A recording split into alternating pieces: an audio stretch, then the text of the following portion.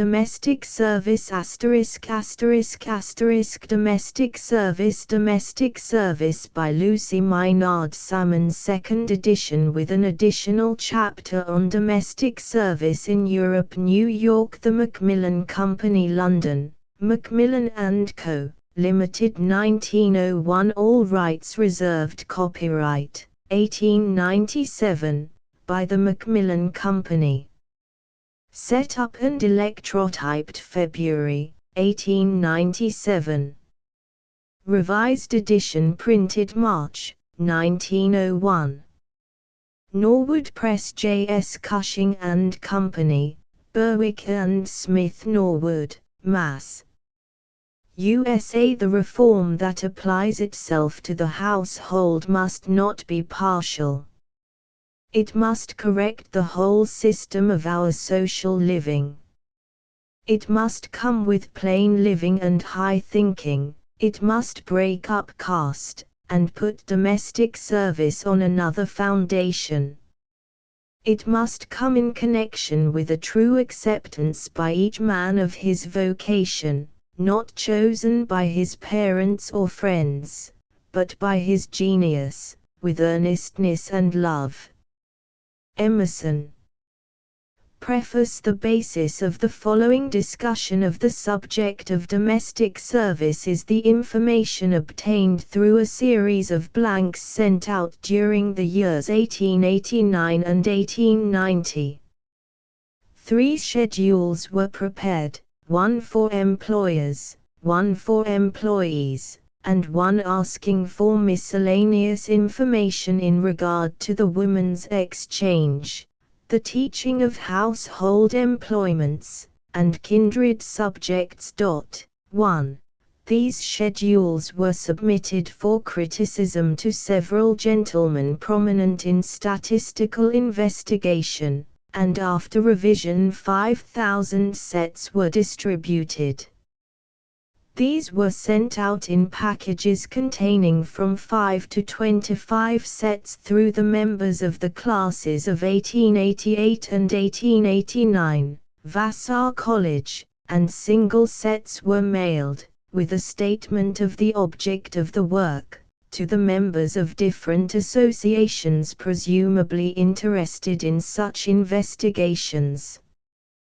These were the American Statistical Association, the American Economic Association, the Association of Collegiate Alumni, the Vassar Alumni, and the Women Graduates of the University of Michigan.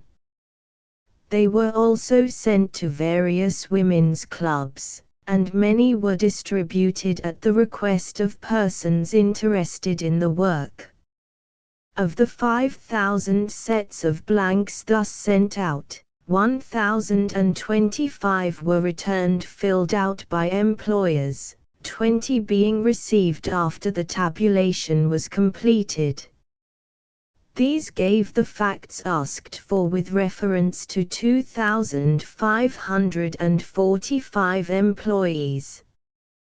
The returns received from employers thus bore about the same proportion to the blanks distributed as do the returns received in ordinary statistical investigation carried on without the aid of special agents or legal authority. The reasons why a larger number were not returned are the same as are found in all such inquiries, with a few peculiar to the nature of the case. The occupation investigated is one that does not bring either employer or employee into immediate contact with others in the same occupation, and it is therefore believed that the relations between employer and employee are purely personal, and thus not a proper subject for statistical inquiry. Another reason assigned was the fear that the agitation of the subject would cause employees to become dissatisfied, while a third reason was the large number of questions included in the blanks, and the fact that no immediate and possibly no remote benefit would accrue to those filling them out. Another reason frequently assigned was that all of the questions could not be answered, and that, therefore, replies to others could not be of service. Several of the questions, however, were framed with the understanding that in many cases they could not be definitely answered, as the question, "How many servants have you employed since you have been housekeeping?" The fact that often no reply could be given, was as significant of the condition of the service as a detailed statement could have been. No success had been anticipated in securing replies from employees, but as any study of domestic service would be incomplete without looking at it from this point of view, the attempt was made. As a result, 719 blanks were returned filled out. In some instances employees, hearing of the inquiry, wrote 4 schedules and returned them answered. In a few cases correspondence was carried on with women who had formerly been in domestic service. The influences that operated to prevent employers from answering the inquiries made had even greater force in the case of employees. In addition, there was present a hesitation to commit anything to writing, or to sign a name to a document the import of which was not clearly understood by them. The limited amount of information that could be given explains the small number of returns received to the 3rd schedule, about 200. The returns received were sent to the Massachusetts Bureau of Statistics of Labor, where, by the courtesy of the chief of the Bureau, they were collated during the spring and summer of 1890. Under the special direction of the chief clerk, in accordance with a previously arranged scheme of tables. The general plan of arrangement adopted was to class the schedules with reference to employers, first alphabetically by states and towns, and second alphabetically by population. The schedules were then classed with reference to employees, first by men and women, and second by place of birth.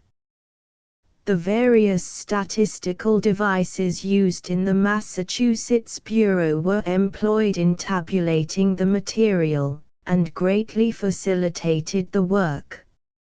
50 large tables were thus prepared, and by various combinations numerous smaller ones were made. The classification thus adopted made it possible to give all the results either in a general form or with special reference to men and women employees, the native-born and the foreign-born, and to all of the branches of the service. It was also possible to study the conditions of the service geographically, and with reference to the population and to other industrial situations. The most detailed tables made out concerned the wage question, including a presentation of classified wages, average wages with the percentage of employees receiving the same wages as the average, and also more or less than the average, a comparison of wages paid at different times and of wages received in domestic service and in other employments. For the purposes of comparison, the writer also classified the salaries paid to about 6,000 teachers in the public schools in 16 representative cities, as indicated by the reports of city superintendents for the year during which information concerning domestic service had been given on the schedules. Through the courtesy of a large employment bureau in Boston, the wages received by nearly 3,000 employees were ascertained and used for comparison. The most valuable results of the investigation possibly were those growing out of the consensus of opinion obtained from employers and employees regarding the nature of the service considered as an occupation. The greater proportion of these tables can be found in Chapter V. The question must naturally arise as to how far the returns received through such investigation can be considered representative. It has seemed to the writer that they could be considered fairly so. Investigations of this character must always be considered typical rather than comprehensive. It is difficult to fix the exact number to be considered typical as between a partial investigation and a census which is exhaustive. In some cases it is possible to obtain a majority in numbers, in others it is not. If the number of returns, however, passes the point where it would be considered trivial, the number between this and the majority may perhaps be regarded as representative.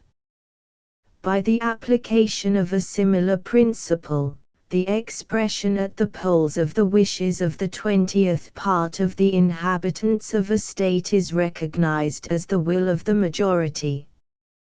But, while the returns can be considered only fairly representative as regards numbers, they seem entirely so as regards conditions. It is believed that every possible condition under which domestic service exists, as regards both employer and employee, is represented by the returns received, and that, therefore, the conclusions drawn from these results cannot be wholly unreasonable. Moreover, the circulars were sent out practically at random, and, therefore, do not represent any particular class in society, except the class sufficiently interested in the subject to answer the questions asked. If the returns thus secured can be regarded in any sense as representative, the results based on them may be considered as indicating certain general conditions and tendencies, although the conclusions reached may be modified by later and fuller researches. The question must also arise as to what it is hoped will be accomplished through this investigation. It is not expected that all, or even any one of the perplexing questions connected with domestic service will be even partially answered by it. It is not expected that any individual housekeeper will have less trouble tomorrow than today in adjusting the difficulties arising in her household. It will not enable any employer whose incompetent cook leaves today without warning to secure an efficient one without delay.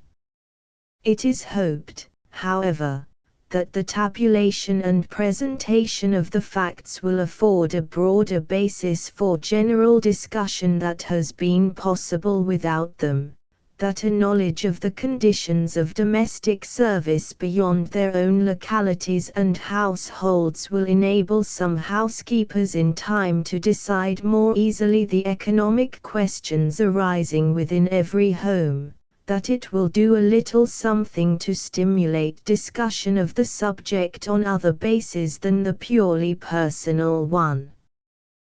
The hope has also come that writers on economic theory and economic conditions will recognize the place of domestic service among other industries, and will give to the public the results of their scientific investigations of the subject, that the great bureaus of labor, always ready to anticipate any demand of the public, will recognize a demand for facts in this field of work. The writer has followed the presentation of facts by a theoretical discussion of doubtful and possible remedies. But if fuller and more searching official investigation, establishing a substantial basis for discussion, should point to conclusions entirely at variance with those here given, no one would more heartily rejoice than herself. It may reasonably be said that in view of the character of the investigation no conclusions at all should have been advanced by the investigator. Three things, however, seemed to justify the intrusion of personal views: a recognition of the prevalent anxiety to find a way out of existing difficulties, a belief that improvement can come only as each one is willing to make some contribution to the general discussion, and a conviction that no one should criticize existing conditions unless prepared to suggest others that may be substituted for them. The following discussion would have been impossible without the hearty cooperation of the 1,000 and more employers and the 700 employees who filled out the schedules distributed. The great majority of these were personally unknown to the writer, and she can express only in this public way her deep appreciation of their kindness, as she also wishes to do to the many friends, known and unknown, who assisted in distributing the schedules. She also desires to express her obligation to the Honorable Carol D. Wright, for help received in preparing the schedules and for the receipt of advance sheets from the census of 1890. To the Honorable Horace G. Wadlin and Mr. Charles F. Pidgeon, for the courtesies extended at the Massachusetts Bureau of Statistics of Labor, and also to Professor Davis R. Dewey, of the Massachusetts Institute of Technology, to Dean Marion Talbot of the University of Chicago, and to Professor Mary Roberts Smith, of the Leland Stanford Junior University, to Mrs. John Wilkinson of Chicago, Mrs. John H. Converse of Philadelphia, and Mrs. Helen Hiscock Backus of Brooklyn, for their constant encouragement and assistance in the work. Most of all the writer is under obligation to Miss Underhill for her assistance in reading both the manuscript and the proof of the work, and for the preparation of the index. Articles bearing on the subject have at different times appeared in the papers of the American Statistical Association, the New England Magazine, the Cosmopolitan, and the Forum. These have been freely used in the work, and the writer acknowledges the courtesy of the publishers and editors of these periodicals in allowing this use of her papers. The 18th of January, 1897. Preface to the second edition. It has seemed advisable in sending out a second edition of this work to add a supplementary chapter on the condition of domestic service in Europe. This is based largely on the inquiries made in season and out of season at different times during the past 10 years of heads of households and of housekeepers in England, France, Germany, and Italy. It has naturally been impossible to sum up in a single chapter the mass of information thus gleaned, but a few features common to all of these countries have been indicated, as well as some peculiar to each. The literature bearing directly on the subject is very meager, but a few titles have been indicated. For information bearing on this part of the work, I am under special obligation to M. Levasseur of Paris, to Miss Colette of the Labour Department of the Board of Trade, London, to Miss E. M. Hall of Rome, to Professor Victor Baumert, recently of the Royal Statistical Bureau, Dresden, and to Mrs. J. H. W. Stuckenberg of Cambridge, recently of Berlin. January, 1901. Contents page Chapter I Introduction Frequency of discussion of domestic service 1 Personal character of the discussion 2 Omission of the subject from economic discussion 2 General reasons for this omission 2 Specific reasons for this omission 4 Fundamental reason for this omission 5 Can this omission be justified? 6 Chapter 2 Historical aspects of domestic employment's condition of industries in the 18th century 7 Inventions of the latter part of the century 7 Immediate result of these inventions 8 Cooperating influences 8 Effect of inventions on household employments 9 Release of work from the household 9 Diversion of labor from the household to other places 10 Results of this diversion to other places 11 Diversion of labor from the household into other channels 11 Household labor becomes idle labor 12 Outlets for idle labor 12 General result of change of work in the household 13 Division of labor in the household only partial 13 Interdependence of all industries 15 Chapter 3 Domestic service during the colonial period Domestic service has a history 16 3 Periods of this history 16 The colonial period 16 Classes of servants during this period 17 Early reasons for colonizing America 17 Advantage to England of disposing of her undesirable population 17 Protests against this method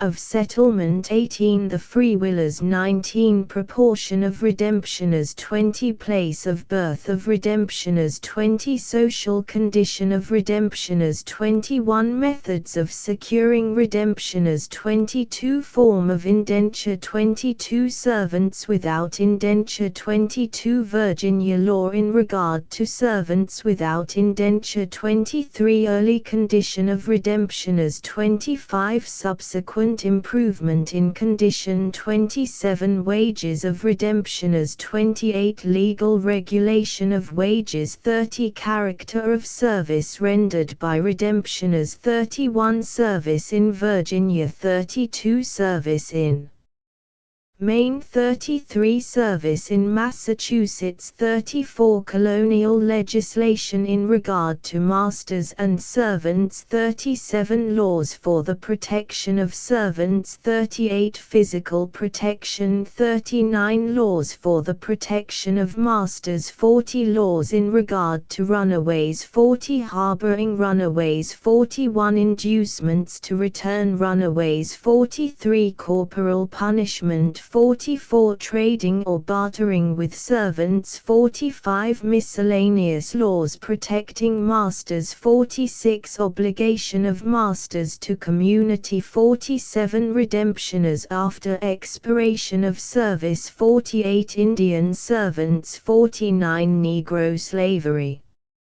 51 General summary of character of service during the colonial period 52 Chapter 4 Domestic service since the colonial period Second period in history of domestic service 54 Substitution for redemptioners of American help 54 Democratic condition of service 55 Observations of European travelers 55 Characteristics of the period 61 Third period in the history of domestic service 62 The Irish famine of 1846 62 The German Revolution of 1848 63 Opening of treaty relations with China in 1844 64 Abolition of slavery in 1863–65 Effect of these movements on domestic service 65 Development of material resources 66 Effect of this on domestic service 67 Immobility of labor of women 68 Change in service indicated by history of the word servant 69 Early meaning of the word servant 69 Use of word help help 70 reintroduction of word servant 71 impossibility of restoring previous conditions of service 72 Chapter V economic phases of domestic service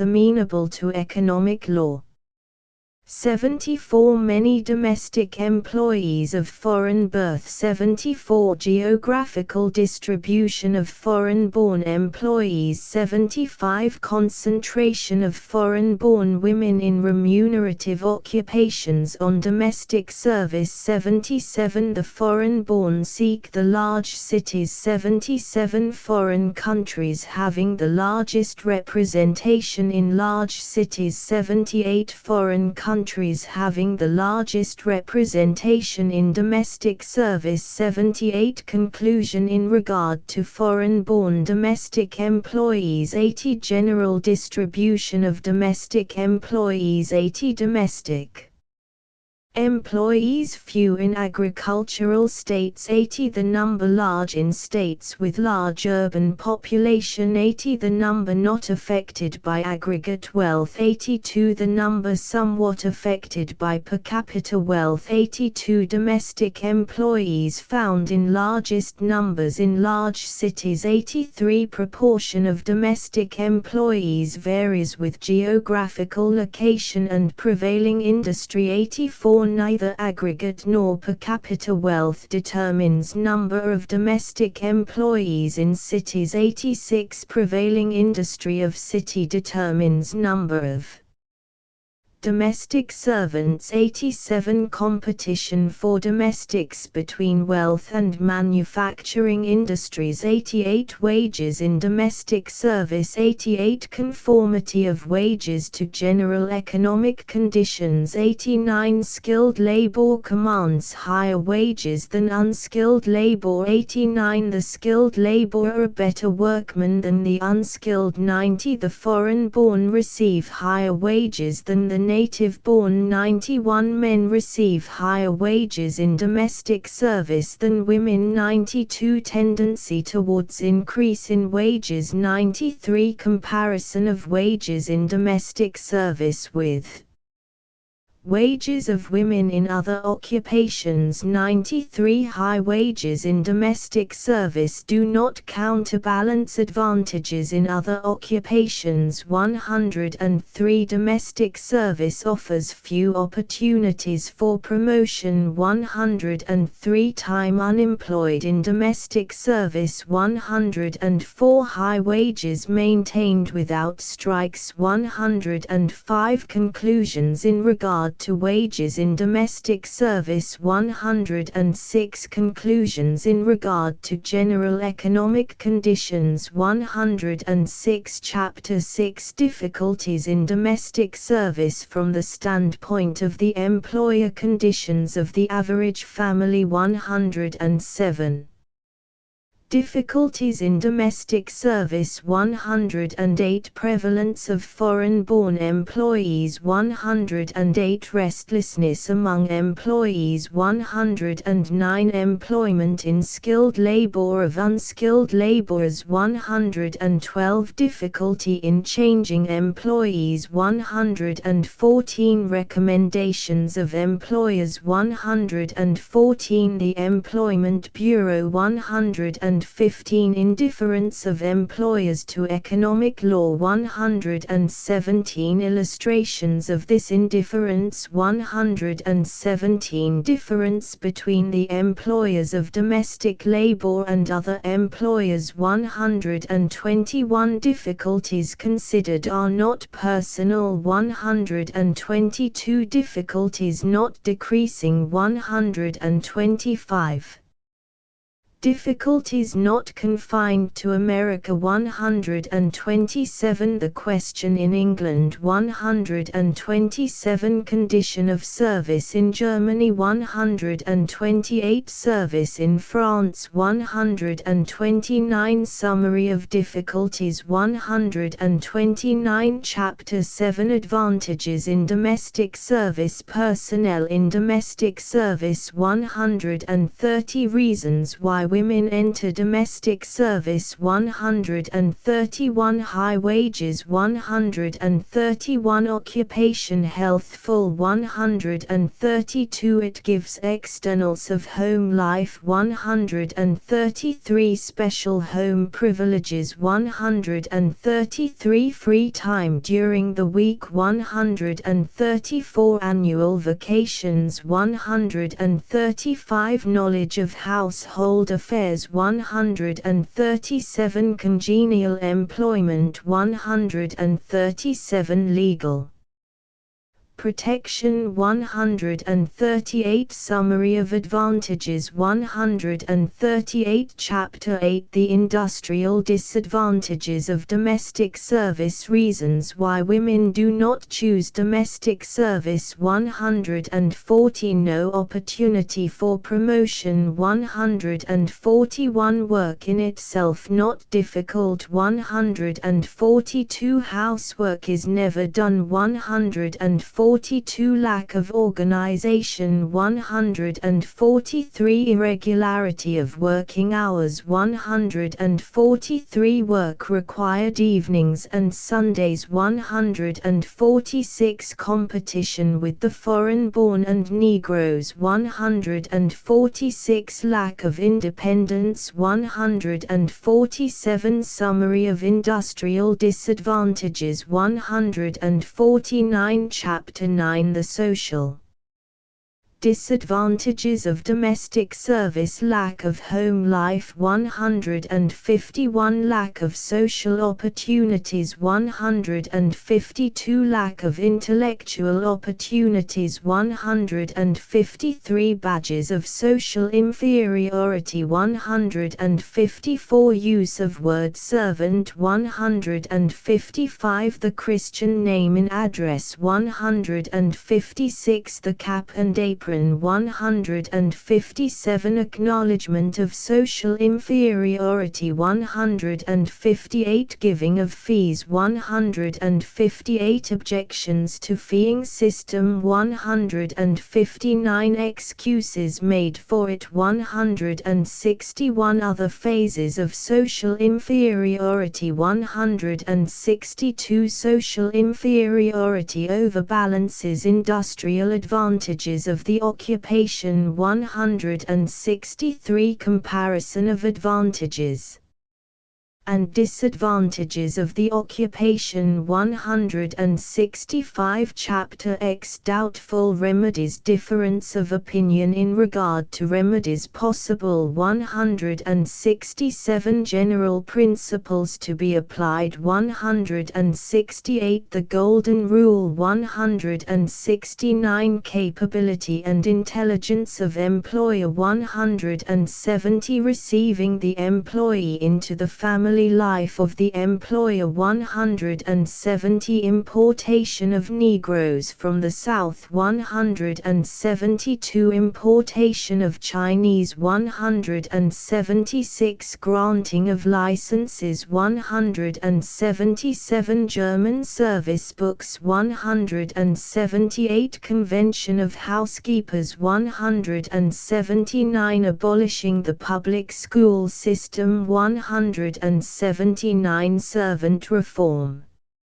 Association 179 Training schools for servants 180 Advantages of such schools 180 Practical difficulties in the way 182 Not in harmony with present conditions 184 Cooperative housekeeping 186 Advantages of the plan 187 Objections to it 188 Practical difficulties in carrying it out 190 Cooperative boarding 191 Objections to the plan 192 Mr. Bellamy's plan 192 Reasons for considering these proposed measures impracticable 193 Chapter 11 Possible remedies General principles remedies must take into account past and present conditions. 194 Industrial tendencies. 194 Concentration of capital and labor. 194 Specialization of labor. 195 Associations for mutual benefit. 195 Specialization of education. 195 Profit sharing. 196 Industrial independence of women. 196 Helping persons to help themselves. 196 Publicity in business affairs. 197 The question at issue. 198 Impossibility of finding a panacea. 199 General measures. 199 Trill theoretical conception of place of household employments. 199 A more just estimate of their practical importance. 200 Removal of prejudice against housework. 201 Correction of misconceptions in regard to remuneration for women's work. 201 Summary of general principles. 203 Chapter 12 Possible remedies. Improvement in social conditions. Social disadvantages. 204 Possibility of removing them. 204 Provision for social enjoyment. 205 Abolishing the word servant. 207 Disuse of the Christian name in address. 209 Regulation of use of the cap and apron. 209 Abandoning of servility of manner. 210 Principles involved in freeing domestic service from social objections. 211 Chapter 13 Possible remedies. Specialization of household employments. Putting household employments on a business basis. 212 Articles formerly made only in the household. 212 Articles in a transitional state. 213 Articles now usually made in the house. 213 Removal of work from the household. 215 This change in line with industrial development. 215 Indications of its ultimate prevalence. 216 The Women's Exchange. 217 the opening up to women of a new occupation. 218 Ultimate preparation of most articles of food outside of the individual home. 219 Advantages of this plan. 219 Objections raised to it. 221 These objections not valid. 221 Laundry work done out of the house. 222 Advantages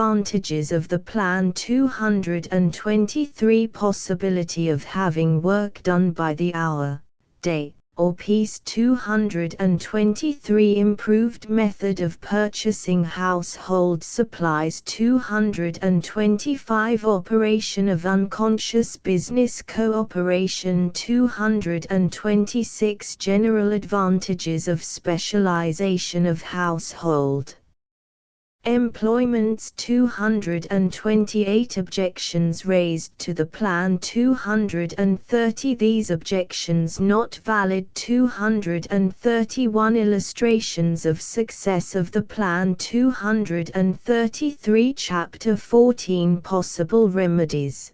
Profit sharing. Industrial disadvantages of domestic service. 235 Industrial difficulties in other occupations still unsettled. 236 Possible relief through profit sharing. 236 Definition of profit sharing. 236 History of profit sharing. 237 Advantages of profit sharing in other occupations. 237 Lessons to be learned from profit sharing. 240 Domestic Service wealth consuming rather than wealth producing. 240 The wage system not satisfactory in the occupation. 241 Application of the principle of profit sharing to the household. 242 Advantages of the plan in the household. 244 Its advantages in hotels, restaurants, and railroad service. 244 Substitution of profit sharing for fees. 244 Objections to profit sharing in the household. 245 These objections do not hold. 246 Experiments in profit sharing in the household. 248 Chapter 15 Possible remedies. Education in household affairs. Lack of information one obstacle in the household. 251 Difference between information and education. 251 What is included in information. 251 Difficulty of obtaining information in regard to the household. 252 Advance in other occupations through publicity of all information gained. 252 What is included in education. 252 Information and education necessary in the household. 254 Progress hindered through lack of these. 254 Cause of inactivity in household affairs. 254 Assumption that knowledge of the household comes by instinct. 254 Assumption that household affairs concern only women. 256 Belief that all women have genius for household affairs. 257 Theory that household affairs are best learned at home. 258 Tendencies in the opposite direction.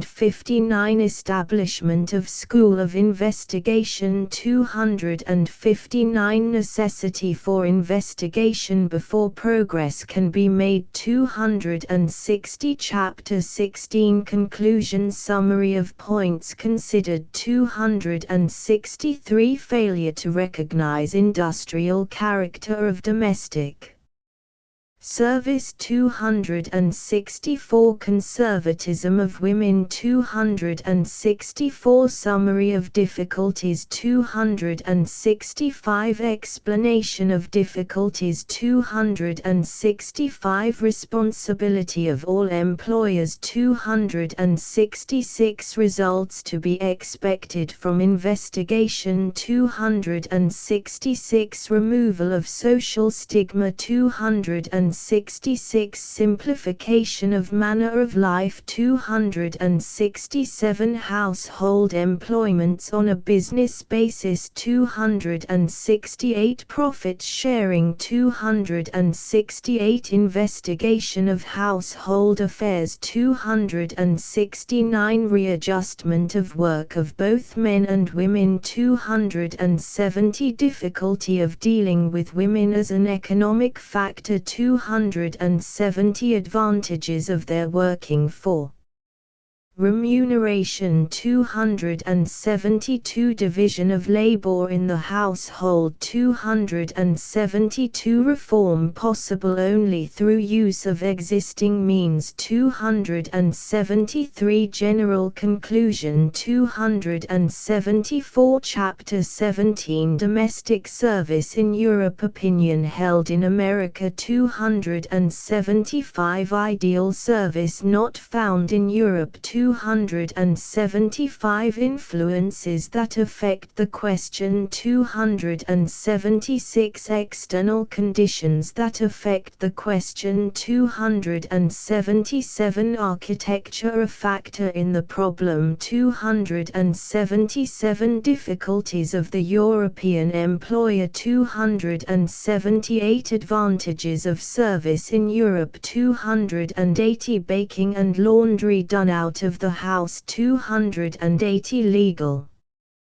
Contracts in Germany 281. The German Service Book 284. Employment of men 286. Wages in domestic service in Europe 288. Supplementary fees and profits 290. Allowances 292. Insurance 292. Difficulty of determining exact wages 293.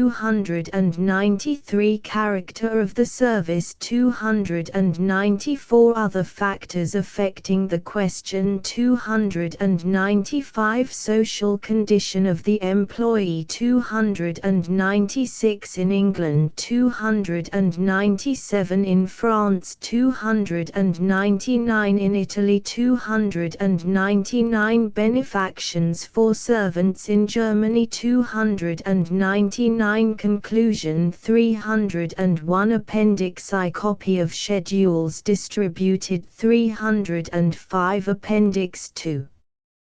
List of places from which replies to schedules were received 314. Appendix III. Circular sent out by the Social Science section of the Civic Club of Philadelphia 315. Bibliography 317. Index 323. Domestic Service Chapter I. Introduction. Domestic service has been called the Great American Question. If based on the frequency of its discussion in popular literature, foundation for this judgment exists. Few subjects have attracted greater attention, but its consideration has been confined to 4 general classes of periodicals, each treating it from a different point of view. The popular magazine article is theoretical in character, and often proposes remedies for existing evils without sufficient consideration of the causes of the difficulty. Household journals and the home departments of the secular and the religious press usually treat only of the personal relations existing between mistress and maid. The columns of the daily press given to occasional correspondence contain narrations of personal experiences. The humorous columns of the daily and the illustrated weekly papers caricature, on the one side, the ignorance and helplessness of the housekeeper, and, on the other side, the insolence and presumption of the servant. In addition to this, in many localities it has passed into a common proverb that, among housekeepers, with whatever topic conversation begins, it sooner or later gravitates towards the one fixed point of domestic service, while among domestic employees it is none the less certain that other phases of the same general subject are agitated. This popular discussion, which has assumed so many forms, has been almost exclusively personal in character. A somewhat different aspect of the case is presented when the problem is stated to be as momentous as that of capital and labor, and as complicated as that of individualism and socialism. This statement suggests that economic principles are involved, but the question of domestic service has been almost entirely omitted, not without reason, from theoretical, statistical, and historical discussions of economic problems. It has been omitted from theoretical discussions mainly because, 1. The occupation does not involve the investment of a large amount of capital on the part of the individual employer or employee. It therefore seems to be excluded from theoretical discussions of the relations of capital, wages, and labor. 2. No combinations have yet been formed among employers or employees, It is therefore exempt from such speculations as are involved in the consideration of trusts, monopolies, and trade unions. 3. The products of domestic service are more transient than are the results of other forms of labor. This fact must determine somewhat its relative position in economic discussion. Its exclusion, as a rule, from the statistical presentations of the labor question is also not surprising. The various bureaus of labor, both national and state, consider only those subjects for the investigation of which there is a recognized demand. They are the leaders of public opinion in the accumulation of facts, but they are its followers as regards the choice of questions to be studied. Public opinion has not yet demanded a scientific treatise on domestic service, and until it does, the bureaus of labor cannot be expected to supply the material for such discussion. 2. Again, it is not surprising that the historical side of the subject has been overlooked, since household employments have been passive recipients, not active participants, in the industrial development of the past century. Yet it must be said that this negative consideration of the subject by theoretical, practical, and historical economists, and the positive treatment accorded it by popular writers, seems an unfair and unscientific disposition to make of an occupation in which by the census of 1891.5 millions of persons are actively engaged. 3. To whom employers pay annually at the lowest rough estimate in cash wages more than $218,000,000. 4. For whose support they pay at the lowest estimate an equal amount. 5. And through whose hands passes so large a part of the finished products of other forms of labor. 6. It is not difficult, however, to find reasons, in addition to the specific ones suggested, for this somewhat cavalier treatment of domestic service. The nature of the service rendered, as well as the relation between employer and employee, is largely personal. It is believed therefore that all questions involved in the subject can be considered and settled from the personal point of view. It follows from this fact that it is extremely difficult to ascertain the actual condition of the service outside of a single family, or, at best, a locality very narrow in extent, and therefore that it is almost impossible to treat the subject in a comprehensive manner. It follows as a result of the two previous reasons that domestic service has never been considered a part of the great labor question, and that it has not been supposed to be affected by the political, social, and industrial development of the past century as other occupations have been. These various explanations of the failure to consider domestic service in connection with other forms of labor are in reality but different phases of a fundamental reason, the isolation that has always attended household service and household employments. From the fact that other occupations are largely the result of association and combination, they court investigation and the fullest and freest discussion of their underlying principles and their influence on each other.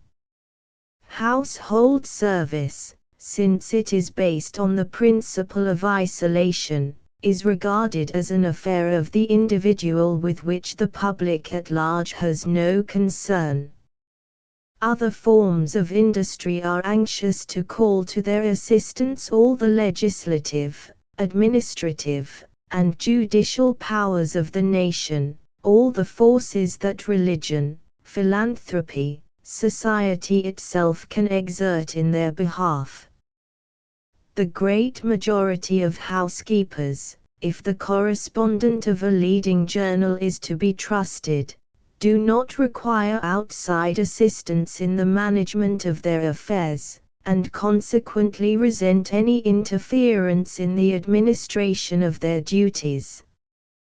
The question must arise, however, in view of the interdependence of all other forms of industry, whether it is possible to maintain this perfect separation with regard to any one employment, whether household employments are justified in resenting any intrusion into their domain, whether the individual employer is right in considering household service exclusively a personal affair. An answer to the question may be of help in deciding whether the difficulties that are found in the present system of domestic service arise in every case necessarily from the personal relations which exist between employer and employee, or are largely due to economic conditions over which the individual employer has no control. Still further, the conclusions reached must determine somewhat the nature of the forces to be set in motion to lessen these difficulties.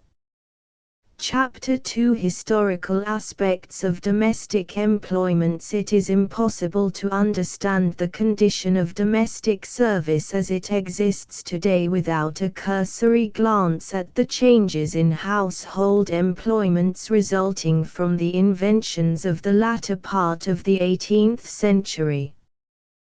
These changes, unlike many others, came apparently without warning. At the middle of the last century, steam was a plaything, electricity a curiosity of the laboratory, and wind and water the only known motive powers.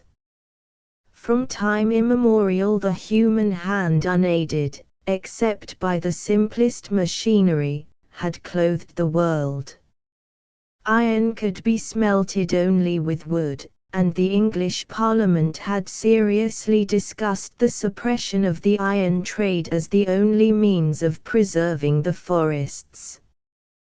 But during the last third of the century the brilliant inventions of Hargreaves, Arkwright, Crompton, and Cartwright had made possible the revolutionizing of all forms of cotton and woolen industries. What had given a new motive power to the world? The uses of coal had been multiplied, and soon after its mining rendered safe, while 1,000 supplementary inventions had followed quickly in the train of these. A new era of inventive genius had dawned, which was to rival in importance that of the 15th century. The immediate result of these inventions was seen in the rapid transference of all the processes of cotton and woolen manufactures from the home of the individual weaver and spinner to large industrial centers, the centralization of important interests in the hands of a few, and a division of labor that multiplied indefinitely the results previously accomplished. But the factory system of manufactures that superseded the domestic system of previous generations has not been the product of inventions alone. It has been pointed out by Mr. Carroll D. Wright, 7, that while these inventions have been the material forces through which the change was accomplished, other agencies cooperated with them.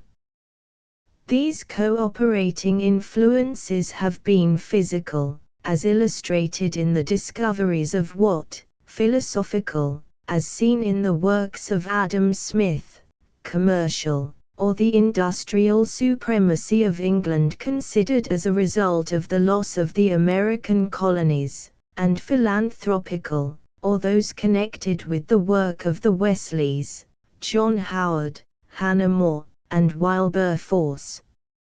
all these acting in conjunction with the material force, invention, have operated on manufacturing industries to produce the factory system of today. It is, indeed, because the factory system is the resultant of so many forces working in the past that it touches in the present nearly every great economic, social, political, moral, and philanthropic question. Although comparatively few of these inventions have been intended primarily to lessen household labor, this era of inventive activity has not been without its effects on household employments.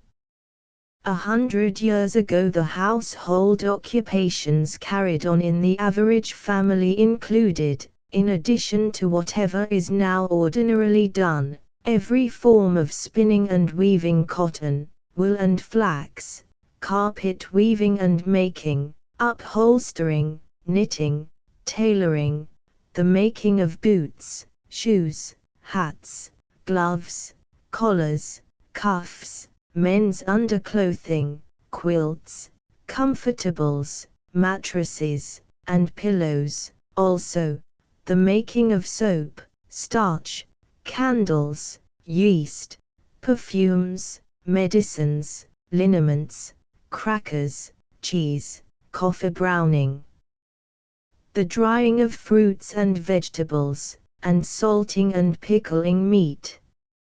Every article in this list, which might be lengthened, can now be made or prepared for use out of the house of the consumer, not only better but more cheaply by the concentration of capital and labor in large industrial enterprises.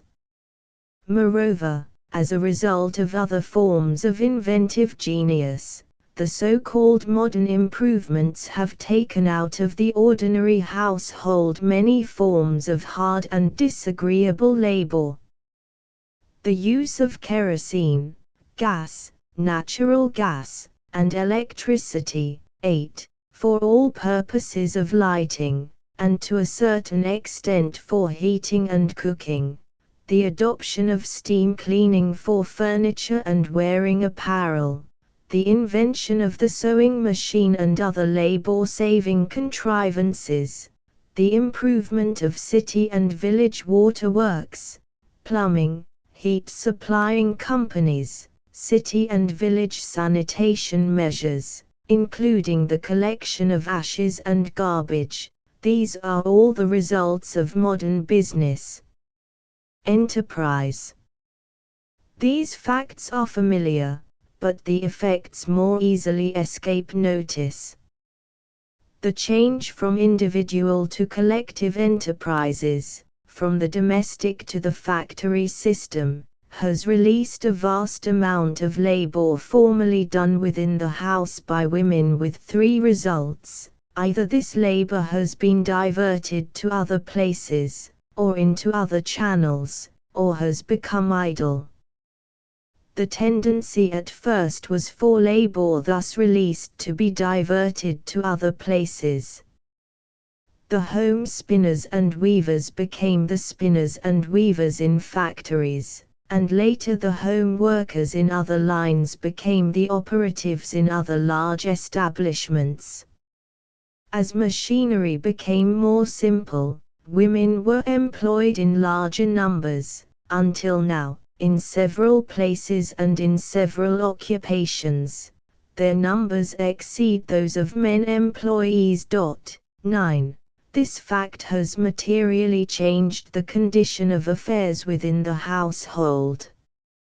Under the domestic system of manufactures, nearly all women spent part of their time in their own homes in spinning, weaving, and the making of various articles of food and clothing in connection with their more active household duties. When women came to be employed in factories, the division of labor made necessary a readjustment of work so that housekeeping duties were performed by one person giving all her time to them instead of by several persons each giving a part of her time. The tendency of this was at first naturally to decrease the number of women partially employed in household duties, and to increase the demand for women giving all their time to domestic work. This readjustment of work in the home and in the factory brought also certain other changes that have an important bearing. The first employees were the daughters of farmers, tradesmen, teachers, and professional men of limited means, women of sturdy, energetic New England character. They were women who, in their own homes, had been the spinners and the weavers for the family and who had sometimes eked out a slender income by doing the same work in their homes for others disqualified for it. As machinery was simplified, and new occupations more complex in character were opened to women, their places were taken in factories by Irish immigrants as these in turn have been displaced by the French Canadians. All these changes in the personnel of factory operatives have meant that while much labor has been taken out of the household, that which remained has been performed by fewer hands, and also that women of foreign nationalities have been pressed into household service. Another and later result of the change from the domestic to the factory system was the diversion of much of the labor at first performed within the household into entirely different channels. The anti-slavery agitation beginning about 1830 enlisted the energies of many women, and the discussions growing out of it were undoubtedly the occasion for the opening of entirely new occupations to them. Oberlin College was founded in 1833 and Mount Holyoke Seminary in 1837. Thus forming the entering wedge for the entrance of women into higher educational work. Medical schools for women were organized and professional life made possible, while business interests began to attract the attention of many. Another part of the labor released by mechanical inventions and labor-saving contrivances became in time idle labor. By idle labor is meant not only absolute idleness, but labor which is unproductive and adds neither to the comfort nor to the intelligence of society. Work that had previously been performed within the home without money remuneration came to be considered unworthy of the same women when performed for persons outside their own household and for a fixed compensation. The era of so-called fancy work, which includes all forms of work in hair, wax, leather, beads, rice, feathers, cardboard, and canvas, so offensive to the artistic sense of today, was one product of this labor released from necessary productive processes. It was a necessary result because some outlet was needed for the energies of women. Society as yet demanded that this outlet should be within the household, and the mechanical instincts were strong while the artistic sense had not been developed. It is an era not to be looked upon with derision, but as an interesting phase in the history of the evolution of women's occupation. 10. Still another channel for this idle labor was found in what has been called intellectual fancy work. Literary clubs and classes sprang up and multiplied, affording occupation to their members, but producing nothing and giving at first only the semblance of education and culture. Many of them became in time a stimulus for more thorough systematic work, but in their origin they were often but a manifestation of aimless activity, of labor released from productive channels. The era of inventions and resulting business activity has therefore changed materially the condition of affairs within the household. Before this time all women shared in preparing and cooking food. They spun, wove, and made the clothing, and were domestic manufacturers in the sense that they changed the raw material into forms suitable for consumption. But modern inventions and the resulting change in the system of manufactures, as has been seen, necessarily affected household employments. The change has been the same in kind, though not in degree, as has come in the occupations of men. In the last analysis every man is a tiller of the soil, but division of labor has left only a small proportion of men in this employment. So in the last analysis every woman is a housekeeper who does her own work, but division of labor has come into the household as well as into the field, though in a more imperfect form. It has left many women in the upper and middle classes unemployed, while many in the lower classes are too heavily burdened, in 3 of the 4 great industries which absorb the energies of the majority of women working for remuneration: manufacturing, work in shops, and teaching. The supply of workers is greater than the demand, while in the 4th, domestic service, the reverse is the case. But it cannot be assumed that all of those in the first 3 classes have necessarily been taken from the 4th class. It has been well said that through the introduction of machinery, ignorant labor is utilized, not created. Many who under the old order would have been able to live only under the most primitive conditions, and whose labor can be used under the new order only in the simplest forms of manufacturing, would be entirely unfit to have the care of an ordinary household in its present complex form. One more effect must be noted of this transference of many forms of household labor to large centers through the operation of inventive genius. It has been seen that many women have thus been left comparatively free from the necessity of labor. The pernicious theory has therefore grown up that women who are rich or well-to-do ought not to work, at least for compensation, since by so doing they crowd out of remunerative employment others who need it.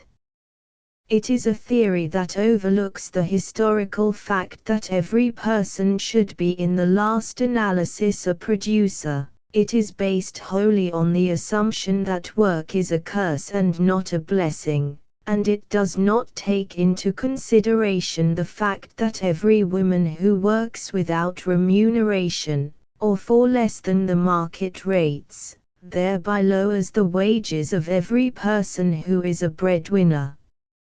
It is a theory which, if applied to men engaged in business occupations, would check all industrial progress. It is equally a hindrance when applied to women.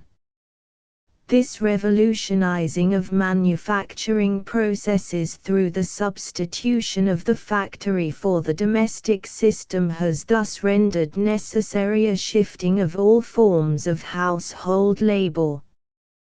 The division of labor here is but partially accomplished, and out of this fact arises a part of the friction that is found in household service. Household employers and employees may be indifferent to the changes that the industrial revolutions of a century have brought, they may be ignorant of them all, but they have not been unaffected by them, nor can they remain unaffected by changes that may subsequently come in the industrial system. The interdependence of all forms of industry is so complete that a change cannot revolutionize one without in time revolutionizing all. The old industrial regime cannot be restored, nor can household employments of today be put back to their condition of 100 years ago. Chapter 3 Domestic Service. During the colonial period, it has been seen how great a change the inventions of the past century have made in the character of household employments.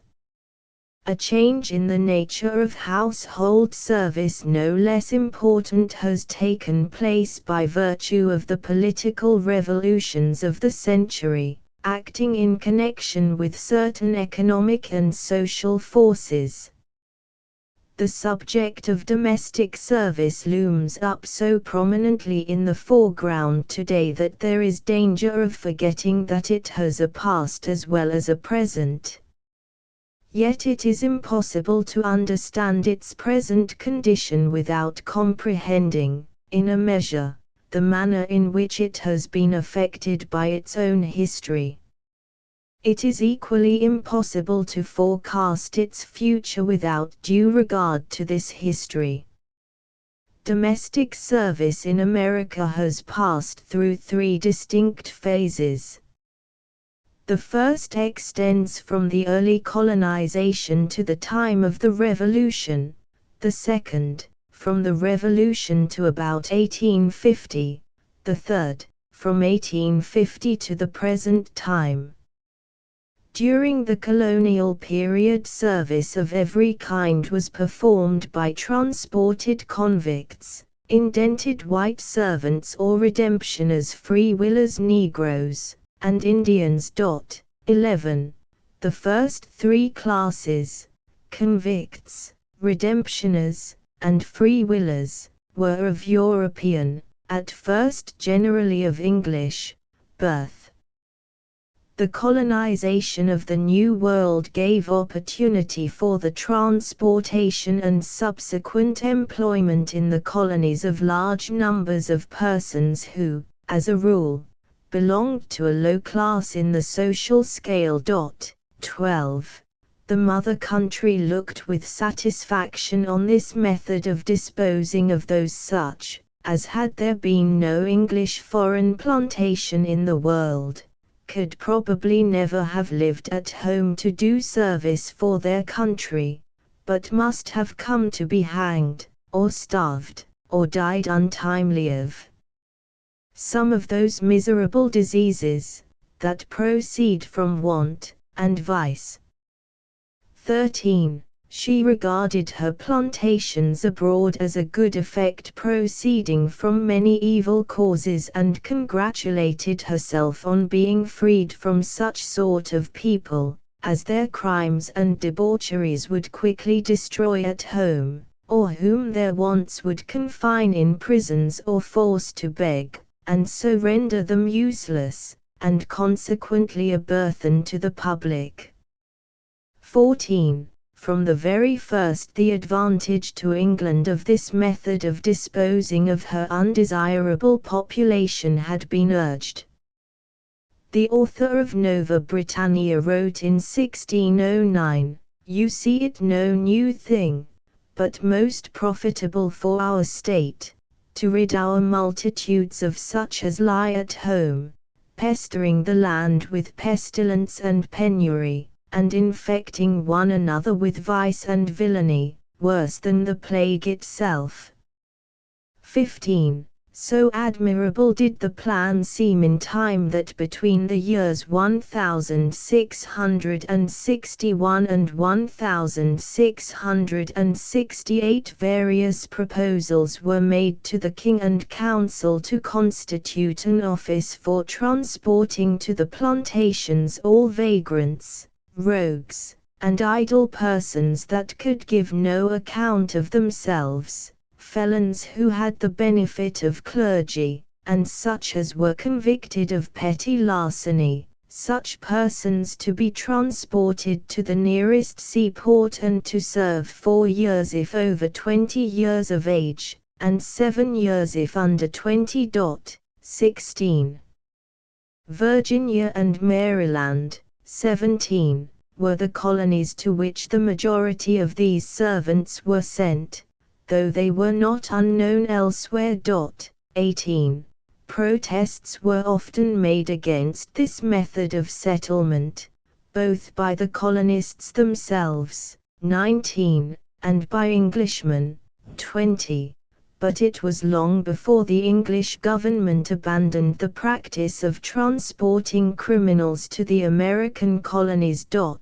21. Of the 3 classes of white, or Christian servants, as they were called to distinguish them from Indians and Negroes, the Free Willers were evidently found only in Maryland.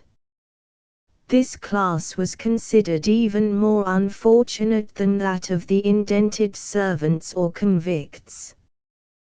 They were received under the condition that they be allowed a certain number of days in which to dispose of themselves to the greatest advantage.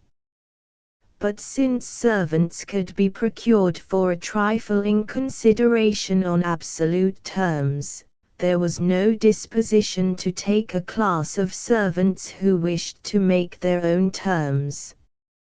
If they did not succeed in making terms within a certain number of days, they were sold to pay for their passage. 22.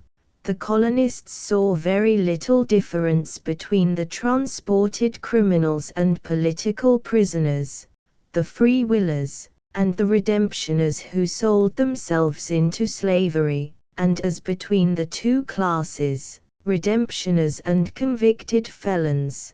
They at first considered the felons the more profitable as their term of service was for 7 years, while that of the indented servants was for 5 years only. 23. It is impossible to state the proportion of servants belonging to the 2 classes of transported convicts and redemptioners, but the statement is apparently fair that the redemptioners who sold themselves into service to pay for the cost of their passage constituted by far the larger proportion. These were found in all the colonies, though more numerous in the southern and middle colonies than in New England.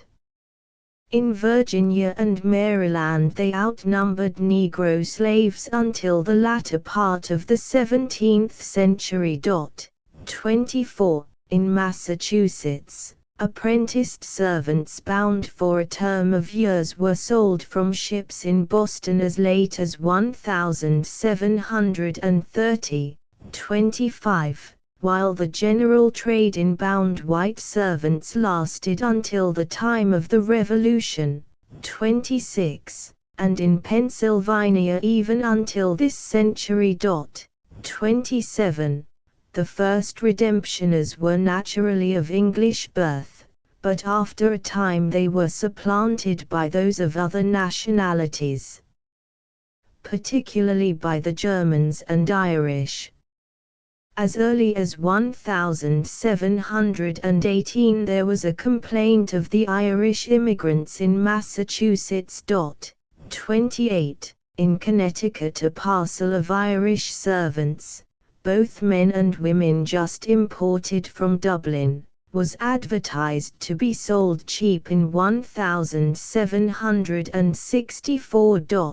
29. In 1783 large numbers of Irish and German redemptioners entered Maryland, and a society was formed to assist the Germans who could not speak English. 30. It has been said that a great majority of the redemptioners belonged at first to a low class in the social scale. A considerable number, however, both men and women, belonged to the respectable, even to the so-called upper classes of society. 31. They were sent over to prevent disadvantageous marriages. 32. To secure inheritances to other members of a family. 33. Or to further some criminal scheme. Many of these bond servants sold themselves into servitude, others were disposed of through emigration brokers. 34. And still others were kidnapped, being enticed on shipboard by persons called spirits. 35. The form of indenture was simple, and varied but little in the different colonies. Stripped of its cumbersome legal phraseology, it included the three main points of time of service, the nature of the service to be performed, although this was usually specified to be in any such service as his employer shall employ him, and the compensation to be given. 36. It sometimes happened that servants came without indenture. In such cases the law expressly and definitely fixed their status, though it was found extremely difficult to decide upon a status that could be permanent.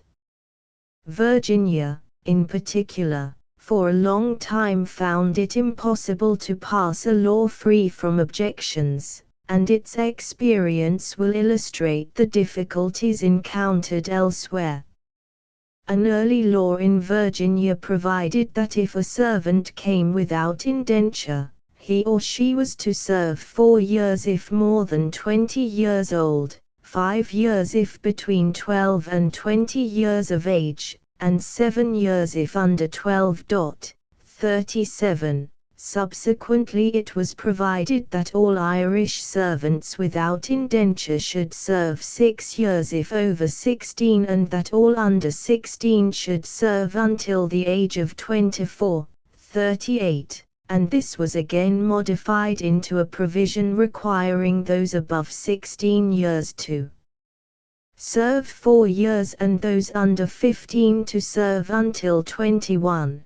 The court to be the judge of their ages. 39. It was soon found, however, that the term of 6 years carried with it both rigor and inconvenience, and that thus many were discouraged from coming to the country, and the peopling of the country retarded. It was therefore enacted that in the future no servant of any Christian nation coming without indenture should serve longer than those of the same age born in the country. 40. But as the law was also made retroactive, it was soon ordained that all aliens without indenture could serve 5 years if above 16 years of age, and all under that until they were 24 years old, that being the time limited by the laws of England. 41. This arrangement was equally unsatisfactory, since it was found that under it a servant if adjudged never so little under 16 years pays for that small time 3 years' service, and if he be adjudged more the master loseth the like. It was then resolved that if the person were adjudged 19 years or over he or she should serve 5 years, and if under that age then as many years as he should lack of being 24. 42. This provision was apparently satisfactory, subsequent laws varying only in minor provisions concerning the details of the Act. 43. The condition of the redemptioners seems to have been, for the most part, an unenviable one.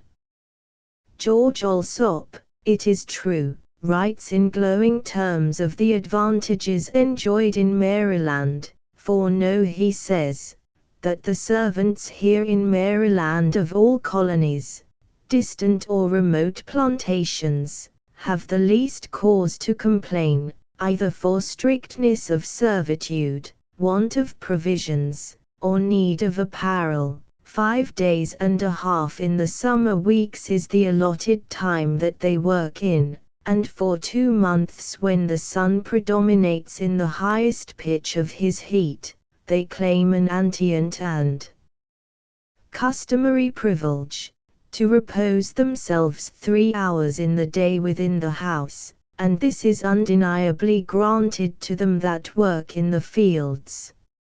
In the winter time, which lasteth 3 months, viz., December, January, and February, they do little or no work or employment, save cutting of wood to make good fires to sit by, unless their ingenuity will prompt them to hunt the deer, or bear, or recreate themselves in fowling, to slaughter the swans, geese, and turkeys, which this country affords in a most plentiful manner, for every servant has a gun, powder and shot allowed him, to sport him withal on all holidays and leisurable times, if he be capable of using it, or be willing to learn.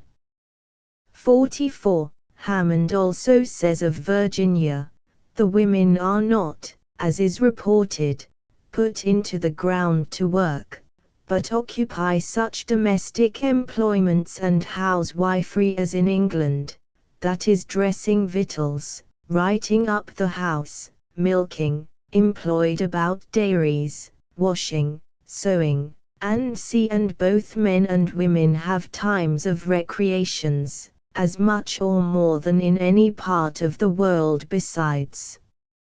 And whereas it is rumored that servants have no lodging other than on boards, or by the fireside, it is contrary to reason to believe it, first, as we are Christians, next as people living under a law, which compels as well the master as the servant to perform his duty, nor can true labor be either expected or exacted without sufficient clothing, diet, and lodging, all which both their indentures, which must inviolably be observed, and the justice of the country requires.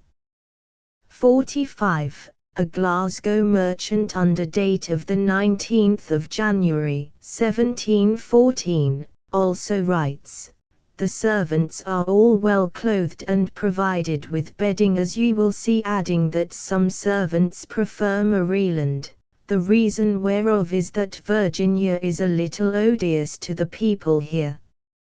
46. But these enthusiastic descriptions must be taken cum grano salis. The object of Alsop's book was to stimulate emigration to Maryland, as is evident from the dedication to Lord Baltimore and to all the merchant adventures for Maryland. The object of Leah and Rachel was the same, and others who wrote in a similar strain had evidently little personal knowledge of the condition of the Redemptioners. The real life is more truly portrayed in the accounts given by the Redemptioners themselves, and many of these are preserved. The Anglesea peerage trial brings out the facts that the Redemptioners fared ill, worked hard, lived on a coarse diet, and drank only water sweetened with a little molasses and flavored with ginger. 47. Eddies says the Redemptioners were treated worse than the Negroes, since the loss of a Negro fell on his master. Inflexible severity was exercised over the European servants who groaned beneath a worse than Egyptian bondage. 48. Richard Frethorne, writing from Martin's 100, gives a pitiful tale of the sufferings of the indented servants. "Oh, that you did see my daily and hourly sighs, groans, tears and thumps that I afford my own breast, and rue and curse the time of my birth with holy Job. I thought no head had been able to hold so much water as and doth daily flow from mine eyes." 49. The maid who waited on the sotweed factor says, "In better times, ere to this land, I was unhappily trapendee, perchance as well I did appear, as any lord or lady here, not then a slave for twice 2 year. My clothes were fashionably new, nor were my shifts of linen blue. But things are changed, now at the hoe, I daily work, and barefoot go, in weeding corn or feeding swine, I spend my melancholy time. 50. Undoubtedly, in time, servants of all kinds received more consideration than had at first been given them. Winking sad smiley. 51. In 1704 Madam Knight even complained of what she considered too great indulgence on the part of the Connecticut farmers towards their slaves. 52. Yet, even at the North, the lot of a servant was not an enviable one, though much was done by the laws of all the colonies to mitigate the condition of the redemptioners, as will be seen later in discussing the legal relations of masters and servants. The wages paid were, as a rule, small, though some complaints are found, especially in New England, of high wages and poor service. 53. More often the wages were a mere pittance. Elizabeth Evans came from Ireland to serve John Wheelwright for 3 years. Her wages were to be £3 a year and passage paid. 54. Marjorie Batman, after 5 years of service in Charlestown, was to receive a she-goat to help her in starting life. 55. Mary Polly, according to the terms of her indenture, was to serve 10 years and then receive 3 barrels of corn and 1 suit of peniston and 1 suit of good serge with 1 black hood, 2 shifts of dowlers and shoes and hose convenient. 56. Peter Calm writes of Pennsylvania in 1748, a servant maid gets 8 or 10 pounds a year. These servants have their food besides their wages, but must buy their own clothes, and what they get of these they must thank their master's goodness for. He adds that it was cheaper to buy indented servants since this kind of servants may be got for half the money, and even for less, for they commonly pay £14 Pennsylvania currency, for a person who is to serve 4 years. 57. Even at the beginning of the present century wages had scarcely risen.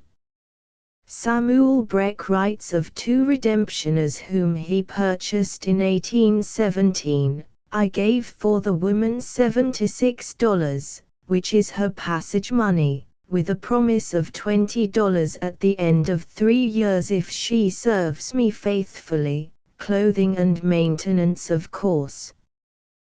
The boy had paid 26 guilders toward his passage money, which I agreed to give him at the end of 3 years, in addition to which I paid $53.60 for his passage, and for 2 years he is to have 6 weeks' schooling each year. 58. For the protection of both masters and servants the law sometimes interfered and attempted to regulate the matter of wages received at the end of an indenture. In Virginia by the Code of 1705 every woman servant was to receive 15 bushels of Indian corn and 40 shillings in money, or the value thereof in goods. 59. In 1748 it was enacted that every servant, male or female, not having wages, shall, at the expiration of his or her time of service, have and receive £3 10 current money, for freedom dues, to be paid by his, or her master, or owner. 60. And in 1758 the same law was re-enacted, but excepting convicts from the provisions of the Act. 61. In South Carolina all women servants at the expiration of their time were to have a waistcoat and petticoat of new half thick or pennystone, a new shift of white linen, a new pair of shoes and stockings, a blue apron and 2 caps of white linen. 62. The laws of Pennsylvania provided that every servant who served faithfully 4 years should at the expiration of the term of servitude have a discharge and be duly clothed with 2 complete suits of apparel, one of which should be new. 63. While in Massachusetts and New York it was provided that all servants who had served diligently and faithfully to the benefit of their masters should not be sent away empty. 64. In North Carolina every servant not having yearly wages was to be allowed, at the expiration of the term of service, £3 proclamation money, besides 1 sufficient suit of wearing clothes. 65. In East New Jersey the law was more liberal and gave every servant 2 suits of apparel suitable for a servant, 1 good felling axe, a good hoe, and 7 bushels of good Indian corn. 66. West New Jersey gave 10 bushels of corn, necessary apparel, 2 horses, and 1 axe. 67. In Maryland a woman at the expiration of her term was to have the same provision of corn and clothes as men servants, namely, a good cloth suite either of kersey or broadcloth, a shift of white linen to be new, 1 new pair of shoes and stockings, 2 hoes, 1 axe and 3 bear of Indian corn. 68. A later act specified that women servants were to have a waistcoat and petticoat of new half-thick, or pennystone, a new shift of white linen, shoes and stockings, a blue apron, 2 caps of white linen, and 3 barrels of Indian corn. 69.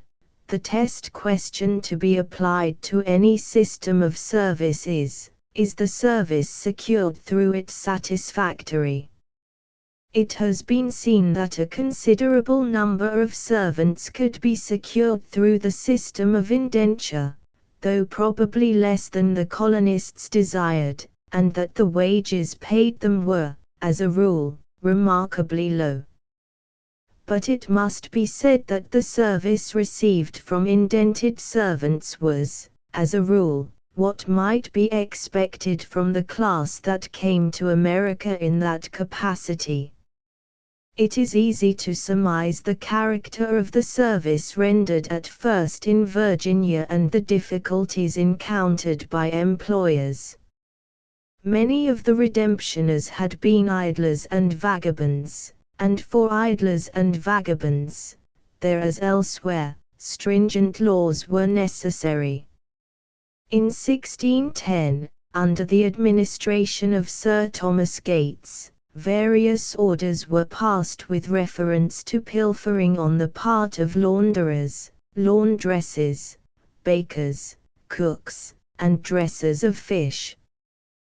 What man or woman soever, launderer or laundress appointed to wash the foul linen of any one labourer or soldier, or any one else as it is their duties so to do, performing little, or no other service for their allowance out of the store, and daily provisions, and supply of other necessaries, to the colony, and shall from the said labourer or soldier, or any one else, of what quality whatsoever, either take anything for washing, or withhold or steal from him any such linen committed to her charge to wash, or change the same willingly and wittingly, with purpose to do him worse, old or torn linen for his good, and proof shall be made thereof, she shall be whipped for the same, and lie in prison till she make restitution of such linen,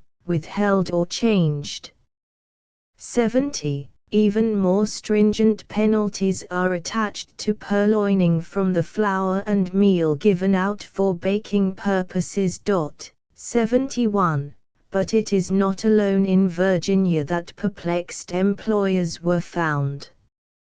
John Winter, writing to Trelawney from Richmond Island, Maine, under date of the 10th of July, 1639, says of a certain Priscilla, "You write me of some YLL reports is given of my wife for beating the maid, YF a fair way will not do YT, beating must, sometimes, have been such idle jurels as she is. YF you think YT fit for my wife to do all the work and the maid sit still, she must forbear her hands to strike, for then the work will livenden. She hath been now 2 years a half in the house, and I do not think she hath risen 20 times before my wife hath been VP to call her, and many times light the fire before she comes out of her bed. She hath twice gone a Mackinge in the woods, which we have been fain to send all our company to seek. We can hardly keep her within doors after we are gone to bed, except we carry the key of the door to bed with us. She never could milk cow nor goat since she came hither. Our men do not desire to have her boil the kettle for them, she is so sluttish. She cannot be trusted to seru a few pigs, but my wife most commonly must be with her. She hath written home, I hear, that she was fain to liven goats' skins. She might take some goats' skins to lie in her bed, but not given to her for her lodginge. For a year and quarter or more she lay with my daughter v'been a good feather bed before my daughter being lack 3 or 4 days to sacco. The maid goes into bed with her cloth and stockings, and would not take the pains to pluck of her clothes. Her bed after was a deuced bed and she had 2 coverlets to lie on her, but sheets she had none after that time she was found to be so sluttish. Her beating that she hath never hurt her body nor limbs. She is so fat and soggy she can hardly do any work. This I write all the company will justify. YF this maid at her lassie Tim's, when she hath been found in her electious, do not deseru 2 or 3 blows, I pray judge you who hath most reason to complain, my wife or the maid. She hath an keyful office to do this she doth, for I think there was never that steward YT among such people as we how could do them all content.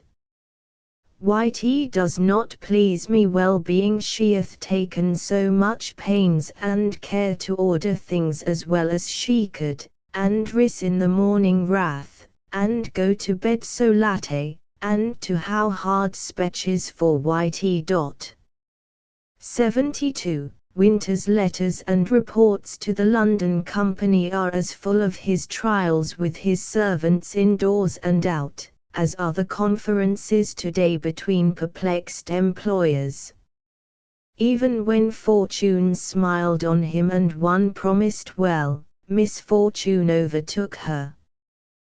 The maid Thompson had a hard fortune. YT was her chance to be drowned come inge over the bar after our cows, and very little water on the bar, not about a half-foot. And we cannot judge how YT should be, except that her hat did blow from her head, and she to sow her hat stepped on the side of the bar. I think if she had lived she would have proved a good servant in the house, she would do more work than 3 such maids as Priscilla is. 73. It is true that Maine was a remote colony and the difficulty of obtaining good servants was presumably greater than in places more accessible.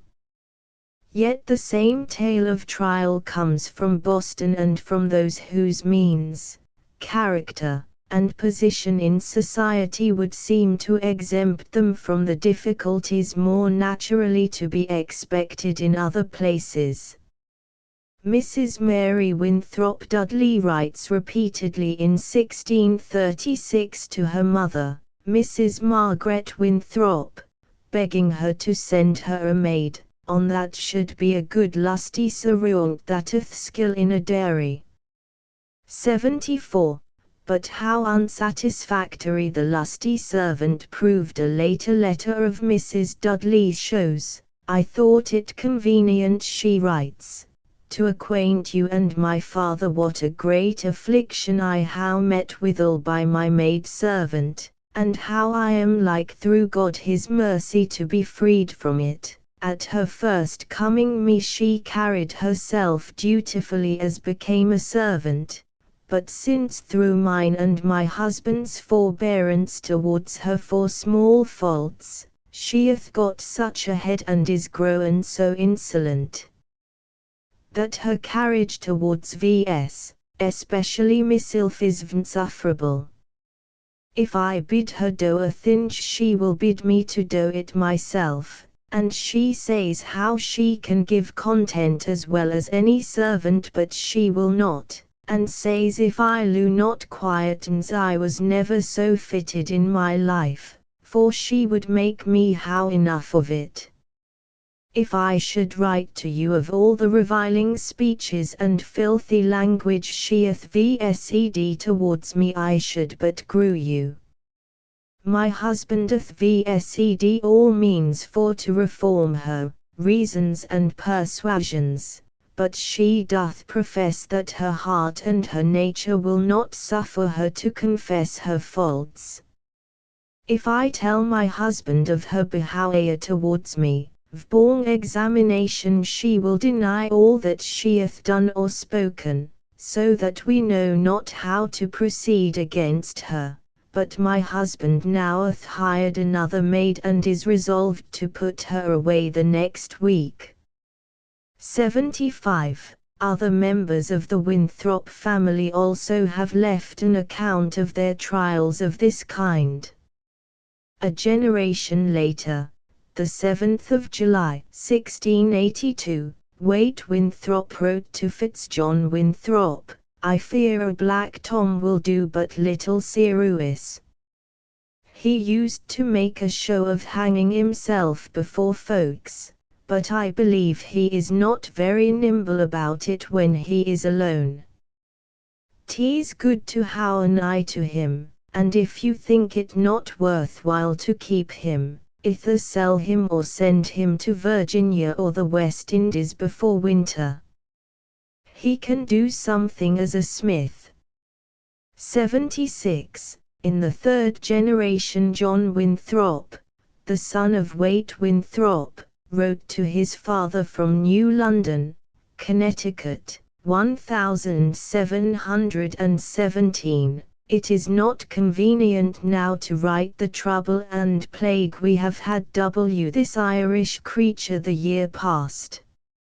Lying and unfaithful, do things on purpose in contradiction and vexation to her mistress, lie out of the house nights, and have contrivances fellows that have been stealing from estate and get drink out of cellar for them, saucy and impudent, as when we have taken her to task for her wickedness she has gone away to complain of cruel usage.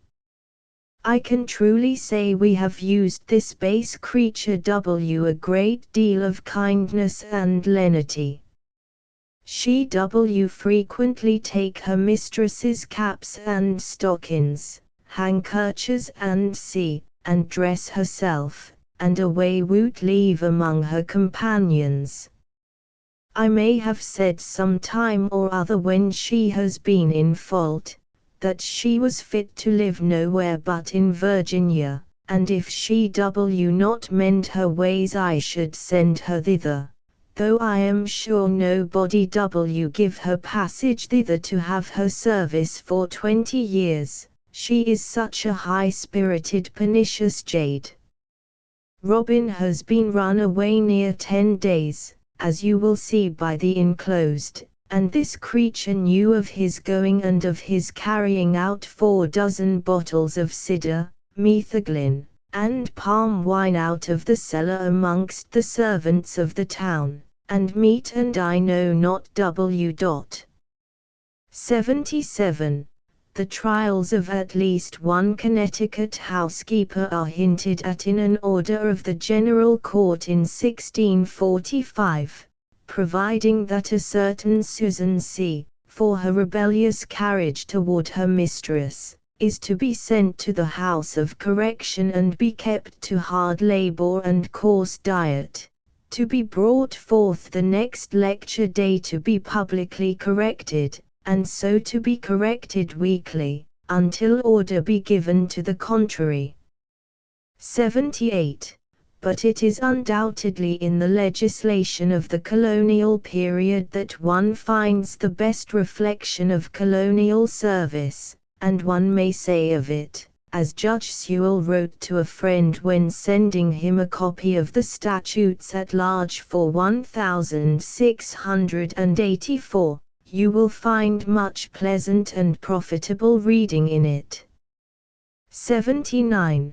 Numerous acts were passed in all the colonies determining the relation between masters and servants, and these laws were most explicit in protecting the interests of both parties, a fact often indicated by the very name of the act, as that of 1700 in Pennsylvania, entitled "For the just encouragement of servants in the discharge of their duty, and the prevention of their deserting their masters' or owners' service."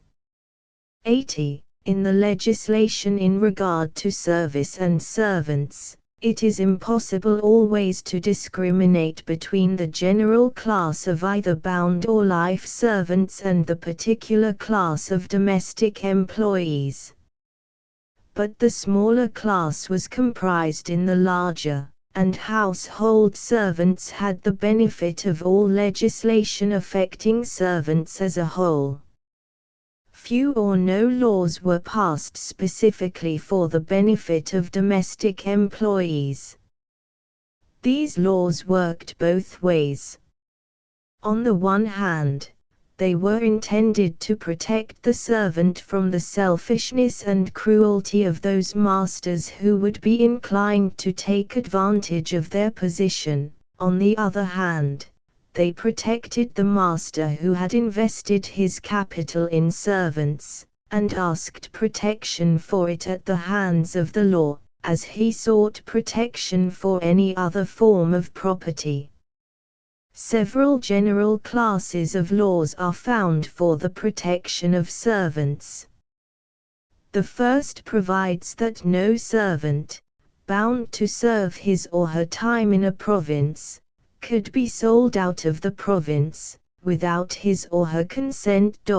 81. A second class of laws compelled masters and mistresses to provide their servants with wholesome and sufficient food, clothing, and lodging. Winking sad smiley 82, and a third provided that if a servant became ill during the time of his service, his master should be under obligation to care for him, and heavy penalties were sometimes incurred by a master who discharged a servant when sick.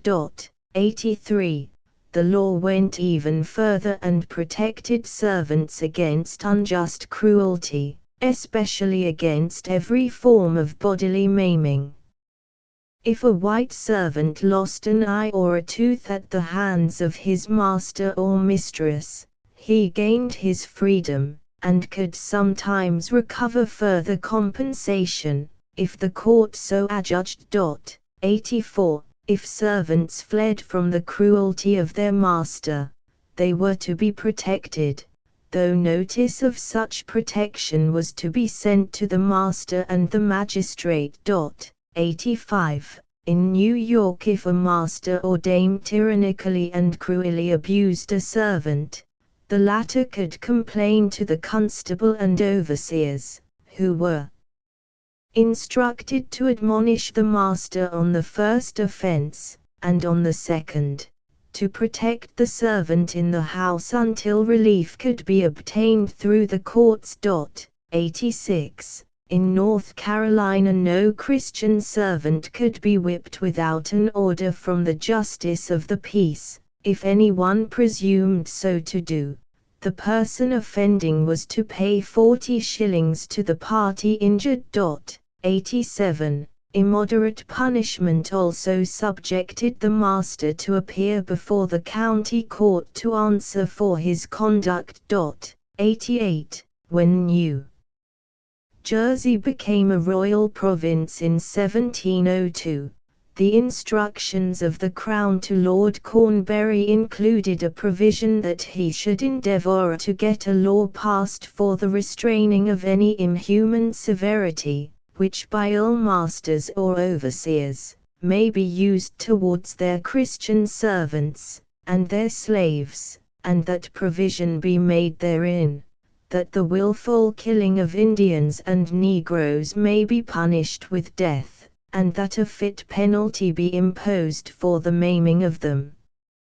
89. Moreover, in North Carolina, complaints of servants against their masters could be heard without formal process of action. 90. In Pennsylvania, the law of 1771 provided that every indented servant should obtain a legal residence in the city or place where he or she had first served his or her master 60 days, or if he had afterwards served 12 months in any other place, he was at liberty to choose his residence in either place.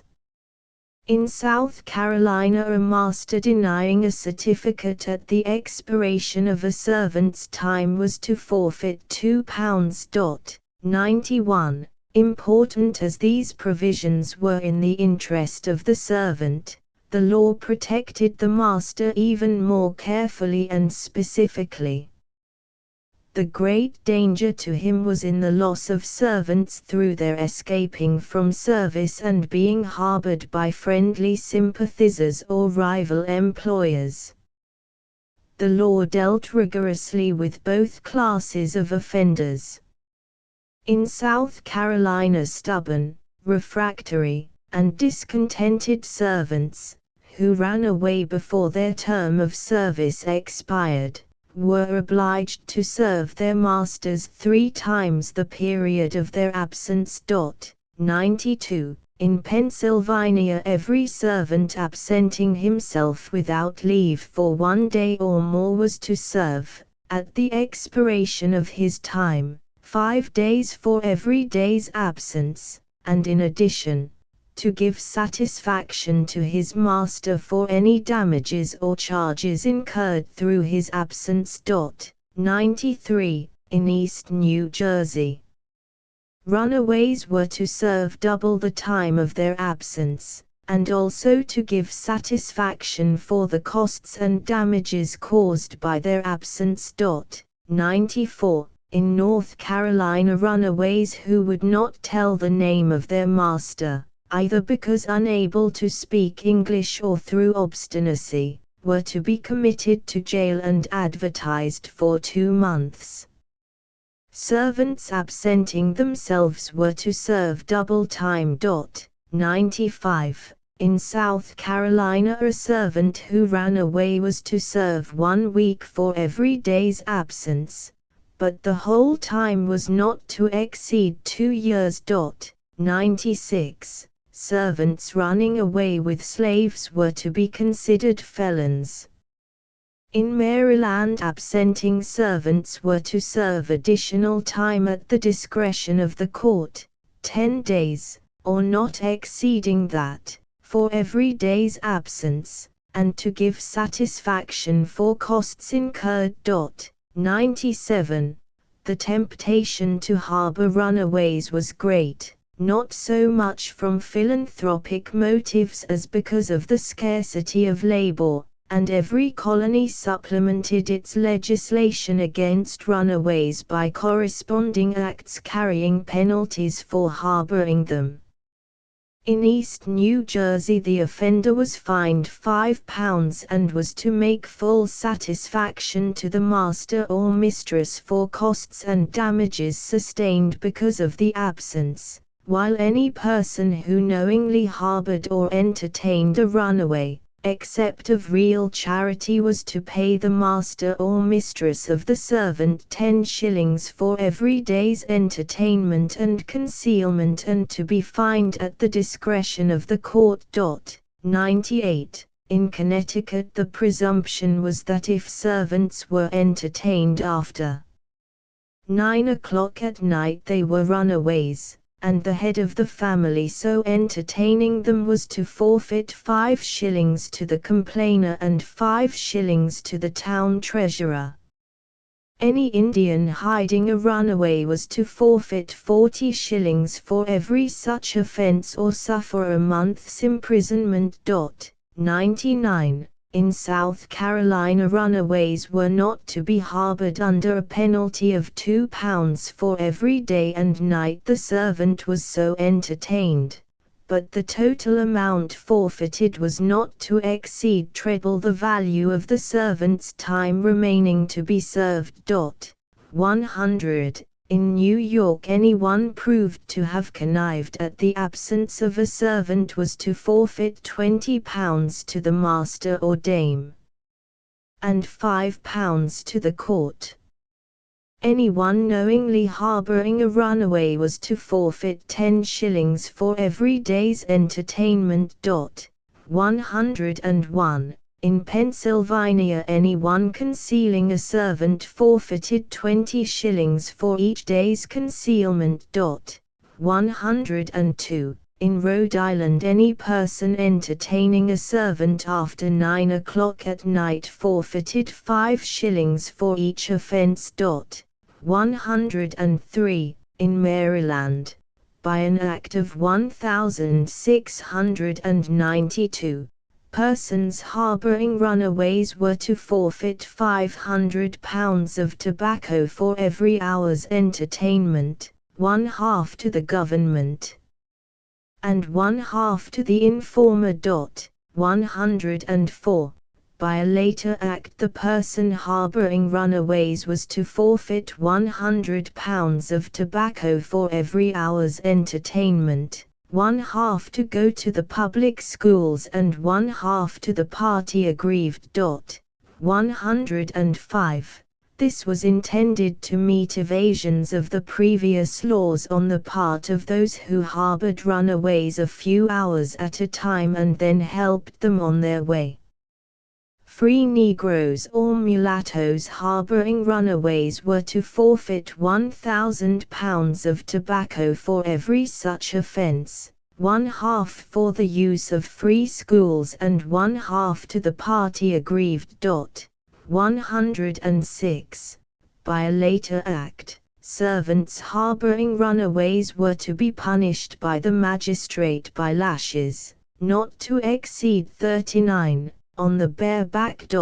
107. On the other hand, every incentive was held out to assist in the return of runaways. In North Carolina, any person who assisted in taking up runaways was rewarded, the reward being gauged by the number of miles away from the master's house that the servant was taken. 108. In Pennsylvania, anyone apprehending a runaway servant and returning him or her to the sheriff of the county was to receive 10 shillings if the runaway was taken within 10 miles of the master's house and 20 shillings if at a distance of more than 10 miles. 109. In Connecticut, any Indian who returned a runaway to the nearest authority was to receive as a reward 2 yards of cloth. 110. In Maryland, the allowance was £200 of tobacco, while Indians were to receive a match coat or its value. 111. Persons in Virginia, Delaware, or the northern parts of America, who apprehended runaways from Maryland, were to receive £400 of tobacco, and the servant was to reimburse his master by additional servitude. 112. Every precaution to prevent runaways was taken. Indian, Negro, and mulatto servants were not to travel without a pass. 113. Nor were slaves to leave their plantation without leave, except Negroes wearing liveries. 114. In Connecticut, servants were not to go abroad after 9 o'clock at night. 115. In Massachusetts, they were not to frequent public houses. 116. And in South Carolina and Massachusetts, innkeepers were not to harbor them.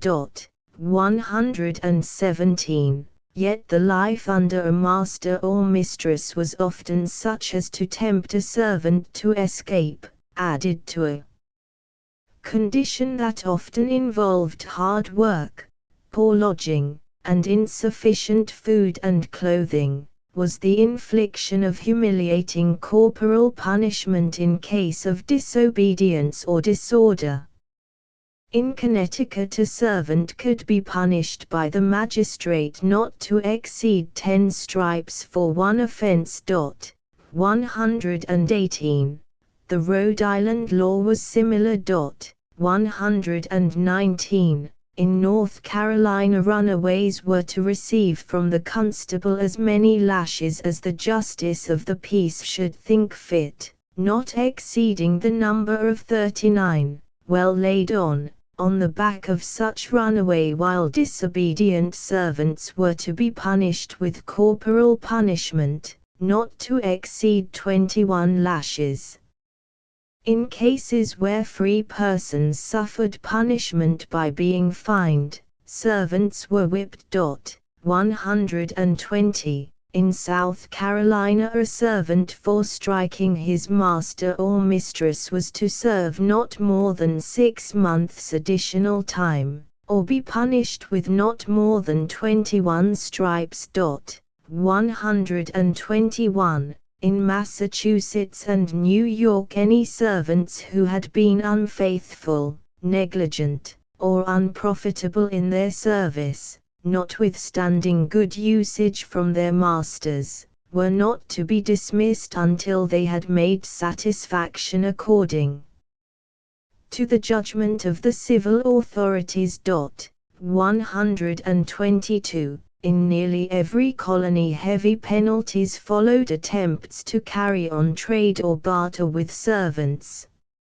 In North Carolina, a freeman trading with a servant forfeited treble the value of the goods traded for and £6 in addition. If unable to pay the fine, he was himself sold as a servant. A servant trading or selling the property of his master was to serve his master additional time, the length to be fixed by the court. 123. In East New Jersey, the penalty was £5 for the first offense and £10 for each subsequent one. The offending servant was to be whipped by the person to whom he had tendered such sale, the reward of half a crown being paid by the master or mistress to the person administering the punishment. 124. In Pennsylvania, anyone trading secretly with a servant was to forfeit to the master 3 times the value of the goods, and the servant at the expiration of his time was to render satisfaction to the master to double the value of the goods, and, if black, was to be whipped in the most public place in the township. 125. Trading with servants was prohibited in Connecticut. 126, and in Massachusetts. 127. In South Carolina, anyone buying, selling, or bartering with a servant was to forfeit treble the value of the goods and £10 to the informer. the offending servant was to be whipped on the bare back in the watch house at Charleston. 128. In New York, servants were forbidden to trade under penalty of fine or corporal punishment. Those trading with servants were to restore the commodities to the master and to forfeit double their value to the poor of the parish. 129. In Maryland, the penalty was £2,000 of tobacco, one half to go to the king and one half to the master. 130. Many miscellaneous provisions in different colonies must have seemed oppressive. In New Jersey and South Carolina, servants could not marry without the consent of their masters. 131. In Massachusetts, no covenant servant in the household with any other could be an office holder. 132. In Pennsylvania, innkeepers were forbidden to trust them. 133. In North Carolina, servants making false complaints in regard to illness were to serve double the time lost, and the same penalty followed if they were sent to jail for any offense. 134. No slave was to go armed in North Carolina, and if one was found offending, the person making the discovery was to appropriate the weapon for his own use, and the servant was to receive 20 lashes on his or her bare back.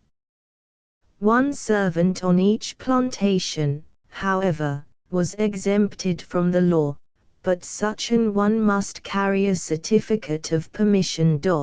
135. In Massachusetts, servants were to be catechized once a week. 136. And were not to wear apparel exceeding the quality and condition of their persons or estates, under penalty of admonition for the first offense, a fine of 20 shillings for the second, and 40 shillings for the third offense. 137. The obligation of the master to a servant owning and slave owning community was recognized in North Carolina in a positive law prohibiting a master from setting free a Negro or mulatto on any pretense whatsoever, except for meritorious services to be judged and allowed by the county court, and even in this case a license was to be previously obtained. 138. In Massachusetts, bay servants were not to be set free until they had served out their time. 139. In Connecticut, a slave set free was to be maintained by his master if he came to want.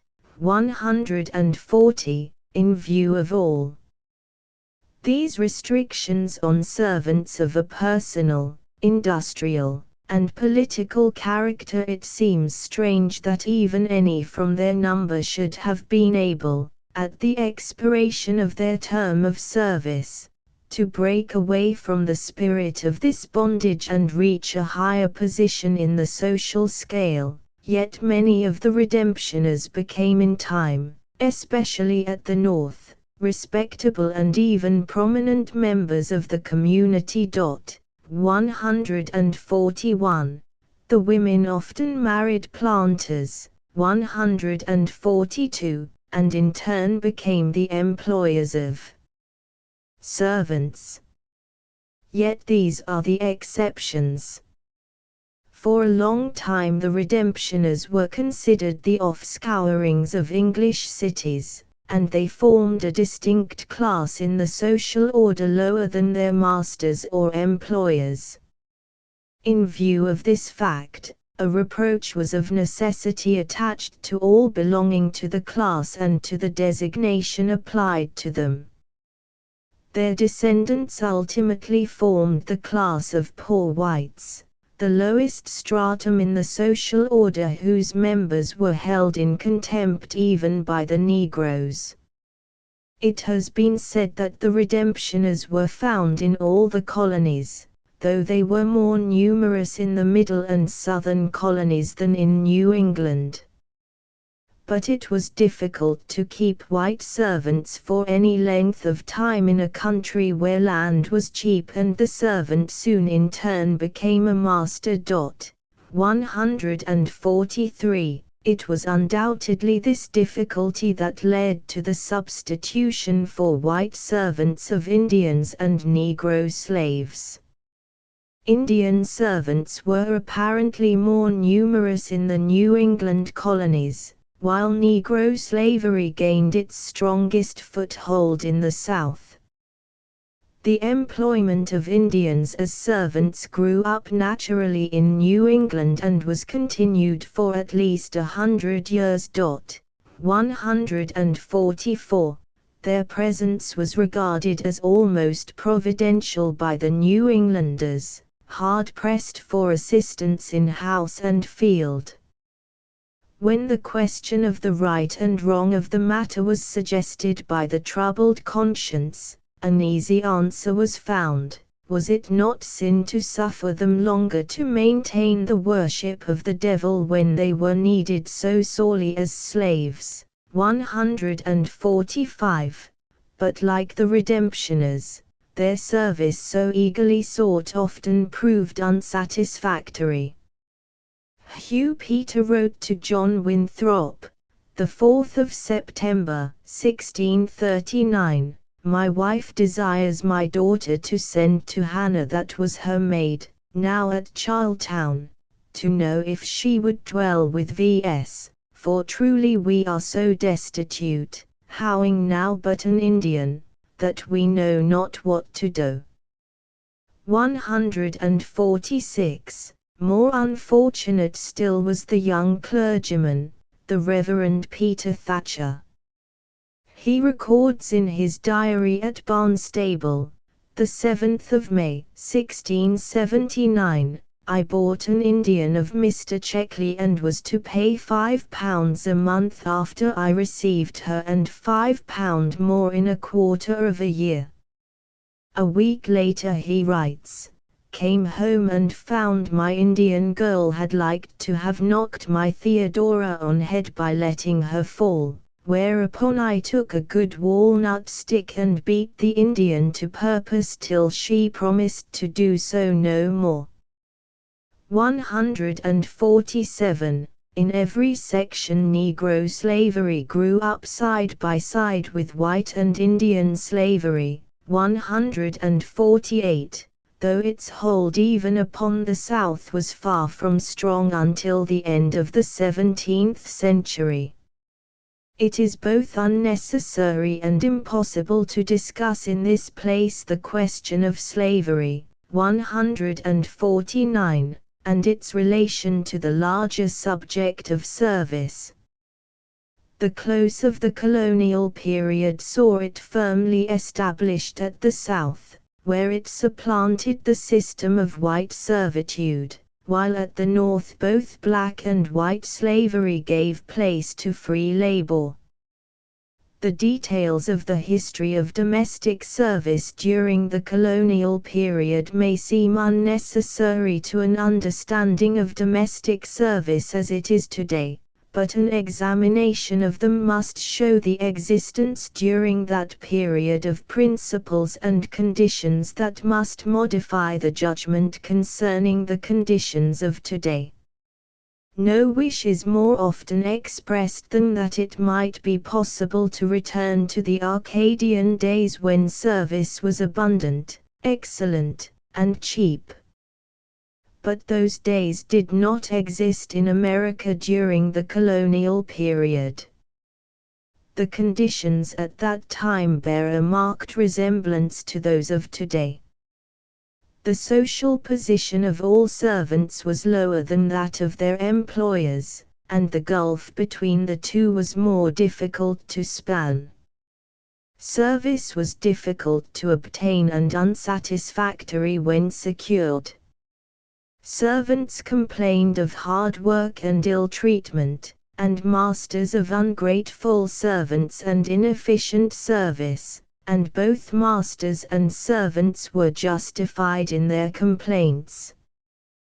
The legal relations between master and servant were explicitly defined as regards length of service, wages paid, and the mutual obligations of both parties to the contract during the period of service.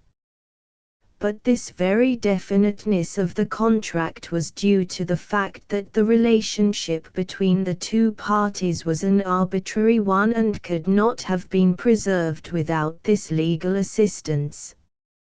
In default of a better one, the system of white servitude may have served its age fairly well, but its restoration, if the restoration were possible, would do nothing to relieve in any way the strain and pressure of present conditions. Chapter 4 Domestic Service. Since the colonial period, it has been said that domestic service in America has passed through three distinct phases. The second phase began about the time of the Revolution, when at the North the indented servants as a class were gradually supplanted by free laborers, and at the South by Negro slaves who inherited with large interest the reproach attached to the redemptioners. The social chasm that had existed at the North between employer and employee, under the system of bonded servants, disappeared. The free laborers, whether employed in domestic service or otherwise, were socially the equal of their employers, especially in New England and in the smaller towns. They belonged by birth to the same section of the country, probably to the same community, they had the same religious belief, attended the same church, sat at the same fireside, ate at the same table, had the same associates.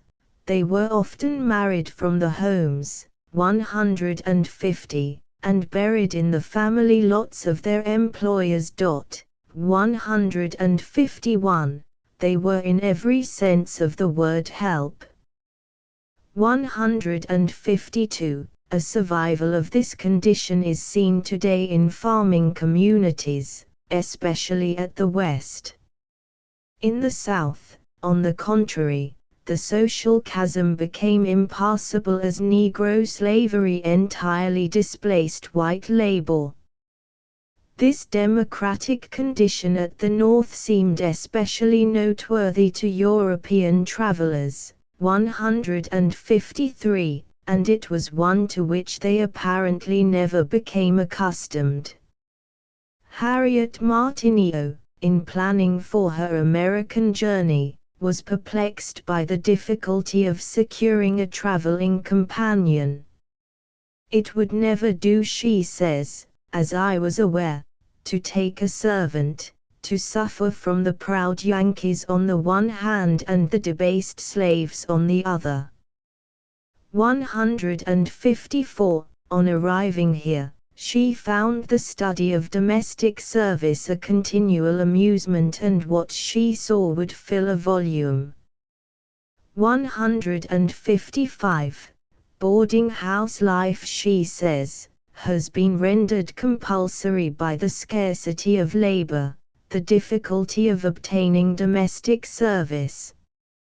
156. But she was quick to appreciate the difference between the spirit of service she found in America and that with which she was familiar in the Old World.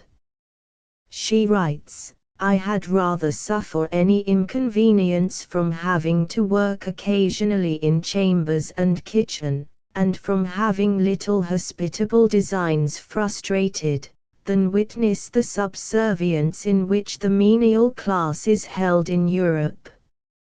In England, servants have been so long accustomed to this subservience, it is so completely the established custom for the mistress to regulate their manners, their clothes, their intercourse with friends, and many other things which they ought to manage for themselves, that it has become difficult to treat them any better.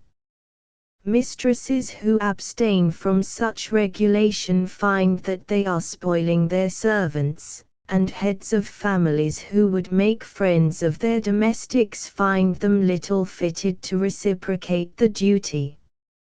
In America it is otherwise, and may it ever be so.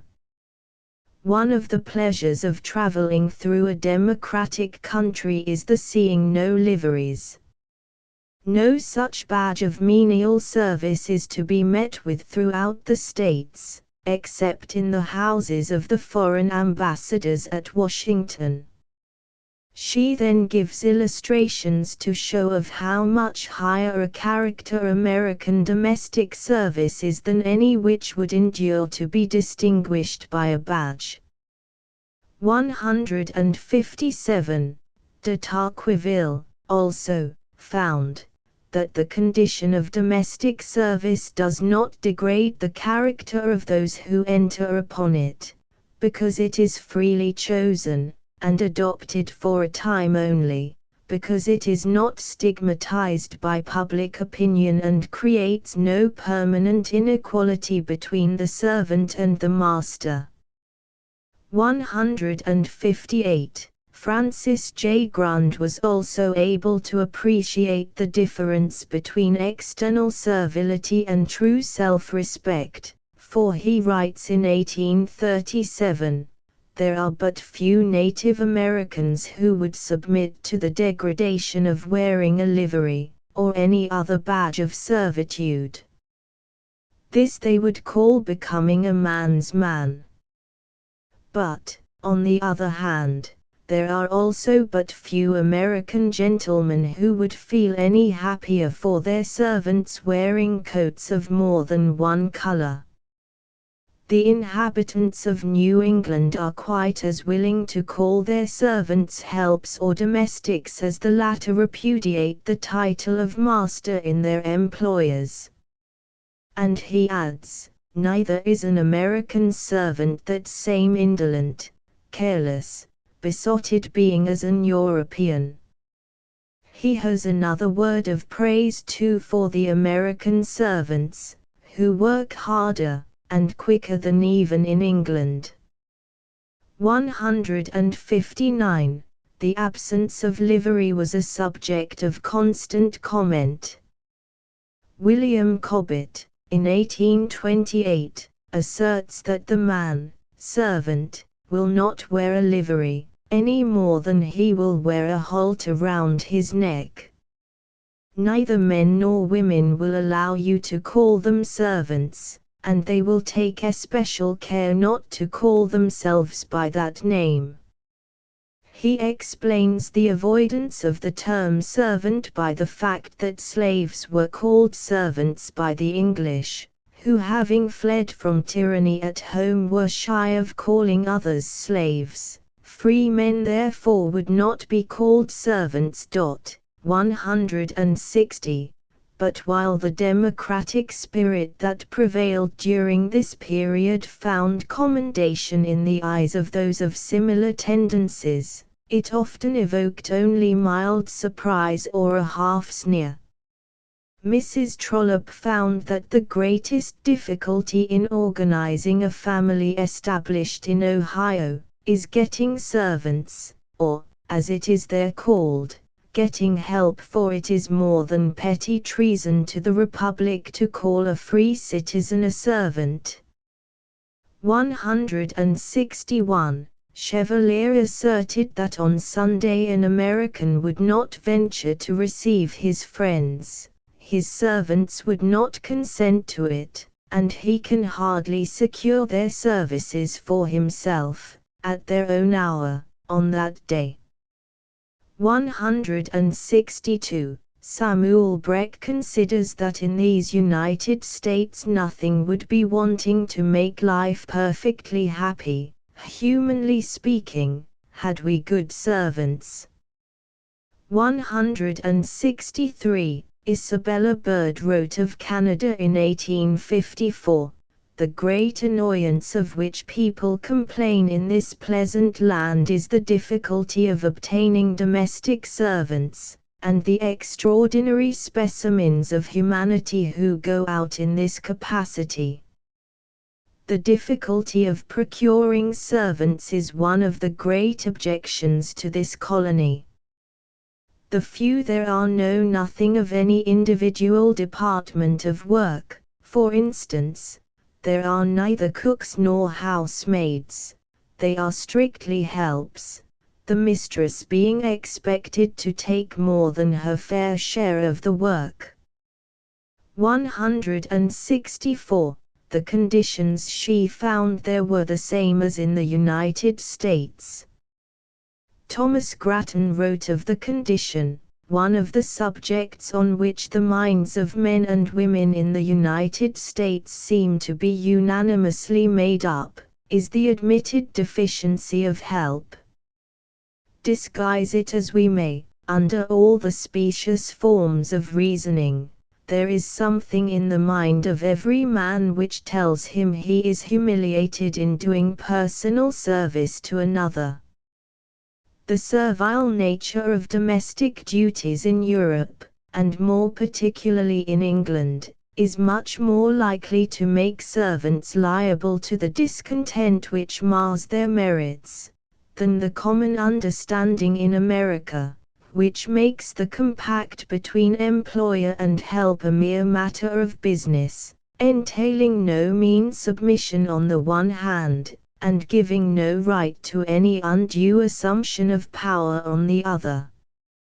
Domestic service is not considered so disgraceful in the United States, as it is felt to be in the United Kingdom. 165. Grattan's observations lead him to believe that the democratic spirit is not always to be deplored.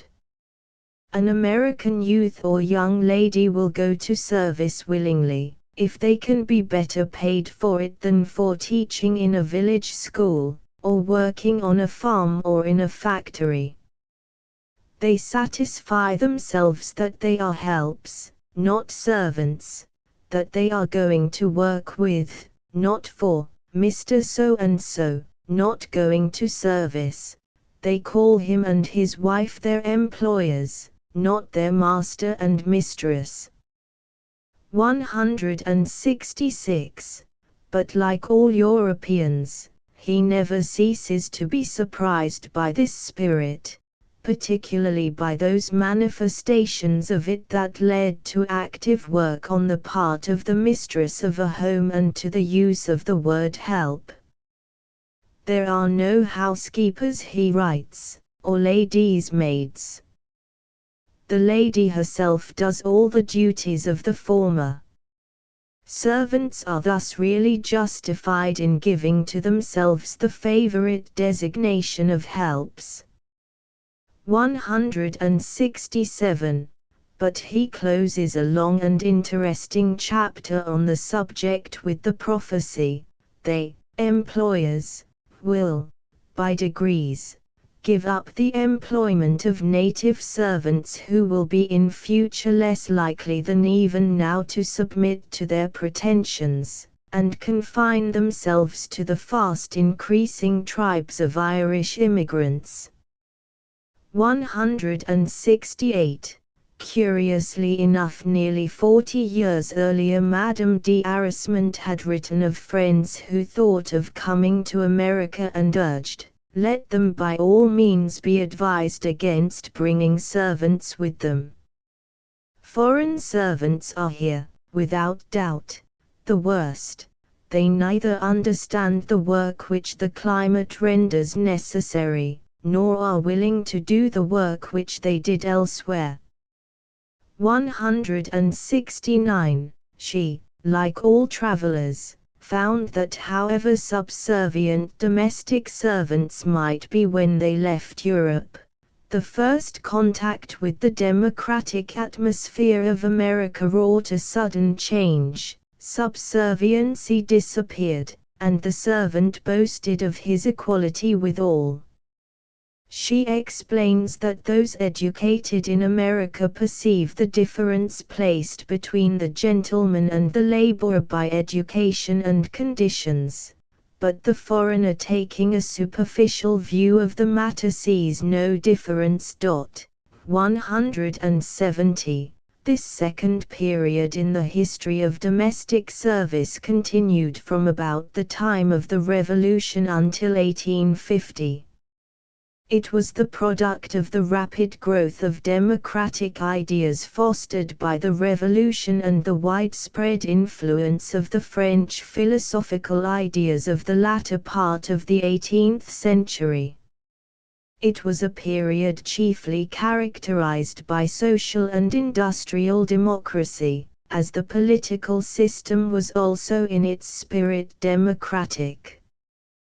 This democratic industrial spirit showed itself in the universal use at the North of the term help in the absence of liveries and all distinguishing marks of service, in the intolerance on the part of both employer and employee of servility and subserviency of manner, in the bridging of the social chasm between master and servant as long as the free employment of native-born Americans continued, and in the hearty spirit of willingness with which service was performed.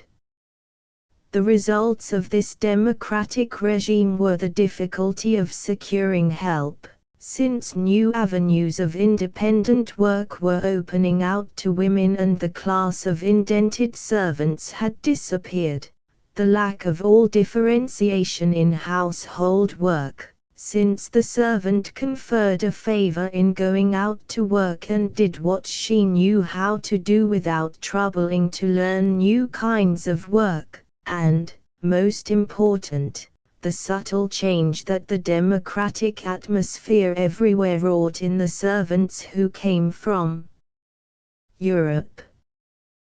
This condition of free, democratic, native-born white service at the North and compulsory slave service at the South continued practically unchanged until about the middle of the century. Between 1850 and 1874 important political changes occurred which revolutionized the personnel in domestic service and consequently its character. These changes brought about the third period in the history of the subject. The first of these changes was due to the Irish famine of 1846. Previous to this time the immigration to this country from Ireland had been small, averaging not more than 20,000 annually between 1820 and 1846. In the decade preceding the famine the average number of arrivals had been less than 35,000 annually.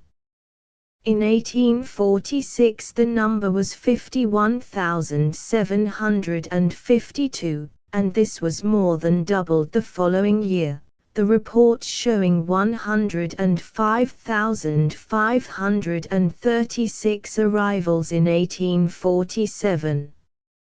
In 1851 the number of arrivals from Ireland had risen to 221,253. Since that time the number has fluctuated, but between 50 and 75,000 annually come to this country from Ireland. 171. A large proportion of these immigrants, 49% during the decade from 1870 to 1880, have been women who were classed as unskilled laborers. Two occupations were open to them. One was work in factories, whereas manufacturing processes became more simple, unskilled labor could be utilized. The Irish immigrants, therefore, soon displaced in factories the New England women who had found, as has been seen, 172 new opportunities for work of a higher grade. The second occupation open to the Irish immigrants was household service. Here physical strength formed a partial compensation for lack of skill and ignorance of American ways, and the Irish soon came to form a most numerous and important class engaged in domestic employments. 173. A second important European change, influencing the condition of domestic service, was the German Revolution of 1848 with the events preceding and resulting from it. Before this period the emigration from Germany had been insignificant, fewer than 15,000 having come to this country annually between 1830 and 1840. In 1840, owing to political reasons, the number had risen to 29,704.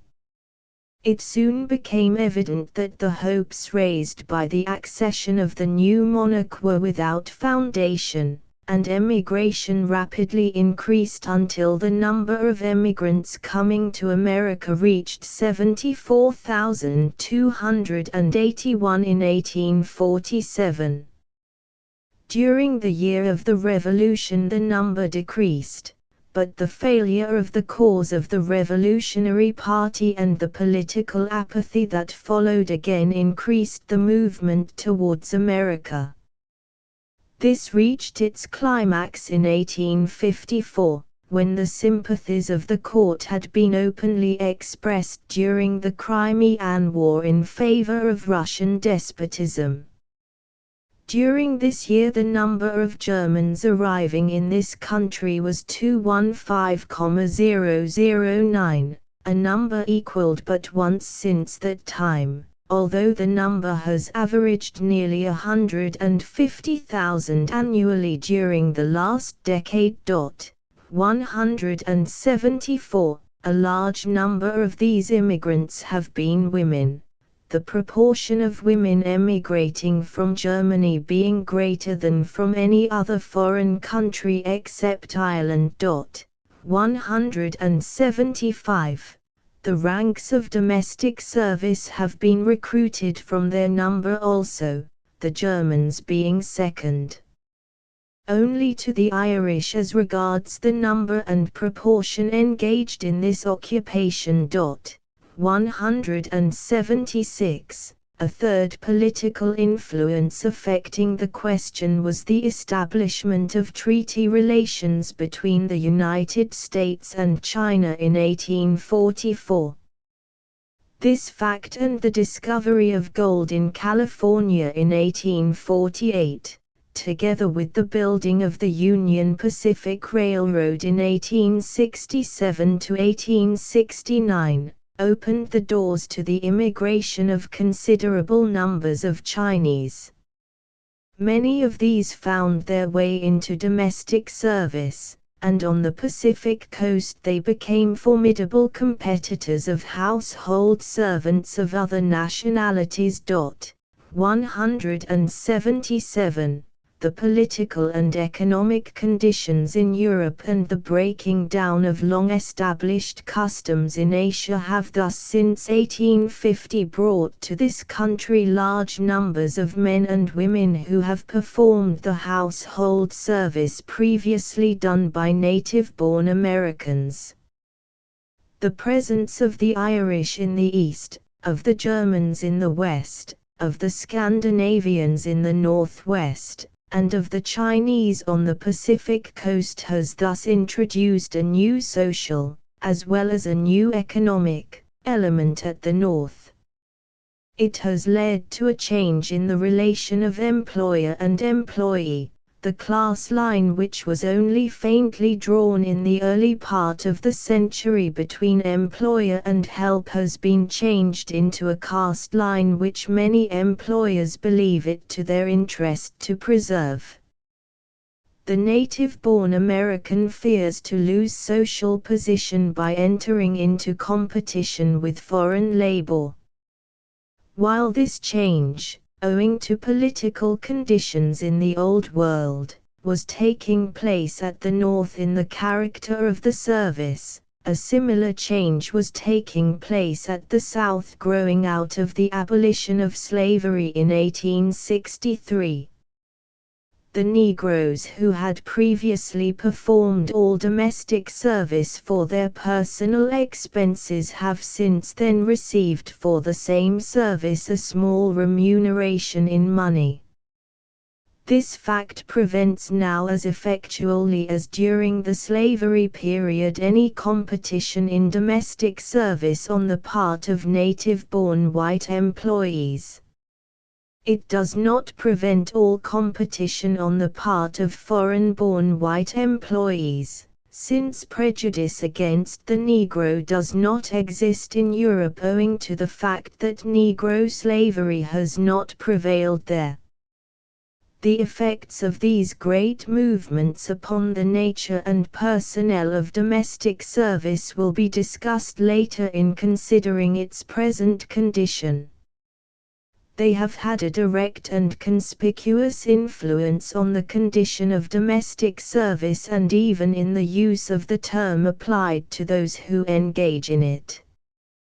But other political influences more subtle and possibly more far-reaching in their effect have been at work. Our loose naturalization laws, and the determining of the qualifications for the right of suffrage by as many standards as there are states, have made the enormous number of men coming to this country annually an easy prey to scheming politicians and demagogues. The Labour vote, the Irish vote, the German vote, have been flattered and sought by party managers until the wage-earning man feels that like Atlas of old he carries the world on his shoulders. If the labouring man feels the weight of the world, his wife and daughter believe that some share of the burden rests on them. The democratic tendencies of the country, the political practices of the day, have everywhere broken down the high wall of separation between employer and employee.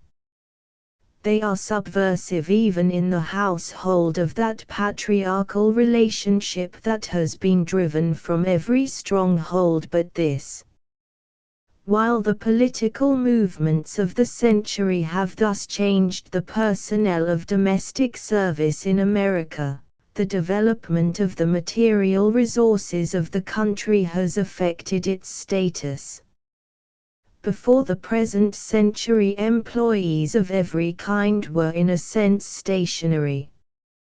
This was due partly to the influence of the English Poor Laws, partly to the system of indenture which bound a servant for 7, 5, or 4 years, and to the system of slavery which bound the servant for life, partly to the system of apprenticeship which made the servant a member of the family of his master, partly to the custom prevailing in the country districts and small towns for unmarried workmen in all industries to board with their employers, and partly to the lack of facilities for cheap and easy means of communication between different sections of the country.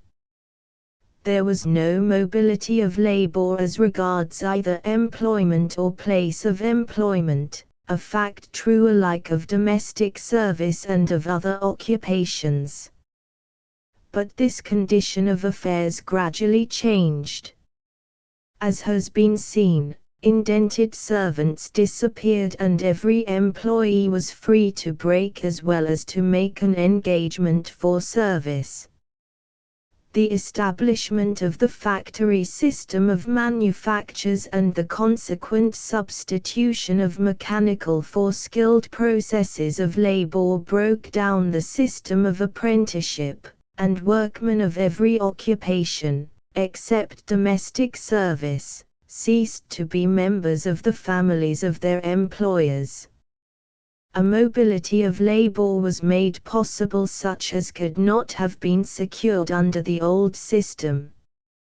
At a later time, the great era of railroad development and similar enterprises gave opportunity for a certain mobility as regards place of employment.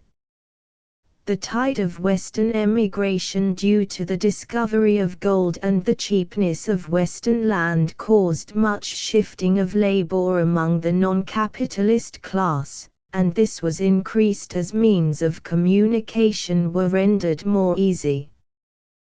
The establishment of companies to encourage foreign immigration with the object of developing the material resources of the country was another weight in the scale in favor of greater mobility of labor as regards both place and employment.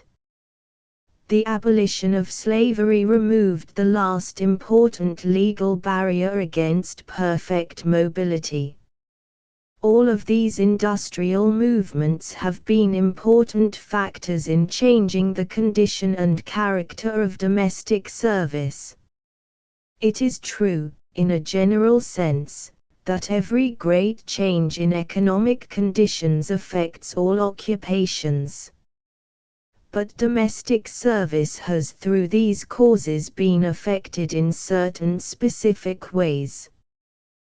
The employee who disliked housework, but to whom no other occupation had been open, could go into a factory or a mill, since no time was consumed in learning the simple processes of mechanical work.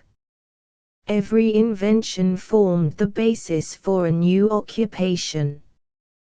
Domestic service had 100 competitors in a field where before the era of inventions it had stood alone. Moreover, these new occupations required little skill, no preparation, and possessed the charm of novelty.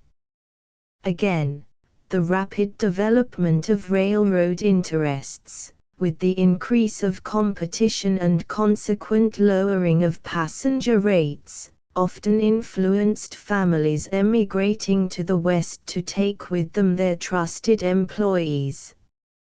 The same fact made it possible for women seeking new employments to go from place to place in ways unthought of in the early part of the century. In view of these changed and changing economic conditions, it may be said that the immobility of labor, which has seemed to some economists so great an obstacle to the industrial advancement of women, 178, has practically ceased to exist in the case of domestic service.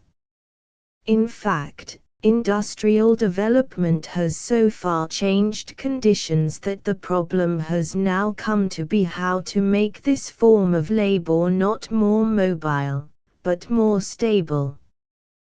One illustration of this is found in the fact that when 700 domestic employees represented on the schedules were asked how many of them had ever been engaged in any other occupation, 27% replied that they had. The mobility as to the place of labor was found to be even greater. 27% of the native-born employees did not reside in the same state in which they were born, and adding to these the number of foreign-born, it was found that 68% did not reside in their native country or state. Moreover, this statement is below the truth as it does not take into account the number of changes made within a single year and refers to only one change from place of birth to present residence. 179. An indication of these various changes in the condition of domestic service during these different periods is seen in the history of the word servant. As used in England and in law at the time of the settlement of the American colonies, it signified any employee, and no odium was in any way attached to the word. 180. But 5 things led to its temporary disuse. First, the the reproach connected with the word through the character and social rank of the redemptioners. Second, the fact that when the redemptioners gave place at the South to Negro slaves, the word servant was transferred to this class. 181, and this alone was sufficient to prevent its application to whites. Winking sad smiley. 182. Third, the leveling tendencies that always prevail in a new country. Fourth, the literal interpretation of the preamble of the Declaration of Independence. And fifth, the new social and political theories resulting from the introduction of French philosophical ideas. At the North, the word help as applied especially to women superseded the word servant, while at the South the term servant was applied only to the Negro. From the time of the Revolution, therefore, until about 1850, the word servant does not seem to have been generally applied in either section to white persons of American birth. 183. Since the introduction of foreign labor at the middle of the century, the word servant has again come into general use as applied to white employees, not, however, as a survival of the old colonial word, but as a reintroduction from Europe of a term signifying one who performs so-called menial labor, and it is restricted in its use, except in a legal sense, to persons who perform domestic service. The present use of the word has come not only from the almost exclusive employment of foreigners in domestic service, but also because of the increase of wealth and consequent luxury in this country, the growing class divisions, and the adoption of many European habits of living and thinking and speaking. 184. These simple historical facts are one explanation of the unwillingness of American women to engage in work stigmatized by an offensive term applied to no other class of laborers.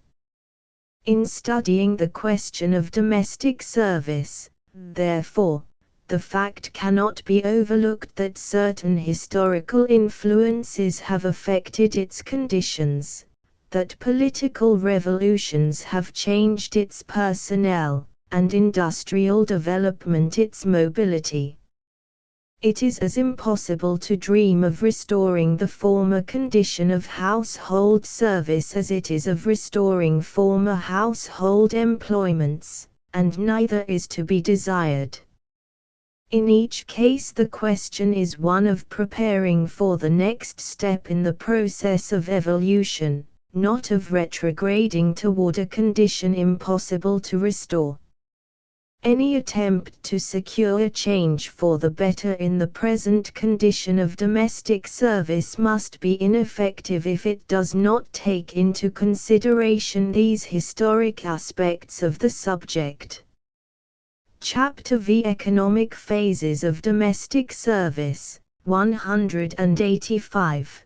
The attempt has been made in the foregoing chapters to indicate the extent to which domestic employments and domestic service have been influenced by industrial and political events arising outside of the household, and apparently having little or no connection with it.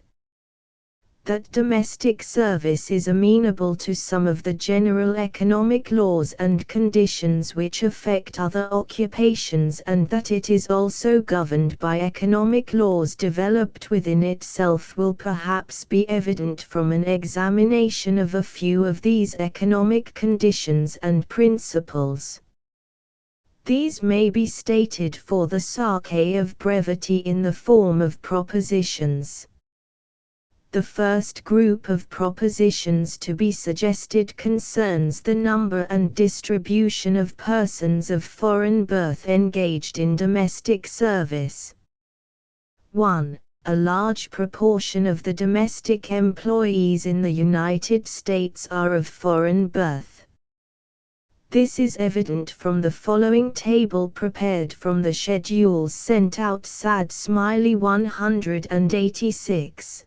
Table I. Place of birth of employees. Person reporting number. Percent native born, foreign born, not given. Native born, foreign born, not given. Employer 922, 1212, 411, 36.23, 47.62, 16.15. Employee 324, 395, 45.06, 54.94. The statement may be more fully illustrated from the 11th census, which shows that the number of foreign-born in domestic service is 30.86% of the entire number.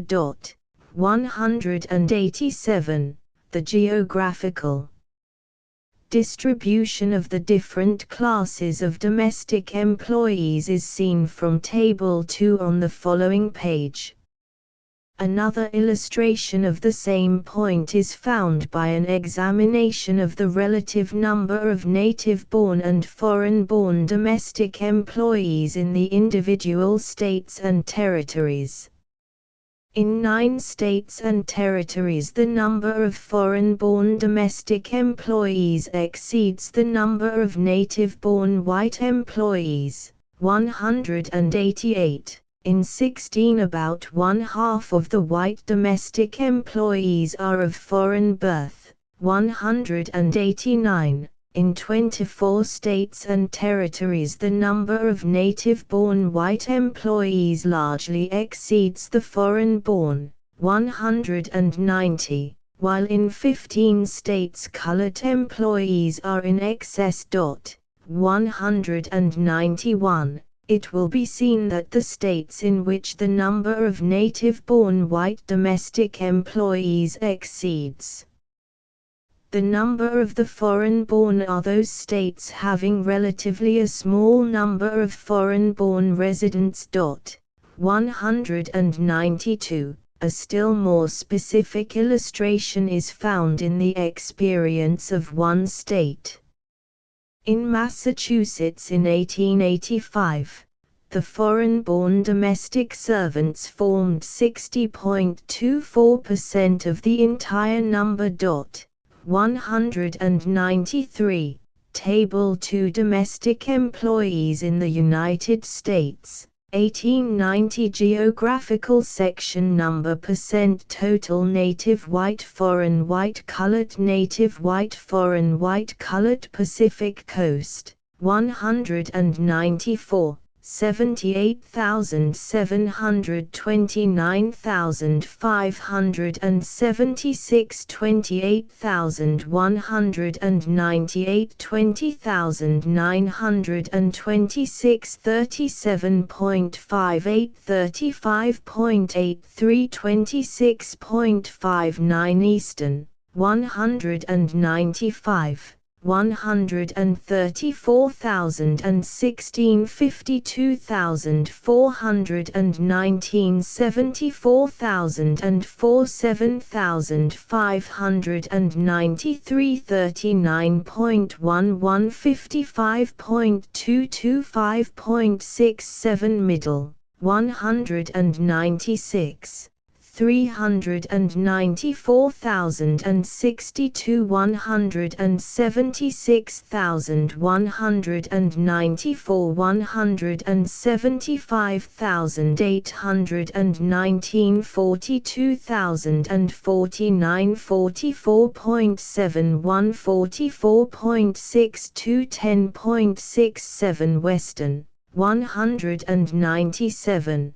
388,920, 233,274, 128,761. 26,885 59.98 33.116.91 Border 198 251,544 79,611 16,649 155,284 31.656.62 61.73 Southern 199 207,549 34,812 6,432 166,305 16.773.10 80.13 United States 1,454,791 605,886 429,863 419,042 41.65 29.55 28.80 These different illustrations seem to show the truth of the proposition stated. 2. The converse of the preceding proposition is also true. The concentration of women of foreign birth engaged in remunerative occupations is on domestic service. The 11th census shows that, in 1890, 59.37% of all foreign white women at work were engaged in domestic and personal service. This leaves only 40.63% to be distributed among all other gainful occupations. 200. A specific illustration in the case of an individual state is seen in Massachusetts. Here the percentage of the foreign-born in the entire population is 27.13, while, as stated above, the number of foreign-born women in domestic service is 60.24%. 201. 3. The foreign-born population as a class seek the large cities. In 1890 the persons of foreign birth in the United States formed 14.77% of the entire population. But of the total foreign population, 44.13% was found in the 124 cities having a population of 25,000 or more. 202. 4. The foreign countries having the largest absolute representation in the largest cities are Ireland, Germany, Great Britain, Sweden, and Canada and Newfoundland. The following table shows the relative number of persons born in these countries who are found in the United States as a whole, and in the large cities. Table 3 Proportion of persons of foreign birth in the United States. Country of birth United States. Number in principal cities. Percent in principal cities. Ireland 1,871,509 1,047,432 55.97 Germany 2,784,894 1,328,675 47.71 Great Britain 909,092 369,979 40.70 Canada and Newfoundland 980,900 938, 307,660, 31.36 Sweden and Norway 800,706, 219,112, 27.36. 5. The foreign countries having the largest absolute and relative representation in domestic service are, in order, Ireland, Germany, Sweden and Norway, Great Britain, and Canada and Newfoundland. This will be evident from the following table, which indicates the place of birth of all persons of foreign birth engaged in domestic service and the percent of each nationality so engaged.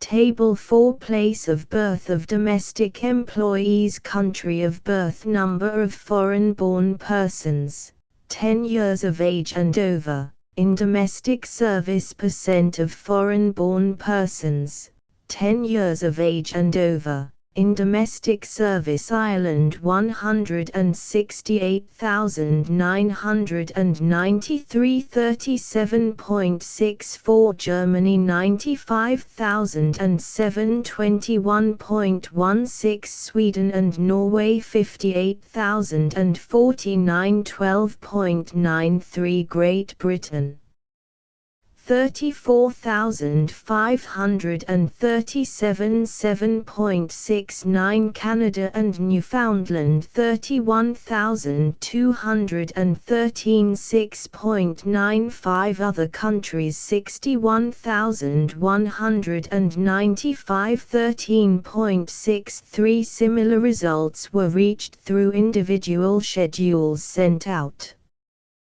The returns as made by employers and employees show that the place of birth of foreign-born employees and the relative percentages are as follows. Table V. Number of foreign-born in domestic service. Place of birth. Person reporting. Employer. Employee number. Percent. Ireland 653, 53.88. 217, 54.94. Sweden and Norway 147, 12.13. 50, 12.66. Germany 128, 10.56. 37, 9.37. Great Britain 122, 10.07. 32, 8.10. British America 104, 8.58. 42, 10.63. Other countries 58, 4.78. 17, 4.30. Total 1,212, 100.00. 395, 100.00.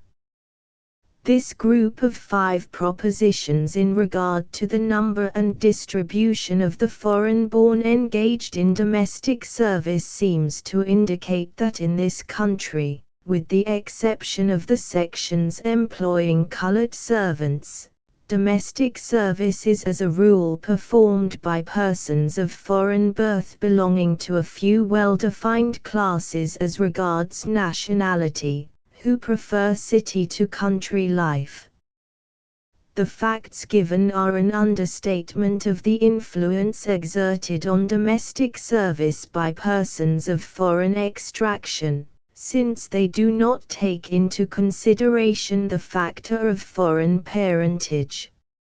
A second group of propositions may be suggested in regard to the general distribution of domestic employees. 1. The number of domestic servants is absolutely and relatively small in agricultural and sparsely settled states. This will be evident by the reference to the accompanying chart, which shows the number of persons to each domestic servant in each of the states. The states last in the list, where the smallest relative number of servants is employed, are all large in area, and as a rule have the smallest population in proportion to the area of settlement. This condition is probably due to the two facts that all housework is as a rule performed without remuneration by housewives, since they are more free from social and other interruptions than are women in cities, and also to the aversion of domestics as a class to country life. 2. The number of domestic servants is absolutely and relatively large in those states containing a large urban population. Charts showing the number of persons to each domestic employee in the various states and territories and the District of Columbia. This is also made evident by the diagram. 49 of the 50 largest cities in the United States are found in the first 34 states in the list. Only one of the 50 is found in the last 15 states. The fact is apparently most clearly shown in the case of the District of Columbia, which has an almost exclusively urban population and ranks first with reference to the number of servants employed.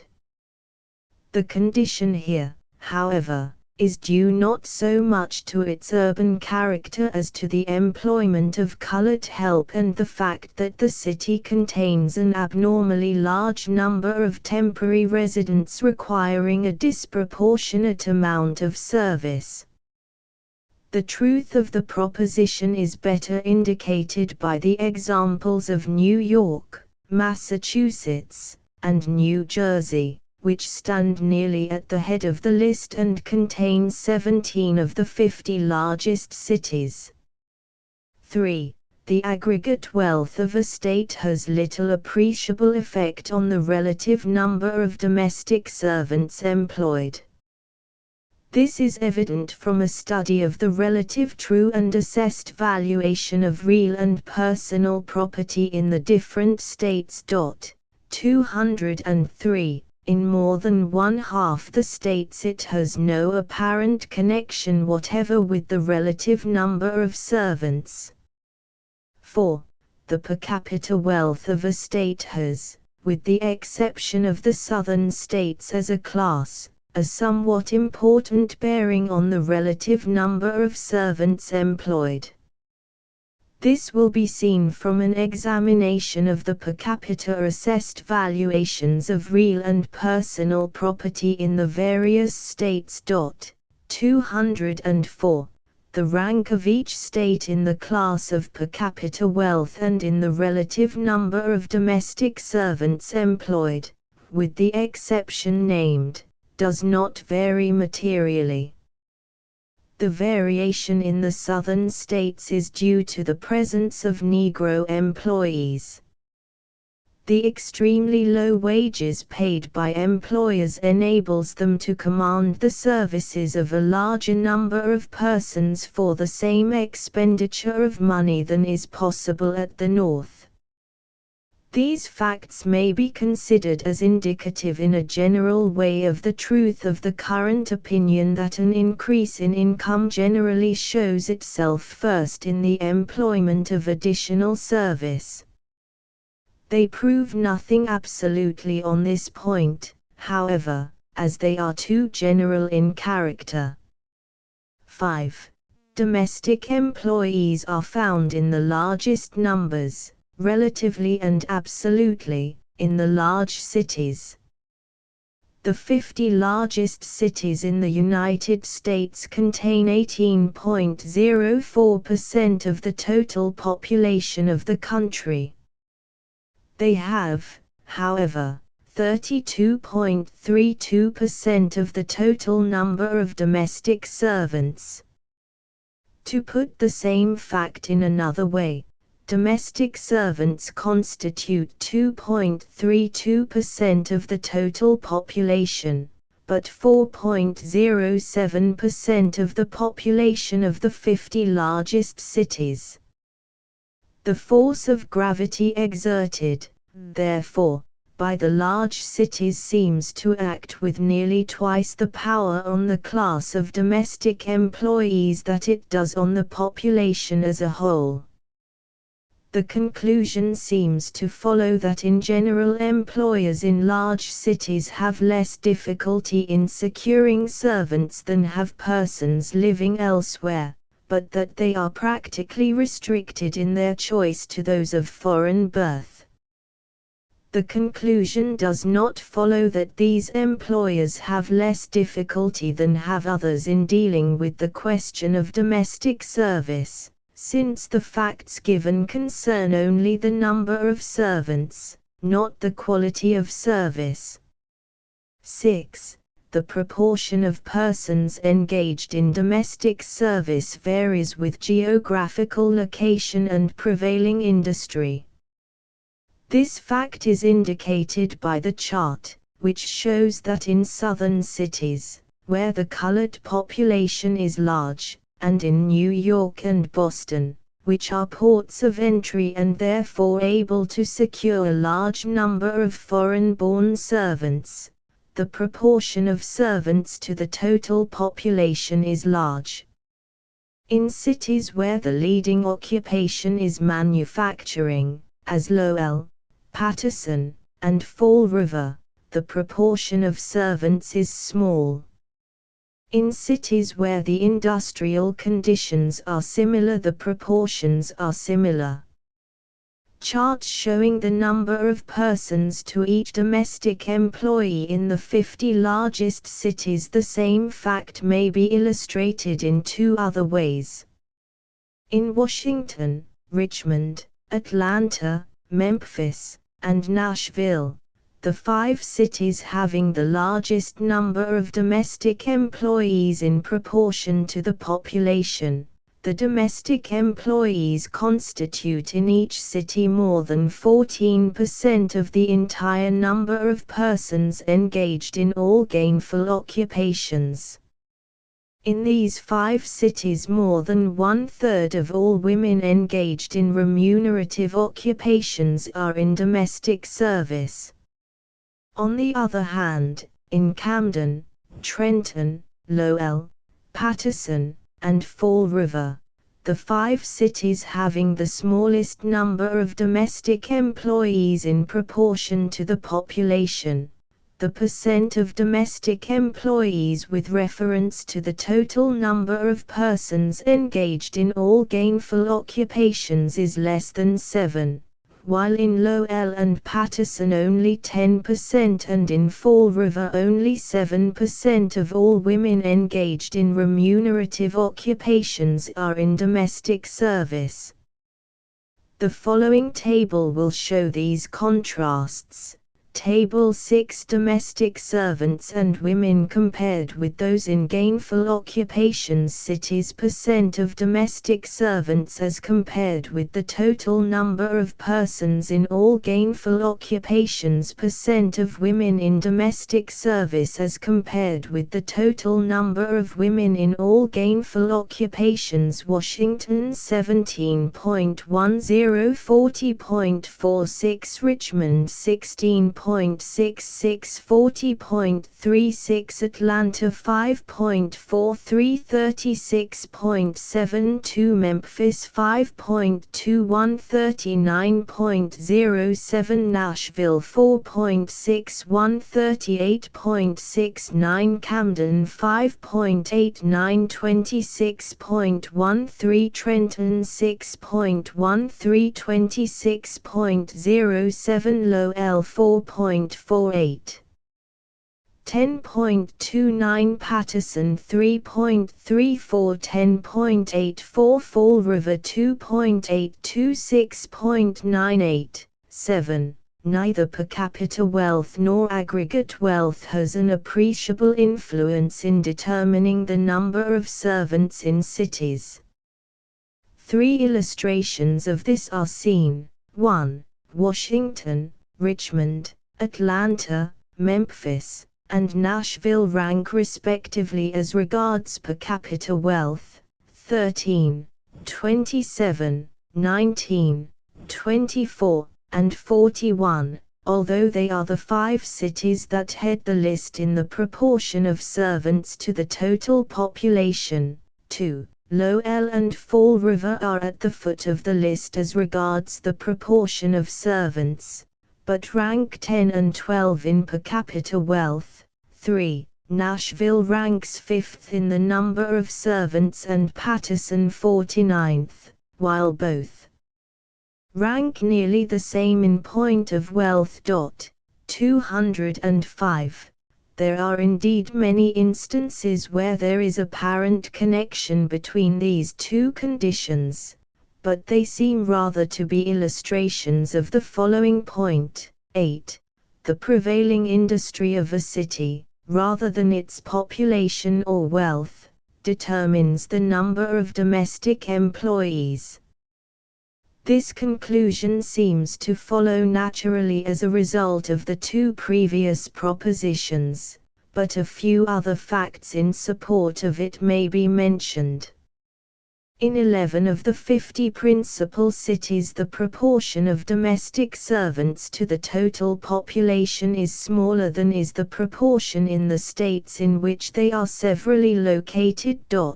206. The leading occupation in each of these cities is some form of manufacturing, and in each of them the proportion of persons engaged in manufacturing processes is larger than, with few exceptions, in the other cities. This fact explains the apparent contradiction between this statement and the one that domestic servants are found in the largest proportions in the largest cities. That manufacturing industries tend to decrease the number of domestic employees in a city is both a cause and a result. The competition in industry draws women from domestic service, and at the same time a large part of the population in a manufacturing city is unable or does not care to employ large numbers of servants. It has been seen, however, that several of the manufacturing cities rank comparatively high in per capita wealth. It seems possible in view of the facts stated in this second group of propositions to draw these conclusions. In states containing a relatively high urban population, it is possible for wealth to command the services of a large proportion of persons for work in domestic service. But in cities where wealth comes into competition with manufacturing industries, the proportion of domestic servants is small. Where such competition does not exist, the proportion is large.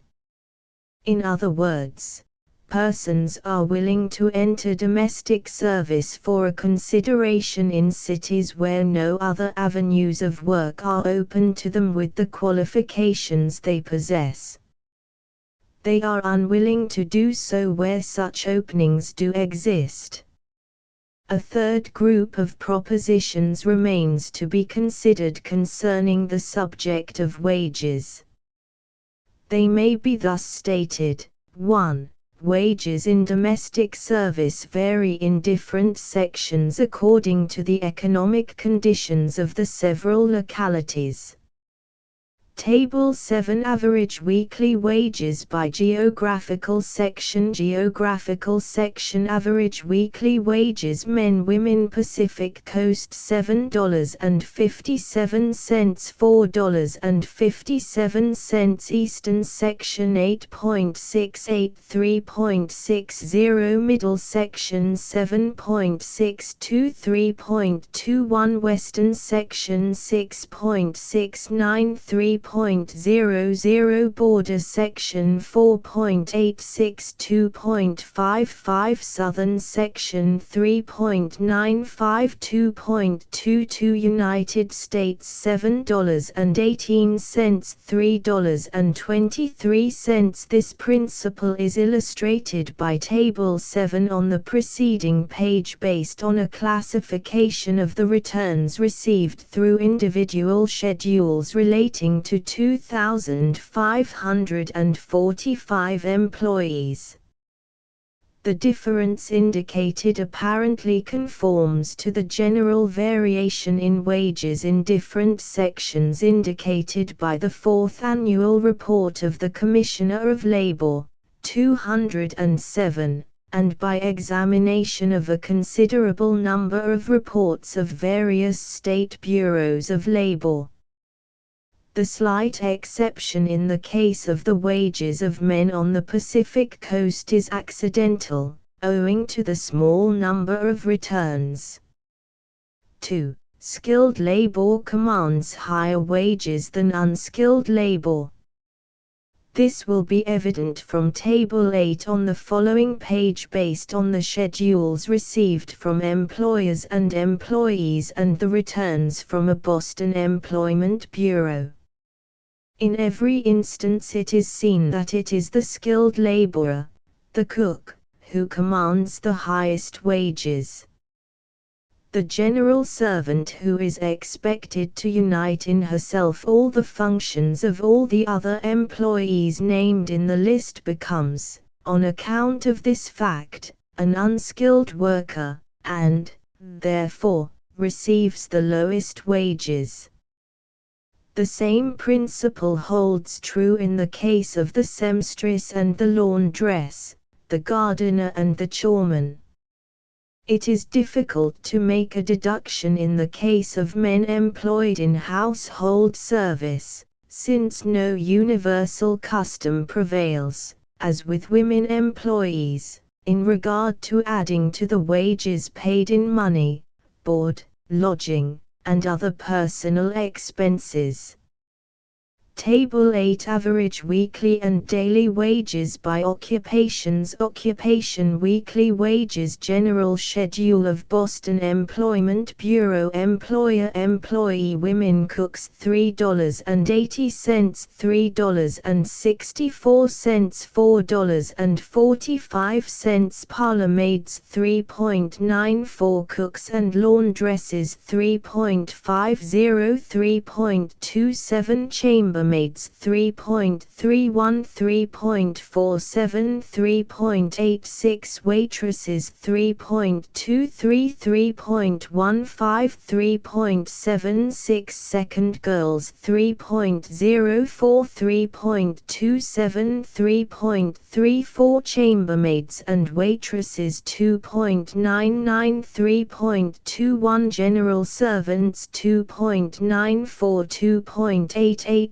$3.16, men coachmen $7.84, coachmen and gardeners $6.54, butlers $6.11, cooks $6.08, daily wages. Women seamstresses $1.01, laundresses $82. Men gardeners $1.33, choremen $87. A corollary to the proposition may be added. The skilled laborer is a better workman than the unskilled laborer. The question was asked of employers, what is the nature of the service rendered? Is it excellent, good, fair or poor? The replies show that in proportion to the number of answers the largest percentage of service characterized as excellent is rendered by cooks, while the largest percentage characterized as poor is given by the general servants. These are, it is true, matters of opinion, and without a fixed standard, which it is impossible to secure, such judgments can have no absolute value. But the fact is of interest as showing the opinion of a large number of housekeepers. The following table will show the results in regard to these two classes of employees. Table 9 Nature of service rendered. Occupation. Total number of replies not answered. Kind of service rendered. Excellent, good, fair, poor. Number percent. Cooks 262, 3083211343582283 General servants 585 53 151 26 221 38 177 30366 3. The foreign-born in domestic service receive higher wages than the native-born. This was found to be true in every class of occupations, in every section, in the case of both men and women, and in the returns made by both employers and employees. But two trifling exceptions were found, both accidental. The principle cannot of course be stated absolutely, as the facts at command are far from exhaustive, but so striking a uniformity cannot be considered purely accidental. An explanation is found in three facts. 1. The preference of the foreign-born for the large cities, where wages in domestic service are higher than in the country. 2. The large proportion of Negroes among the native-born. 3. The relatively better class of foreign-born than of native-born women who enter domestic service. This statement must be made somewhat dogmatically here, since its proof demands a discussion of the entire subject of the unwillingness of native-born women to enter domestic service. 4. The wages of men engaged in domestic service are higher than the wages of women. This will be evident by reference to Table 7 and to Table 8. Two things, however, must be borne in mind. First, that nearly all the men classified as cooks are employed on the Pacific Coast, where wages are relatively high. Second, that 40% of the men in domestic service do not receive board and lodging in addition to wages in money, while only 2% of women so employed, principally laundresses, do not receive board and lodging. But although these facts modify the discrepancy between the wages of men and women, they do not wholly remove it. Whether the difference is as great as in other occupations cannot be stated. 5. A tendency is found towards an increase in wages paid by employers, as is seen in Table X on the following page. An interesting historical illustration of the same fact is given in a summary of wages and prices in Massachusetts from 1752 to 1860. In 1815, the first time the work of women is mentioned specifically, domestic servants received with board 50 cents per week, while at the same time women were able to earn as papermakers $6.50 a week. 208. Table X comparison of wages paid number percent men women total same as last year 414-1638 2052 87.72 79.02 80.63 more than last year 54 368 422 11.44 17.75 16.58 less than last year 467 71.84 3.232.79. 6. The wages received in domestic service are relatively and sometimes absolutely higher than the average wages received in other wage-earning occupations open to women. A comparison may be made between the wages received by domestic employees and by two other classes, teachers in representative city schools, and the wage-earning women included in the investigations made by the Commissioner of Labor. As illustrating the wages received in domestic service, the following tables are given, showing 1. The classified weekly and daily wages received and 2. The average weekly and daily wages with the percentages receiving more or less than the average. These facts are taken from the general schedules. Similar tables are given showing a somewhat higher rate of wages in all domestic occupations in the special city of Boston.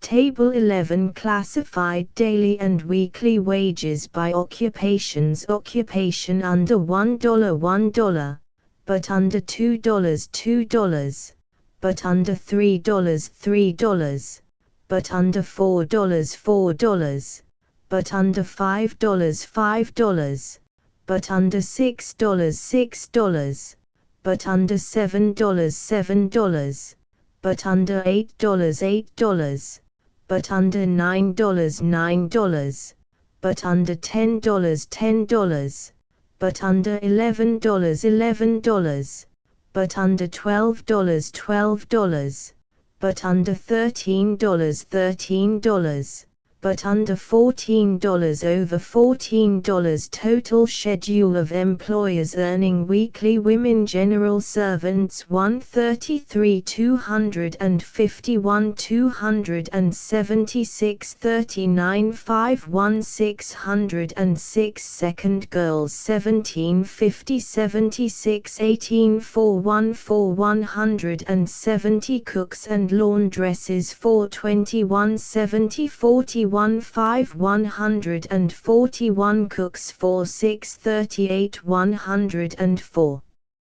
86 31 7 31 280 chambermaids and waitresses 29 44 69 7 2 133 chambermaids 16 18 45 18 492 waitresses 343 32 23 2 103 nurses 111 30 46 18 96 4 125 housekeepers 1214 total 989 495 619 252 62 811 135 1654 men butlers 325 386 436 211 44 coachmen and gardeners 27 11 18 22 21 3 12 10 11 4 1 1 123 coachmen 1 5 8 10 14 17 3 9 12 7 11 3 6 3 109 cooks 1 1 3 2 3 3 1 3 17 total 7 14 25 34 46 47 13 25 31 2016 483 293 Schedule of employers earning daily women laundresses 123 121 244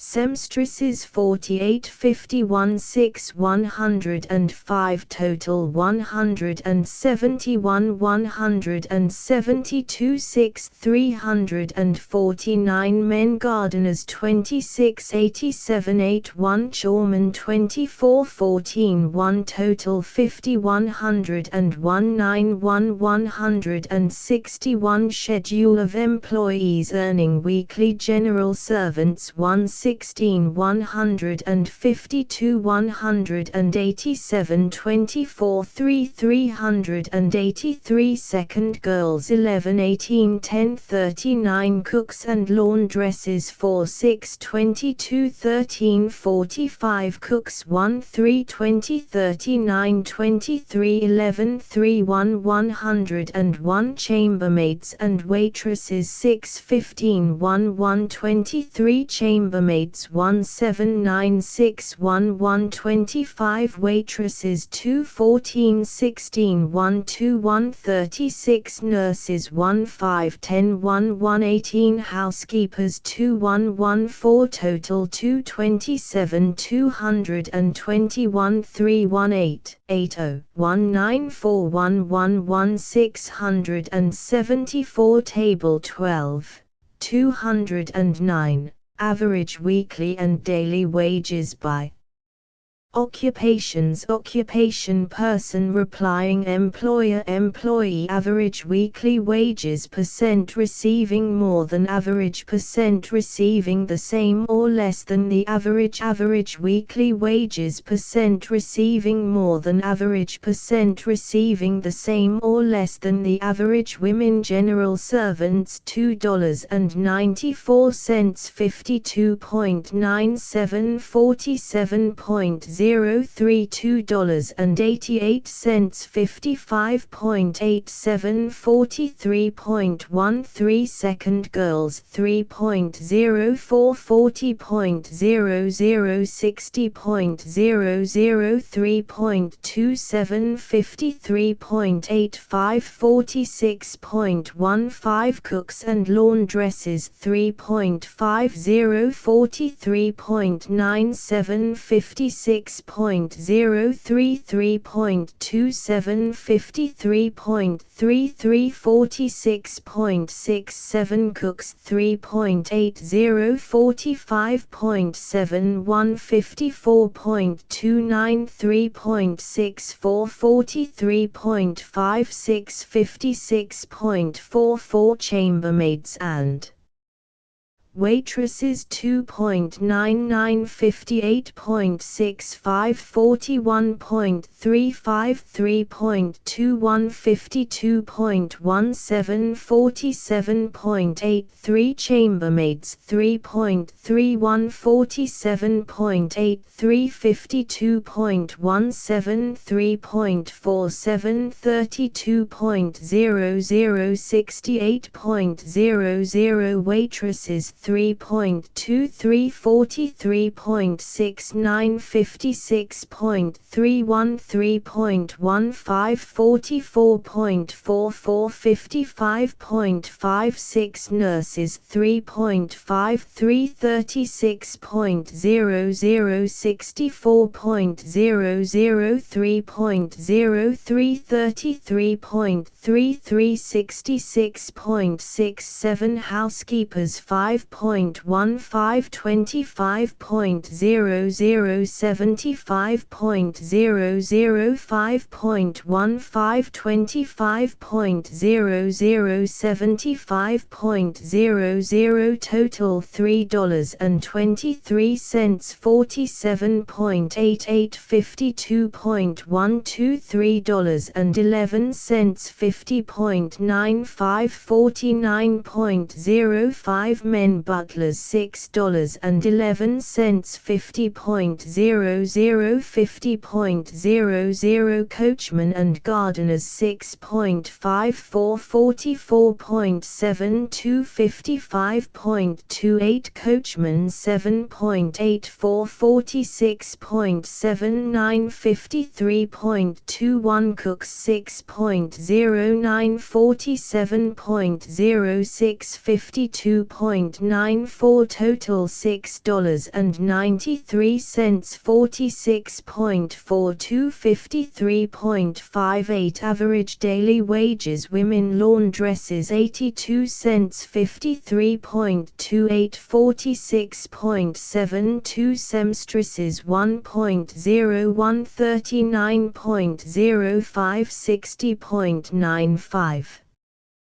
Total 90 cents 49.00 51.00. Men gardeners $1.33 56.56 43.44. Choremen $87 43.59 56.41. Total $1.29 53.42 46.58. 8. The following tables show the classified and average wages paid in the principal occupations as reported by a Boston Employment Bureau. Table 13. Classified weekly wages by occupations. Occupation earning weekly $1, but under $2, $2, but under $3, $3, but under $4, $4, but under $5, $5, but under $6, $6, but under $7, $7, but under $8, $8, but under $9, $9, but under $10, $10, but under $11 total. General servants 8 183 577 143 3 914 Second girls 241 363 69 475 Cooks 1 339 347 145 28 434 574 Chambermaids 340 37 282 Waitresses 429 16 150 Parlourmaids 1145 157 Nursery Maids 745 119 57 311 233 Laundresses 1927 15 153 Total 18 281,187 741 170 35 34 2,438 Table 14 Average weekly wages by occupations. Occupation average weekly wages percent receiving more than the average, percent receiving the same or less than the average, highest wages received, lowest wages received. Total number general servants $3.16 $40.5 $59.55 $1.50 914 Second girls 3.34 62.2 37.84 1.50 475 Cooks 4.45 50.0 50.0 10.50 1.00 574 Chambermaids 3.86 57.4 42.65.00 3.00 82 Waitresses 3.76 48.4 51.65.00 2.50 50 Parlourmaids 3.94 80.4 19.65.00 3.50 57 Nursery Maids 3.26 51.3 48.77.00 1.00 233 Laundresses 4.44 44.4 55.66.00 2.00 53 Total 2,438 It is seen from Table 12 that the average weekly wages in domestic service are $3.23, a fair average in this case, since 48% receive more than the average and 52% the same or less than the average. The average domestic employee, therefore, is able to earn in money during the year $167.96, a fair estimate, since in 75 cases out of every 100 the vacation granted women employees during the year is given without loss of wages. 210. This forms, however, but a part of the annual earnings. To this sum must be added board and lodging, fuel and light. For the equivalent in quality and quantity to that furnished by the employee would in general be obliged to pay for board, lodging, and other incidental expenses at a reasonable estimate $5 per week, or $250 annually, deducting board for 2 weeks vacation.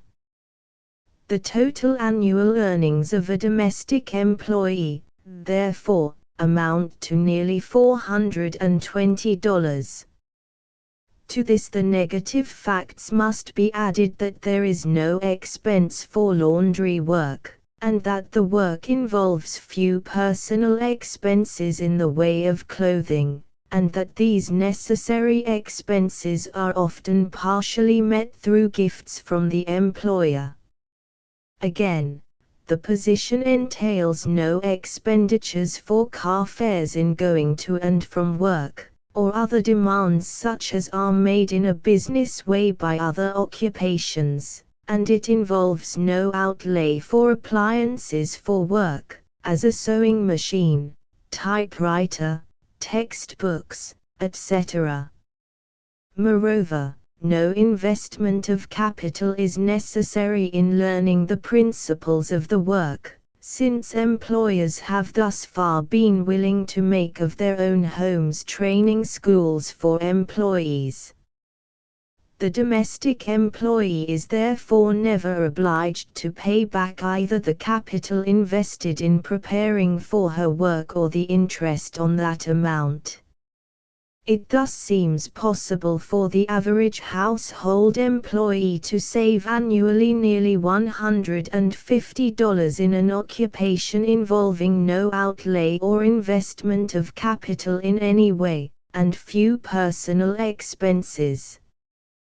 Table 15 classified annual salaries of women teachers city earning annually under $300, but under $400, $400, but under $500, $500, but under $600, $600, but under $700, $700, but under $800, $800, but under $900, $900, but under $1,000, $1,000, but under $1,200, $1,200, but under $1,500 more than $1,500 total Albany, NY 126 34 153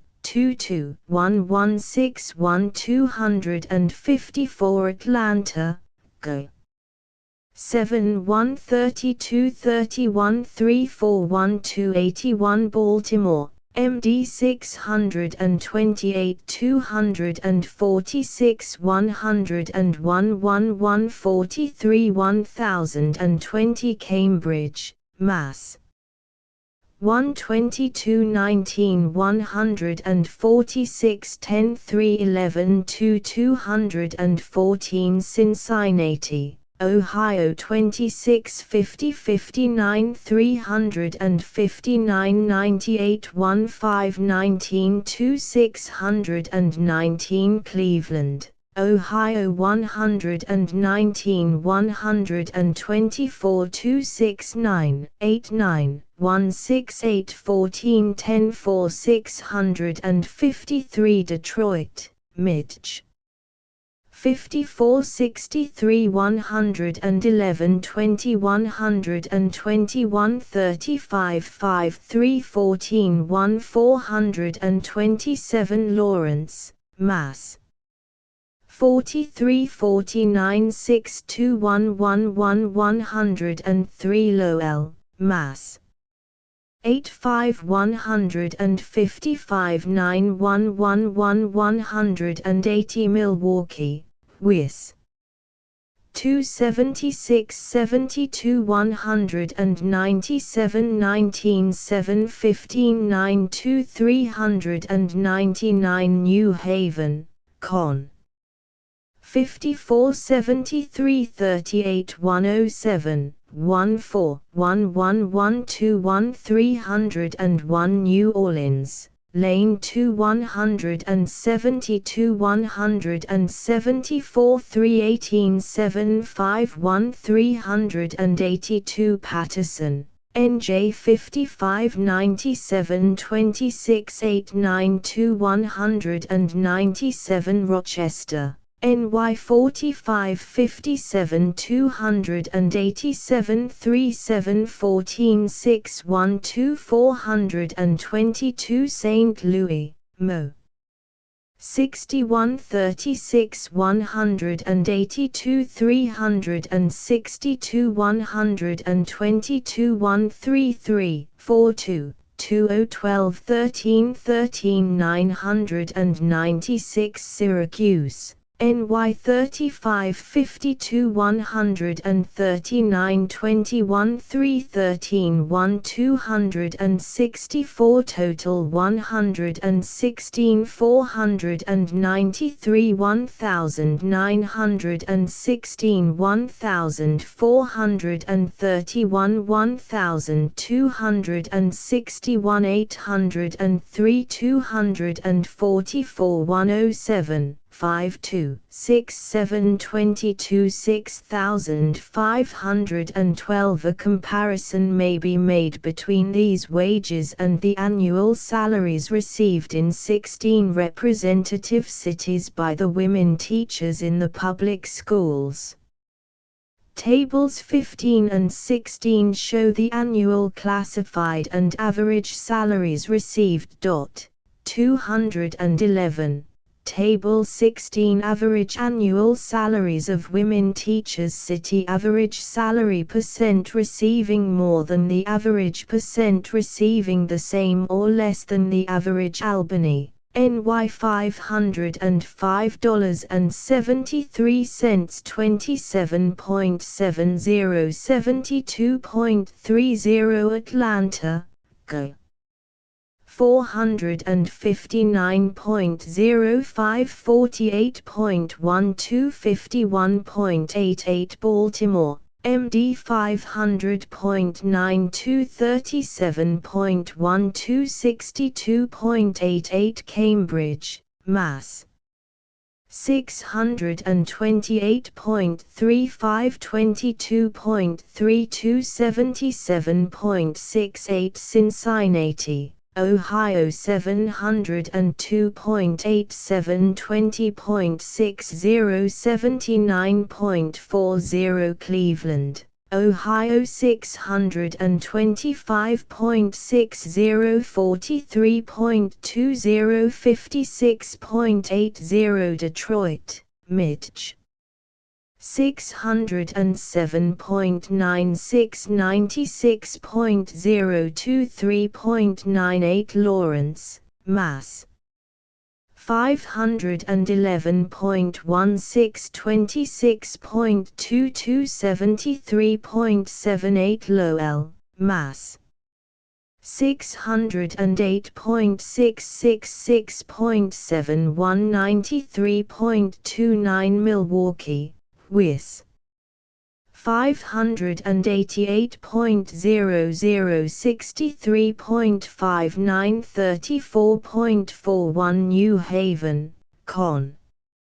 536.41 52.96 47.04 New Orleans, Lane 429.78 28.08 71.92 Patterson, NJ 455.20 22.84 77.16 Rochester, NY 431.63 57.34 42.66 St. Louis, Mo.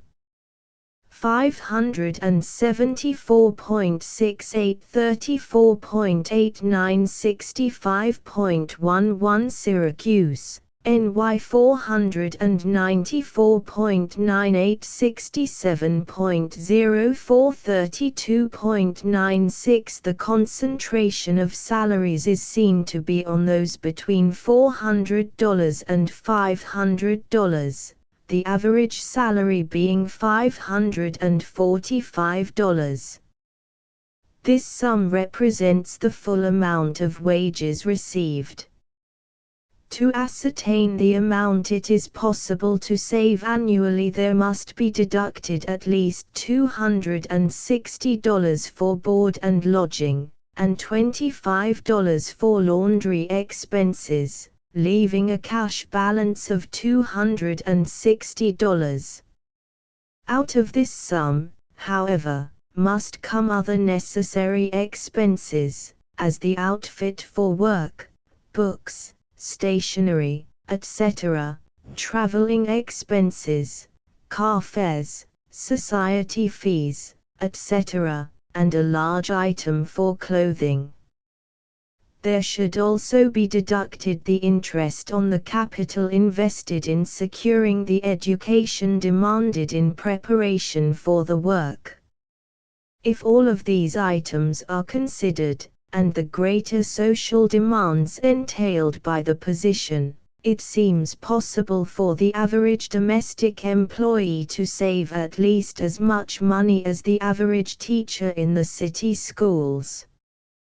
This comparison is probably relatively higher in favor of the teacher than it should be, since in the average wages for domestic employees are included the wages received in agricultural districts, where wages are lower than in cities.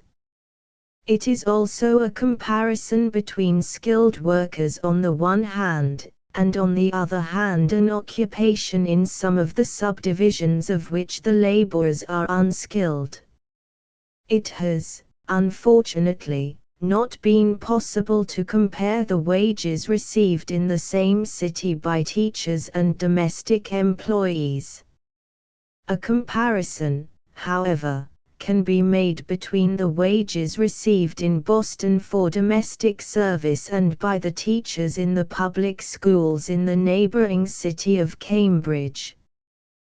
The average wages received by a cook in a private family in Boston are, as has been seen by Table 14, $4.45. This judgment is based on 574 returns, and is an exact average, since 50% receive more than that amount, and 50% the same or less than that. She therefore earns annually $231.40 plus $275 for board, lodging, fuel, light, and laundry expenses, or $506.40.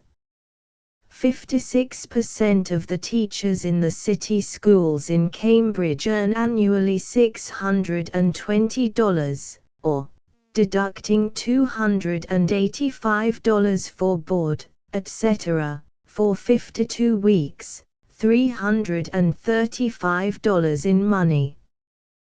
This is $103 more than is received by the Boston cook, but out of this must come numerous expenses entailed by the position, from which the domestic employee is exempt.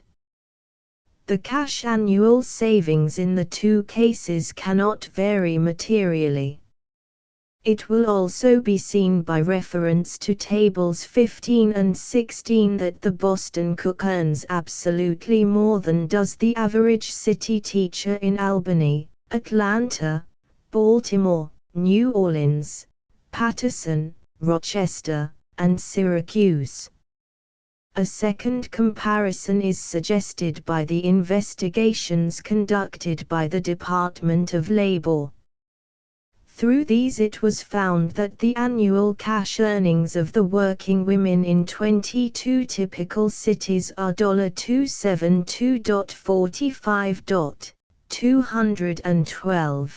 This average takes into consideration time lost, a factor which does not enter into domestic employments except in a casual way. The annual earnings, therefore, of the class of women represented by the report are much less than those of the domestic employee. The same point is also illustrated by a comparison of the amounts saved in the two occupations. In 11 cities investigated by the Department of Labor, the average amount saved was less than $50. In 9 cities it was $50. But under $100, while in only 2 cities was it more than $100, the highest average amount being $111.213, as has been suggested. The highest of these averages is small in comparison with the amount it is possible to save in domestic service. No question in regard to earnings saved was asked on the schedule sent to employees, but many statements on this point were voluntarily made by employees. 214. The question as to comparative amounts saved has also been asked the cashiers of banks in small cities and towns where factories are found and the personnel of depositors is known by the officials of the banks. No records are of course kept, but the opinion has been several times expressed that the factory employees do not save as much, as a class, as do domestic employees. In one place, where about 2,000 factory employees are found, it was stated that no woman employee had a sum to her credit as large as had been deposited by a domestic. A corollary follows from this proposition. High wages alone are not sufficient to counterbalance the inducements offered in other occupations where wages are relatively or absolutely lower but whose special advantages are deemed more desirable. 7. The wages paid in domestic service are on the average high, but the occupation offers few opportunities for advancement in this direction. An examination of Table 11 shows but one instance, with the exception of nurses, where the weekly cash wages reach $10 per week, and only 9 others where they rise above $7. In the two occupations the wages in which have been compared with those in domestic service, while the general average wages are low, it is possible to reach through promotion a comparatively high point. The fact that the wage plane is a high one is one inducement for women of average ability to enter the occupation. On the other hand, the fact that the wage limit, high as it is soon reached must act as a barrier in the case of others. 8. The amount of time unemployed is less in domestic service than in nearly every other occupation. The element of time unemployed is an important factor in determining annual earnings. While in nearly every occupation there is a limit to the demand, in domestic service there is no limit and hence few persons are necessarily without employment. The most important illustration of this point is derived from the report of the Massachusetts Bureau of Statistics of Labor on the unemployed in that state in 1885. 215. Of the total number of women in the state engaged in remunerative occupations at the time, 30% were unemployed. These were distributed as regards occupations as follows: manufacturing industries 78.22, government and professional services 9.08, domestic service 6.33, personal service 3.99, trade 1.98, minor occupations 40. But if the number of unemployed is compared with the total number employed in each industry, a still lower percentage of unemployed is found in domestic service. A comparison with other wage earners will make clear this point.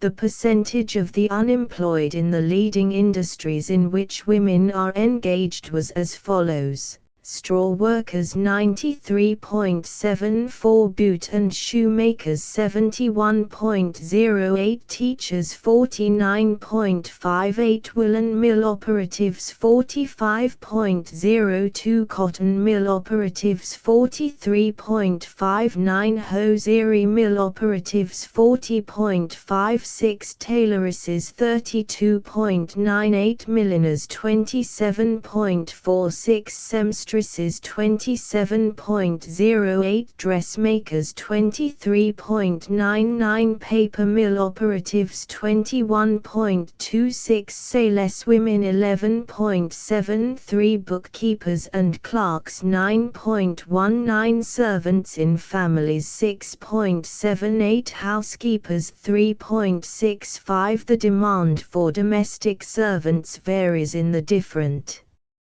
states, but the condition of the unemployed in this occupation in Massachusetts may perhaps be considered fairly typical of that in other localities. 9. High wages are maintained without the aid of strikes or combinations on the part of the employees.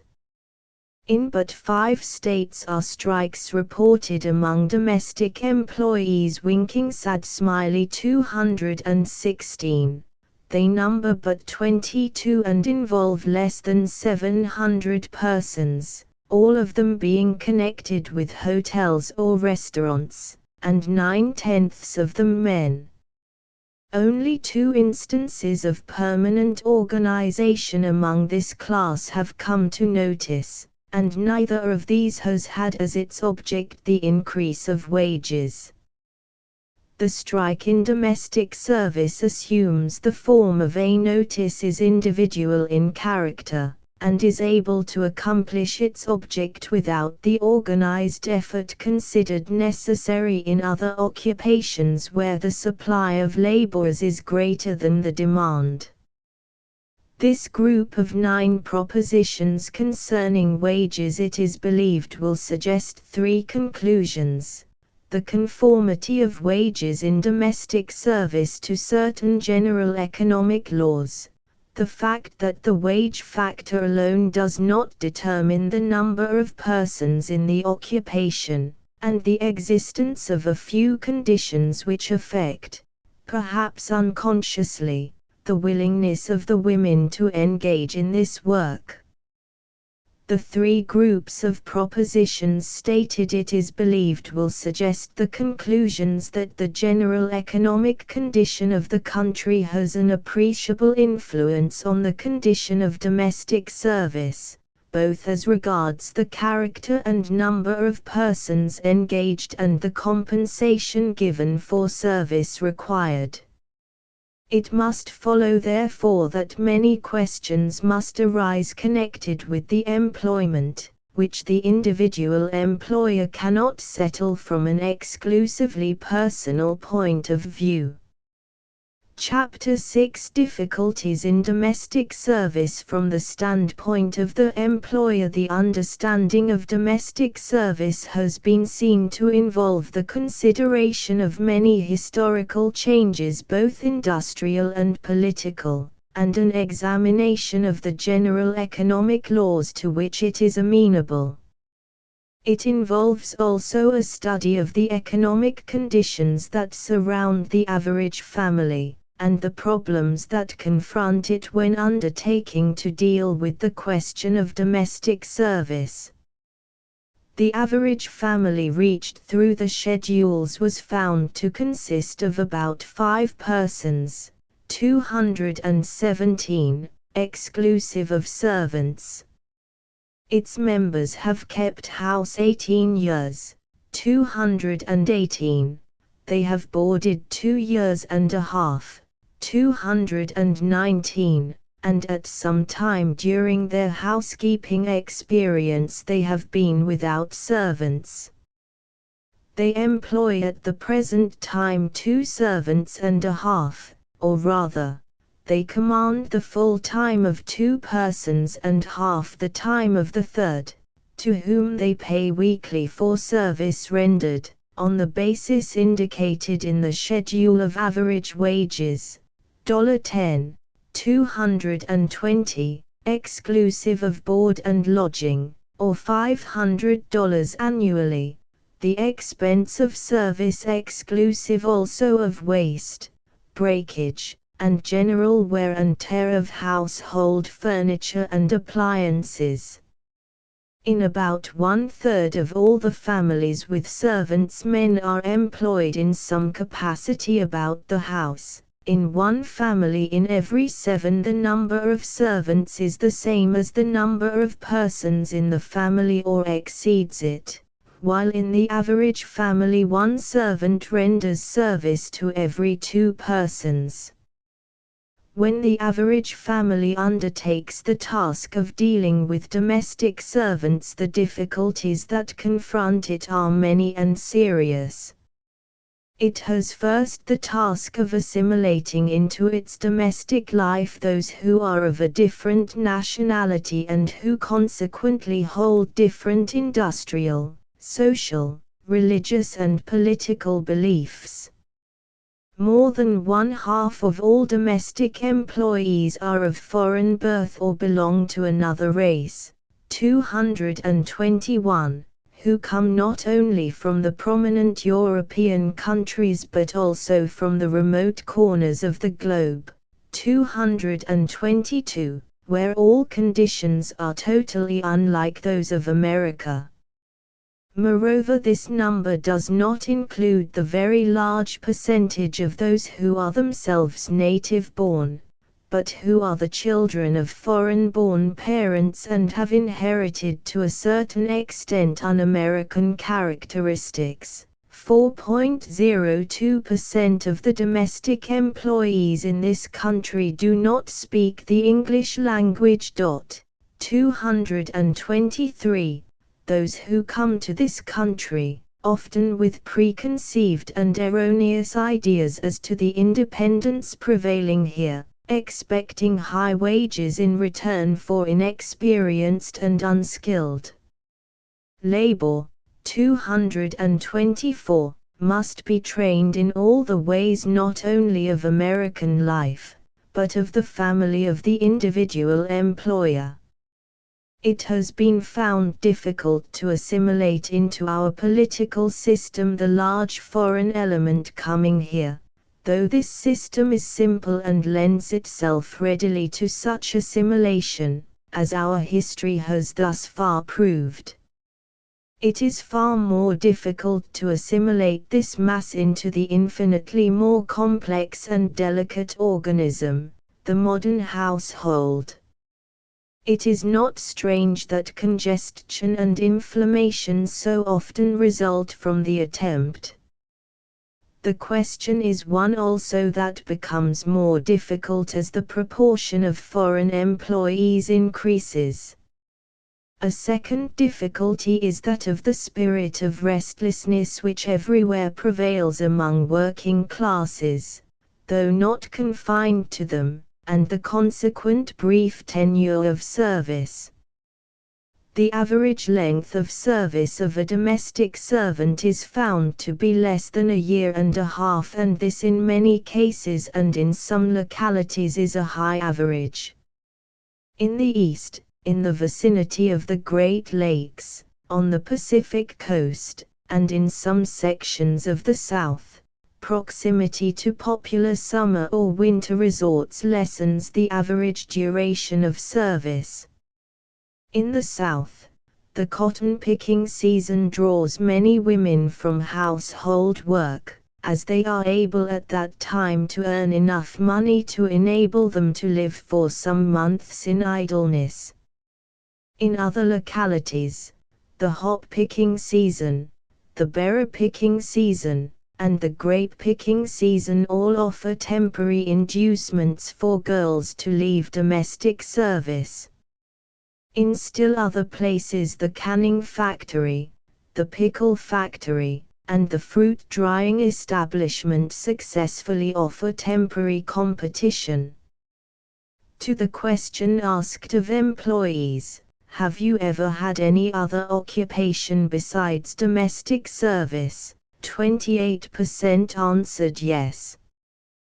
This at first might seem to indicate a decided preference for domestic service, but a closer examination shows that more often it means that housework is taken up when the berry picking and the fruit canning season is over, when the mill or the factory has closed in a dull time, or when the hurry of plantation work is ended at the south.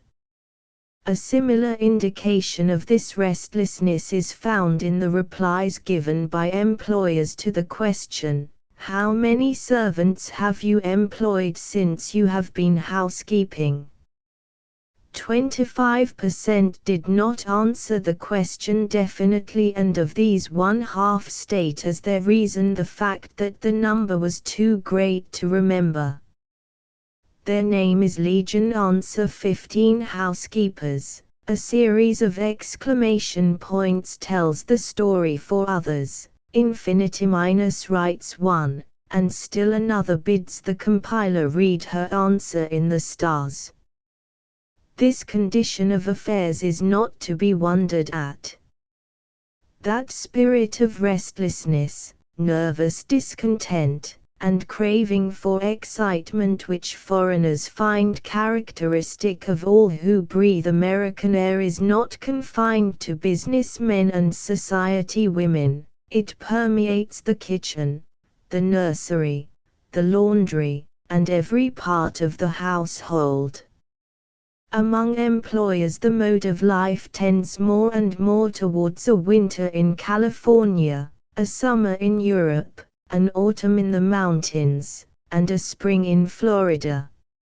On both sides of the Hudson there are magnificent country houses deserted because their owners prefer the excitement of city life, the attractions of Bar Harbor, or the society at Newport. The towns on the Hudson are nearly stationary as regards population, though possessing every natural advantage, while the large cities are powerful magnets drawing from every direction. Domestic service cannot remain unaffected by these characteristics of the age. A new situation is often like a voyage to Europe so desired by others. It gives change, excitement, new experiences, and it is often the only way in which these can be secured. A summer engagement at the seashore, among the mountains, or at the springs is often as eagerly sought as is the height of the season at Saratoga or among the Berkshires by persons whose opportunities for change are far less restricted. The occupations temporarily open at the time of the hop picking season, or the fruit canning season, offer the attraction of large numbers of fellow workers in the company of whom a good time is expected. The tenure of service also apparently varies somewhat with the size of the place, the average duration being longer in cities of from 10,000 to 80,000 inhabitants than in smaller towns or larger cities. In small towns the desire for city life shortens the terms of service. In the largest cities, as New York, Brooklyn, Boston, Philadelphia, the average time is shortened by the fact that employers are often obliged to engage as a temporary expedient persons who have just arrived in this country, while it is also seen to be true that there is greater difficulty than in small cities in obtaining reliable testimonials. It is not strange, therefore, that reasonable, intelligent, and competent employers have difficulties to meet that lie entirely without the domain of their own households, and that many persons who 25 years ago experienced no difficulty whatever find today serious trouble in retaining their employees. A third difficulty is the fact that employers are so often obliged to engage for skilled labor the assistance of unskilled laborers. Many who seek employment as servants do not know even the names of the household tools they are obliged to use, still less are they acquainted with their uses. A part of this ignorance and lack of skill is due to the prevalence of the old idea that anybody can do everything, a theory abandoned in most occupations but still dominating the household. Household employments and service are still generally considered occupations that anyone can pick up, but the picking up process has resulted in the household, as elsewhere, in unscientific, haphazard work and has seldom produced expert workmen. The superintendent of the census wrote in 1880, "The organization of domestic service in the United States is so crude that no distinction whatever can be successfully maintained between the different parts of the service." 225. In confirmation of this statement is the testimony of a large number of employees to the effect that they have become domestic servants because they had not education enough to do anything else. 226. From this general conception of the nature of household service several things result. First, few opportunities exist for learning household duties in a systematic way. Second, if the opportunities were created, few would avail themselves of them so long as this low estimate of the occupation prevails. Third, many housekeepers are obliged to conduct in their own households a training school on a limited scale. Fourth, the expense is far greater than it should be, since unskilled labor is always improvident of time and materials. Winking sad smiley. 227. Fifth, the hygienic results of instinctive cookery and picked-up knowledge are often seen in ill health and a derangement of household affairs erroneously attributed to other causes. A fourth difficulty arises when the seemingly inevitable annual change of employees comes. 4 courses are open to the housekeeper. 1. She may employ a new servant without asking for a recommendation. 2. She may take the recommendation of previous employers. 3. She may consult an employment bureau. 4. She may advertise. Few persons are willing to adopt the first expedient and take a stranger into their service, not to speak of their family life, without some recommendation. 228.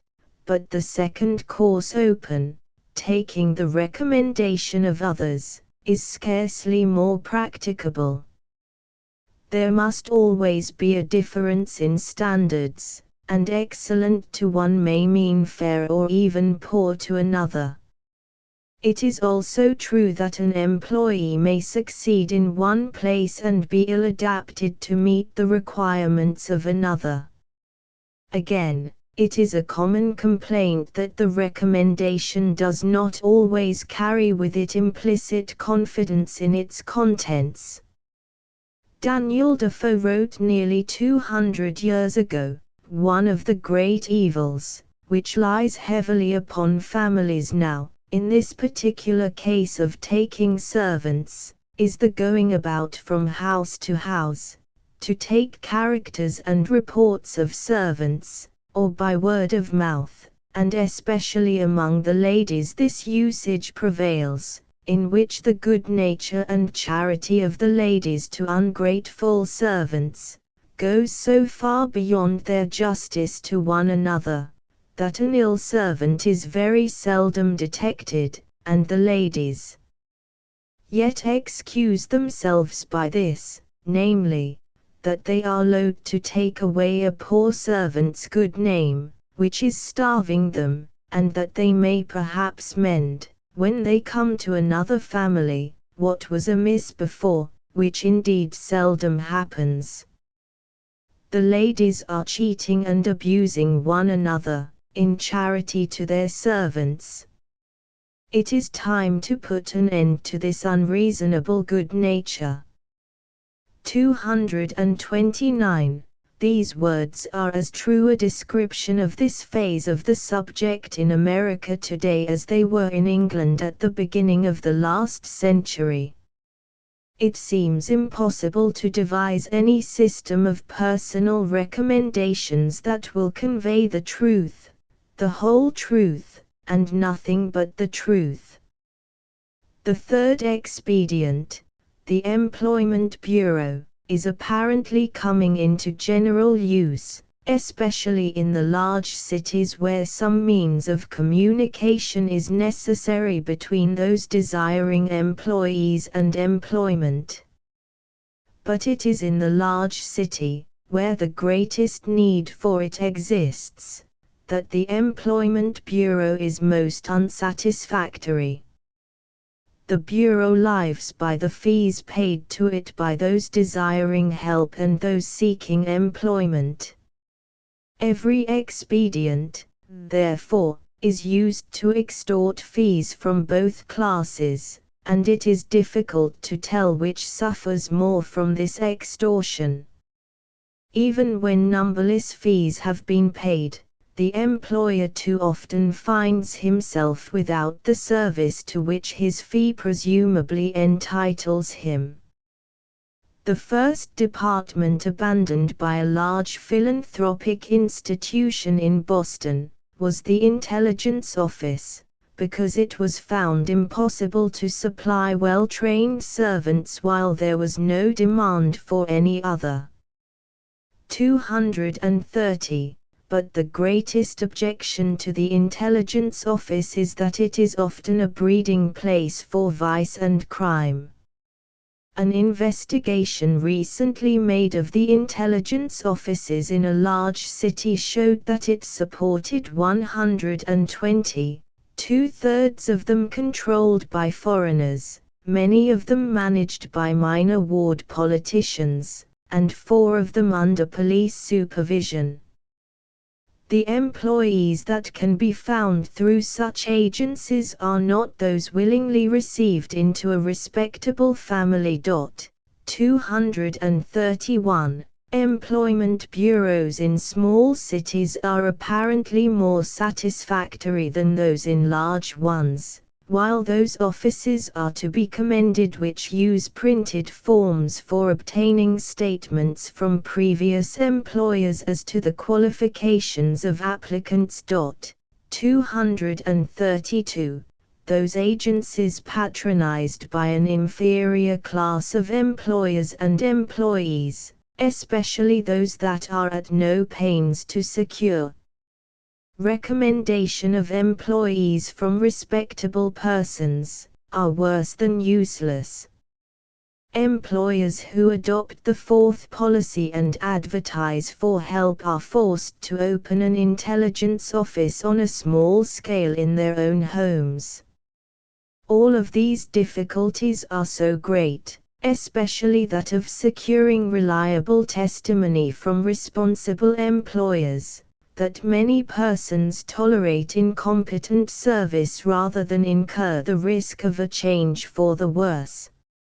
A fifth difficulty encountered by the employers of domestic service, and probably the most serious of all, is the prevailing indifference among housekeepers to the action of economic law, a failure to realize that in domestic service, as in other occupations, the course followed by one employer has an appreciable effect on the condition of service as a whole. This can be best explained by a few concrete illustrations drawn from life. Mr. An employer, leaves his city home during the summer, retaining in it 2 servants to care for the house and paying them their usual wages, $16 a month. No special service is required of them, but wages are paid in consideration of the tacit understanding that they are to remain in his employ. On the return of Mr. X, who has discharged his servants during the summer, offers the employees of Mr. $18 a month. This price he can afford to pay since he has been at no expense for service during the summer. Mr. Rather than lose his trusted employees, pays them the advance offered by Mr. X, although the services of neither employee are worth more than 3 months previous. Mrs. B, an employer of limited means, with a natural gift for cooking considered as a fine art, takes an inexperienced girl from Castle Garden and teaches her after long training something of her own skill. She pays fair wages, which are considered entirely satisfactory by the employee in view of the instruction she has received. Mrs. Y, who ignores Mrs. B socially and is indifferent to the matter of wages, calls on Mrs. B's cook and offers her $5 per week. This is much above the current rate of wages in the place, and moreover Mrs. B cannot afford to pay it. She therefore loses her trained cook. Mr. C, an employer in haste to reach his distant home and anxious to secure a servant, engages in the afternoon a Swedish girl who has that morning landed in America and of whom he knows nothing. She is to accompany his family, which includes 5 children, to their Western home, have all of her expenses of travel paid by her employers, and receive $4 a week for her services as a nursemaid. Mrs. D, a housekeeper with a large family, moderate income, and ambitious tastes, employs 1 general servant and requires, in addition to the ordinary duties of such a servant, dining room and chamber service.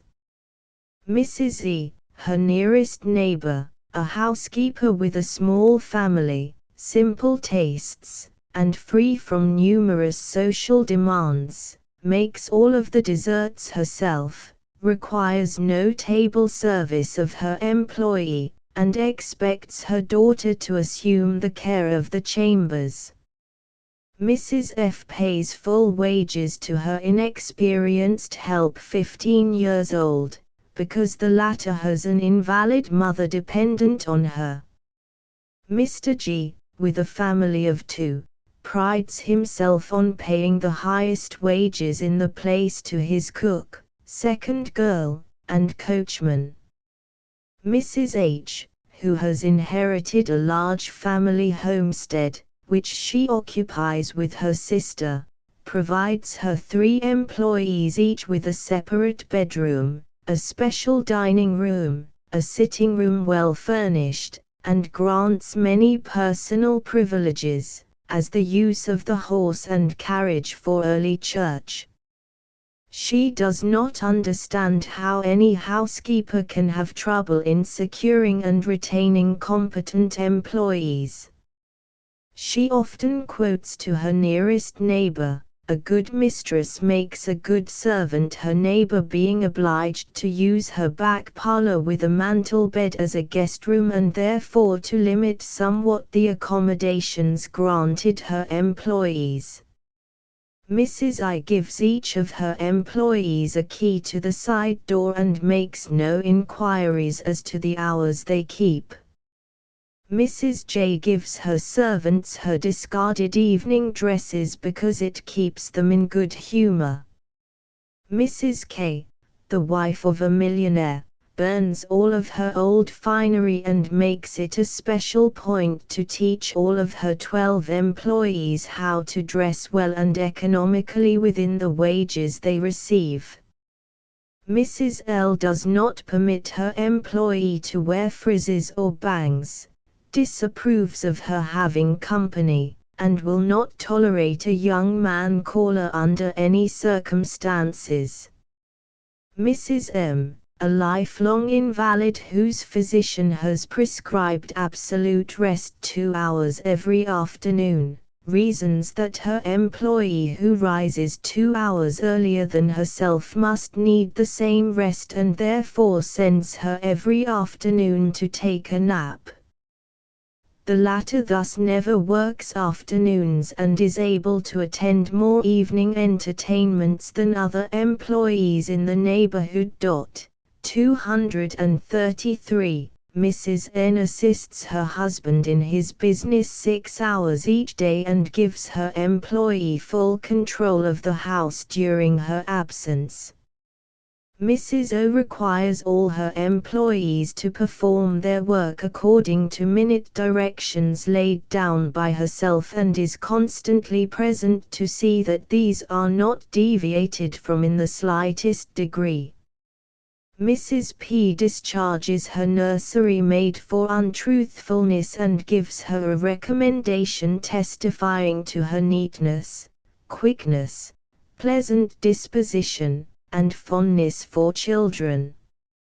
Mr. Q discharges his butler for incapacity, but in view of the fact that the latter has a widowed mother and an invalid sister dependent on him, gives him an excellent recommendation. Mr. R discharges his housekeeper for infirmity of temper as he subsequently testifies in court, but gives her so excellent a recommendation that she believes she has been discharged for physical disability, and gives her testimony to this effect in the same lawsuit. Mrs. S has a cook who drinks to excess 1/4 of the time, but the latter has no fear of dismissal because 3/4 of the time she cooks in a superior manner. Mrs. T dislikes manual labor of every kind. Her servants therefore know that she will tolerate inefficient and incompetent service rather than be left for a single day without help. Mr. U, the father of 3 young sons, has a coachman who swears like a trooper, but he retains him because Mrs. U considers him the most stylish coachman in the city. Mrs. V applies to an employment bureau for a domestic and refuses 6 applicants because they are not pretty and refined. After finding one whose appearances are satisfactory, she parts with her because she is unwilling to black the gentleman's boots. Mrs. W engages a woman to go out of town for service, the latter to wait a week before going and meantime to pay her own board.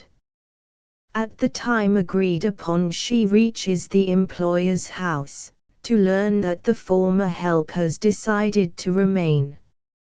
She has thus lost a week's board and wages and more than $2 in going and returning to the city, and all of her set refuse to make engagements in the country. The different economic, social, and moral questions connected with these various conditions, the illustrations of which could be multiplied indefinitely, may be, generally are, decided by each individual without reference to society at large. Wages are too often regulated by the employer's bank account, hours of service by his caprice, and moral questions by his personal convenience. The employer is too often the autocrat in his own home.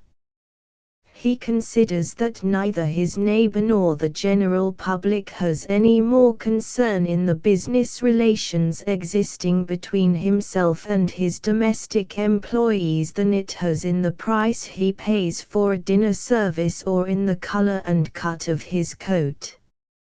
Yet domestic service is the only employment in which economic laws are so openly defied and all questions connected with it settled on the personal basis. No manufacturer can from charitable motives double the wages ordinarily paid to unskilled labor without being called to account for it by competing manufacturers. Nor can he reduce unduly the wages of his employees without being held responsible for his course by the employees of other establishments, nor can he prolong by 1/4 of an hour the daily period of labor without overstepping his legal privileges. Within certain narrow limits he has freedom, but competition, labor organizations, and the arm of the law combine to keep him within these limits. Before domestic service is freed from all the difficulties that attend it, there must be a more widespread recognition of the responsibility of the individual employer to those outside his own household. 234. 5 general classes of perplexing conditions have been suggested. All of them are independent of the personal characteristics and habits of employer and employee and of the personal relationship that exists between them. They do not take into account the fact that throughout the South and wherever Negroes are employed in the household, the housekeeper must be ever on the alert to guard against dishonesty and immorality on the part of these employees. That intemperance has been found a besetting sin of cooks and coachmen irrespective of race and nationality, that many agree with Mr. Joseph Jefferson when he says, "I am satisfied that domestic melancholy sets in with the butler. He is the melodramatic villain of society."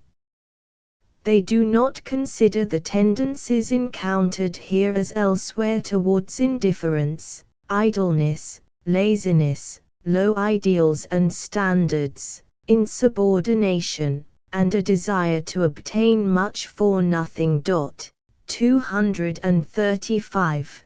They do not include lack of harmony in the personal relations between employees in the same household. 236. The constant friction that necessarily arises from the presence of a stranger in the family, the question of compatibility of disposition between the mistress and the maid, the feeling between employees and the children of the household. They are as prone to trouble a good mistress as a poor one.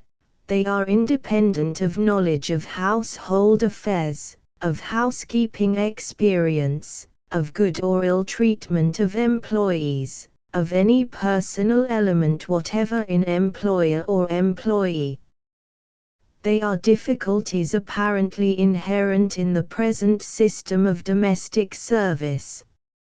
It is of interest to note the opinion of housekeepers on this point.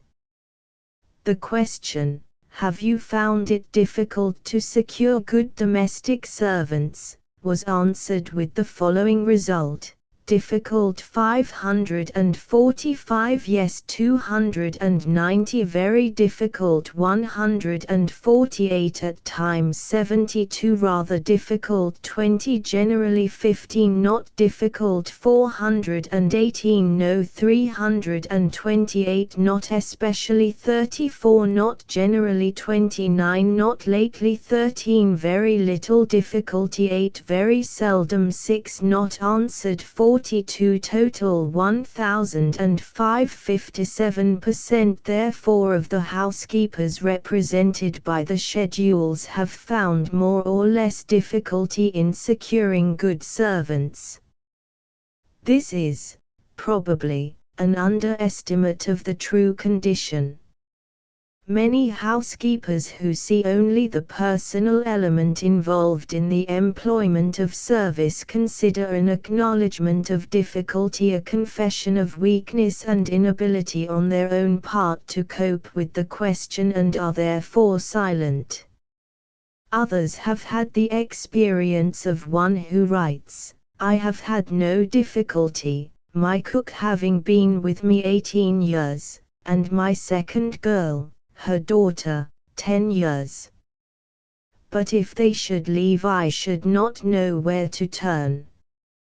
Again, the replies do not represent the experiences of a class not represented on the schedules, the many in the large cities who are able to employ servants only occasionally and find them through the lowest grade of intelligence offices.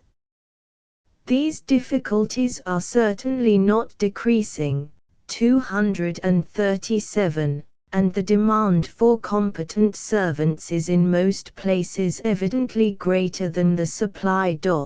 238. These difficulties are, at times, somewhat modified by the conditions in which the employer is placed. They are apparently less in large cities that are ports of entry or the termini of leading railroad lines, and have comparatively few manufacturing industries in which women are employed. They are less in small families employing a large number of servants and paying high wages. But even all of these favorable conditions only modify, they do not change, the nature of the question. 239. A careful study of the returned schedules with reference to the location, population, and prevailing industry of the towns, the number of servants employed, size of family, and wages paid leads to this conclusion.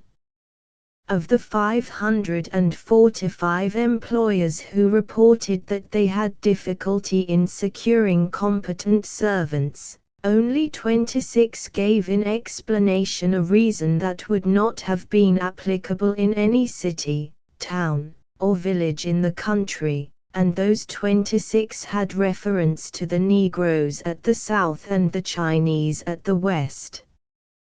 One half of the employees reporting state that they would go into another occupation provided it would pay them as well. 240, although the number is very small of those who are dissatisfied except with the disadvantages of the position. If these difficulties are found in every place irrespective of its size, its geographical location, its prevailing industry, the character of its inhabitants, and the personal relations of mistress and maid, something more is involved for the employer than kind treatment and personal consideration. The belief has apparently been general that these perplexities are confined to our own country and that the adoption of English or German or French methods of dealing with the subject would remove them all. The question is undoubtedly a less difficult one in England than it is in this country, since it is not complicated by differences of race, religion, interests, and traditions, by foreign immigration, and possibly not by the same ease with which labor is transferred from one employment to another, while tradition and social custom have favored country rather than city life and have thus eliminated one of our difficulties. But with all these obstacles removed, Defoe's behavior of servants shows that even in England the question is an old one, and current literature indicates that it is far from settled. 241. If the question is asked in Germany, is it easy to secure good domestic servants here? The almost invariable answer is, it is very difficult, almost impossible. The reasons for the difficulty are precisely the same as in America: the attractions of city life, the competition of shops and factories, the growth of democratic ideas, the difficulty of securing, in spite of the system of service books, unimpeachable recommendations, and the spirit of restlessness that everywhere prevails among the working classes. In some of the higher classes, where something of the old patriarchal relationship between mistress and maid still exists, there is apparently no difficulty. But each year these classes become more and more undermined by the social democratic spirit, and must in time be affected by the same conditions that bring perplexity to other classes. Yet it is true in Germany as in America that servants seeking places are always to be found, that intelligence offices are crowded with applicants for work, and that an army of incompetents is always at hand. In France the problem is the same. It varies in details.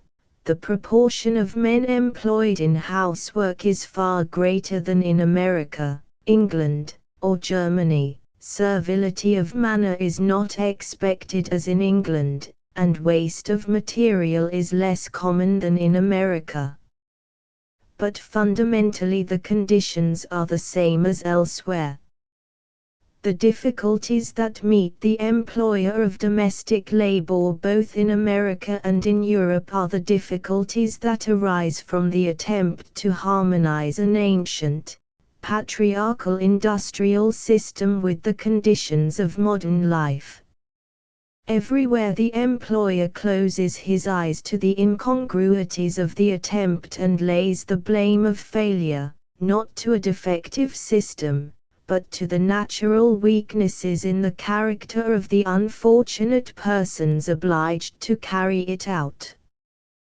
The difficulties in the path of both employer and employee will not only never be removed but will increase until the subject of domestic service is regarded as a part of the great labor question of the day and given the same serious consideration. Chapter 7 Advantages in Domestic Service. The question as to who constitute the class of domestic employees has been partially answered. 1/4 are of foreign birth or belong to a different race from that of their employers. The majority are of foreign birth, of foreign parentage, or of a different race. Nearly 1/3 of the number represented on the schedules have been engaged in other occupations besides domestic service, a fact indicating three things. First, the spirit of restlessness that characterizes the class, though not peculiar to it. Second, the industrial independence of a considerable number of domestic employees, since they can at any time change not only employers but employment. Winking sad smiley 242. Third, the fact that many do not enter domestic service with the thought of making it a permanent occupation. 243. About 2/3 of those who have had other work report that they received higher wages in these occupations than in domestic service. In nearly every case, however, these represented the cash weekly or monthly wages received, not the yearly earnings, nor did they include the factor of personal expenses as in domestic service. The reasons why women have entered domestic service are many and various. The following classification has been made of the reasons assigned by the employees returning the schedules. It was most available 239, preference for it 202, health grounds 100, most profitable employment 37, to earn a living 17, prefer it to work in mills 17, to have a home 17, give steady employment 12, to learn how 11, more leisure time than in other work 5, no capital necessary 2, to earn money to finish education 2, greater variety in the work 1, total 662. These reasons and others demand a more detailed examination. It is true in domestic service, as in other occupations, that many drift into it because it is apparently the only course open to them.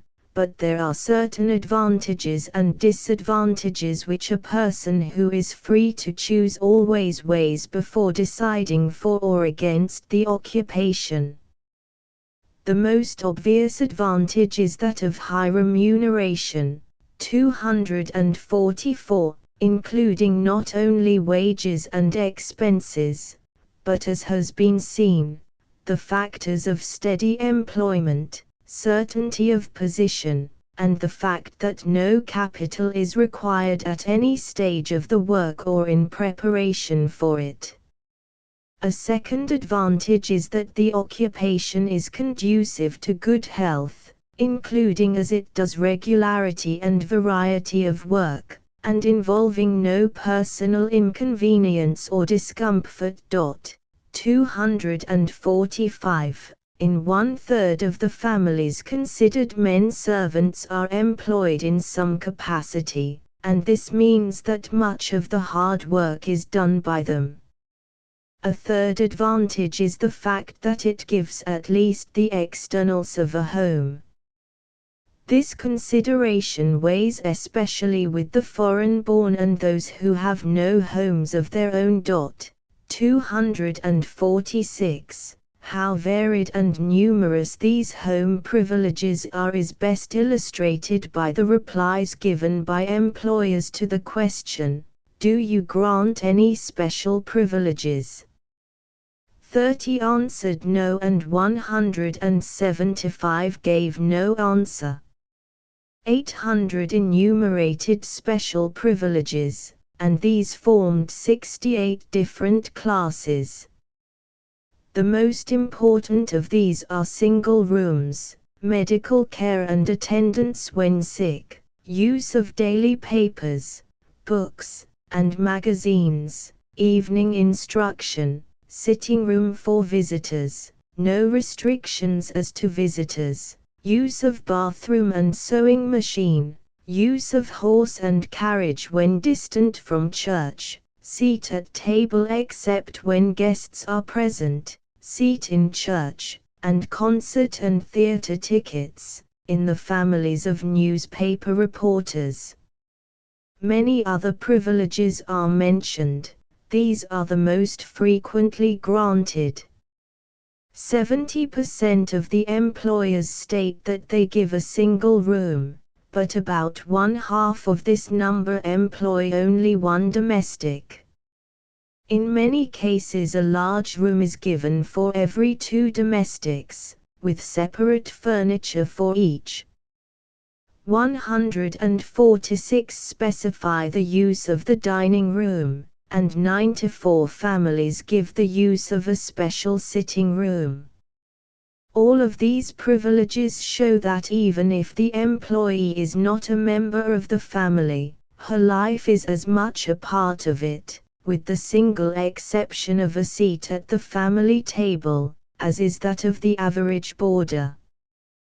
This enumeration of privileges does not include two other classes which have in a sense ceased to be regarded as such, but rather as prerogatives of the position. These are freedom from work at specified times each week and a stated vacation during the year with or without wages. The matter of free hours at stated times each week is apparently a simple one. There is at first thought more uniformity here among housekeepers than in regard to any other thing. But while only 3% of the employers do not give some specified time during the week, there are 123 classes of combinations which housekeepers have found it possible to make out of the 7 afternoons and 7 evenings of the week, thus apparently disproving the common belief that the custom is universal of granting Thursday afternoon and Sunday evening. In 68 of these classes 1 or more afternoons are included and in 15 others some portion of Sunday. In the case of more than 1,000 employees at least one afternoon each week is given, while more than 400 employers give a part of Sunday. 247. The question in regard to vacation granted during the year was answered with reference to nearly 1,000 employees, and in only one case was a vacation not given, the time varying from the legal holidays, which perhaps can hardly be called a vacation, to 3 months.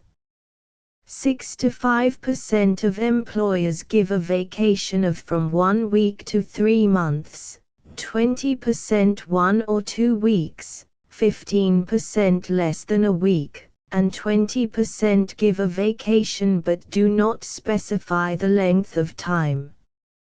These facts apply to women employees. In the case of men the conditions are not materially different, the facts given indicating apparently a smaller percent among women receiving a vacation of more than 2 weeks and a larger percent receiving less than a week. In the great majority of cases this vacation is given without loss of wages. Tables 17 and 18 illustrate these facts. A short vacation granted during the year without loss of wages has in many localities come to be regarded by employees as one of the prerogatives of the occupation, and not, as formerly, a special privilege given. All things considered, it is a matter of surprise that so much rather than that so little time is given. In other occupations a vacation can be granted employees during a dull season without loss to the employer. But the household machinery cannot stop action without disaster. A vacation given household employees means that the employer must perform a double amount of domestic work, or provide for special assistance, often a difficult and even impossible task. Table 17 vacation granted during the year reported by employees women men number percent total number of employees 2073 472 not reported 898 267 not applicable, laundresses, etc. 203 reported and applicable 972 155 vacation granted 971 153 time not specified 202 20.78 34 21.94 less than 1 week 127 13.07 14 42.27.101 week 150 15.43 18 11.61 more than 1 week. Less than 225 2.57 3.222 weeks 210 21.61 33 21.29 more than 2 weeks 257 26.44 21 13.55 no vacation 1.10 to 1.29 table 18 vacation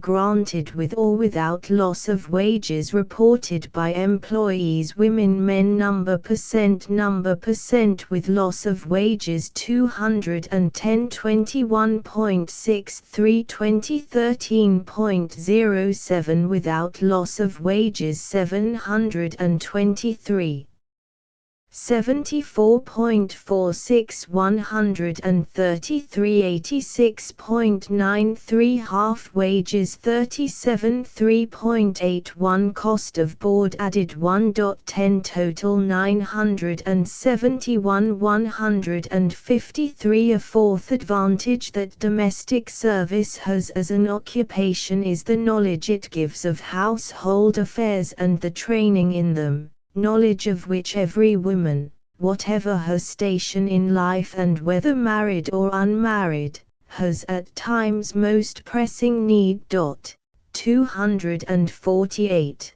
A fifth consideration is that it offers congenial employment to many whose tastes lie specially in this direction. 249. It is undoubtedly true that many persons in other occupations would honestly prefer housework if some of its present disadvantages could be eliminated. 250. Still another advantage is the legal protection offered domestic employees, although as Mr. James Scowler well says, the relation of master and servant is in theory hostile to the genius of free institutions, since it bears the marks of social caste. It may be pronounced as a relation of more general importance in ancient than in modern times and better applicable at this day to English than to American society. 251. But technically, the relation according to Chancellor Kent is a legal status resting entirely on contract.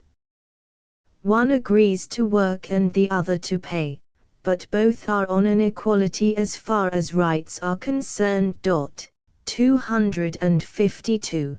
The legal rights accorded a servant are freedom from physical punishment. 253. Proper food and support in illness or disability during the time of employment. 254.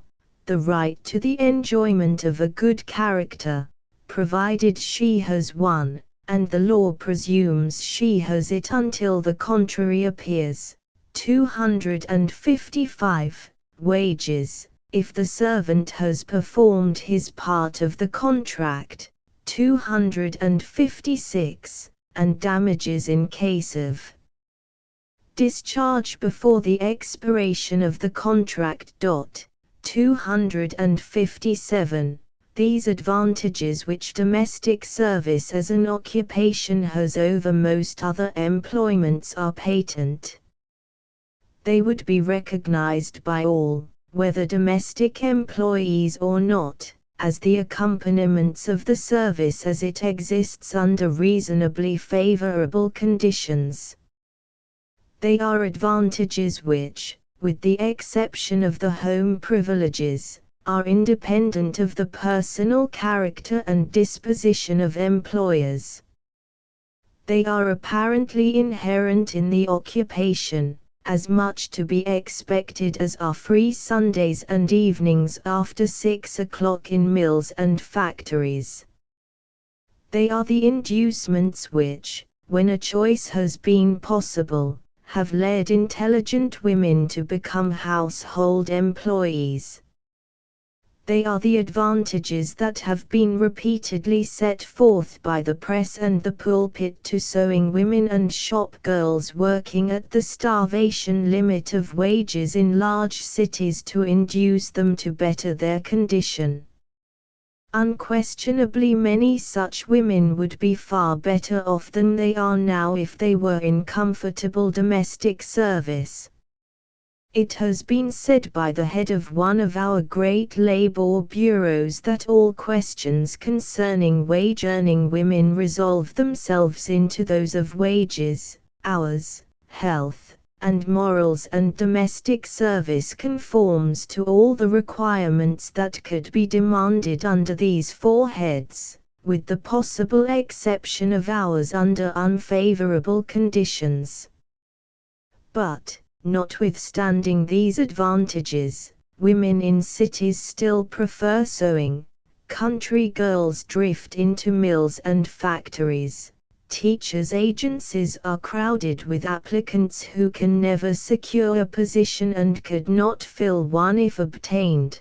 There must be something else involved in the question besides the matter of wages, hours, health, and morals.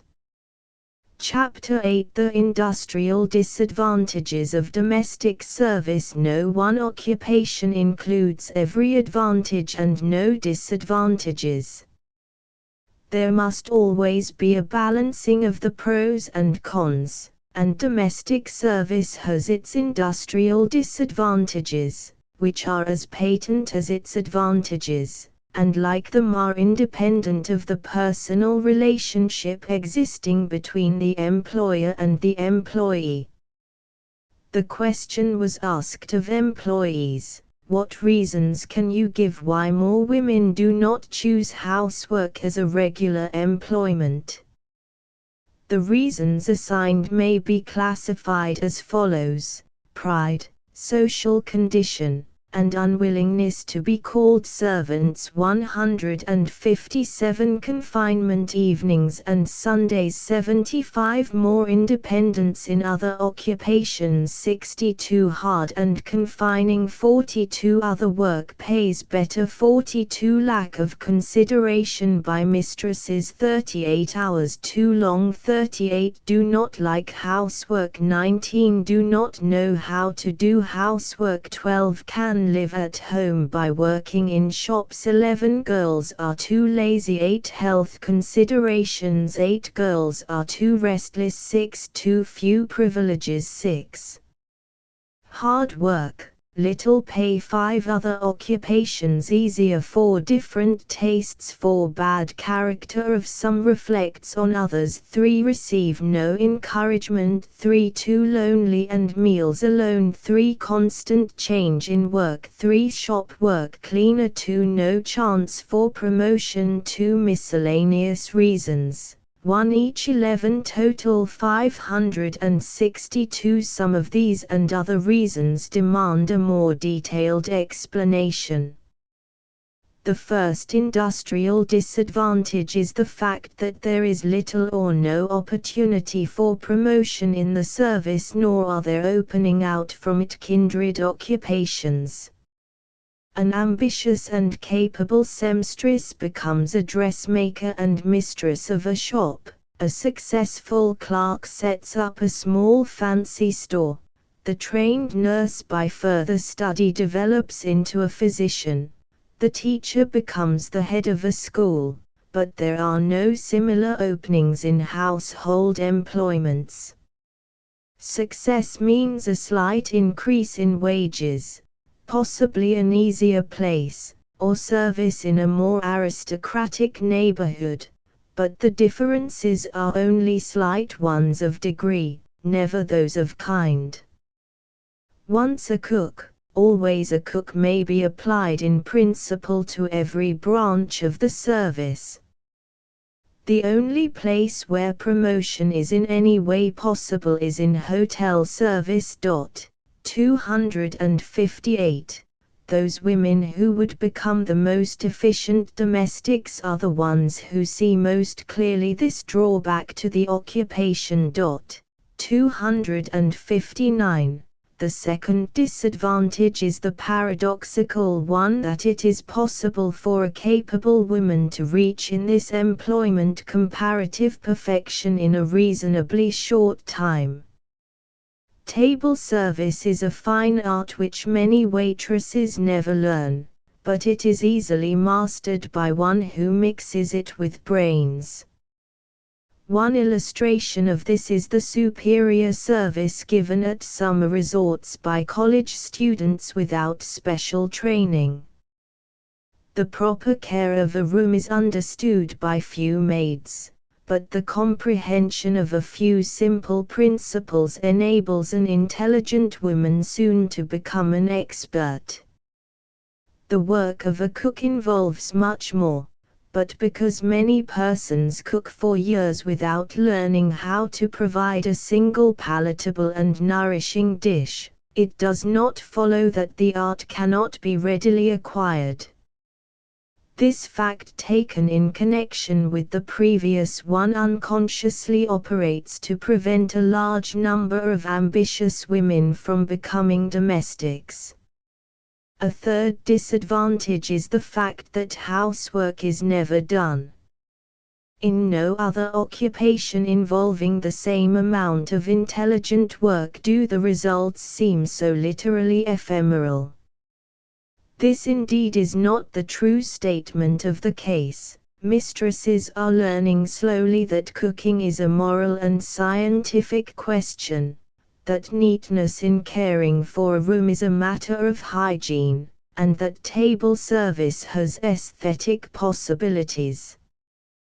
But if it has taken long for the most intelligent part of society to understand that the results of housework are not transient, but as far-reaching in their effects as are the products of any other form of labor, it cannot be deemed strange that domestics as a class and those in other occupations complain in housework there's nothing to show for your work. A fourth disadvantage is the lack of organization in domestic work. The verdict from the standpoint of the statistician has been quoted. 260. A domestic employee sums up the question from her point of view when she says, "Most women like to follow one particular branch of industry, such as cooking, or chamber work, or laundry work, because it enables one to be thorough and experienced. But when these are combined, as a general thing the work is hard and never done." A fifth disadvantage is the irregularity of working hours. This is a most serious one, since the question is complicated not only by the irregularity that exists in every family, but also by the varying customs in different families. The actual working hours of a general servant may vary from one instance of 5 hours in Kansas to another of 18 hours in Georgia. They sometimes vary in the same city from 7 to 17 hours. It is a difficult matter to ascertain with the utmost definiteness, but a careful examination of all statements made seems to show that the actual working hours are 10 in the case of 38% of women employees, 37% averaging more than 10 hours, and 25% less than this. The working hours for men average somewhat longer than the hours for women, while there are slight differences in the various classes of servants, but they are of too indefinite a character to be specially noted. Table 19 will illustrate these points. Table 19 Actual daily working hours Occupation number Working not answered Total percent Working 10 hours 11 hours 12 hours Less than 10 hours More than 12 hours 10 hours 11 hours 12 hours Less than 10 hours More than 12 hours Women General Servants 149, 28, 91 142 45 183 638 32.75 6.15 20.00 31.219.89 second girls 29 6 26 40 21 52 174 23.77 4.92 21.31 32.79 17.21 cooks and laundresses 25 7 21 21 26 42 142 25.00 7.00 21.00 21.00 26.00 cooks 58 9 41 45 43 92 288 29.59 4.59 20.92 22.97 21.94 laundresses 94 11 16 36 391 251 58.75 6.88 10.00 22.50 1.87 chambermaids and waitresses 34 4 20 21 20 36 135 34.34 4.04 20.20 21.21 20.20 chambermaids 23 3 10 17 6 37 96 38.98 5.09 16.95 28.81 10.17 waitresses 46 327 10 39 107 67.65 4.41 2.94 10.29 14.71 nurses 25 8 25 8 19 45 130 29.41 9.41 29.41 9.41 22.35 seamstresses 57 2 4 26 18 107 64.04 2.25 4.50 29.21 housekeepers 145 total 540 81 256 364 193 639 207 337.665.65 17.86 25.38 13.45 men butlers 11 10 5 7 13 46 33.34 30.30 15.15 21.21 coachmen and gardeners 31 8 26 20 10 35 130 32.6 38.42 27.37 21.05 10.53 coachmen 27 4 18 5 10 48 112 42.19 6.25 28.137.81 15.62 gardeners 52 6 12 23 8 25 126 51.49 5.94 11.88 22.277.92 Chorman 7 1 2 11 3 17 41 29.17 74.178.33 45.83 12.50 Cooks 7331 17 50.00 21.43 21.43 7.14 Total 135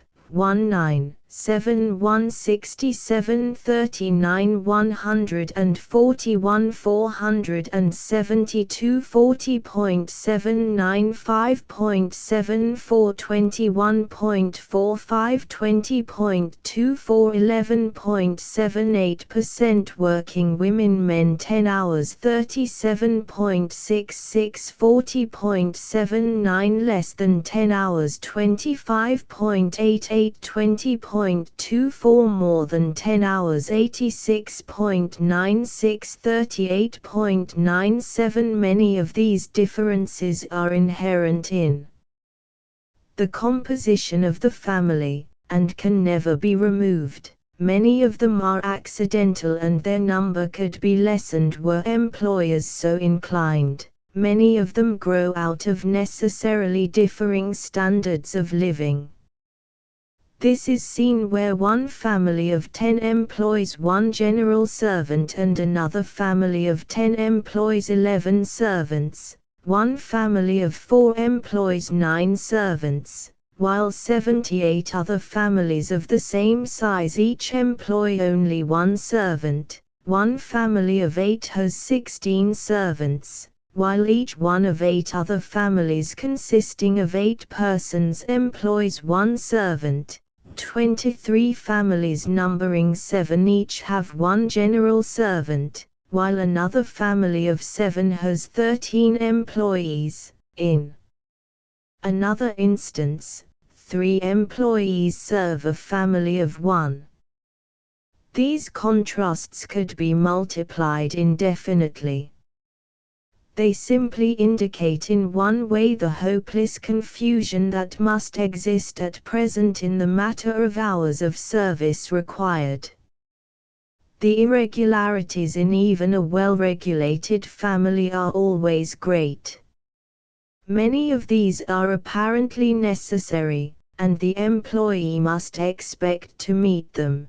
They are often not so great as those that perplex the mistress of the house in her share of the household duties, but the fact cannot be ignored that they exist and have weight.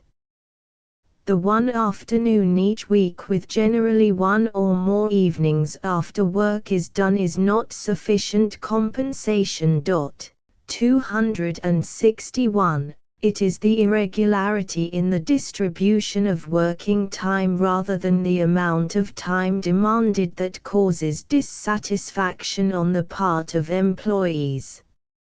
No complaint is more often made than this, and the results of the investigation seem to justify the complaint.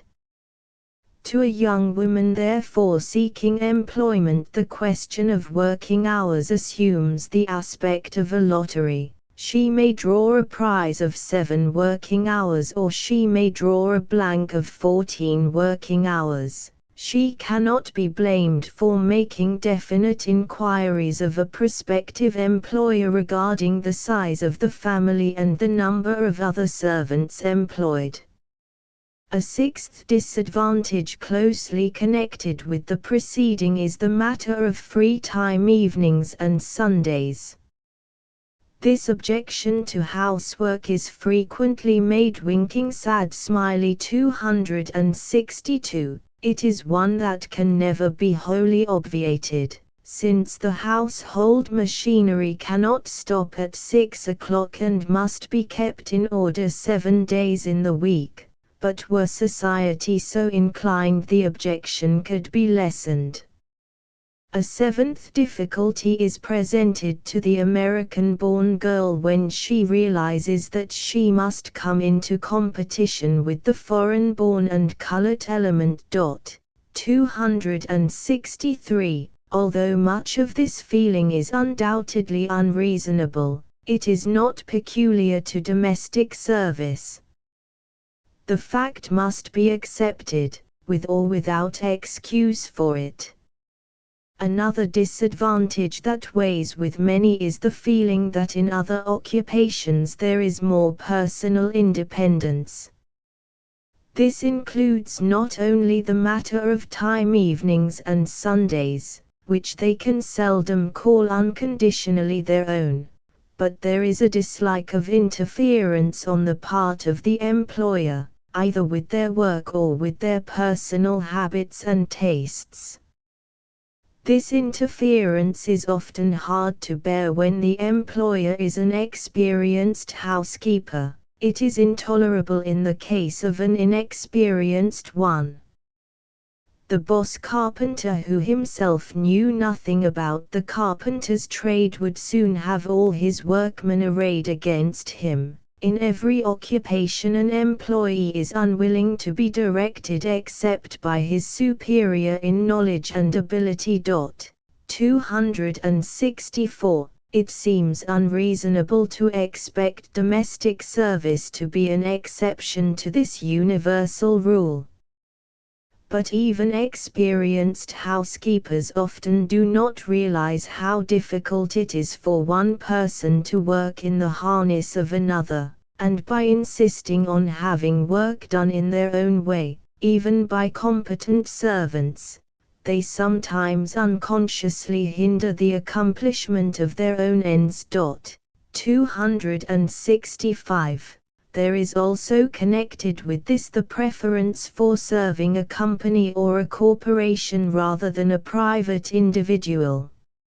It is hard to explain this feeling except on general grounds of prejudice, but the belief undoubtedly exists that there is more personal independence connected with work in a large establishment than there in serving an individual.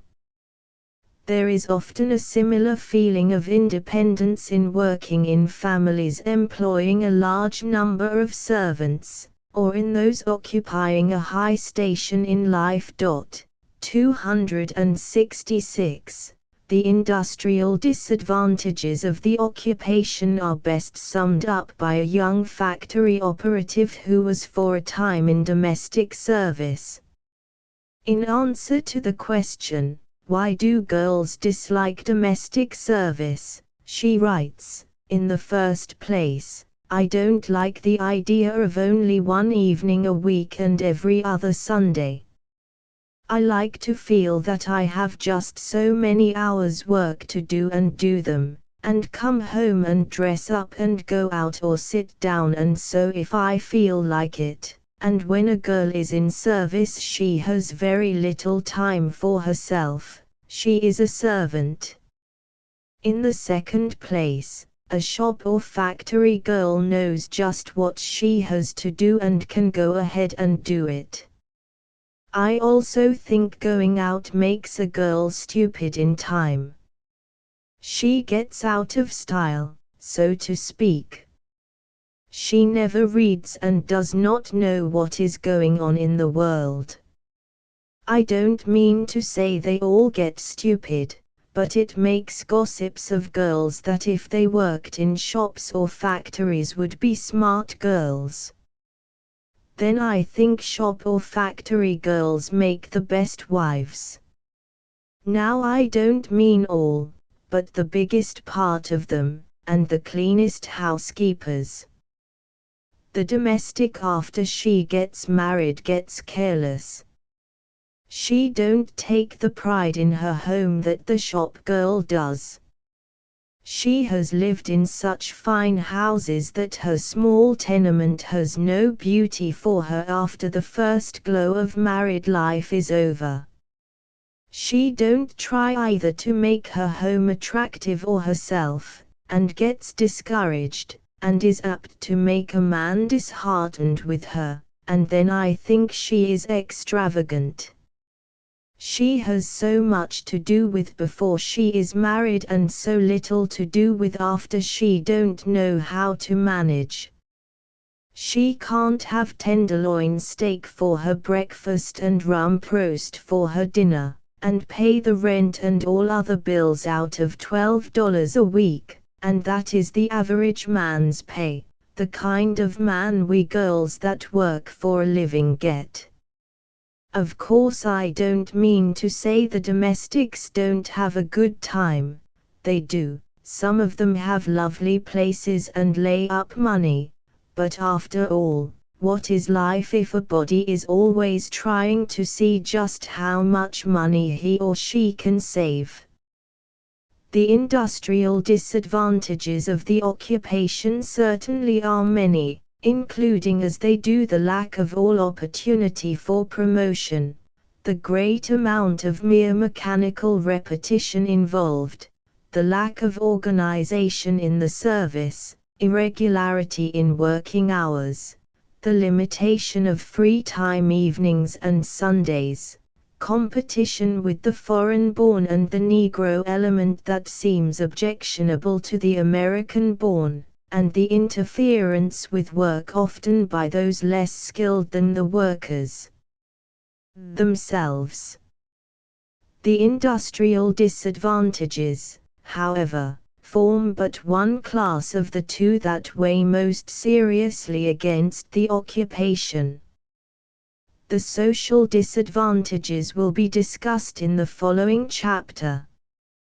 Chapter 9: The social disadvantages of domestic service. The most serious disadvantage in domestic service that remains to be considered is the low social position the employment entails at the present time on those who enter it. This shows itself in various ways. The most noticeable is the lack of home privileges. It is true that the domestic employee receives board, lodging, protection, and many incidental privileges in the home of her employer, that these are as a rule better than she could provide for herself elsewhere, and much superior to those which can be secured by women working in shops and factories. But board and lodging do not constitute a home, and the domestic can never be a part of the family whose external life she shares. The case is well stated by an employee who writes, "Ladies wonder how their girls can complain of loneliness in a house full of people, but oh, it is the worst kind of loneliness. Their share is but the work of the house. They do not share in the pleasures and delights of a home." One must remember that there is a difference between a house, a place of shelter, and a home, a place where all your affections are centered. Real love exists between my employer and myself, yet at times I grow almost desperate from the sense of being cut off from those pleasures to which I had always been accustomed. I belong to the same church as my employer, yet have no share in the social life of the church. This appreciation of the difference between being in a family and being a part of it is in direct ratio to the delicacy and sensitiveness of the organization of the employee. An American who can be considered one of the family is the very one who most appreciates the difference between being one of the family and like one of the family. The differences which are most keenly felt are three. The first is the fact that a certain amount of regulation must always be exercised by the employer in regard to the number and character of visitors received by the employee. It is a matter of self-protection, and is sometimes due to the employee as well. It often does not differ in kind or in degree from the care exercised for the other members of the household. The necessity for it is recognized by the better class of employees. 267. Nevertheless, the restraint is irksome, the desire for independence not always unreasonable, and the wish for a place in which to receive visitors not surprising. Another deprivation is the lack of opportunity for receiving or showing in even a slight degree that hospitality which can be accepted and exercised in every other employment involving equal intelligence. 268. The domestic employee can neither accept nor give an invitation to supper. She cannot offer a cup of tea to a caller. She does not ask a friend to remain to dinner, except perhaps at rare intervals a mother or a sister. She has the privilege of using without limit for her own necessities the food purchased by her employer, but she cannot share it without transgressing this privilege. She cannot invite her friends for an afternoon tea to meet a friend from another place, or give a small dinner party or a chafing dish supper. She can do none of these things, the desire for which is so natural and which can be gratified in a small way in almost every other occupation. Even more than this, she is never a sharer in the general social life of the community. 269. She is precluded not by her character but by her condition from exercising those social privileges which are instinctive in all persons. Another social barrier is the failure of society to recognize the need on the part of the employee of those opportunities for personal improvement so freely accorded to those in other occupations. If she has a taste for music or art, she can cultivate it only at the expense of ridicule. 270. While her need of intellectual advantages in a similar way meets with no recognition. 271. If she is refined and cultivated, she must often associate with those who are coarse and ignorant. 272. But the question of social standing goes farther than this. Not only are social advantages of every kind denied the domestic employee, but the badge of social inferiority is put upon her in characters as unchangeable as are the spots of a leopard. This badge assumes several different forms. The first is the use of the word servant. 273. We may prove from etymology that every person who confers a favor on another is his servant. We may present a lawyer's brief showing to the satisfaction of every local and national court that every employee in the eye of the law is a servant. We may argue from the biblical standpoint and show without a flaw in our chain of reasoning that we are all servants of one another. We may point to the classification of occupations made by the National Census Bureau and show that clergymen, doctors, lawyers, teachers, and domestic servants are placed together.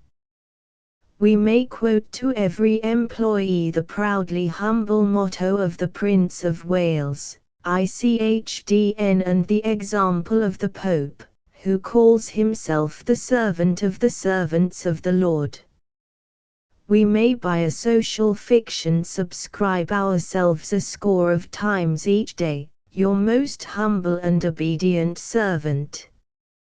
We may do all of these things, but just as long as common phraseology restricts the ordinary use of the word to those persons engaged in domestic employments for which they receive a fixed compensation, just so long will arguments prove of no avail and the word servant continue to be a mark of social degradation. The efforts of domestic employees to substitute the terms maid or working housekeeper have as yet in many quarters excited little more than ridicule. A second mark of social inferiority is the use of the Christian name in address. It may seem a very trifling matter, Yet the fact again remains that domestic employees are the only class of workers, except day laborers, who are thus addressed.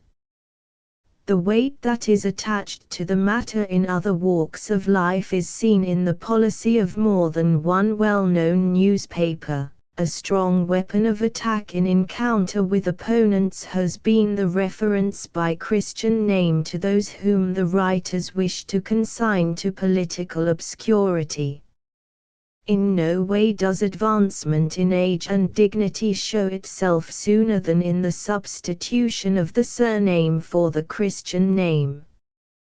The boy shows his sense of growing importance by dropping the Christian name in addressing his companions. In the eyes of the debutante, the first card bearing the name Miss Brown throws into insignificance many other advantages of the new position. Probably few persons would choose to go through life addressed by even their most intimate friends, aside from kith and kin, as are the class of domestic employees. The use of the Christian name in address undoubtedly grew out of the close family relationship that existed between the employer and the employee, but it has become a badge of social inferiority since it is used alike by strangers and friends. Any person considers himself privileged to use the familiar address towards any employee simply by virtue of the employee's position. Even more objectionable is the English custom, sometimes affected in America, of dropping the Christian name and using the surname without a title, since it implies social inferiority even more than the familiar address. 274. A third badge of the position sometimes insisted on is the cap and apron. These are not worn, as are the cap and sleeves of the trained nurse, to indicate the completion of a regular course of scientific training. They are not the uniform of the postman or the policeman, which shows the recognition by national or municipal authorities of superior fitness for the position filled and carries with it somewhat of the prestige of the power the wearer serves. They represent necessarily no attainment on the part of the person wearing them, nor are they, as worn, always the object of laudable ambition. The cap and apron sometimes indicate the rise of the employer in the social scale rather than the professional advance of the employee. The wider the separation in any community between employer and employee, the greater is the tendency to insist on the cap and apron. The same principle is involved when coachmen are not permitted to wear beards and hotel and club waiters are required to sacrifice the moustache. A fourth badge is the fact that domestic servants are made not only to feel but to acknowledge their social inferiority.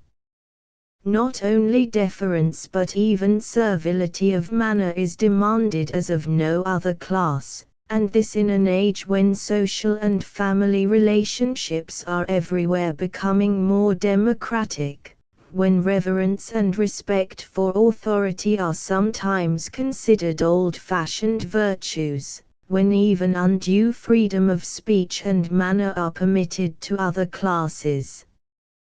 The domestic employee receives and gives no word or look of recognition on the street except in meeting those of her own class. She is seldom introduced to the guests of the house, whom she may faithfully serve during a prolonged visit.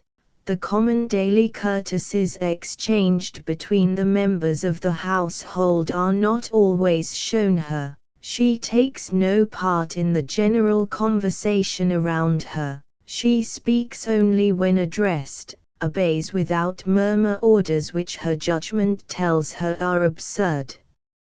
is not expected to smile under any circumstances and ministers without protest to the whims and obeys implicitly the commands of children from whom deference to parents is never expected. A fifth mark of social inferiority is the fact that domestic employees, especially those connected with boarding houses, restaurants, and hotels, are generally given a fee for every service rendered. A self-respecting man or woman in any other occupation is insulted by the offer of a fee. The person who through mistake offers a fee to a person belonging to his own station brings upon himself only ridicule and embarrassment. The shop girl who works for $7 a week spends half an hour in a vain attempt to match for a customer a bit of ribbon, but she would be justly indignant, as would be her employer, if she were offered a fee. In hotels and restaurants, the larger the establishment and the more the price of every article should warrant exemption from such outside dues, the greater is felt to be the pressure for their payment. Nowhere else is the democratic principle first come first served so flagrantly violated, and nowhere else would its violation be tolerated. Feeing is a system of begging that cannot be reached by charity organization societies, a species of blackmail levied on all who wish good service, for which there is no legal redress, a European and American form of baksheesh that carries with it the taint of the soil from which it has sprung. It has its origin in snobbishness and it results in toadyism and flunkyism. It is objectionable because it makes the giver feel as humiliated in giving as the recipient ought to feel in receiving. It puts a price on that kindness and consideration which ought to be the royal bounty in connection with every paid service. It destroys genuine sympathy and unselfishness. It creates an eye service and introduces into every branch of domestic service an element of demoralization and degradation that is incalculable. It takes from the person receiving it the option of placing a value on the service rendered by him, and it is the only occupation where fees are given that does not carry with it this privilege. A lawyer or a physician must be the best judge of the value of his services, but the domestic servant takes what you please. One of the results of the system is indicated by a jesting paragraph that recently went the rounds of the daily press to the effect that the porter of the Grand Pacific Hotel, in Chicago, had retired with a fortune of $100,000 accumulated from tips given him by guests of the house, 275. While the men who contributed it were still struggling to keep the wolf from the door. In tipping, as in bribery, the social odium falls on the one who takes the tip or the bribe, not on the one who offers it. The fortune of $100,000, more or less, would not give social position to one who had acquired it through fees. But the fee is at bottom a bribe offered for service for which payment is presumably made by the employer. It is a bribe because it is an additional sum offered for quick service or good service which a waiter will not give without this extra compensation from the person served. As long as this form of bribery prevails, every person who accepts the bribe is socially tainted and no amount of financial success resulting from it can eradicate the taint. Not only is the fee objectionable in itself, but the manner of giving it is equally so. It is bestowed surreptitiously, as if the giver appreciated the fact that he was doing an insulting thing and was ashamed of it, or it is offered openly with the patronizing manner of one who says, "I have no use for such a trifle, take it, if you wish it."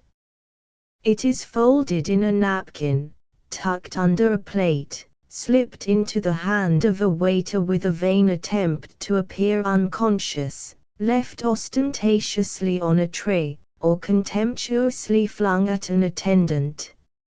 It can be neither given nor received with the self-respect that accompanies any reputable business transaction.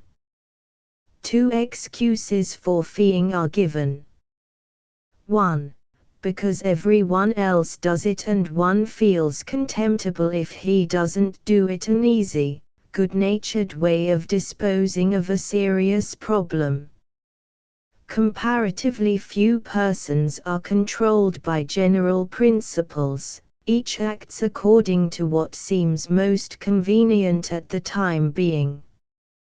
The second excuse is that employees in hotels and restaurants and porters in drawing room and sleeping cars are underpaid. This is undoubtedly true, and it will remain true as long as the general public frees the class of hotel, restaurant, and boarding house proprietors, and palace and sleeping car companies, from the responsibility of paying their own assistants. But the general public also knows that the sales women in many large stores work for almost nothing, that streetcar conductors and motormen are overworked and underpaid, that school teachers receive but a pittance. The public, however, pursues here a different policy. It puts on the white list employers who pay their saleswomen well. It allows street railway employees to fight out the matter of low wages by strikes or in such other ways as they deem fit. It permits the school teacher to struggle on with a salary of $400 or $500 a year and patronizes a fair held for the benefit of a pension fund. It is difficult to see why this reason for feeing a domestic employee should not hold good in all underpaid employments. That it does not is one reason why those in other occupations do not fall in the social scale. That the public continues to pay directly the employees in this occupation as it does in no other is one explanation of the ill repute it bears among self-respecting wage-earning men and women. Every person has a contempt for another who accepts a fee, and the reproach extends from the individual to every branch of the occupation he represents. No other thing has done more to lower domestic service in the eyes of the public than this most pernicious custom, and every person who fees a domestic employee has by that act done something to degrade what should be an honorable occupation into a menial service. 276. Another phase of the social question is presented by an employer who writes, "There is something wrong when a young girl servant is sent out in the evening to accompany the daughter or perhaps the mistress and return alone. If protection is the thought, the maid needs it as much as the mistress. If it is in deference to a social custom, the maid must bitterly resent any custom which demands this distinction between herself and those whom she serves." Another aspect of the same question is suggested when it is realized what veritable dens of iniquity are some of the intelligence offices in large cities, and how difficult it often is for a domestic employee to come in contact with them without becoming contaminated by the touch. These are the things that lead many to believe that the kitchen has become very like a social botany bay. 277. It is this social position with its accompanying marks of social inferiority that, more than any other one thing, turns the scale against domestic service as an occupation in the thoughts of many intelligent and ambitious women whose tastes naturally incline them to domestic employments. Professor Arthur T. Hadley has well said in a discussion of comparative wages, "One thing which counts for more and costs more than anything else is social standing." 278. The social standing maintained by a cash girl on $3 a week which she fears to lose by going into domestic service ought not to be vastly superior to what is within the reach of intelligent cooks earning $10 a week, yet undoubtedly it is. And while this is true, the number of intelligent women in domestic service will not increase. 279. Other objections to domestic service in addition to those enumerated are sometimes made. Some of them arise from misconceptions. 280. Others are trivial and do not demand consideration, while others are individual rather than general. These are the disadvantages that tell most strongly against the occupation. They do not include the element of ill treatment by mistresses or their lack of consideration, or the fact that there is sometimes much in the tone and manner of an employer that is most irritating to a self-respecting person, or that there are occasionally employers who feel that they rise in the social scale in the same proportion that they make employees sensible of inferiority or dependence, or that many mistresses demand more than can be performed, or that some employers are unreasonable, others disagreeable, and still others petulant and fault-finding, or that some expect perfection at $12 a month and positive genius at $13. These conditions are found, but they are not peculiar to domestic service. The disadvantages discussed are all independent of good or bad personal treatment. They may be modified by the character of the family to whom the service is rendered, but they cannot be removed by any individual employer acting alone, however much he has at heart the interests of his own employee or of domestic employees as a class.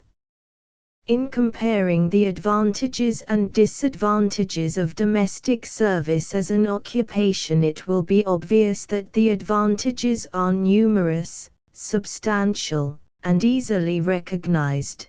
The disadvantages are many, but they are far more subtle, intangible, and far-reaching.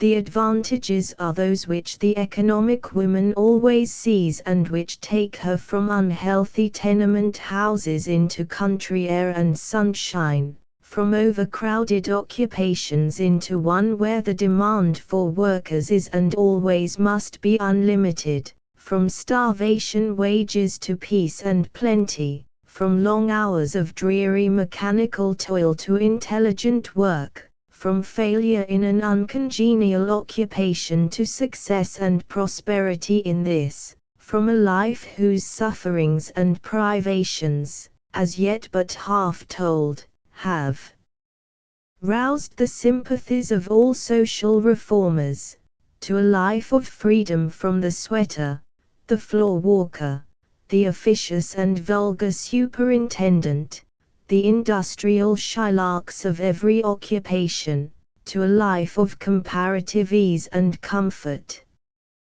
But while the economic woman, like the economic man, always sees these things, the actual woman looks at another side.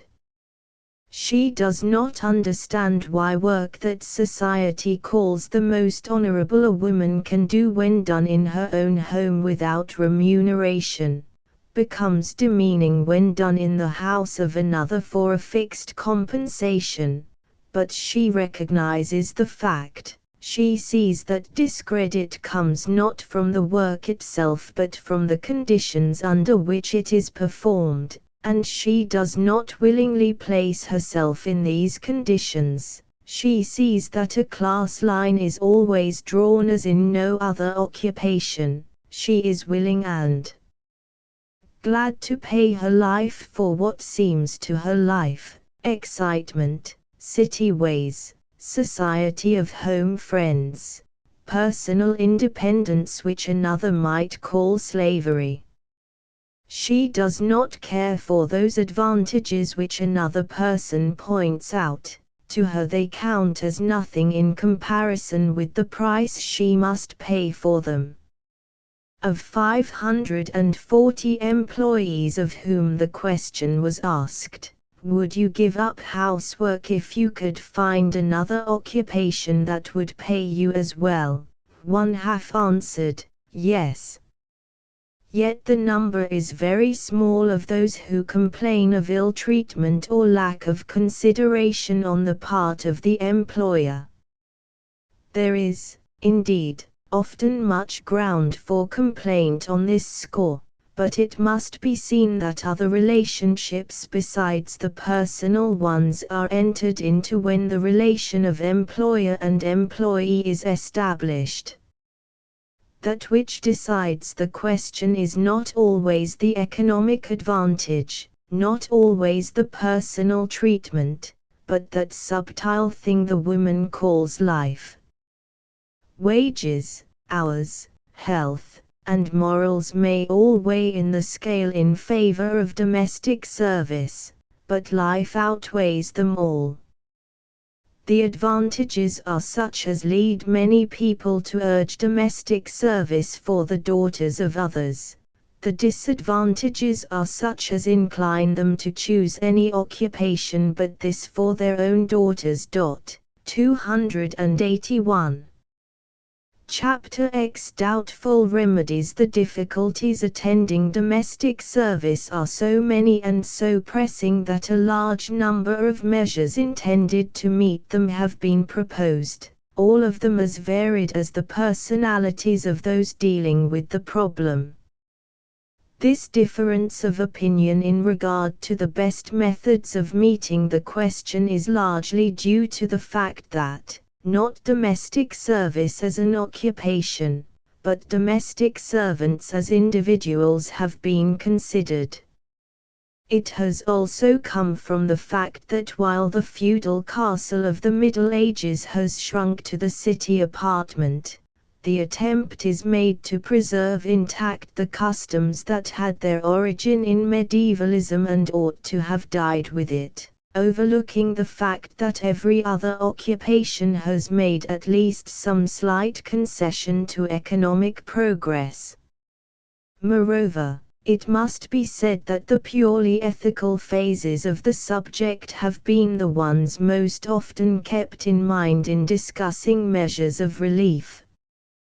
This ethical side of the question is indeed important, but it is largely based on the assumption that the relation between employer and employee is a purely personal one.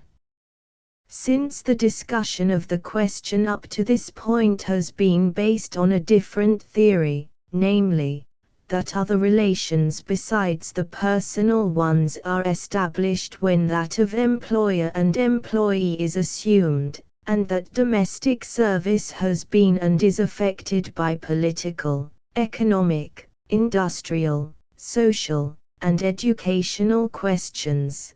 The present discussion of possible and impossible remedies in domestic service cannot take into consideration the purely ethical questions involved in the subject, but must deal with its other aspects.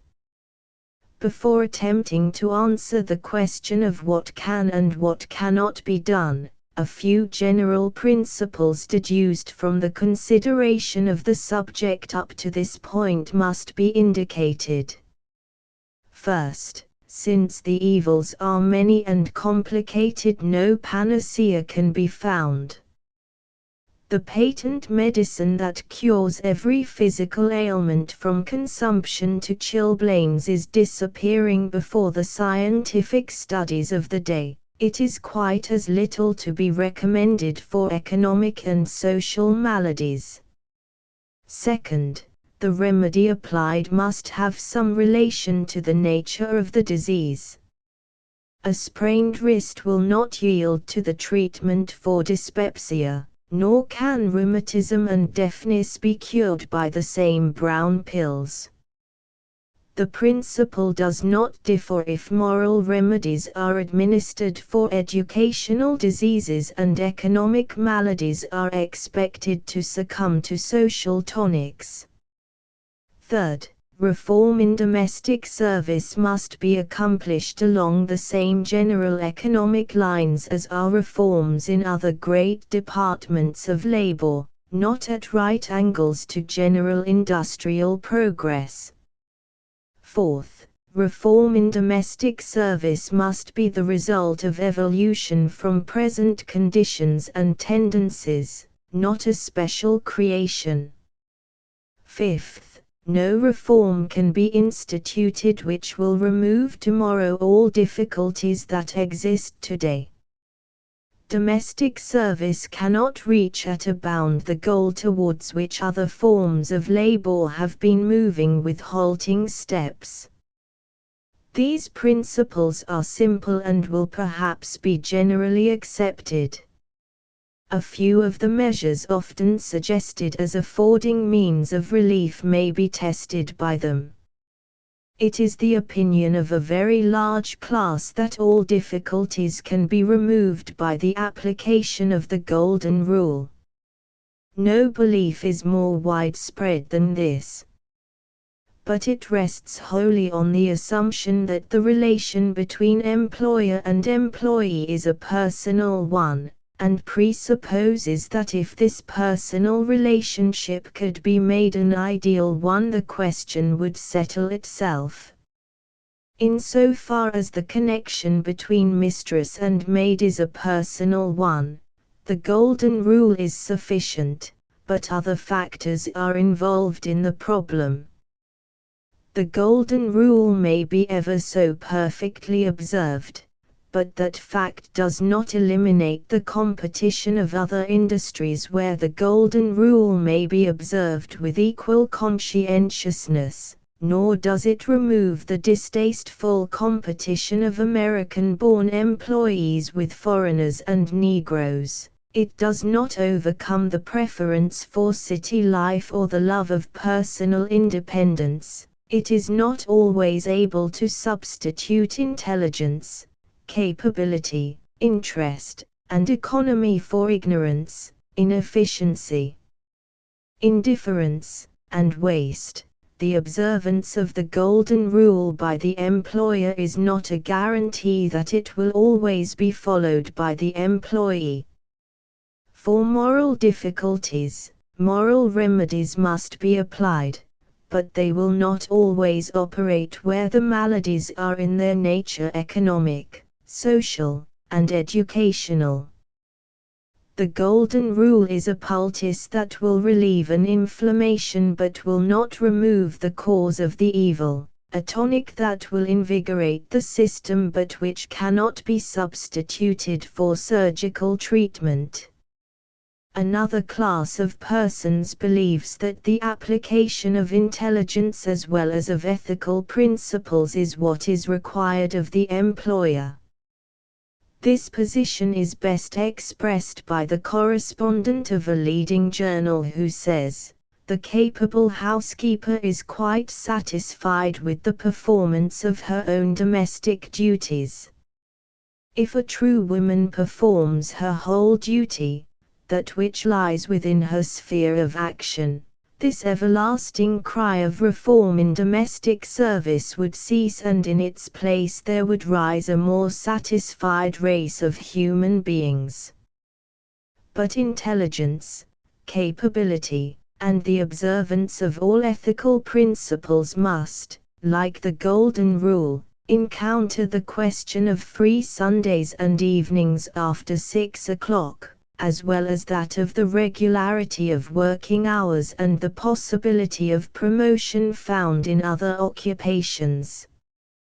No system ever has been or ever can be found that will enable a housekeeper to conduct a household satisfactorily on the instinct or the inspiration theory, to substitute sentiment for educated intelligence and for a knowledge of economic conditions outside of the individual home. The ostrich is said to cover its head in the sand and imagine that it is safe from capture. As well may the individual employer say, I have settled the question for myself, it is sufficient and I am satisfied. A third suggestion in harmony with the two preceding is to receive the employee into the family of the employer, giving her all of the family privileges, including a seat at the table. This plan finds many advocates among intelligent, conscientious employers who are earnestly trying to find a way out of present troubles. But there are several objections to it. One is the fact that such a policy is a distinct deviation from all economic tendencies of the century.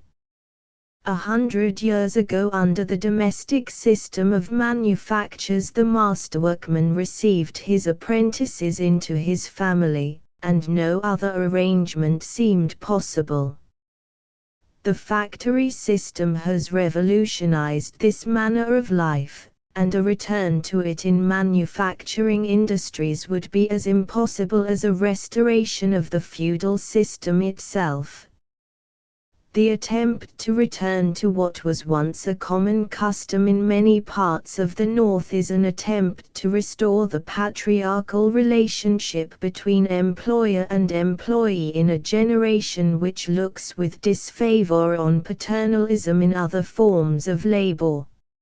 Another objection to the plan is its inherent impossibility. John Stuart Mill could conceive of another world where 2 and 2 do not make 4, but it must in this world be at present an impossibility to conceive of a family in which the idea of unity is not an essential feature. The very foundation of a family is its integrity. 4 plus 1/2 can never equal 5. And no one can ever be more than a fraction in any family into which he has not been born, married, or legally adopted. The family circle cannot be squared, and if it could be, the curve of beauty would be lost. Moreover, even if the plan could be carried out, it would not meet the needs of the majority of employees or of those who would become such if the conditions of service were more favorable. What domestics as a class desire is the opportunity of living their own lives in their own way. This is what other occupations offer to a greater degree than does domestic service, and it is one reason for the preference for them. The desire is not always on the part of the employees for the same friends, the same amusements, the same privileges, the same opportunities, the same interests, as those of their employers, but it is to have such friends, such amusements, such privileges, such opportunities, such interests, as they personally crave. Even what would be in themselves the greatest advantages often cease to be such when the element of personal choice in regard to them is removed. Still another objection is the failure of the plan to subserve the best interests of the employer, even granting that it is best for the employee. It grows out of the nature of the family, as previously suggested. Comparatively few persons are willing, except as a business necessity, to open their homes even temporarily to those compelled to board. The privacy of home life is destroyed to even a greater extent by the attempt to make household employees permanently a part of it, not because those admitted within the family circle are of this particular class, but because they are not of the family.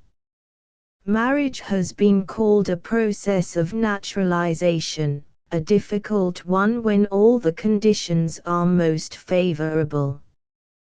The process is infinitely more difficult when an extraneous element is introduced into a family, not as a result of mutual choice, but of a business agreement. A fourth proposition for lessening the difficulties in domestic service is to increase the number of employees by bringing to the North Negroes from the South. So seriously has this plan been contemplated that companies have in some places already been formed, and through them colored servants have been sent to different parts of the eastern states. But this plan assumes that no perplexities exist where colored servants are found, and also that there are no difficulties which a greater supply of domestic employees will not remove. That the former assumption cannot rightly be made is evident from many facts.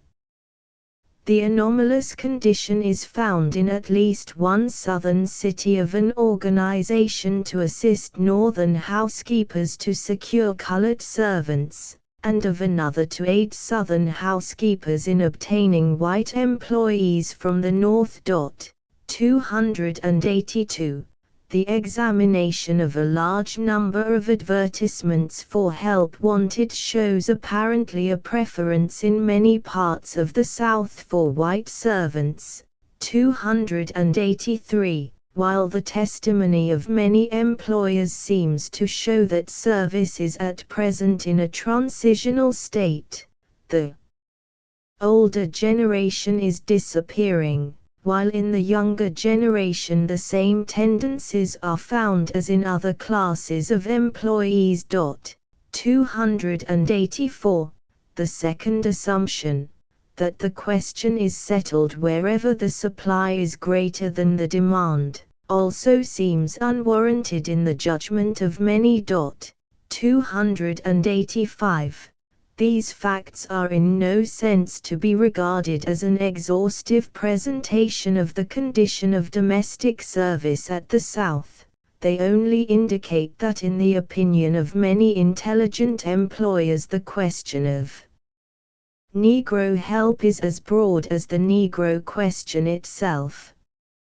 If it has proved such to those who know the Negro best, there is little hope that northern employers would gain more than new and perplexing complications by introducing as domestic servants large numbers of Negroes from the South. 286. Another suggestion of the same character is the importation of Chinese servants. While much has been said of the superiority of the Chinese as household employees, 287, and not a few housekeepers would be glad to see the Restriction Act repealed, 288, difficulties other than the present legislative and political ones stand in the way of adopting this policy.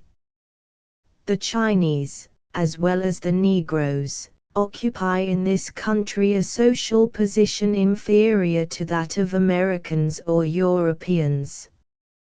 Gresham's law may perhaps be applied to domestic service, and the principle stated that superior and inferior labor cannot exist side by side, the inferior must drive out the superior.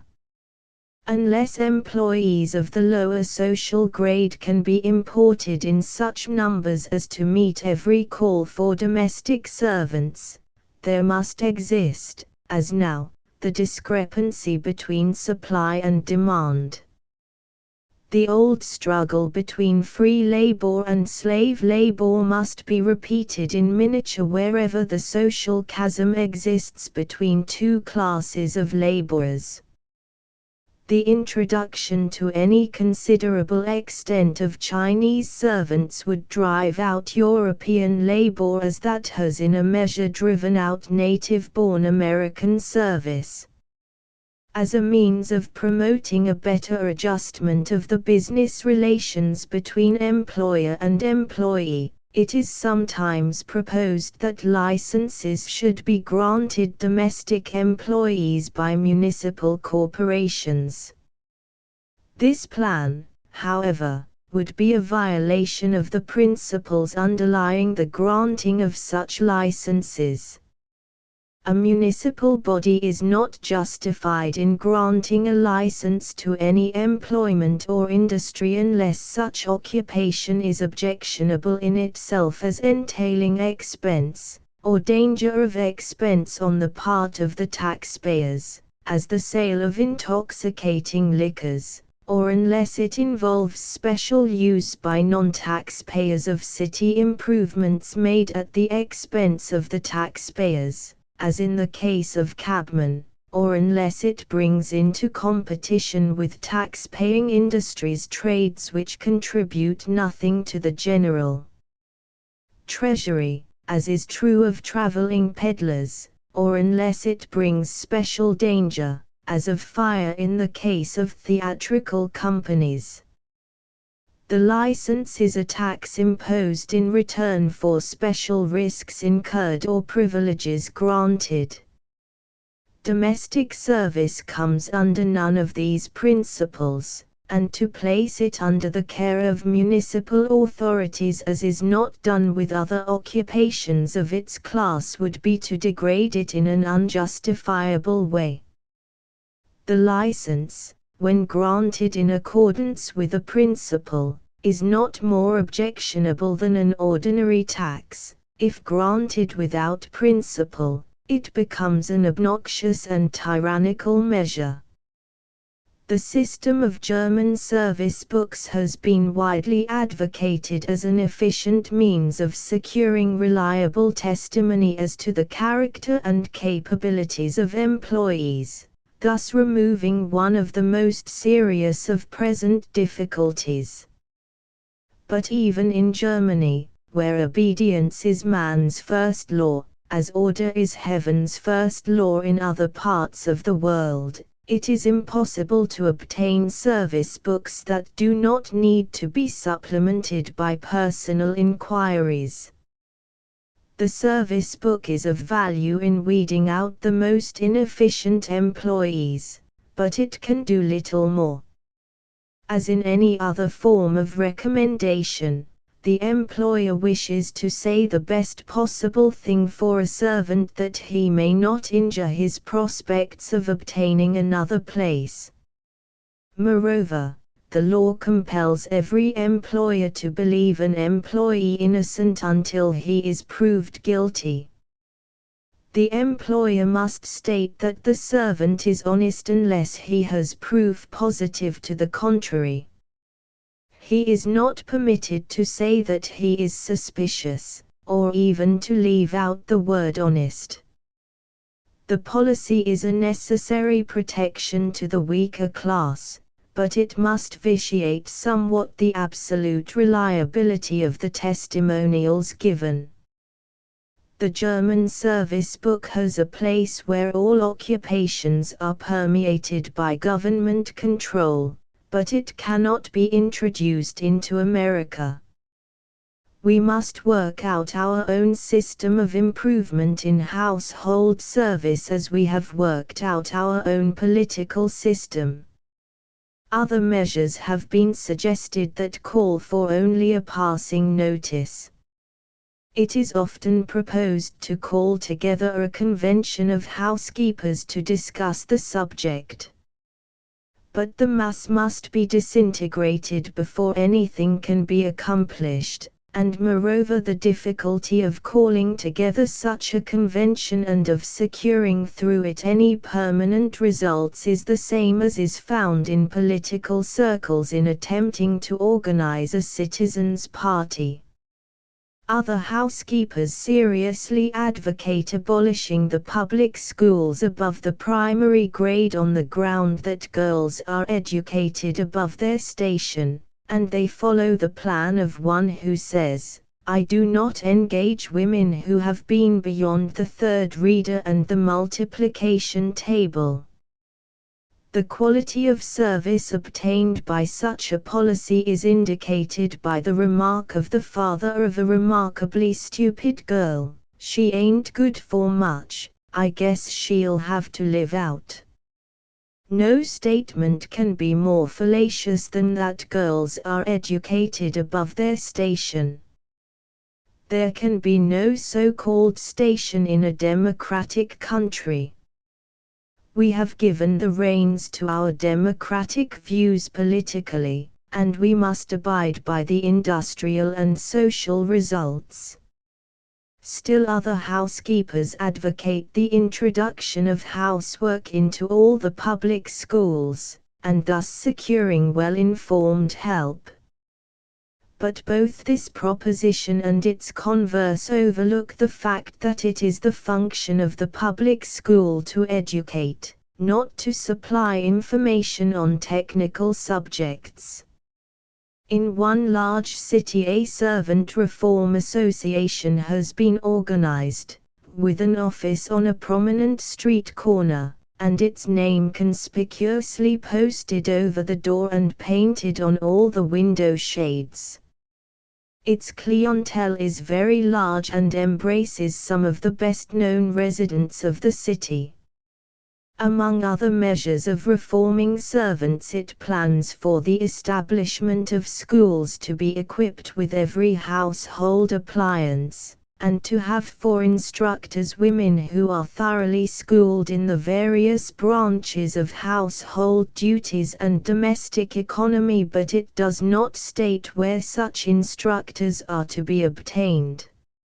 Nothing shows so clearly how the times are out of joint as does the name of such an association.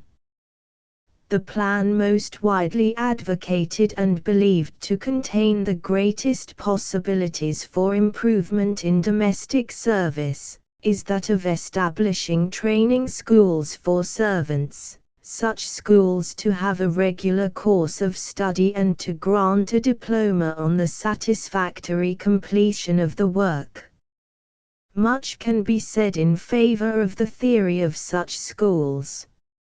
If universally established, they would greatly lessen the ignorance and inexperience of the employees, one of the greatest stumbling blocks in the way of improvement in the service. The diploma would be in effect a license without the objectionable features of the latter, and it would be a testimonial of capability and moral character more reliable than the personal recommendation of previous unknown employers. It would render possible a better gradation of wages, a more perfect organization of domestic work, and more satisfactory business relations between employer and employee. In no occupation is there greater need for systematic training. The army of incompetents in domestic service is not greater than in other occupations, but incompetency here is far more productive than elsewhere of inconvenience and positive suffering. Without such public and regular training, every housekeeper is compelled to make a training school of her own house, and too often she herself lacks the necessary information she ought to impart. But two test questions must be applied to the theory. First, as far as it has been carried out, has it accomplished what was expected of it? Second, is the training school for servants in harmony with the educational, industrial, and social tendencies of the day.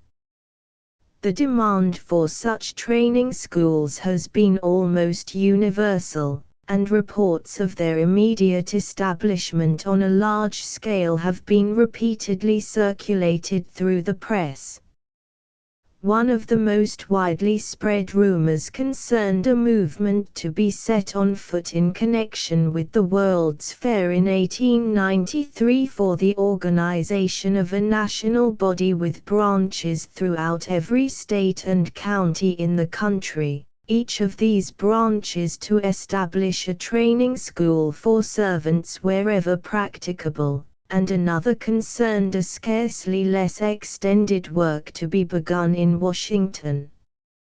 As far as can be learned, however, the number of such schools actually established has been extremely limited, and most of these have been discontinued for lack of success.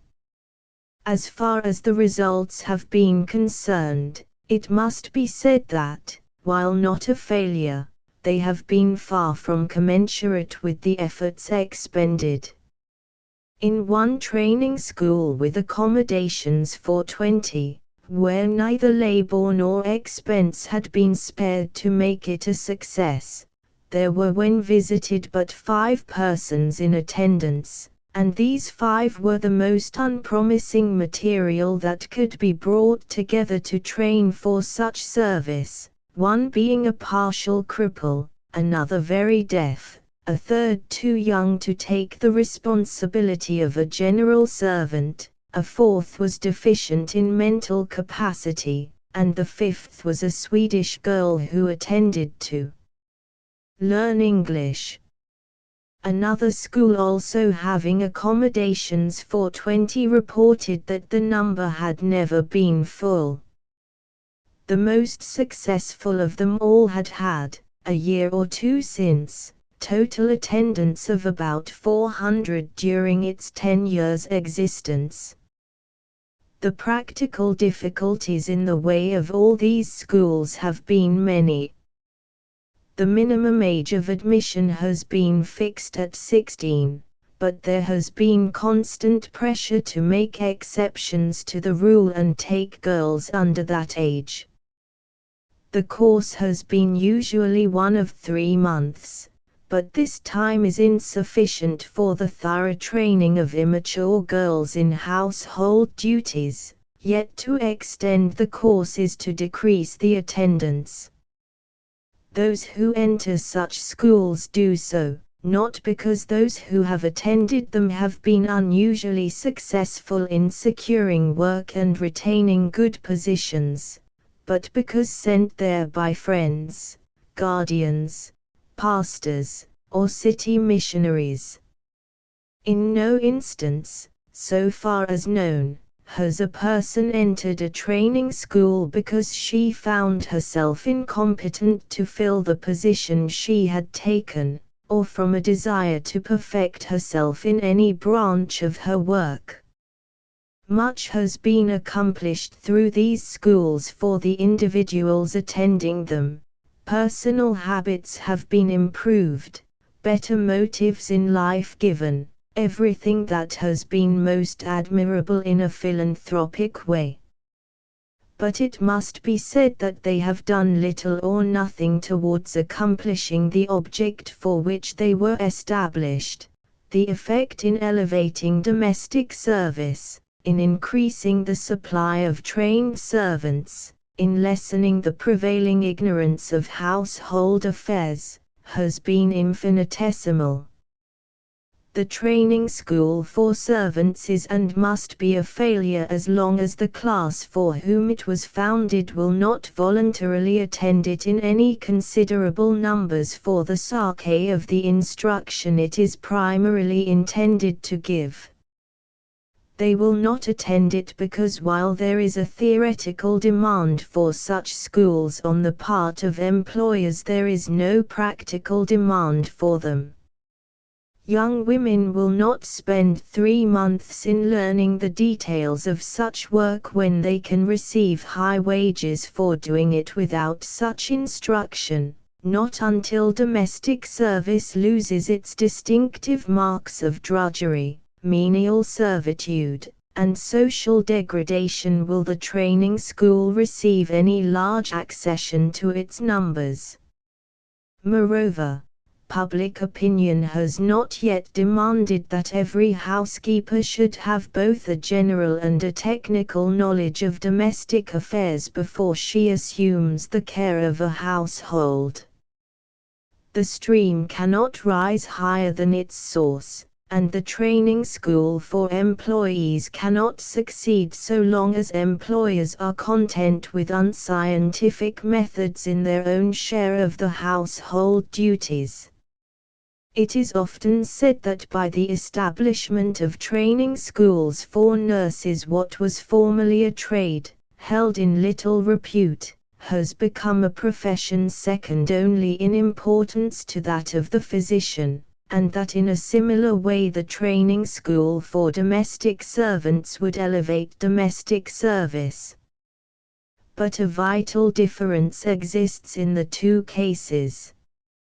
Until scarcely more than a generation ago, the medical profession could lay little or no claim to being an exact science. Most medical schools were poorly equipped and had a short course of study, while all their processes were largely experimental. But the Civil War and the scientific studies resulting from it have made of surgery an exact science, while rapid strides in biological investigation have gone far towards making other branches of medicine also exact sciences. It has been well said that educational forces pull from the top, they do not push from the bottom. It has been the educational forces pulling from the top as a result of increased scientific knowledge among the leaders of the medical profession that have made the training school for nurses a necessity. Not until similar forces pull from the top in the household through the scientific and economic investigation of the processes carried on there, will a permanent, successful training school for employees be even a remote possibility. It must be said also that the training school for domestic servants must be a failure as long as it is out of harmony with the tendencies in all other fields of education and industry. Technical schools are everywhere springing up, and the demand for them is constantly increasing. But the technical school teaches general and fundamental principles. The woodcarver learns drawing, the plumber chemistry, the architect mathematics, and the engineer mechanics. In each trade or profession, the first step is the principle underlying it, and the second the practical application of the principle. In the training school for servants with a 3-month course, the educational idea is and must be totally different. Those attending it are taken without examination, often they have had no previous education whatever, they may be of varying grades of intelligence and capability, and any attempt at classification according to these grades is impossible. Its members must learn how to cook without a knowledge of chemistry and physiology, to care for a room without knowing the principles of ventilation and sanitation, and to arrange a table in ignorance of form and color. The work must be learned by simple mechanical repetition, a method fast disappearing from every department of education. Again, such a plan is in opposition to present political and social tendencies. A training school for servants is an anomaly in a democratic country. No father or mother born under the Declaration of Independence will ever send a child to be trained as a servant. A striking illustration of this is found in recent accounts of a new building about to be erected in a large city for the use of a women's organization. Those in charge of the organization established a few years since a kitchen garden for the children of the poor. Families recommended by the charity organization society were visited and the attendance of the young daughters of the family solicited. At first not a few mothers objected on the ground that they did not wish to have their daughters trained to be servants, even if they were poor. But when it was explained that the object of the kitchen garden was to make the children more tidy and useful in their own homes, the objection usually disappeared. Yet in the face of this experience, a common one wherever kitchen gardens have been started, the managers of the organization have provided for the establishment of a training school for servants. The opposition to such schools on social grounds is not strange. No recognized industrial aristocracy is possible in America. There are no training schools for masons, carpenters, day laborers, or clerks. In the technical school the boy learns masonry, carpentry, and bricklaying. But in these schools there is no division of those attending into classes for gentlemen and classes for laborers. American men will never recognize one kind of training for a superior social class, and another for an inferior.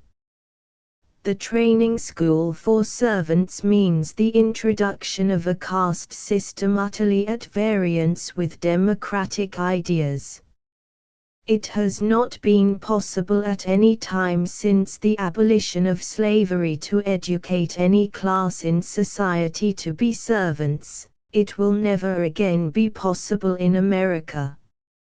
Democracy among men and aristocracy among women cannot exist side by side. Friction is as inevitable as it was between free labor and slave labor in the antebellum days. Opportunity for scientific training in all household employments must ultimately be given in such a form that any and all persons can obtain it, but it can never be given in a school distinctively intended for the training of servants and called by that name. Another plan, perhaps less widely but even more earnestly advocated by its supporters, is that of cooperative housekeeping.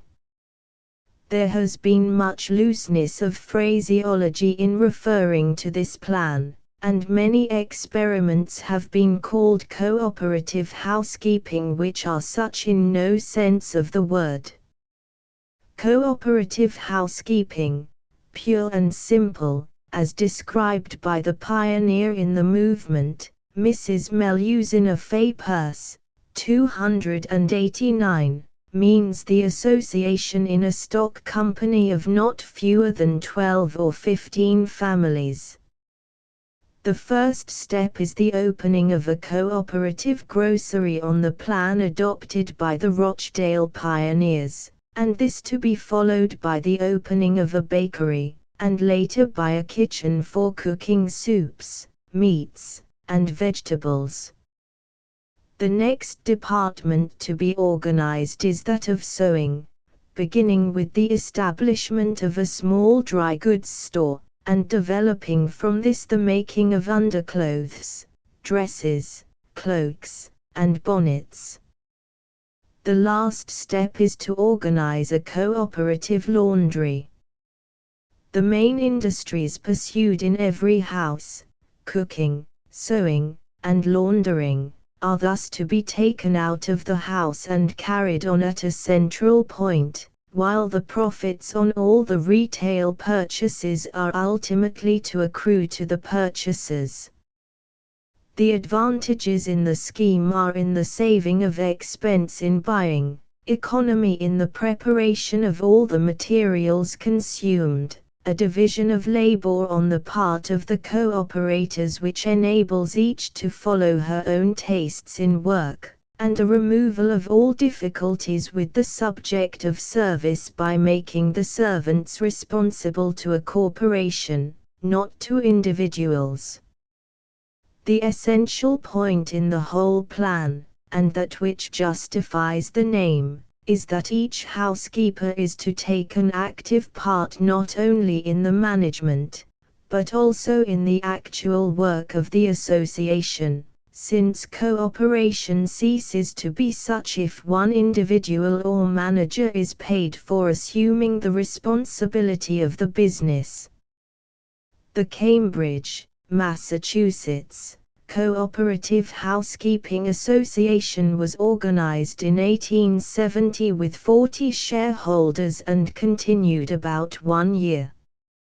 It approached more nearly than any other experiment that has been made to the ideal of its chief promoter, Mrs. Peirce, but failed in the opinion of its founder for 3 reasons.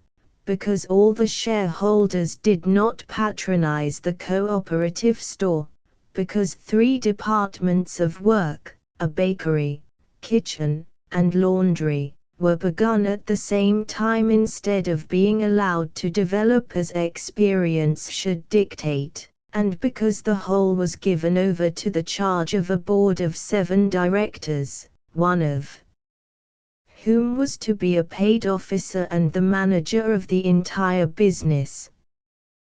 The theory in its realization, therefore, lacked some of the essentials of a true cooperative enterprise, but even in this form it is believed to have been the only experiment that can in any real sense of the word be called cooperative housekeeping. The plan of cooperative housekeeping would, if carried out successfully, undoubtedly remove many of the difficulties of the question of service. But it presents others, some of which are inherent in human nature and therefore not easily or speedily removed. It presupposes that all persons are equally endowed by nature with business instinct, which by cultivation will develop into business success. It overlooks the fact that 95% of men do not succeed in business when conducting it independently, and that these are in the employ of the few gifted with executive talent, one of the rarest of human endowments. Again, the same difficulty exists as was presented to Louis XVIII. When he attempted to create a new order of nobility after the restoration of the Bourbon line. History tells us that he could find many willing to be dukes and earls but none willing to be anything less. Most persons are willing to cooperate in the management of an association, but modern industry, Nicholas Payne Gilman has well said, takes on more and more the character of a civilized warfare in which regiments of brigadier generals are quite out of place. Cooperation also requires for its success certain positive characteristics. It implies an ability to subordinate the individual to the general welfare, to sacrifice present comfort to future good, to decide whether an act is right or wrong by making it general, to put all questions on an impersonal basis. The principles on which the family is organized and the conditions surrounding the housekeeper make these necessary qualifications peculiarly hard to attain. Ideal cooperative housekeeping implies ideal cooperators, and these it will be difficult to find before the majority of the employers have more business training and more unselfishness than are now found. All the arguments that prevail against cooperation in ordinary business enterprises must prevail against the system in household management. All that is needed is the proper person to take the charge, it is often explained. But it is at this very point that the theory breaks down. If the competent manager is secured, the plan ceases to be cooperative housekeeping. But the competent manager is the most difficult person in the world to find. The man we want to manage our farm has a farm of his own, said a city lawyer of the old family homestead. The same principle holds in the household. It must be said too that neither productive nor distributive cooperation has yet proved an unqualified success in other industries where the difficulties to be encountered are far less than in the case of that most complicated of organisms, the modern household. A larger number of successful experiments in cooperation must have been tried in this country in other and simpler fields before cooperative housekeeping can prove a panacea for all the troubles attending domestic service. Certain practical difficulties have also been found. In all experiments in pure or partial cooperative housekeeping, it has been found impossible to deliver cooked food hot and invariable in quality at the same hour to all the members of the association. In one city, a company was organized as a business enterprise to furnish hot lunches to businessmen at their offices and also to supply family tables. The prices charged were double those of ordinary table board, but the expenses were very heavy, no dividends were ever declared, and the object was ultimately changed to that of supplying clubs and private entertainments. That clock-like regularity in the serving of meals, demanded alike by health and business hours, is impossible unless cooperation is universal, where families in the association reside from 5 to 20 blocks apart. But the most insuperable objection to cooperative housekeeping as a remedy for the troubles with servants is the fact that the majority of persons do not wish it. The proposition suggests to many the homely adage of curing the disease by killing the patient. When its friends say in its favor, every time an apartment house is built having one common dining room and one kitchen, a blow is aimed at the isolated home, the great majority of Americans rise up in protest. The semi-cooperative system of living is apparently rendered necessary in New York City by reason of the enormous value of land, but wherever the detached house having light on 4 sides is possible, as it is everywhere else, the American home lover will rally to its support. Unless the desire for cooperative housekeeping and cooperative living becomes more general than it is at present, some other means of relief must be sought. Much, however, of the so-called cooperative housekeeping is in reality cooperative boarding. This is true of the Roby experiment tried successfully for a time at Decatur, Illinois. 290, 54 of the leading persons in the city formed a club, adopted a constitution and bylaws, elected officers, and found that through this organization they could live off the fat of the land for $2.75 per week. The plan in its essence is an old one. It has been followed for years by college students in institutions that do not provide dormitories. In many college towns it is rendered almost necessary by virtue of the residence there of many persons owning houses who wish to take lodgers but not boarders, and of many women without capital who wish to act as housekeepers. but probably few college students consider it an ideal way of living. It is tolerable only at a time of life when new experiences are always welcome, and few have ever been known to continue it beyond college days.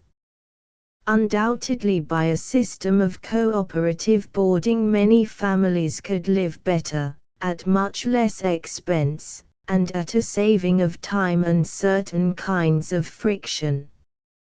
But cooperative boarding is to the employer what high wages are to the employee. He is willing to sacrifice something for what seems to him life, that is, in this case, the unity, privacy, quiet, and independence of family life. The friction with servants is obviated since the plan includes a housekeeper who is to stand between the cooperators and the employees, but the common interest of desiring freedom from the care of servants and of securing the best board at the lowest rates is not a tie strong enough to bind together those whose interests in other directions are most diverse. Cooperative boarding will do much for the vast army of persons obliged to board, but all such plans should receive their proper designation and not be called cooperative housekeeping. For the great majority of housekeepers who do not care to give up their individual homes, the system proposed will bring no relief. Still, a third scheme called cooperative housekeeping is that proposed by Mr. Bellamy. 291. This is a union of cooperative housekeeping and cooperative boarding, with the application to both of certain business principles already recognized in the housekeeping of today. Insofar as it is a combination of the two plans already discussed, it is open to the same criticisms as are its component parts, while the business principles suggested are the result of the same unconscious, not conscious, cooperation that governs all industries. It must be said, therefore, that all of these various measures of relief proposed to meet the difficulty fail, because, like the Golden Rule and the admission of the employee into the family life of the employer, they do not touch the economic, educational, and industrial difficulties, or because, like the license, the importation of Negro and Chinese labor, the training school for servants and cooperative housekeeping, they run at right angles to general economic, educational, and industrial progress. The question how to improve the present condition of domestic service is, however, not a hopeless one, but the answer to it must be based on an examination of the historical and economic principles underlying the subject. Chapter 11 Possible Remedies. General Principles. It has been seen that any measure looking towards a lessening of the difficulties that stand in the way of securing at all times and in all places competent domestic employees, must fail of its object if it does not take into consideration economic history, economic conditions, and economic tendencies. Economic history has shown the remarkable effect of inventive genius and business activity on all household employments, and through them on domestic service. A study of economic conditions has shown the nature of the perplexities surrounding both employer and employee. What are the social and economic tendencies in accordance with which relief from present difficulties must be sought? The first industrial tendency to be noted is that toward the concentration of capital and labor in large industrial enterprises. Not only have the factory and the mill superseded the individual system of manufactures, but the growth of bonanza farms and the increasing number of tenant farms show the same tendency in agriculture. The trust is the resort of wholesale business houses. The department stores of the day are driving out of the retail business circles the smaller houses of a generation ago. The pool may be considered an illustration of the same tendency at work in transportation industries. A second tendency, forming the converse of the preceding one, is towards specialization in every department of labor. Adam Smith's famous illustration of this principle, that he found 10 persons able to make nearly 5,000 pins in a day, while each person working alone could make but 1 pin, can be seen in every department of work except in the household. Everywhere the field of labor has been narrowed in order to secure the largest and best results. A third tendency, growing out of these two, is towards the association and combination for mutual benefit of persons interested in special lines of work. Nearly every class of employers has its own special organization: the Associated Press, associated charities, local, state, and national educational associations, and associations of learned societies, show the influence of organization in other departments. Nearly every class of employees also has its trade union or mutual benefit association. Everywhere, except in the household, mutual interests are drawing together for protection, for consultation, for economy of forces and resources, for a score of reasons, those engaged in the same activities. A fourth tendency is the result of the specialization of labor in its higher forms. As all industries become more highly organized, greater preparation for work is required wherever labor ceases to be purely mechanical. Trade schools, technical schools, and schools for training in special work are everywhere demanded, and the demand must in time be fully met. While specialization is the end, special training must be the means to accomplish it. A fifth tendency is towards a realization of the fact that all who share in industrial processes should participate in the benefits resulting from their work, that perpendicular rather than horizontal divisions in labor should be the aim in all industry.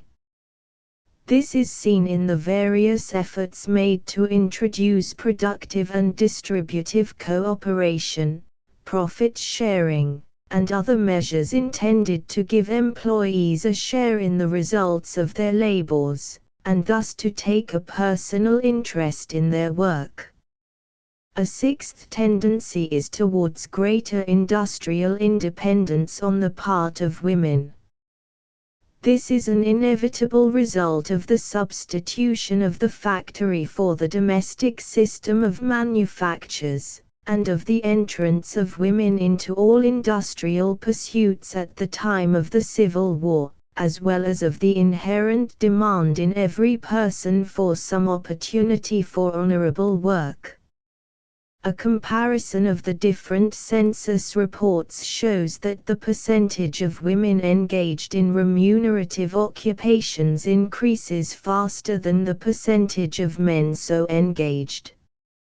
Massachusetts shows a larger percentage than any other state of women occupied in business industry, while the investigations of the Massachusetts Bureau of Statistics of Labor show that the marriage rate and the birth rate in that state are both increasing.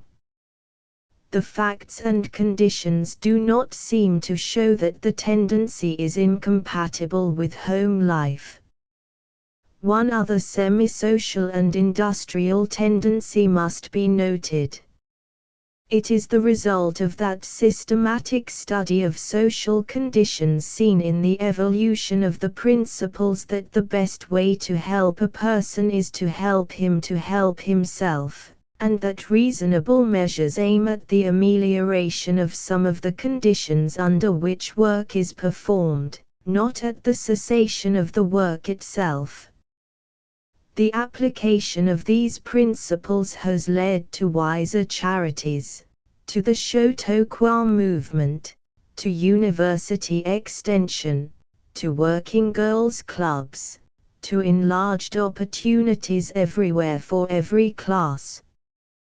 These movements springing up in every locality mean that every individual is to have the opportunity of making the most of himself possible, and that the responsibility of so doing is to rest with him, not with society. They mean that ultimately the position in society of every person is to depend not on his occupation, but on the use he has made of these increasing opportunities for self-help and self-improvement. They mean that in time all social stigma will be removed from every occupation, and work judged by its quality rather than by its nature, that in time, for example, a first-class cook will receive more honor than a second-class china decorator, or a third-rate teacher. One general tendency in all business circles must also be mentioned, that towards increasing publicity in all business matters. It is coming to be recognized that society has the right to know certain general and even specific facts in regard to the conduct of affairs formerly guarded in jealous privacy by the individual. The National Census Bureau requires, for the benefit of society, an answer to a large number of personal questions, and the requirement is resisted only by the most ignorant. The state bureaus of labor have legal authority to obtain information in regard to the management of business enterprises which they wish to investigate. The salaries of all public employees are officially published, and legal inquiry is instituted when the expenses of such employees largely exceed the salary received. The number of joint stock companies is increasing, and these companies are legally bound to render full and exact accounts of all receipts and expenditures. The Chinese wall of absolute privacy is practically retained only with reference to household occupations. If then the question in domestic service is this: how can the supply of domestic servants be increased, or how can the demand for them be lessened? The only answer must be, by bringing household employments and household service into the current of these and other industrial and social tendencies. To state the case in detail, the problem is not so much how to improve the personal relationship between the employer and the employee as it is to decrease this relationship, not how to increase the number of household drudges, but to decrease the amount of household drudgery, not how to do more for domestics, but how to enable them to do more for themselves, not how to merge the individual home into the cooperative home or boarding house, but how to keep it still more intact by taking out of it as far possible that extraneous element, the domestic employee, not how to restore the old household system, but how to bring about adaptation to present conditions, not so much how to persuade more persons to go into domestic service, as to use to better advantage the time and strength of those already engaged in it, not how to induce sewing women in the tenement houses of New York City to engage in work for which they have neither the physical nor the intellectual qualifications.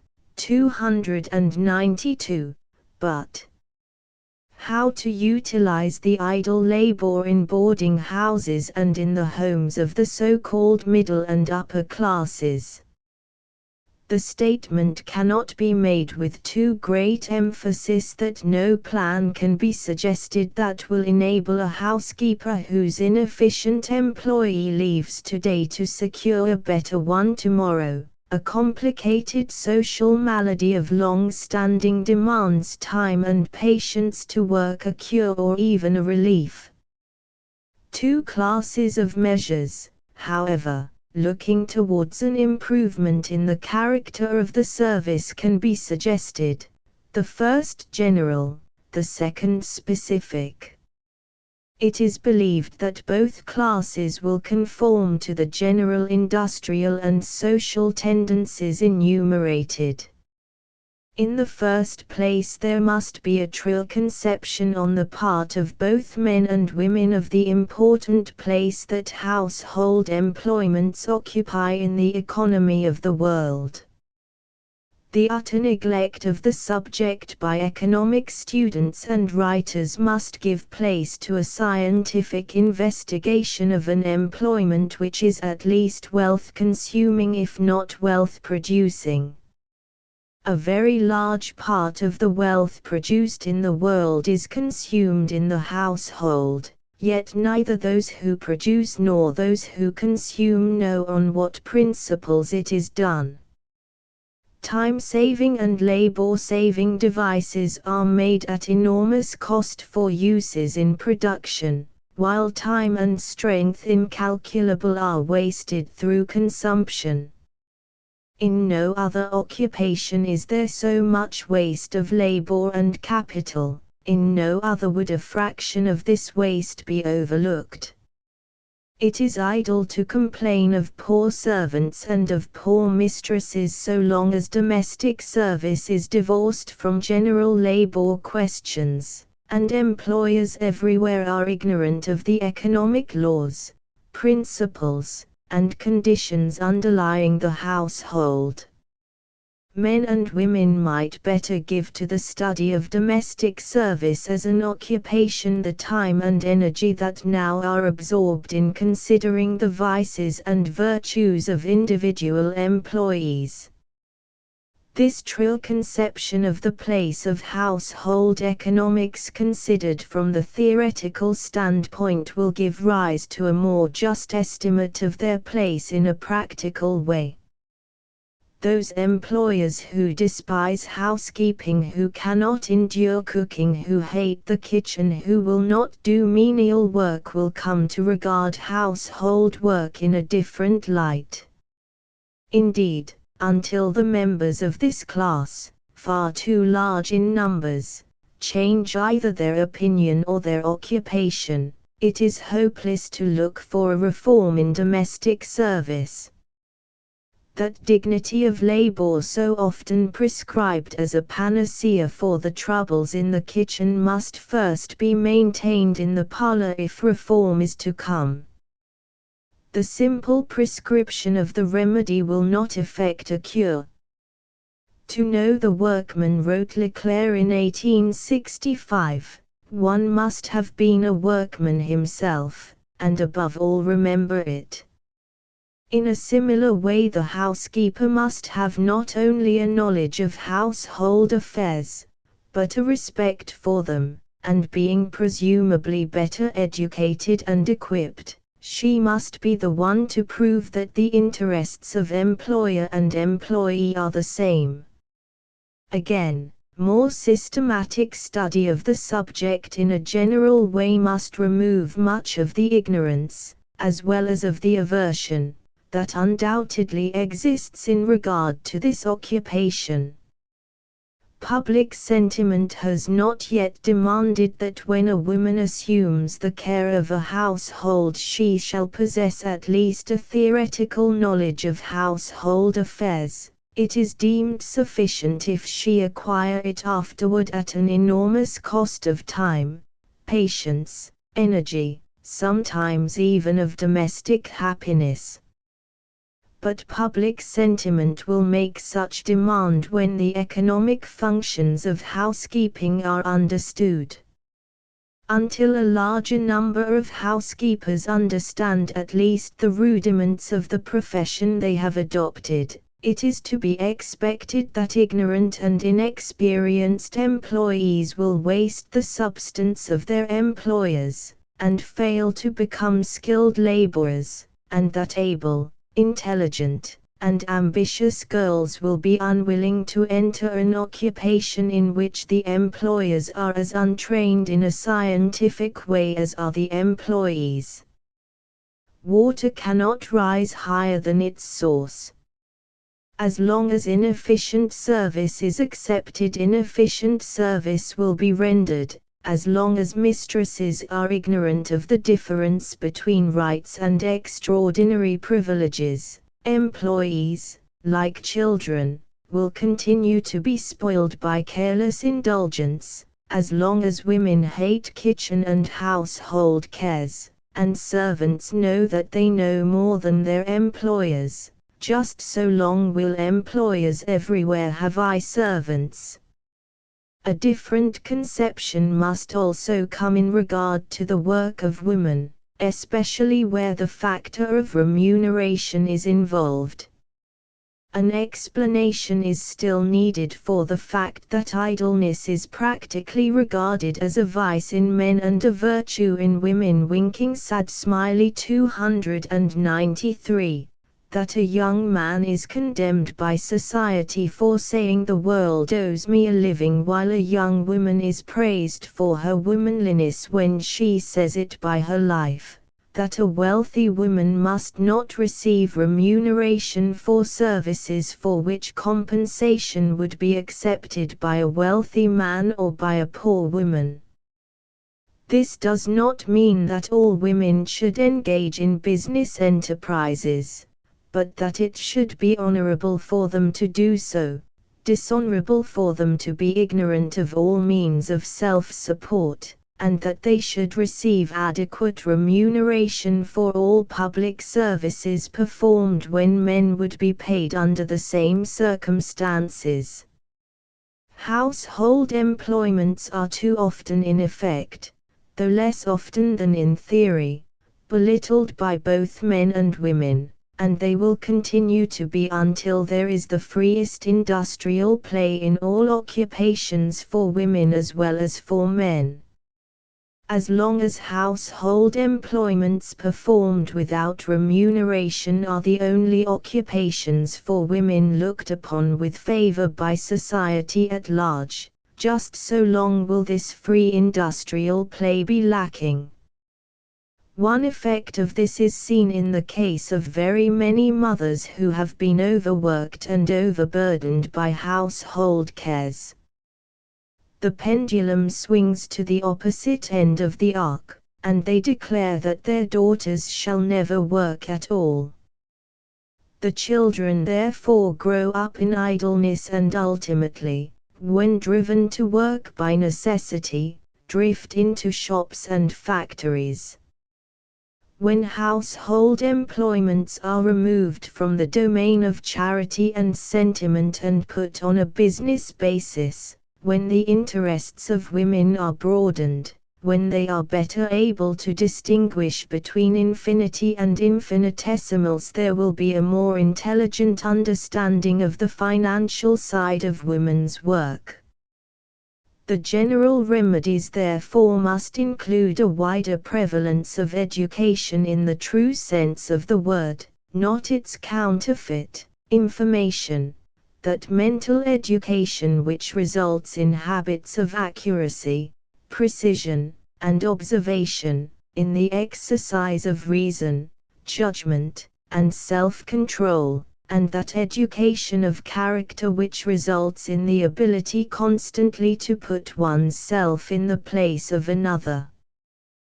There must be scientific training and investigation in economic theory, history, and statistics, especially in their application to the household, and an increased popular knowledge of all scientific subjects concerning the home, those which secure the prevention of economic and material waste in the household as well as those which concern the questions of production for it. The educational forces must pull from the top and draw domestic service into the general current of industrial development.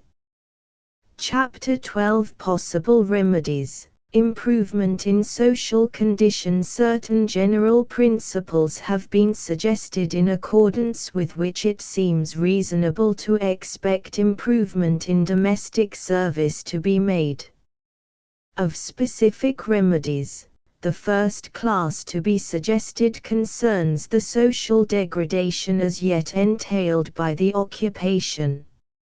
For the most part, the oppressive conditions are the lack of all social and educational advantages, the use of an obnoxious epithet applied to the individuals of the class, the universal use of the familiar Christian name and address, the requirement of livery, enforced servility of manner, and the offering of fees to several large subdivisions of the class.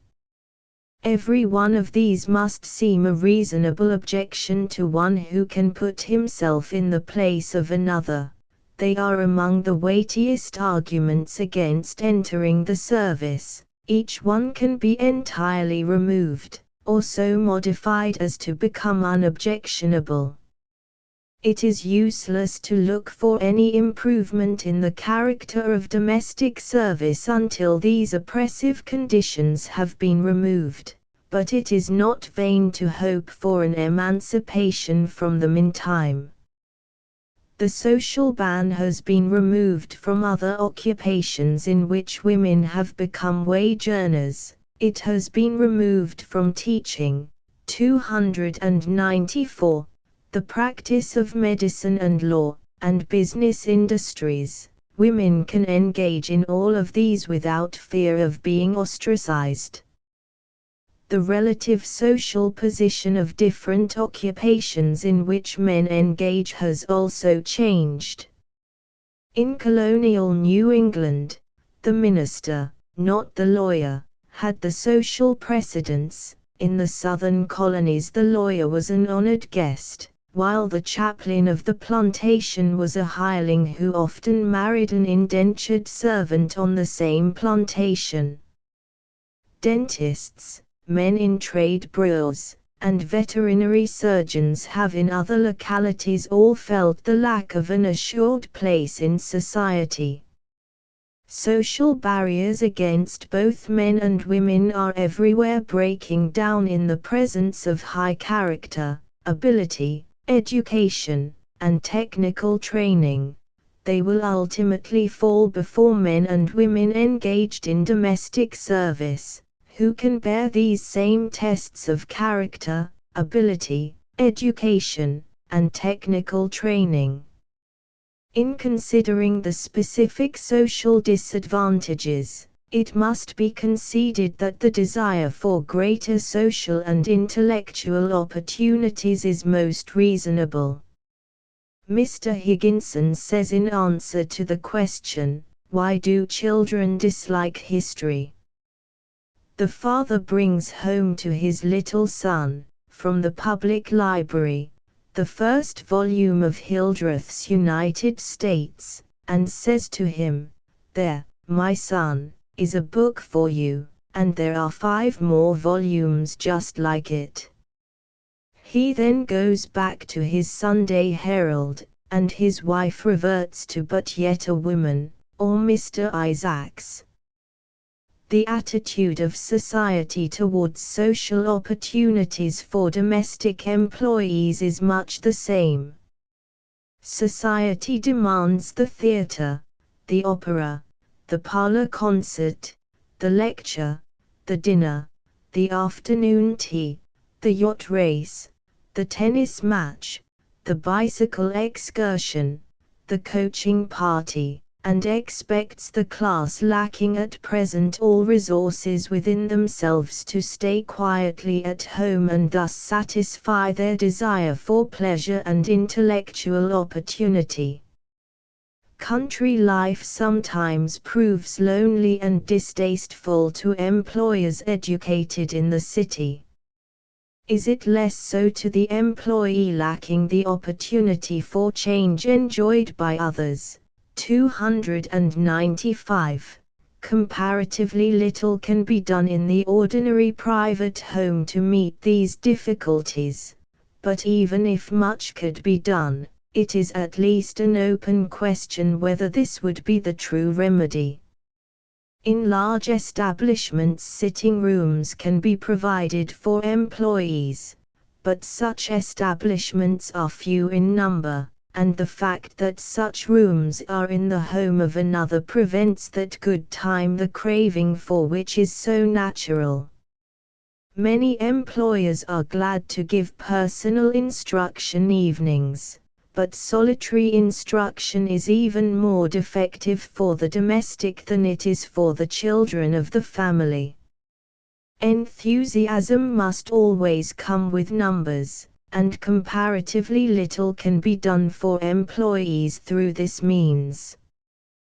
But social opportunities and intellectual advantages can be provided, as has been done so successfully in the case of the employees of shops and factories.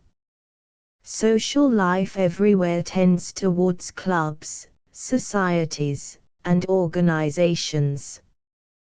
Domestics can be encouraged to form clubs and societies through which parlors can be provided for social intercourse, and reading rooms where intellectual needs will be met.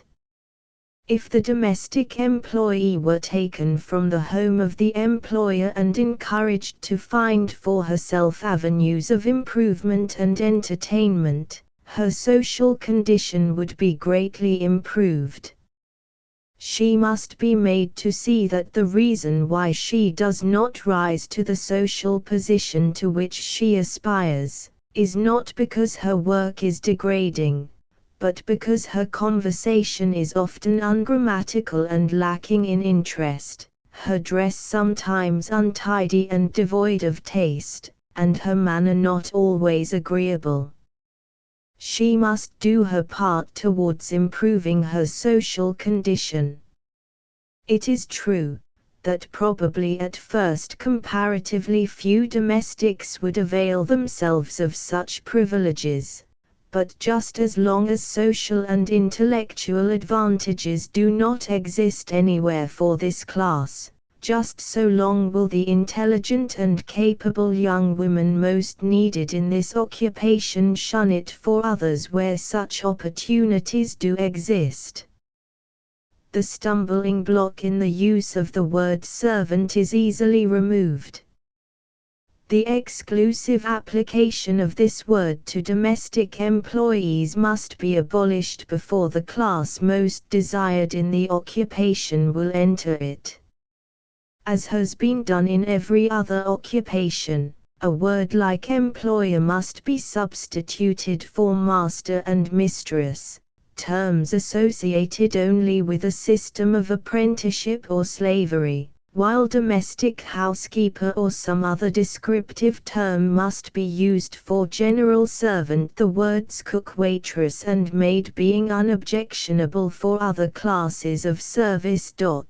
296. As a matter of fact, the word as now used is inappropriate in characterizing the work expected of an efficient domestic employee.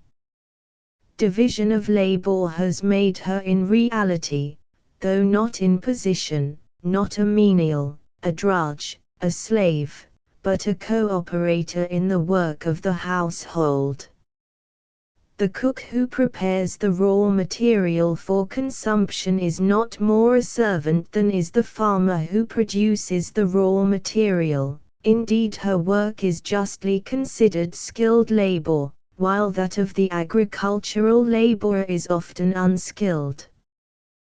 The cook is the cooperator with her employer in the same sense as the farmer is a cooperator in the industrial system, and the term servant as indicating a menial applies to her as little as it does to him.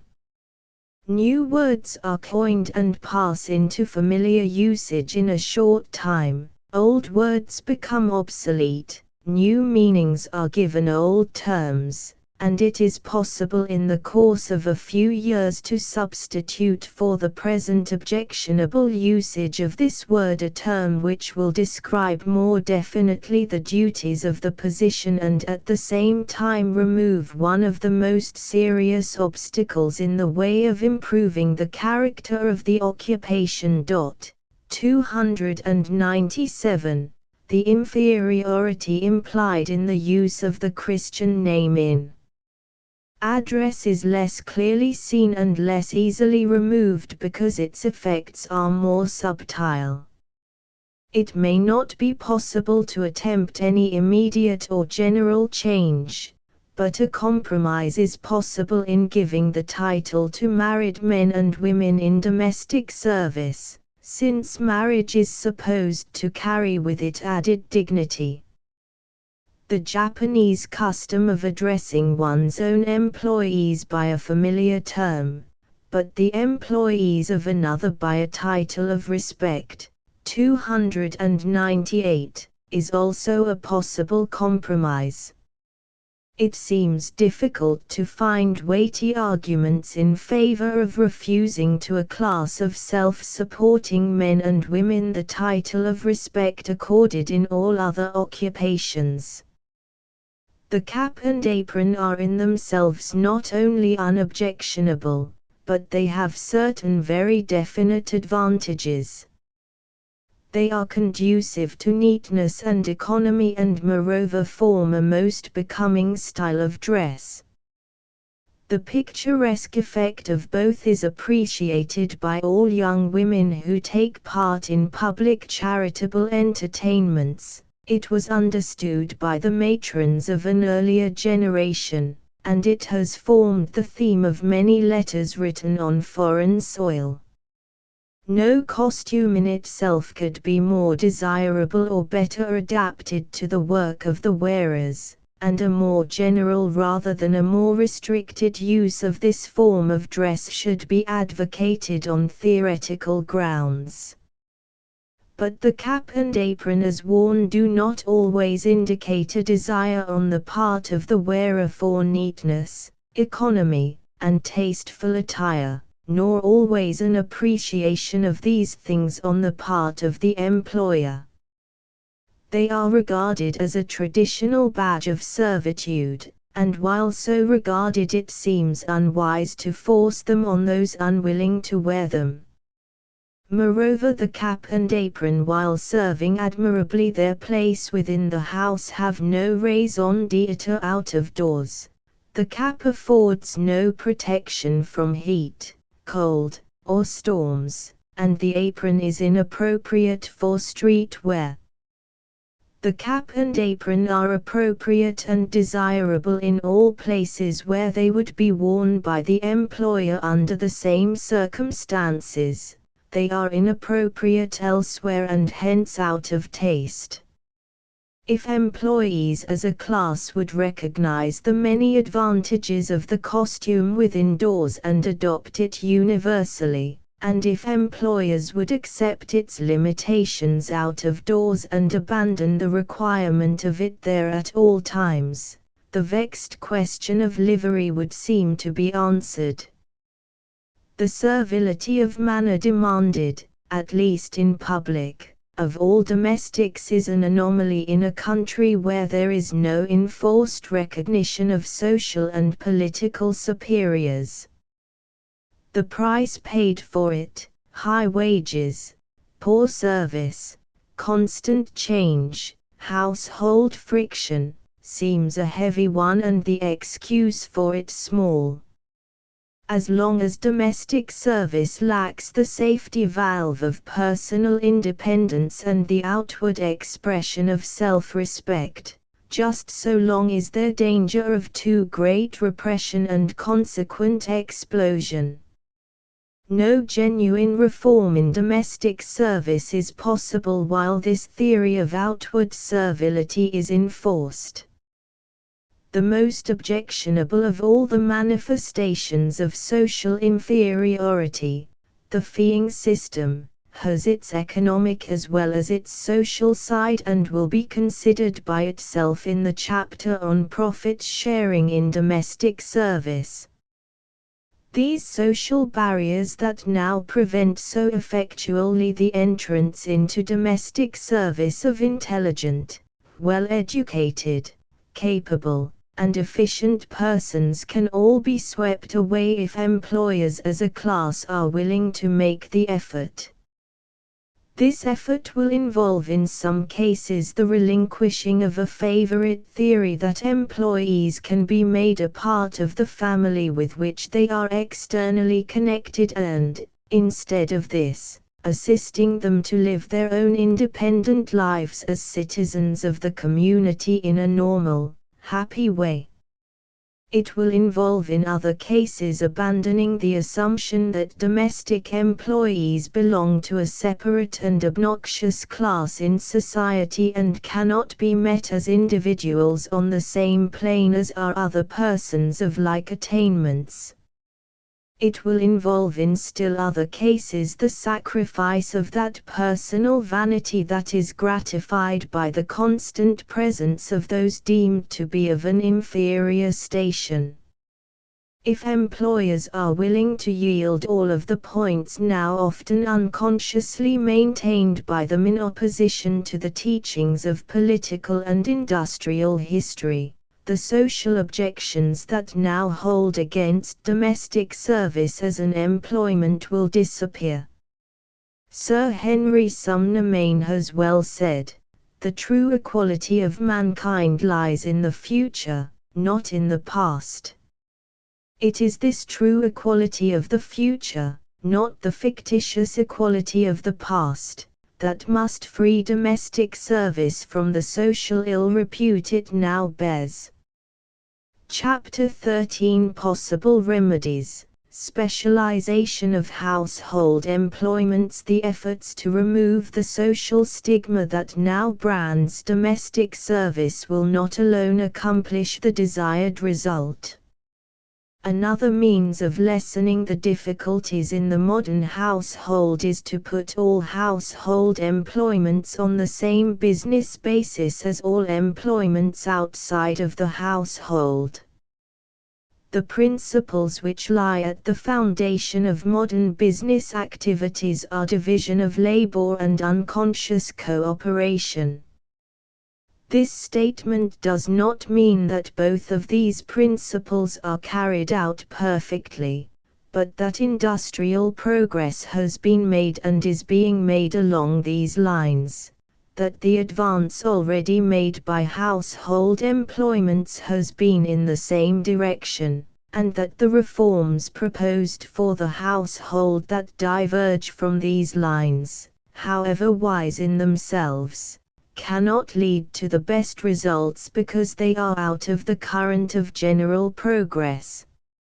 In considering the historical phase of the subject, a long list of articles was suggested, 299, which were formerly made within the household, but are now made out of the house both better and more cheaply than they could be made at home.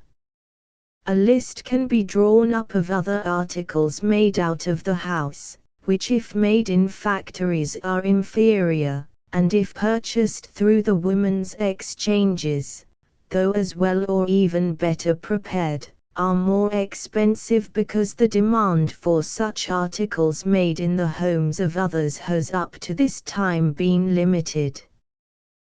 The articles in this transitional state are vegetable and fruit canning, the making of jellies, pickles, and preserves, the baking of bread, cake, and pastry, the preparation of soups, pressed meats, cold meats, ice cream, and confectionery, condensed, sterilized, and evaporated milk, and the making of butter not yet abandoned in all rural homes. The transitional list also includes the making of underclothes for women and children, which can be made more cheaply out of the house but not always so well, and millinery and dressmaking, which can be done better but at greater expense.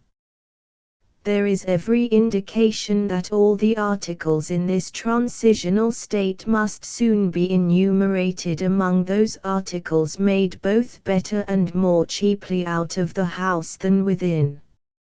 A third list can be made of articles that are now seldom if ever manufactured out of the house but which can be made elsewhere.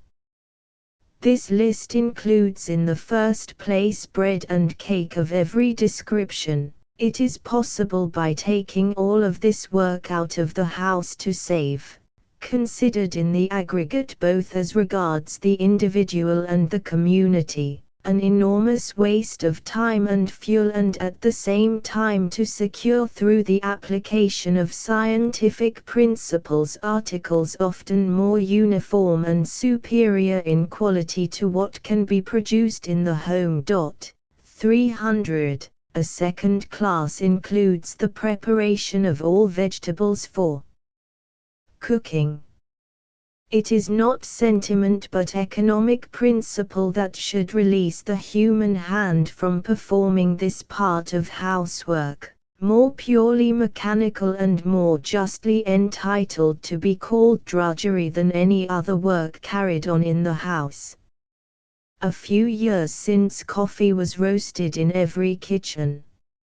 If it has been found that an article requiring such delicate treatment as this can be prepared by business firms better than it can be in the household oven, there can be no serious obstacle in the way of delivering at the door all vegetables ready for cooking. 301. Compensation for the additional cost at first incurred would be found in the hygienic advantage of removing from many cellars the supply of winter vegetables. A third class of articles includes the preparation of all cold meats, half-cooked meats, as croquettes, all stuffed meats, as fowl and game, all made dishes, as salads and cold desserts, and the cooking of all articles which need only heating to make ready for use. The careful study of a large number of elaborate menus as well as of more simple bills of fare shows a very small proportion of articles which could not be made out of the house and sent in ready for use or requiring only the application of heat. The Aladdin oven constructed on scientific principles renders the cooking and heating of food a most simple matter. The sending of hot food to individual homes has in no case as far as can be learned proved a success, but the delivery of all articles ready for the final application of heat is possible through business enterprise and scientific experiment. This partial, although not entire, solution of the problem of domestic service, by taking a large number of servants out of the house and by having a large part of the work now done by them in the house done elsewhere, is in direct line with the progress made in other occupations. It was estimated by Mr. Gallatin in 1810, 302. That 2/3 of the clothing worn in the United States was the product of family manufacturing, then in a flourishing state. During the 20 years following, a part of this family weaving and spinning was transferred to factories, and this transfer created the great factory industry. Its rapid growth was due to the fact that the power loom and the factory took the place of the hand loom and of home manufacturing. A similar change has taken place in the manufacture of cheese. Until about 1830 all cheese was made at home, and in 1860 not more than 20 cheese factories had been built.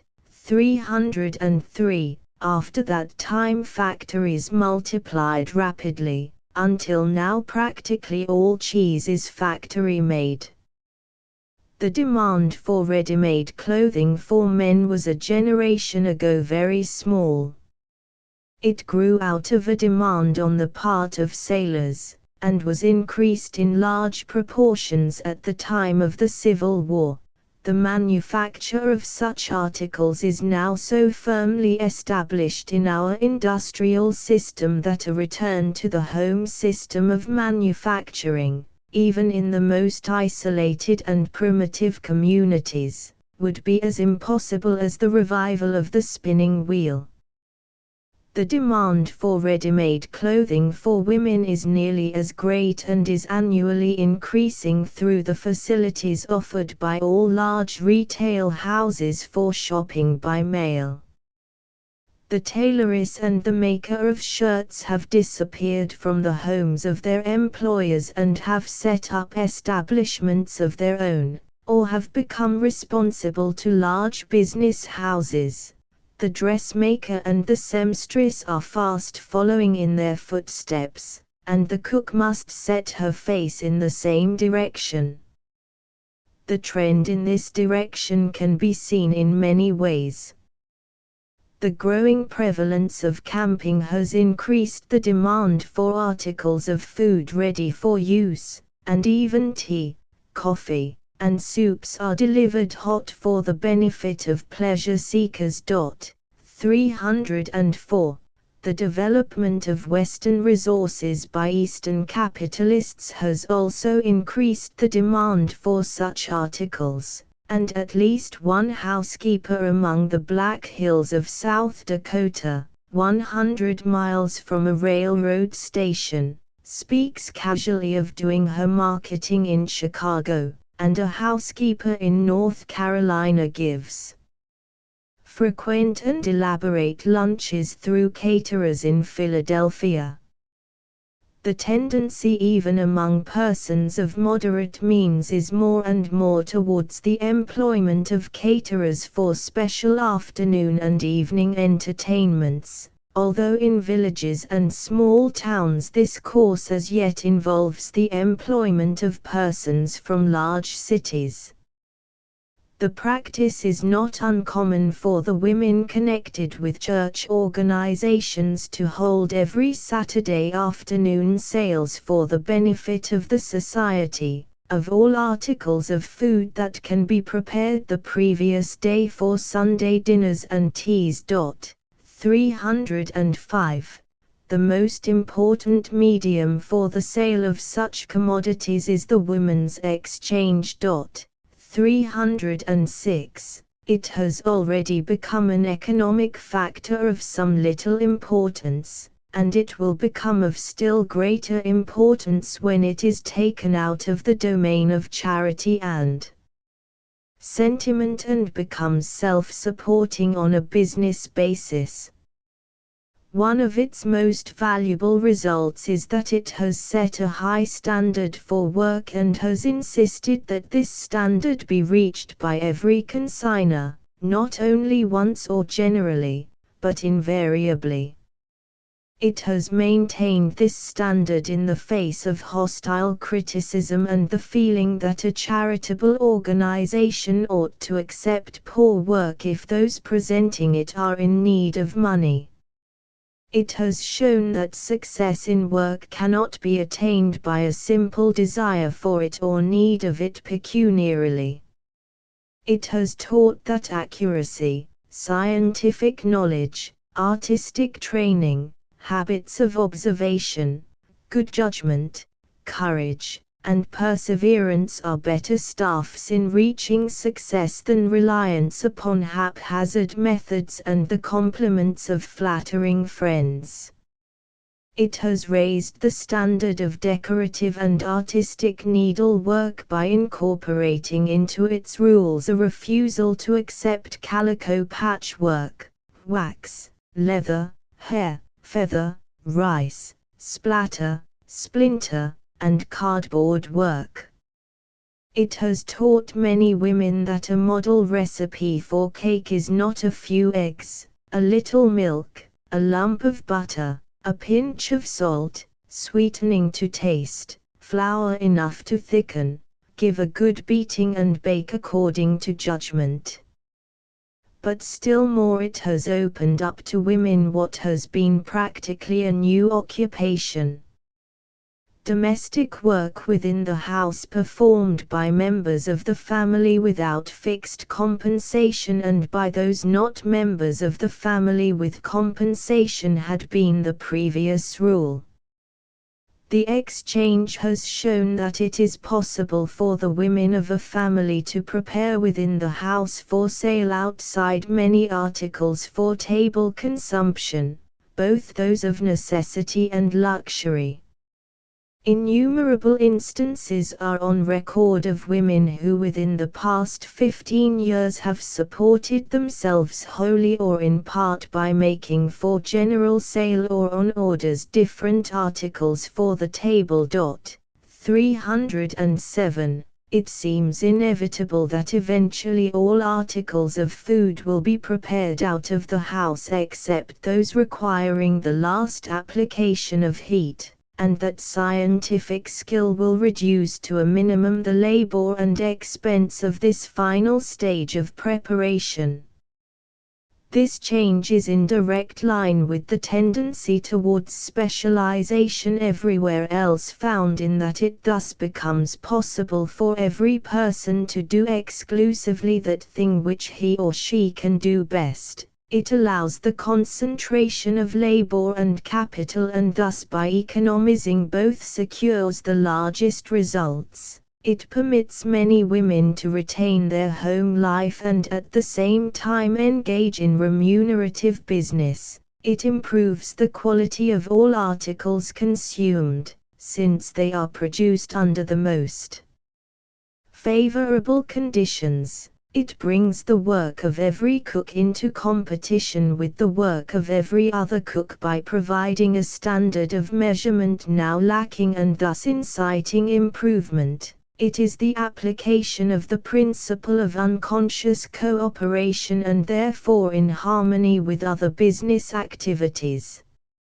More definitely, as one illustration, it permits all fruits to be canned, pickled, and preserved in every way in the locality where they are produced at a cost ultimately less than can now be done when fruit is shipped to cities and there sold at prices including high rents. It prevents a glut in the market of such perishable articles by providing for their preservation on farms and in villages and subsequent transportation to cities at leisure. It makes it possible to utilize many abandoned farms in the East which could be used as fruit farms but are too remote from shipping centers to permit the transportation of ripe fruit. It ultimately lightens the labors of many women on farms by enabling them to purchase in cities many articles now produced by them at a disadvantage.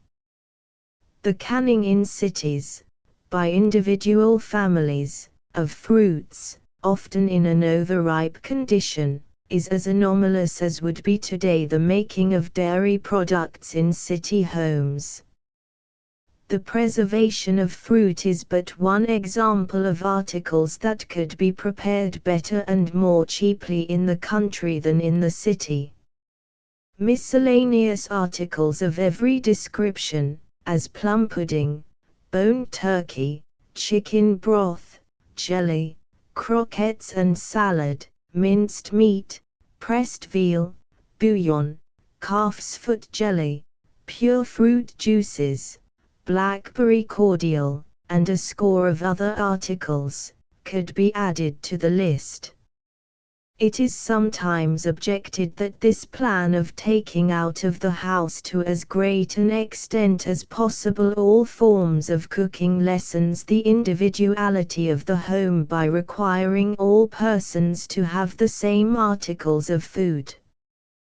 but the objection presupposes a limited variety of articles, while the method suggested must result in an unlimited variety, as has been the case in regard to articles used for wearing apparel since the custom has been established of having so many made out of the house.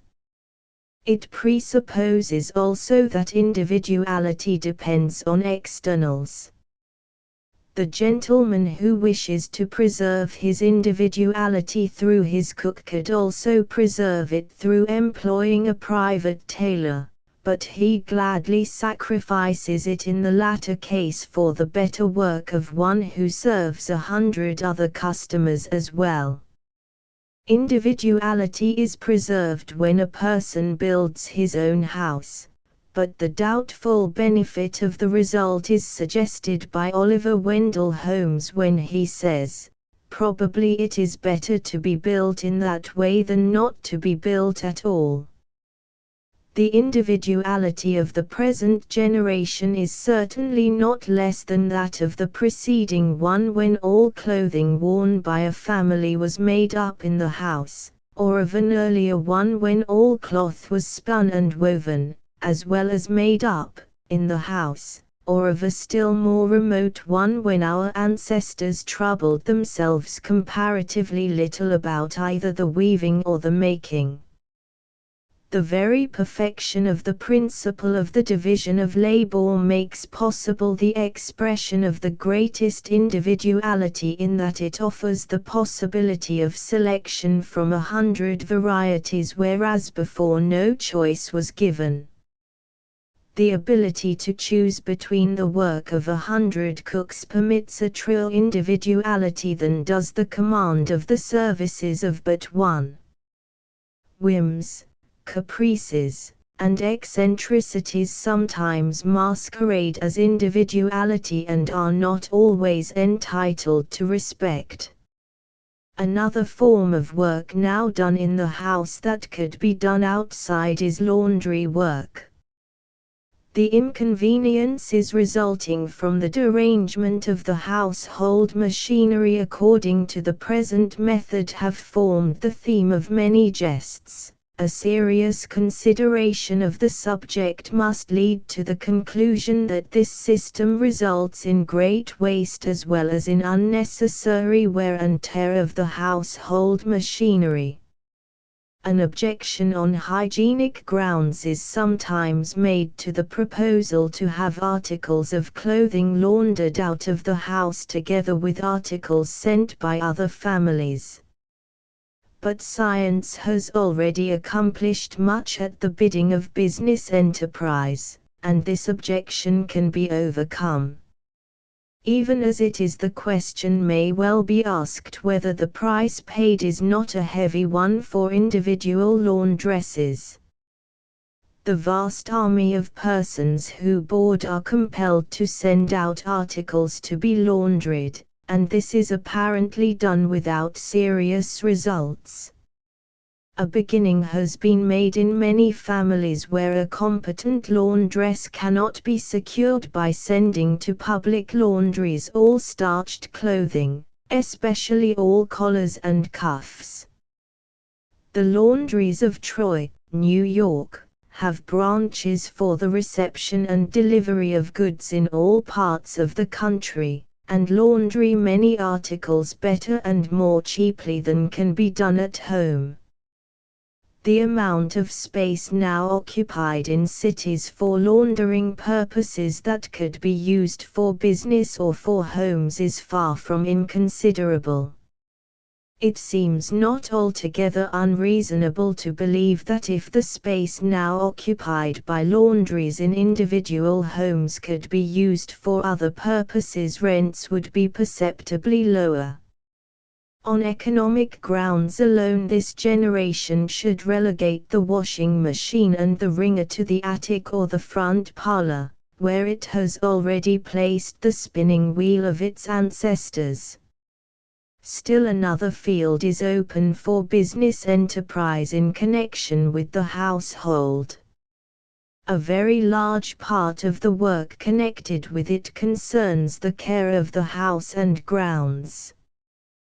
This includes the semi-annual house cleaning and the cleaning of windows, floors, brass, silver, and lamps, the sweeping, dusting, and general care of rooms, including the special attention that must be given to books, pictures, and bric-a-brac, the care of lawns, walks, porches, and furnaces, the repairing of articles of clothing and furniture, table service and chamber service. Here again economic tendencies are showing themselves. Much if not all of this work can be done by the piece or by the hour, and men and women are everywhere taking advantage of the fact. 308. A very large part of the work of the household can be thus done, especially if housekeepers are willing to waive the tradition that silver must be cleaned on Thursdays, sweeping done on Fridays, and all sleeping rooms put in order before 9 o'clock in the morning. One other measure of relief concerns the purchase of supplies. Marketing is a science and might be made a profession. At present it is usually done in a haphazard, makeshift fashion. It is done by the head of the household on his way to business and thus done in haste, or orders are given through a clerk who goes from house to house and thus serves primarily the firm he represents, while at the same time the purchaser loses the benefit of competition in the markets, or commissions are given by telephone and the customer has no opportunity of inspecting the goods before purchase, or marketing is done by the mistress of the household, who is unable to reach the markets in time to make her purchases with the care that should be given, or it is done by the cook, who may know the best articles to purchase but is ignorant of their money value. It requires time, skill, and experience to purchase judiciously the supplies for a household, and in many households time, skill, and experience are lacking. It would seem possible for one person to do the marketing for 15 or 20 families, taking the orders at night and executing them in the morning. Supplies could then be purchased in quantity. This gain would pay the commission of the purchaser, and marketing would be done in a much more satisfactory manner than it is at the present time. At the same time, such a plan would relieve the members of individual households of the burden and care of a difficult part of household management.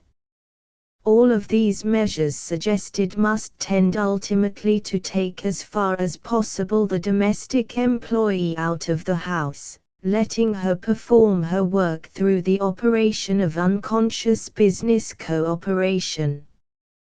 This method would enable a large number of women to go into household employments who have ability in this direction but who now drift into other occupations which permit them to maintain their own home life. It is generally assumed that an unmarried woman has no desire for a home and no need of a place that she can call her own. When she goes into domestic employment, therefore, she must merge her individual life into that of her employer and relinquish all the social instincts, although as strong in her as in another. But this is what many are not willing to do. If the opportunity were presented of performing housework and remaining at home, large numbers would in time enter the work. Many who have no homes would still be glad to share the home of an employer, but where no alternative is presented, as under the present system, except where Negroes are employed, the requirement of residence becomes irksome and is a hindrance in this as it would be in any other industry. It is also true that many employees particularly dislike to live in flats. The sleeping accommodations are generally poor, with little light or ventilation, and all parts of the household are cramped and crowded. To take the employee out of the modern flat and let her go to her own home or lodging place would be a boon to both employer and employee. The plan proposed also lessens materially the amount of care and responsibility now incurred by the employer, since it decreases the number of personal employees. The presence of the employee in the family is a disadvantage to the household of the employer as well as to the employee. Again, it enables large numbers of women who have only a few hours each day or week to give to outside work to do it in their own houses or in the homes of others without neglect of their own households. Moreover, it lessens much of the difficulty that now exists owing to the migratory habits of the modern family. The question of what shall be done with the employees of a household during the summer and how new ones shall be secured in the autumn is answered in a measure if the work performed by them can be done by the piece, hour, or season and a large part of the family supplies can be purchased ready for use. Then, too, it renders both employer and employee more independent. Whether the desire for independence is right or wrong is not the question, it is a condition and must be met.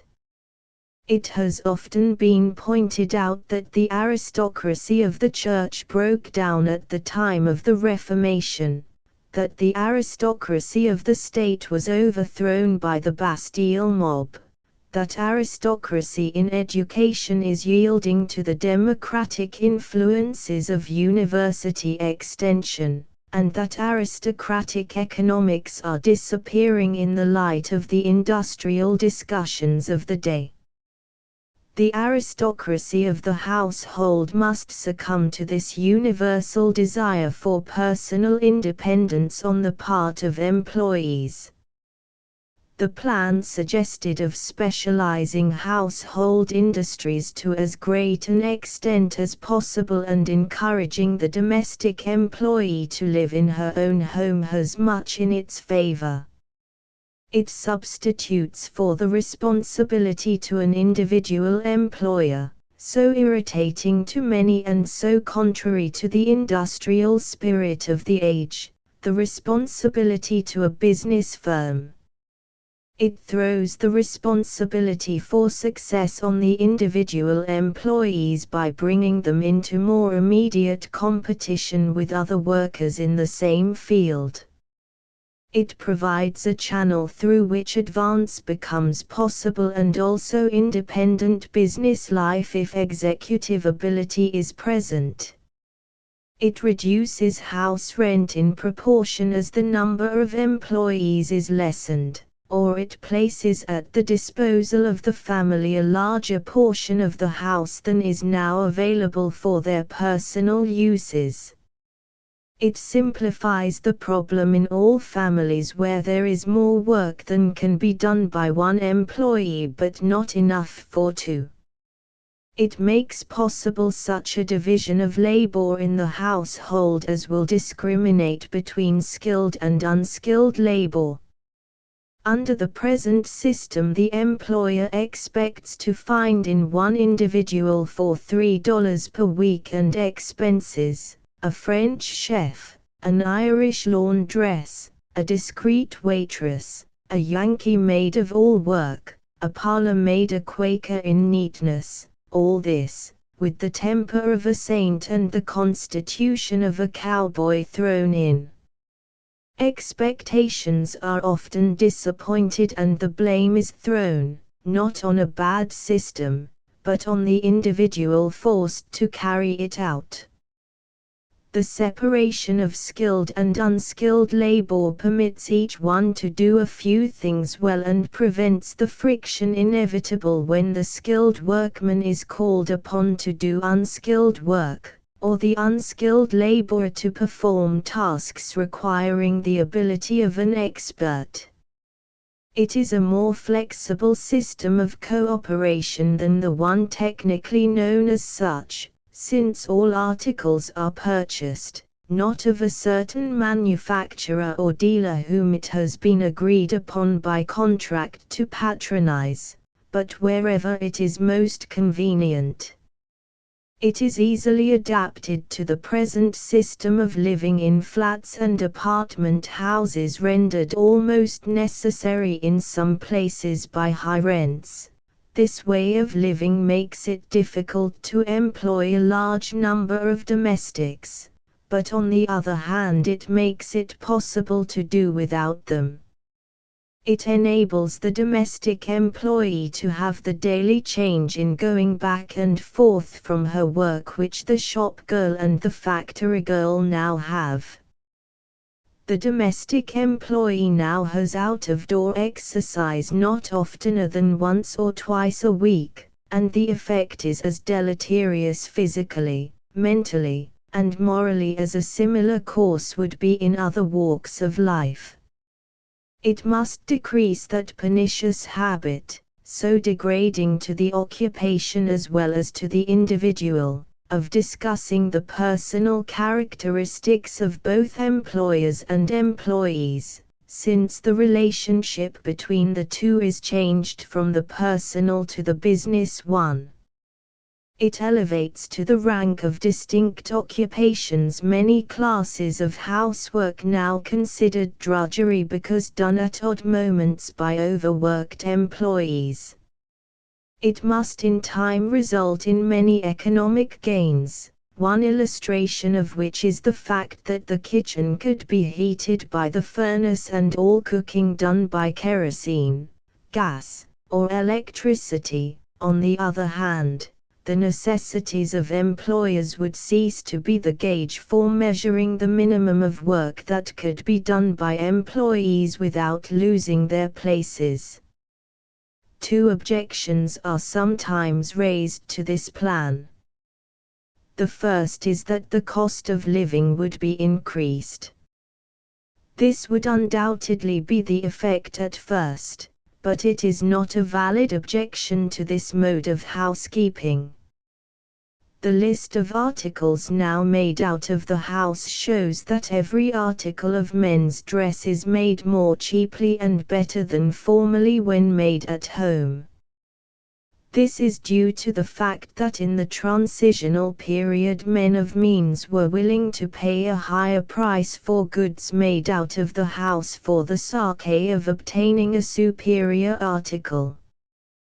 Competition subsequently made it possible for men of moderate means to share in the same benefit.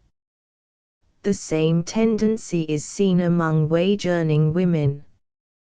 They could make their own dresses at less expense than they can hire them made, but it would be done at a loss of time and strength taken from their own work, and they prefer to employ others. Moreover, cost of living is a relative term. An increase in the family income makes it possible to employ more service and therefore to live better than before. Families of wealth now have two alternatives, either to employ more domestics within the home, or to purchase more ready-made supplies. The alternative usually chosen is the former.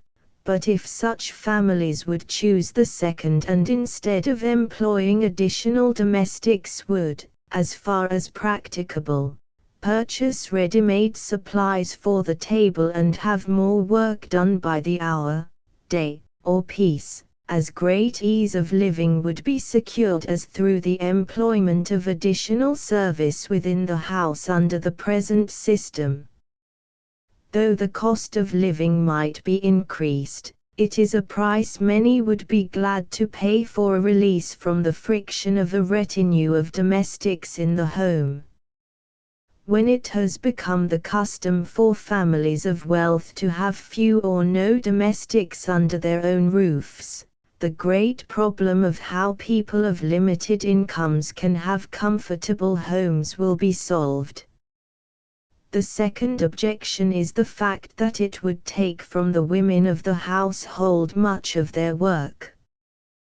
The problem, however, has not been to provide a means of excusing from their legitimate share in the work of the world one half of its population, but to use that labor at the least cost of time and strength. The argument that would maintain the present system because it provides women with work is the same as that which destroyed the machines of Arkwright and Crompton. It is the argument that keeps convicts in idleness lest their work should come into competition with the work of others. It is the opposition always shown to every change whereby the number of workers in any field is at first lessened. But the plan proposed does not contemplate abolishing household work for women, but changing its direction so that it may be more productive with less expenditure than at present. It calls for specialization of work on a business basis, rather than idleness or charity. It asks that the woman who can bake bread better than she can sweep a room should, through unconscious cooperation, bake bread for several families and hire her sweeping done for her by one who can do it better than she. It asks that the woman who likes to make cake and fancy desserts but dislikes table service should dispose of the products of her labor to several employers, rather than give her time to one employer and do in addition other kinds of work in which she does not excel.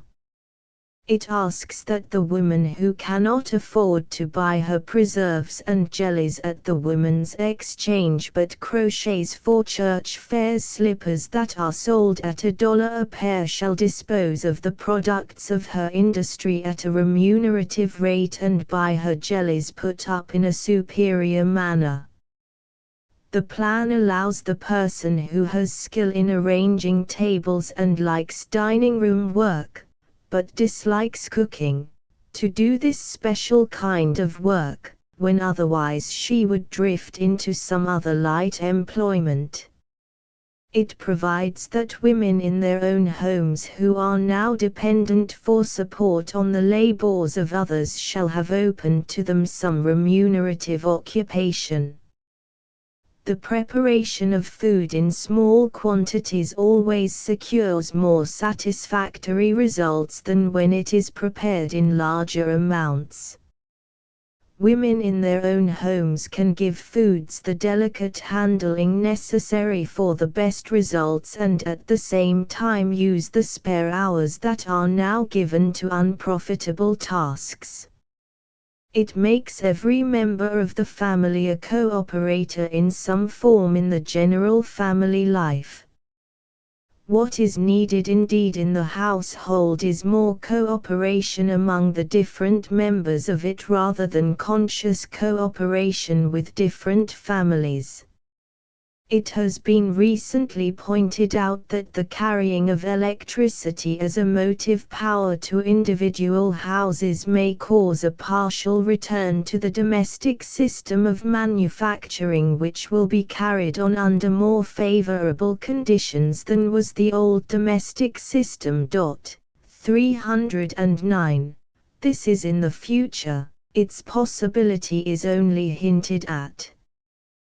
But the domestic system of housework, if that expression may be used to distinguish it from the present individual system, and the proposed system of unconscious cooperation, enables women to work in their own homes and, by exchange of such commodities and services as each can best dispose of, to contribute to the general welfare. The plan of specialization of household employments has already been put into partial operation by many housekeepers and its success attested by those who have tried it. 310. Conscious cooperative housekeeping has in nearly every case proved a practical failure. But the unconscious cooperation that comes through business enterprise has brought relief to the household in many directions, and it is one of the lines along which progress in the future must be made. Chapter 14 Possible Remedies. Profit-sharing domestic service, as has been seen, is accompanied by certain social conditions that prevent many from entering the occupation.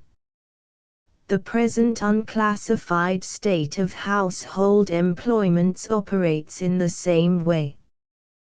But in addition to this lack of organization, other industrial disadvantages are found.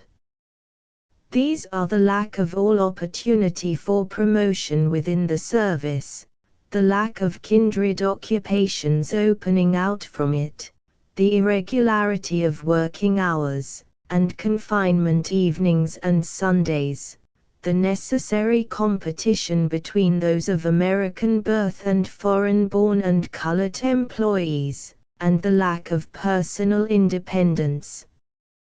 These, in addition to the unorganized condition of the work, are the industrial disadvantages that tell most strongly against the occupation.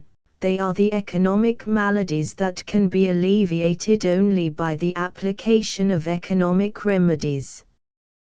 The attempt has been made to show how the lack of organization in household employments can be partially met by taking out of the house a large part of the work now performed there, and having much of what must necessarily remain done by the piece, hour, day, or season, thus securing better specialization of work and directing it into the current of industrial progress. The second group of industrial difficulties enumerated must in a similar way be met by measures that have proved successful in similar fields.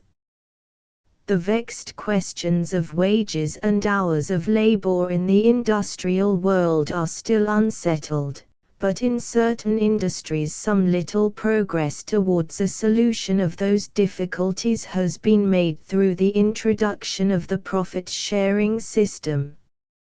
In order to answer the question whether profit-sharing could be introduced with advantage into domestic service, it is necessary to consider somewhat in detail the question, what is profit-sharing, and also the question, what have been its advantages in general economic society? Profit-sharing, as defined by Mr. Carroll D. Wright, is the term that may be applied to any arrangement whereby labor is rewarded in addition to its wages, or in lieu of wages, by participation in the profits of the business in which it is employed. Benefits of various kinds, as insurance, schools, libraries, and beautiful surroundings, so far as maintained by employers out of their profits and enjoyed by employees as an addition to what their wages would purchase, would have to be regarded, in a strict analysis, as an indirect form of profit sharing. 311. Mr. Nicholas Payne Gilman defines it as the method of rewarding labor by assigning it a share in the realized profits of business in addition to wages. 312. Mr. D. F. Schloss considers it an arrangement under which an employer agrees with his employees that they shall receive, in partial remuneration of their labor, and in addition to their ordinary wages, a share, fixed beforehand, in the profits of his business. 313. The International Congress on Profit Sharing, held in Paris, in 1889, declared it to be a voluntary agreement, by virtue of which an employee receives a share, fixed beforehand, in the profits of an undertaking. The history of profit sharing is short, and can easily be recalled. It began in 1842 with the Maison Leclerc in Paris, and has been subsequently introduced into many business houses in France and Switzerland, countries where the economic conditions lend themselves readily to its progress. Its adoption in Germany has been less extensive, while the English industrial system has hitherto seemed hostile to it, although Mr. D. F. Schloss in his recent report claims that a larger number of experiments in profit sharing have been made in England than in any other country. Probably about 1/4 of the business establishments conducted on this principle are found in the United States. What are the advantages that have resulted from this 50 years of more or less extensive experience with the system? There is first the fact that it results in the development of what Mr. Carroll D. Wright has called the group of industrial virtues. This group includes diligence, zeal, caretaking, vigilance, punctuality, fidelity, continuity of effort, willingness to learn, a spirit of cooperation, and a personal interest in all business affairs. In addition to these virtues, other positive advantages have been noted by those who have tried the system. An appreciable percentage of the occasions of worry, which all large employers experience, have disappeared, writes Mr. T. W. Bushill, of Coventry, England. 314, M. Billen, of Geneva, states as one result of his experiment, superintendence became easy for us, and from that time we could, without fear of offending anyone, show ourselves exacting in details to which previously we were obliged to close our eyes. 315. The Peasedale Manufacturing Company began profit sharing not to make money in the positive sense, but to save waste. 316. This saving of waste is seen in the efforts to economize time and materials and in the additional care with which machinery and all appliances for work are used.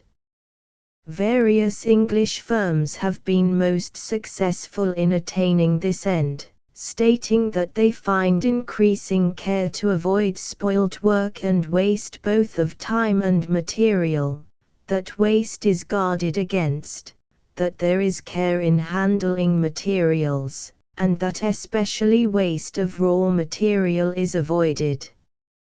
317. Another gain is found in the identification of the interests of employer and employees and the consequent harmony between capital and labor. The occurrence of a strike in a profit-sharing establishment is believed to have been a rare event, says Mr. Schloss. 318. The advantage to the employer of this identification of interest is seen in the ability to obtain a steadier and superior class of workers, in the fact that the knowledge that there is such a scheme brings all the best workmen to the firm employing it, that workers remain year after year, and that it tends to secure and retain the best workers. Its good effects on the character of the work are seen when an efficient man is very soon pricked up to greater diligence by his fellow workers, in securing through it the maximum of effort, in a steady pulling up all around, when it makes the men keener after business and sharper in keeping down expenses. 319. It would seem difficult to introduce the scheme into a business like that of tea blending, but a London firm that has practiced it 13 years states that the effect is to make the clerks willing to exert themselves in an especial manner, when the occasion arises, because they know that if they show themselves unable to cope with the mass of work to be done, then the staff must be increased, and they do not care to see their bonus diminished by an augmentation of the numbers entitled to participation. 320. The question naturally arises as to how far these gains reimburse the employer for the financial cost of profit sharing. The chairman of the South Metropolitan Gas Company of London writes, "I state unhesitatingly that the company is recouped the whole of the amounts, some £40,000, paid as a bonus since the system was started." 321. The managing director of the New Welsh Slate Quarry Company gives it as his personal belief that we are recouping every penny of bonus and more, and similar testimony comes from others. Yet this is putting the matter on the lowest plane. The system converts the industrial association of employer and employees into a moral organism, in which all the various talents, services, and desires of the component individuals are fused into a community of purpose and endeavor. 322. A natural result, moreover, is a general elevation in the standards of morals. Most of all, in an individual way it is of help to the employee. To assist a person in improving his condition by his own efforts is to make a man of him. 323. What can be learned from these successful experiences in profit sharing that will be of value in domestic service? The usual difficulties that beset the employer of domestic labor are lack of interest, desire for change, negligence, waste of time, extravagance in the use of materials, in a word, the absence of the industrial virtues. If these very difficulties, all of which exist elsewhere, are partially or entirely obviated by the employer of other forms of labor through the system of profit sharing, may it not reasonably be expected that they could be met in domestic service by the employment of similar means? Domestic service, it is true, is not a wealth-producing occupation, but it is wealth-consuming probably beyond any other employment. The profit, therefore, must be negative, that is, economy in the use of time, materials, and appliances for work. It is in precisely these ways that profit sharing has been most successful, and the wage system most unsatisfactory. Under the wage system the employer of domestic labor pays for time rather than for quality of service, and employers therefore constantly complain that employees do not accomplish one half as much as they should, and employees that employers exact twice as much as can be done. Neither party to the contract under the wage system can have a true notion of the working value or the money value of time. Thus it is not strange that the one requires more than can be performed, and the other does less than might be reasonably demanded. The same ignorance and carelessness prevails in the use of materials. The employer may provide the best the markets afford, but if the cook has never had brought home to her a realizing sense of the money value of these materials, She is not altogether to blame if she fries donuts in butter costing 50 cents a pound, and makes angel food daily when eggs are 40 cents a dozen. The employer may also provide the finest of furnishings for the dining room and china closet, but if the maid-of-all-work does not associate a money value with these furnishings, she uses table napkins for holders, and carelessly drops fine china into an iron sink. From the selfish point of view, the chief interest of the employer is to keep the bills down and to get the greatest possible amount of service even at the cost of the greatest expenditure of human strength. Among employees, it is to do sufficient work to retain a good place, and to use whatever materials are most convenient.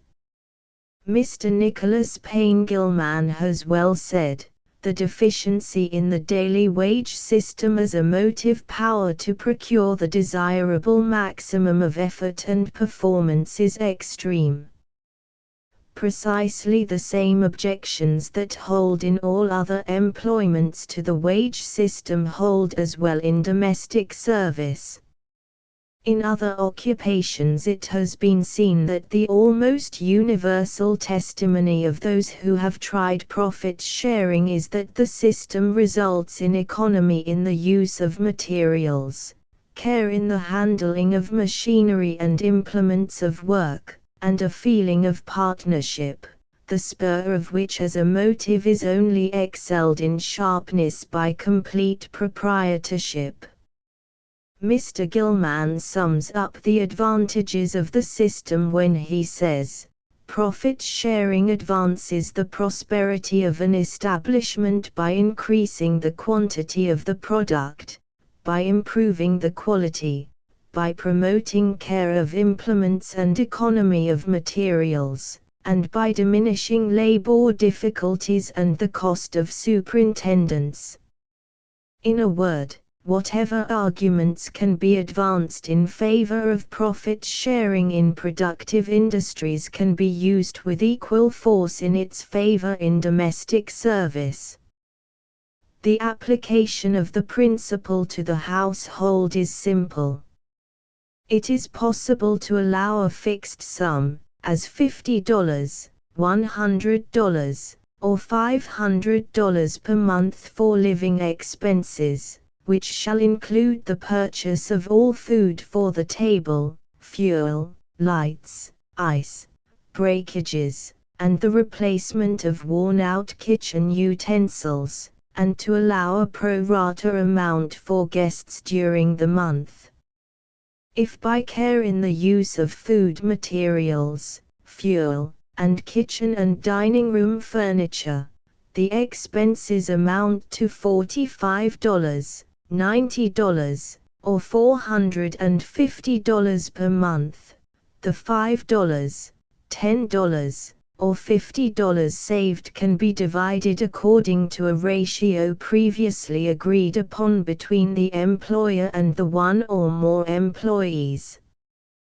The cook is in the position to save the most, and therefore ought to receive the greatest percentage of the amount saved, but it is a part of the work of the waitress to be careful of glass and china, of the laundress not to waste fuel, soap, and starch, and of all, including parlor maid, seamstress, and nursery maid, not to waste gas, fuel, or food at the table, and therefore each employee is entitled to a share in the profits.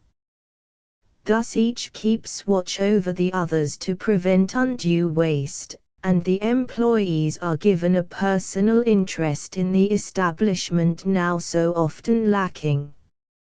In addition to this, it is possible to allow a gardener and a coachman who have taken special care in the improvement of lawns, gardens, and stables a small percentage on the annual appreciation of property.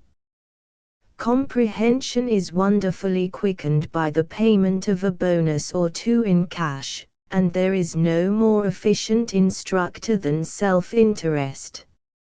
Moreover, it is possible to allow a fixed sum for service, as $18 per month, out of which the employee may choose to have a small sum spent in hiring by the day someone to wash windows and clean verandas, or she may choose to economize her time and strength and do this work herself.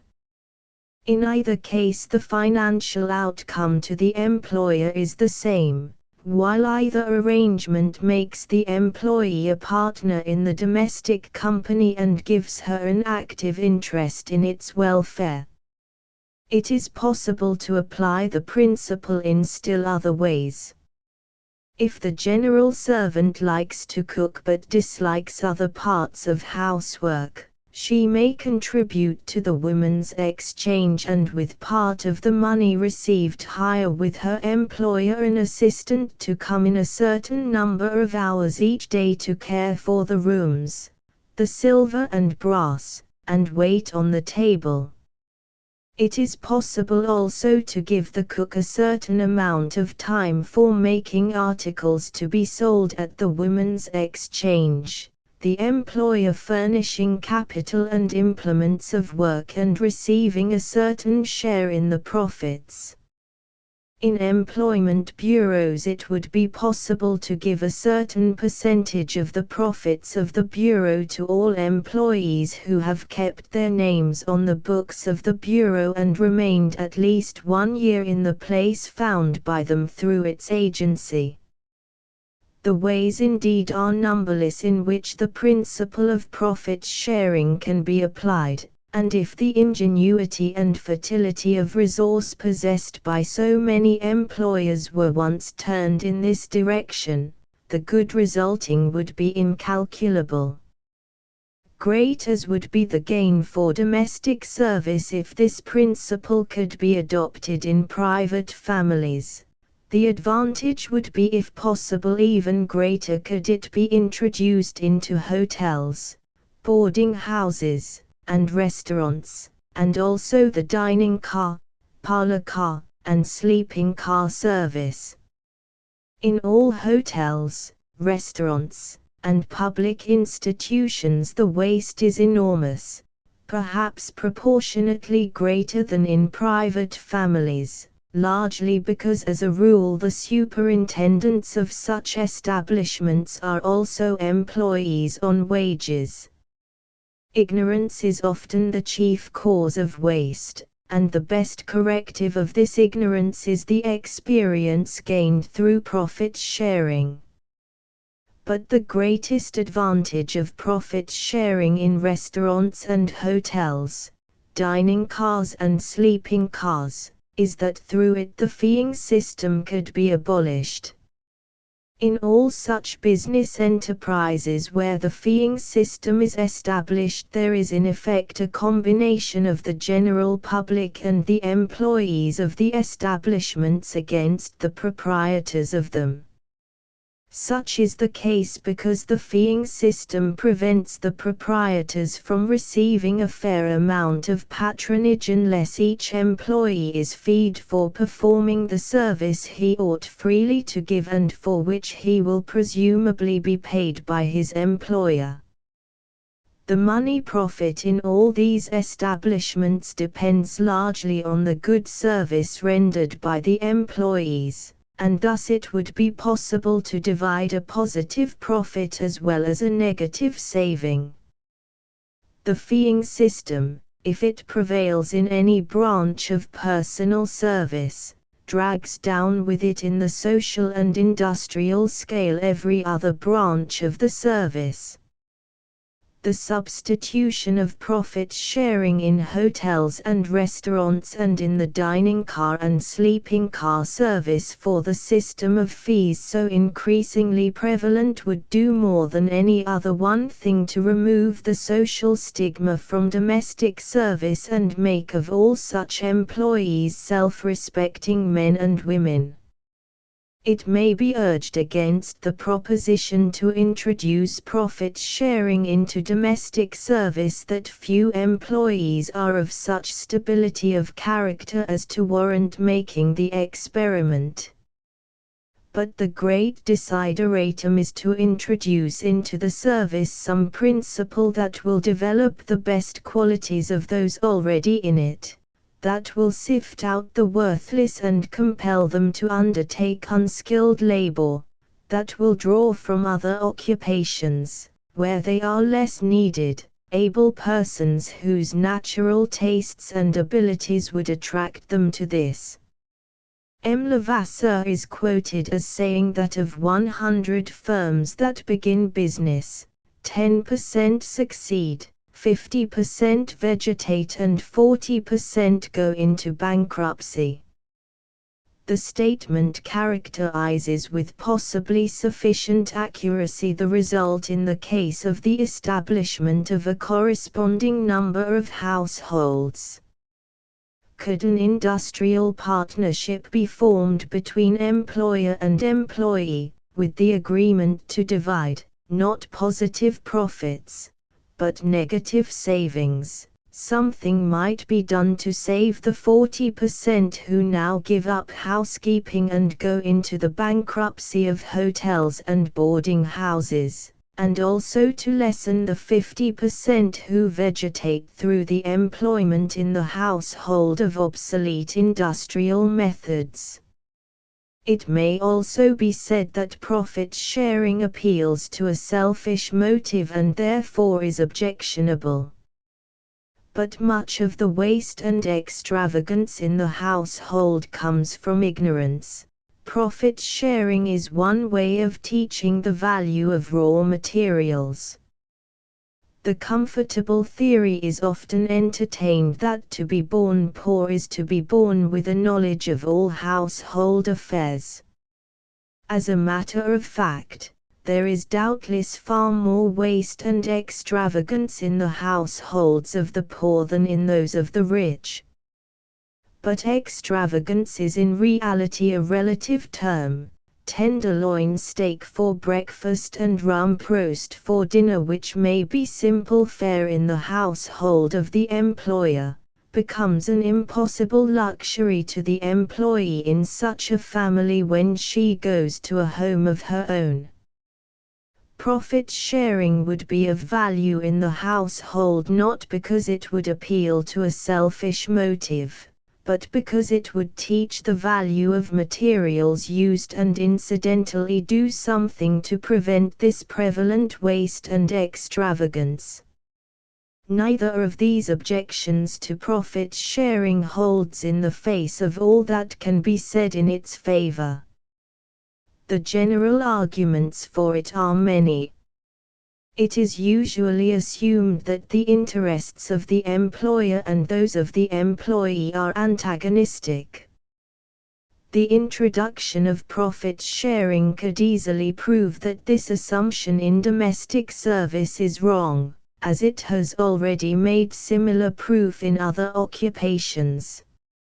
If the employers of other forms of labor find themselves relieved of much of the worry and friction that have previously resulted from the mutual relation of employer and employee, it would seem reasonable to expect a like result in the household.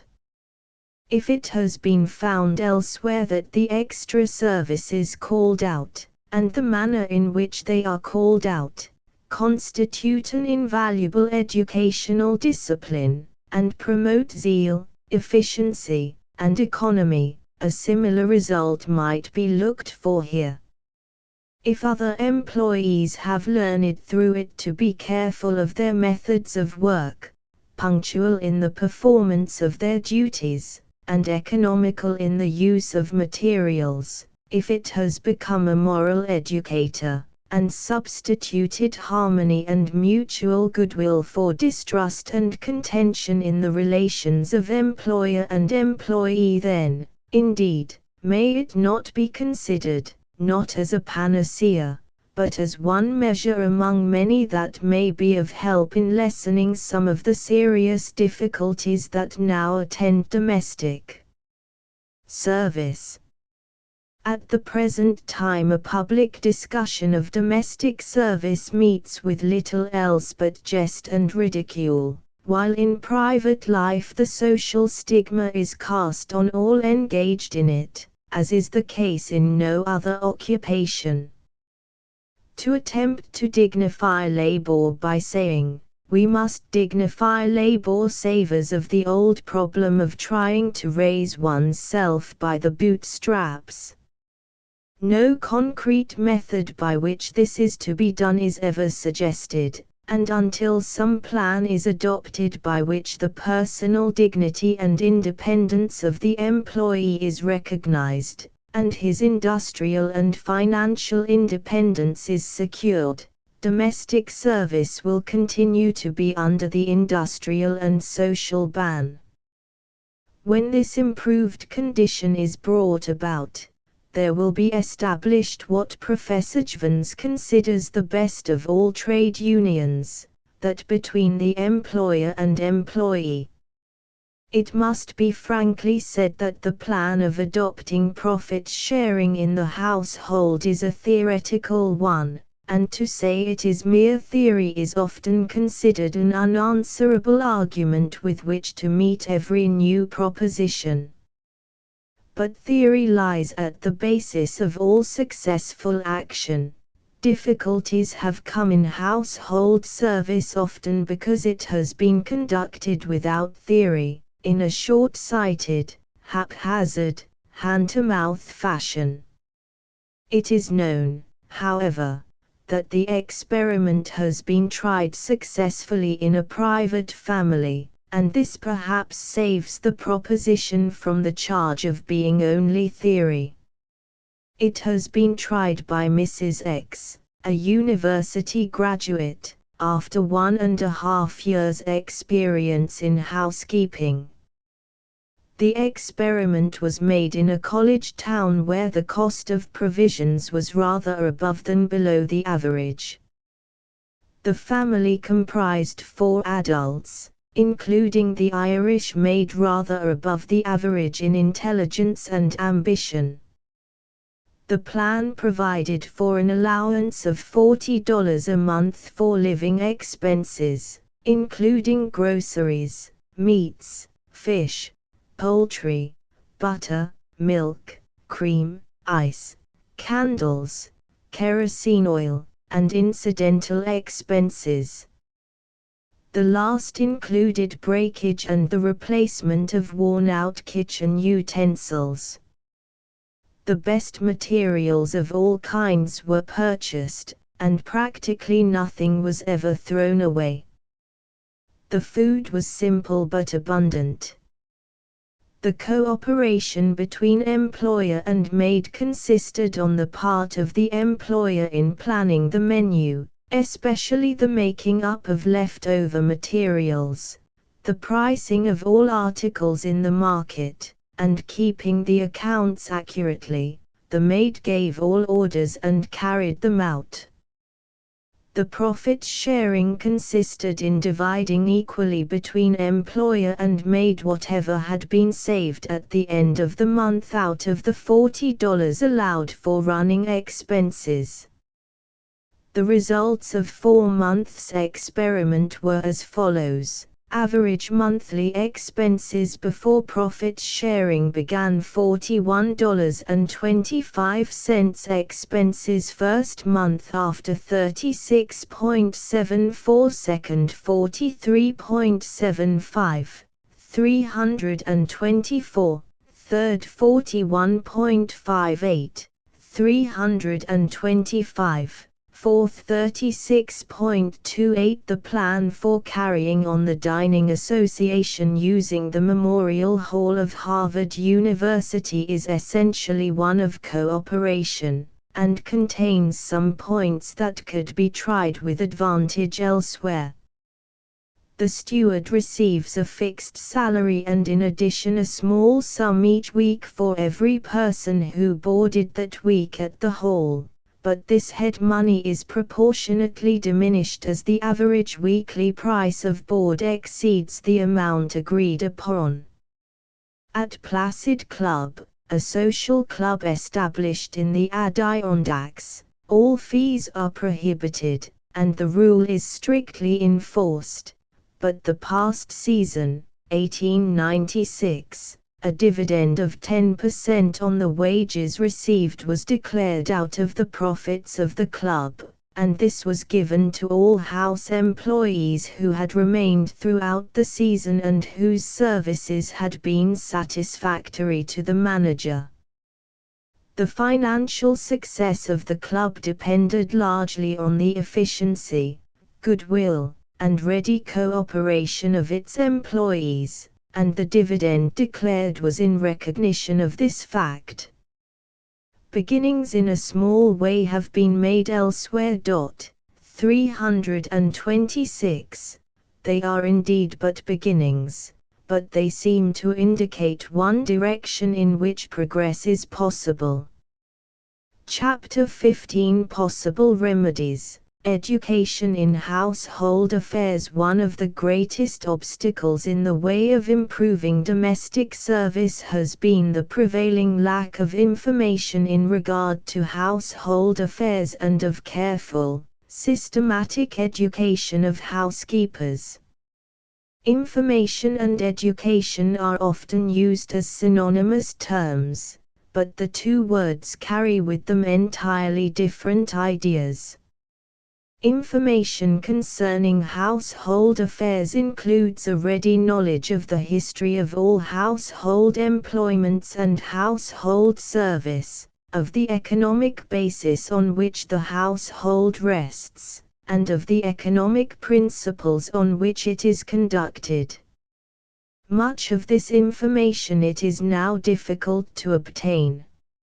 Many houses are found in southern Germany without windows looking towards the public highway. Light and air are admitted through openings in the rear or on a court, but no chance passer-by is permitted to look within. The household has always been constructed on the same plan. No outsider has been permitted to know the percentage of the family income that goes for service, fuel, gas and water tax, groceries, meats, fruits, and vegetables. In the great majority of households not only is there no disposition to give others the benefit of such information, but the information itself does not exist. Each new generation of housekeepers practically begins its work where the previous generation began. Its only heritage is recipes for desserts, rules for making furniture polish, methods of dealing with moth and mildew, which are handed down like family property from one generation to another in a way as primitive as that in which books were preserved before writing was known. Advance is not thus made, as is evident from the course followed in other occupations that have shown greatest progress. A vast accumulation of knowledge in regard to law has come through the added experience of individual members of the profession. It is said that every lawyer owes a debt of gratitude to his profession which can be paid only by some personal contribution to the sum total of legal knowledge. The constant progress made by the profession of medicine is due to the untiring investigations carried on by its members, the wide publicity given the results of these investigations, and the fact that every discovery made by one member becomes the common property of all. Until every housekeeper is willing to recognize her obligations to her profession and to share with other members the results of her experience, of her acquired information, and of her personal investigations, no progress in household affairs can be expected. Much of the information to be gained in regard to household affairs is a direct product of education, but education includes much more. Education gives a certain amount of information that is of direct service, and it gives a training that is of indirect but even greater value. The information more immediately gained comes through the study of art, chemistry, economics, physiology, psychology, and history. The study of art should enable the housekeeper to build and furnish her home with taste, of chemistry, to provide for its sanitary construction and for the proper preparation of all food materials, of economics, to manage her household on business principles, of physiology, to study the physical development of her children, of psychology, to observe their mental growth and base their training upon it, of history, to know the progress made in all these departments of knowledge and avoid repeating as experiments what others have advanced beyond the experimental stage.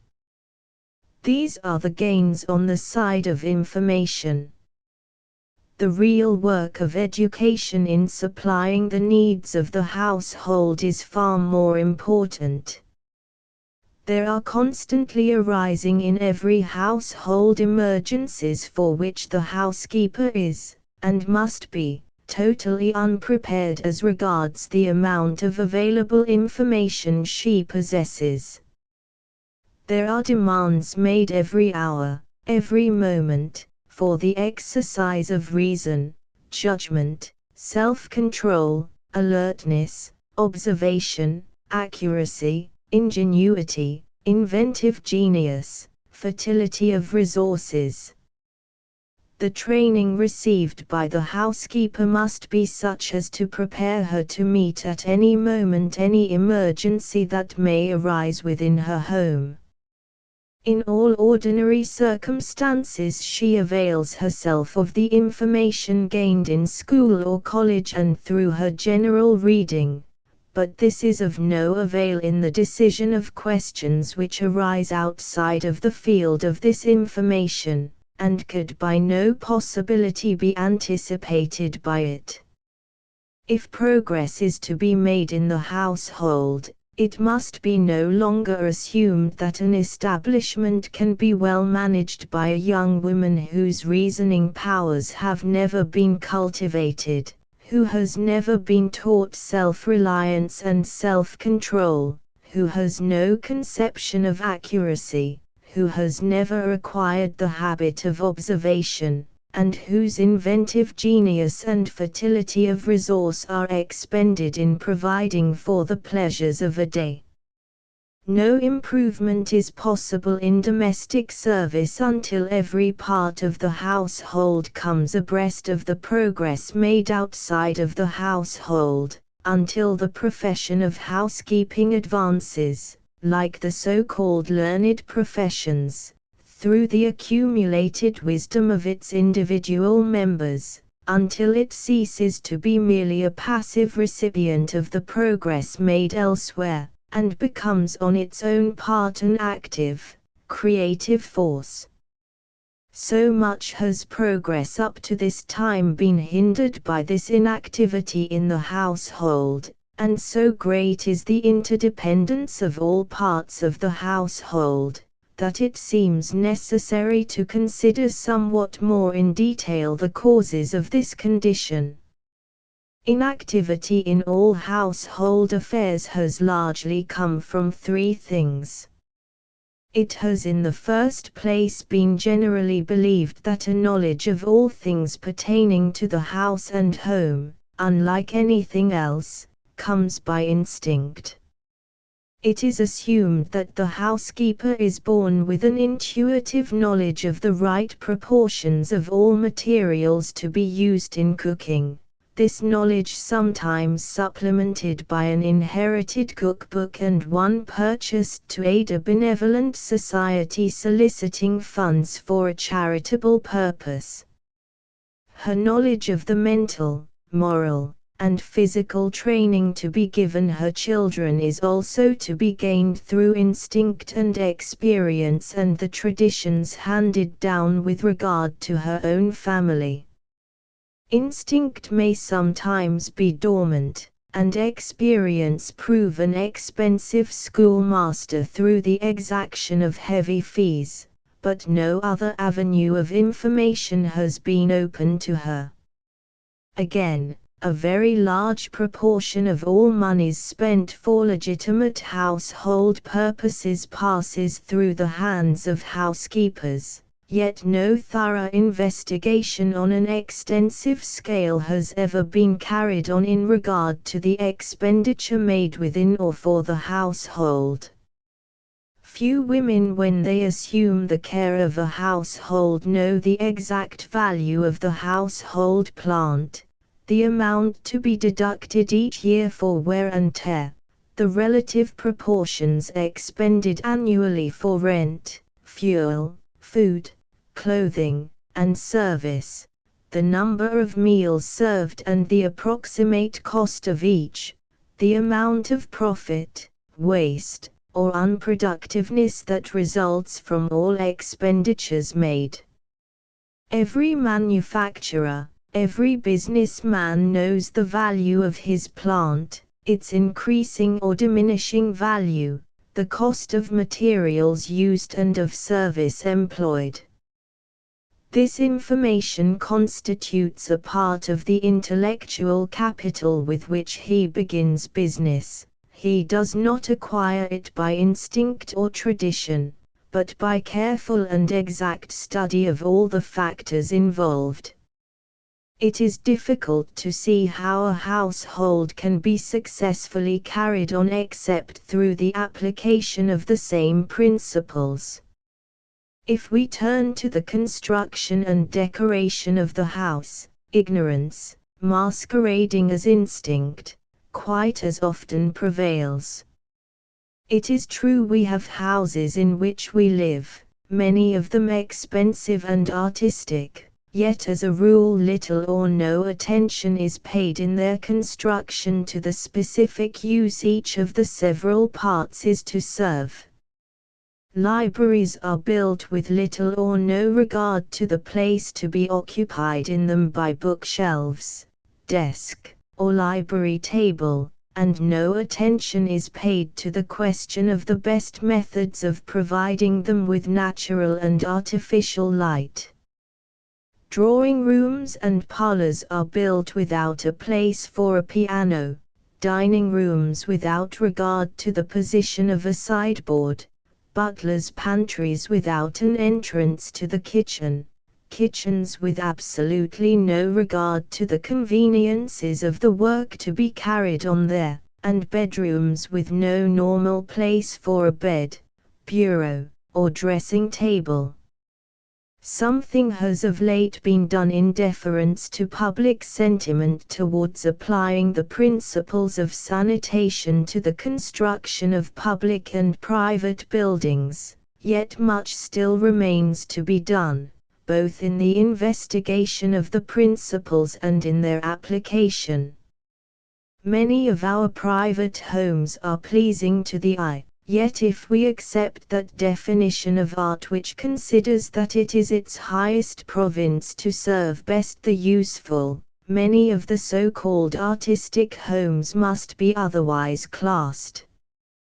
Before improvement can be looked for in any of these directions, the position must be abandoned that the household, or any single part of it, can be managed by instinct. A second explanation of the prevailing inactivity in regard to household affairs arises from the fact that it is always assumed that these subjects concern only women. The husband of the family often excuses his absolute ignorance of the affairs of his own household by the lame apology, "I leave all these things to my wife and daughters." It is certainly not the intention in such remarks to belittle the affairs of the household, yet that is the natural and inevitable result. A knowledge of household affairs has never been considered a part of a liberal education as is a knowledge of literature, science, and politics, but when it is so regarded by men as well as by women, a great gain will have been made. Moreover, it must be said that the natural tastes of some men would lead them to take up housekeeping as an occupation, as the natural tastes of some women lead them into different kinds of business. Inactivity in the household will cease when the arbitrary pressure is removed that now tacitly compels many women to become housekeepers in violence to their natural tastes, and at the same time prevents any man whose abilities lie in this direction from giving them scope. The time must come when each person will take up the work in life for which he or she is best adapted, be it the care of a house for a man or business for a woman, when it will cease to be a matter of odium for the husband to direct the affairs of the house and for the wife to be the breadwinner. When the fact is everywhere recognized that both men and women have a vital concern in the affairs of the house, the relation between the different parts of the household will become an organic one, and its highest development reached. A third explanation of this inactivity in the household is the belief that all women have a natural taste for household affairs, which without cultivation grows into positive genius for carrying them on. But a young man with a genius for law or medicine is not only not expected, he is not permitted, to exercise his untrained genius in legal and medical cases. The greater the genius he gives promise of, the more careful, systematic, and prolonged is the training he receives. In a similar way, the woman with a natural taste for housekeeping duties is the one who should have most training in them, while in no other way can an interest in such duties be created in women who have not an inborn love of them. These three common errors, that a knowledge of housekeeping affairs is a matter of inspiration, that men have no active interest in the management of a household, and that all women have a natural love for such affairs which supplies the place of training, are perhaps sufficient explanation of the present lack of all opportunity for the investigation of the household in a professional way. It has always been assumed, and asserted without fear of contradiction, that the best place to learn everything pertaining to the household is the home. But the same change must come here as has already come in the profession of medicine and in nearly every other department of knowledge. The period is not remote when every housekeeper made, as well as administered, the family tonics, bitters, pills, salves, and liniments, and every household contained a copy of every man his own practitioner. Happily that day has passed and the era of scientific investigation and practice of medicine has dawned. It was once assumed that an adequate knowledge of law could be obtained by any young man who spent 6 months in reading law in any lawyer's office. But the leading members of the bar today have been trained in less haphazard ways. It was formerly believed that any person could be fitted for a librarian by doing the routine work of librarian's assistant in a small country library. Such training has been supplanted by library schools open only to college graduates and offering a 2-year course of study. Less than 100 years ago, boys and girls of 16 or 17 years of age began teaching without even a high school education, while the tendency today is everywhere to insist not only on advanced academic but also on professional training. The system of apprenticeship is everywhere being supplanted by systematic, technical training given by experts. There is evidence that this same spirit is slowly invading the household. Cooking schools are springing up that teach all the intricacies of the science in 10 easy lessons, while the lecturer on cooking with her demonstration lessons has found her way into nearly every town. Sewing is taught in the public schools, and the free kitchen garden is following fast in the train of the free kindergarten. All this is good in its way, but it is superficial work. No permanent advance will be made as long as only those schools are found that teach simply the mechanical parts of housekeeping. New recipes for salads and puddings, new ways of cleaning brass and silver, new methods of caring for hardwood floors, all these may be helpful in a sense, but the knowledge of these and 1,000 other mechanical contrivances will never put the household on a scientific basis and turn its face towards progress. One thing, and only one thing, will turn the household into the channels where every other occupation has made advancement. This is the establishment of a great professional school, amply equipped for the investigation of all matters pertaining to the household and open only to graduates of the leading colleges and universities of the country. This work cannot and should not be done by the college. The college offers courses in physiology and hygiene, but the college graduate is permitted to practice medicine only after a long and thorough course in a medical school. The college offers courses in constitutional law, but the college student is admitted to the bar only after technical training in the law school. The college offers courses in chemistry and economics, but the college student who expects to have the care of a home should prepare herself for this work by technical study of all that concerns the household. The mechanical parts of housekeeping can be learned in the home, providing the head of the household herself understands the intricacies of the mechanism over which she has charge, and has the gift of imparting knowledge. These assumptions, however, cannot always be made, nor can it be assumed that even all the mechanical parts of housekeeping can be learned in any single home any more than that all forms of library work can be learned from a single library. Some of these mechanical parts of housekeeping can be learned in the kitchen garden, the public school, the cooking school, but progress is never made by treadmill methods, by mechanical repetition, by giving attention only to those things already known.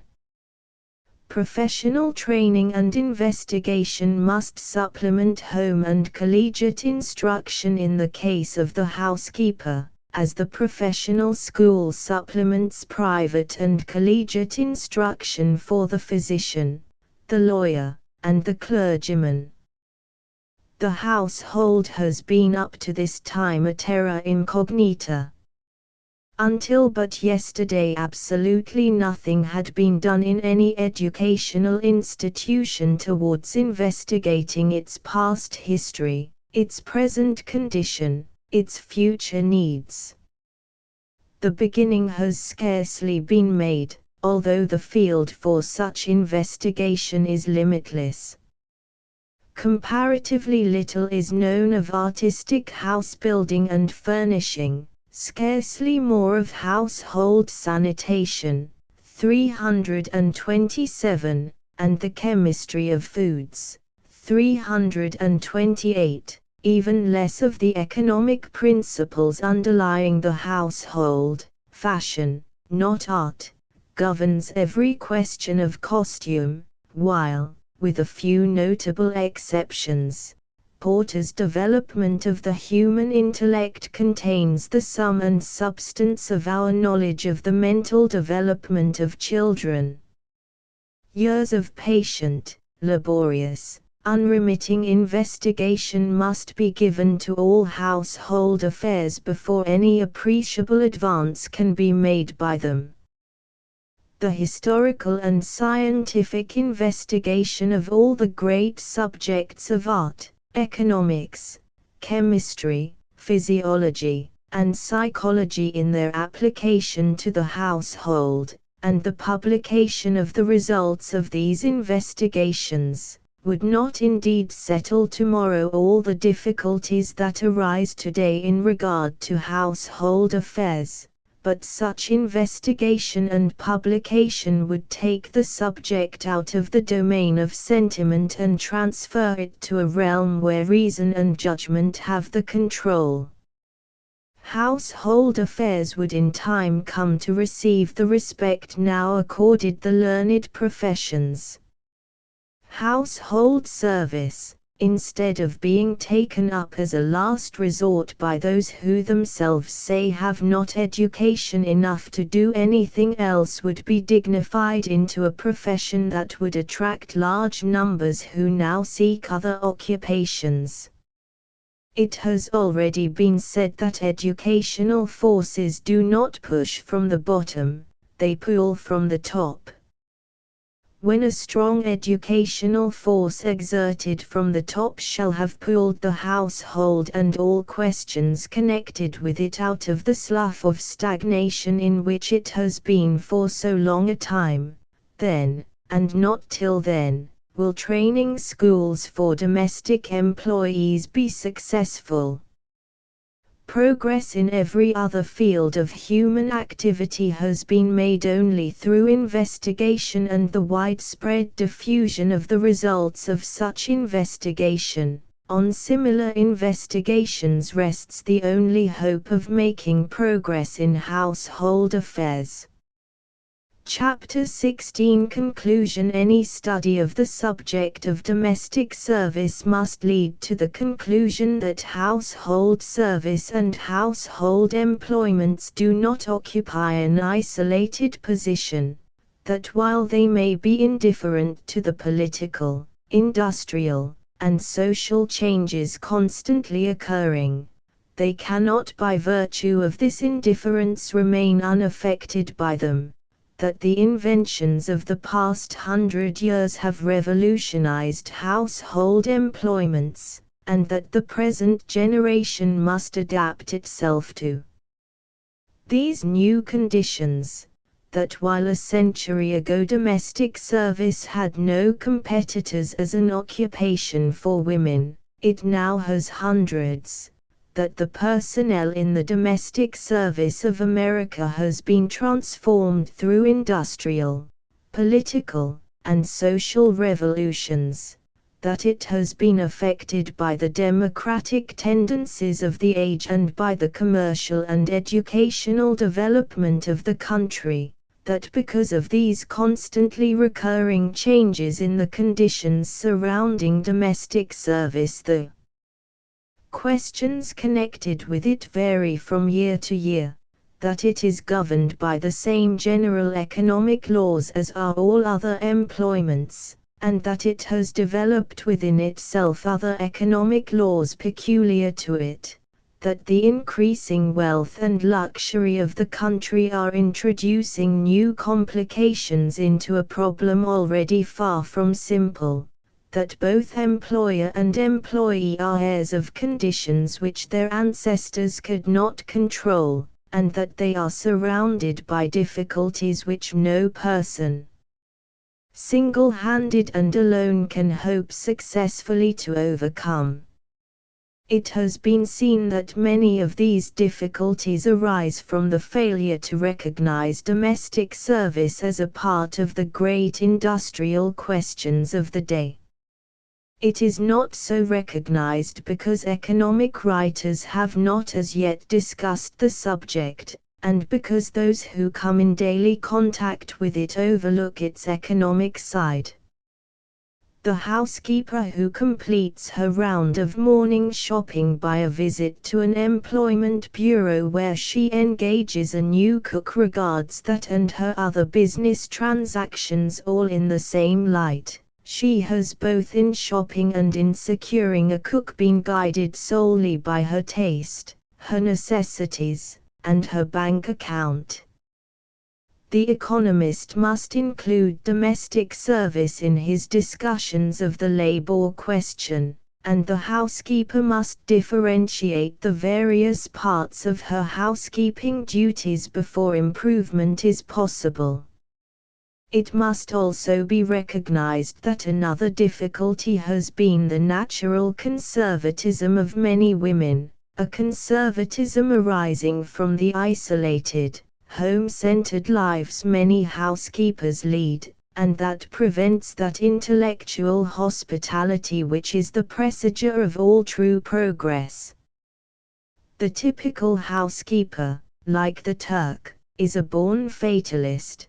Because things are as they are, they must always have been so and they must continue so to be. Many persons take pride in being old-time housekeepers and look with disfavor on any change. That plan might succeed in some families, but it would not in mine is for many others the final settlement of the question. This lack of mental elasticity and the dislike of taking the initiative in any movement must be another obstacle in the way of immediate improvement.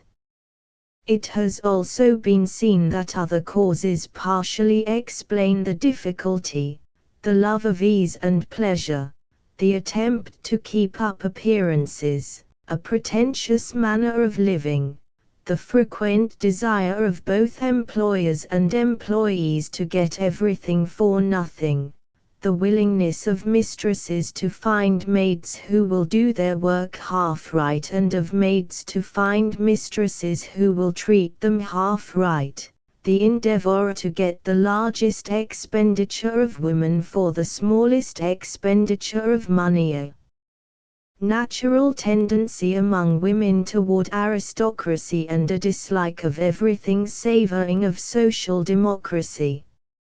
Some of the difficulty arises from conditions to be expected in a country comparatively new and possessing great possibilities of wealth. The growing luxury among the middle classes not only creates a demand for more employees but it also increases the requisitions upon those rendering service. Those who have lately acquired riches make increasing demands upon their employees, and they must become accustomed to their riches before these demands will be modified. Bishop Potter has said, "Luxury has its decent limits, and we in this land are in danger in many directions of overstepping those limits." 329. Persons with moderate means are the greatest sufferers from this thoughtless transgression of the bounds of luxury.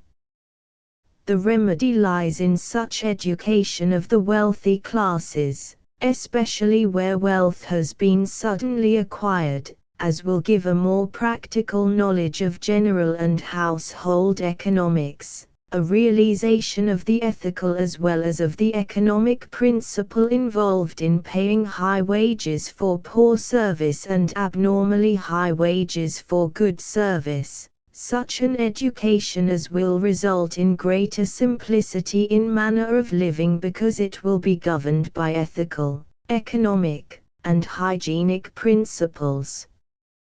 It is true that in thousands of households no difficulty in regard to domestic service exists, but this fact does not relieve those in charge of such households from further responsibility in the matter.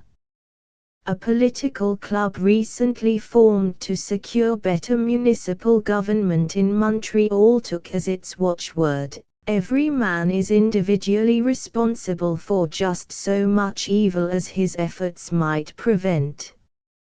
330. In a similar way, the responsibility of the employer does not end with his own household, but he is responsible for as much evil in the general condition of domestic service as he could have prevented by his investigation and discussion of the subject.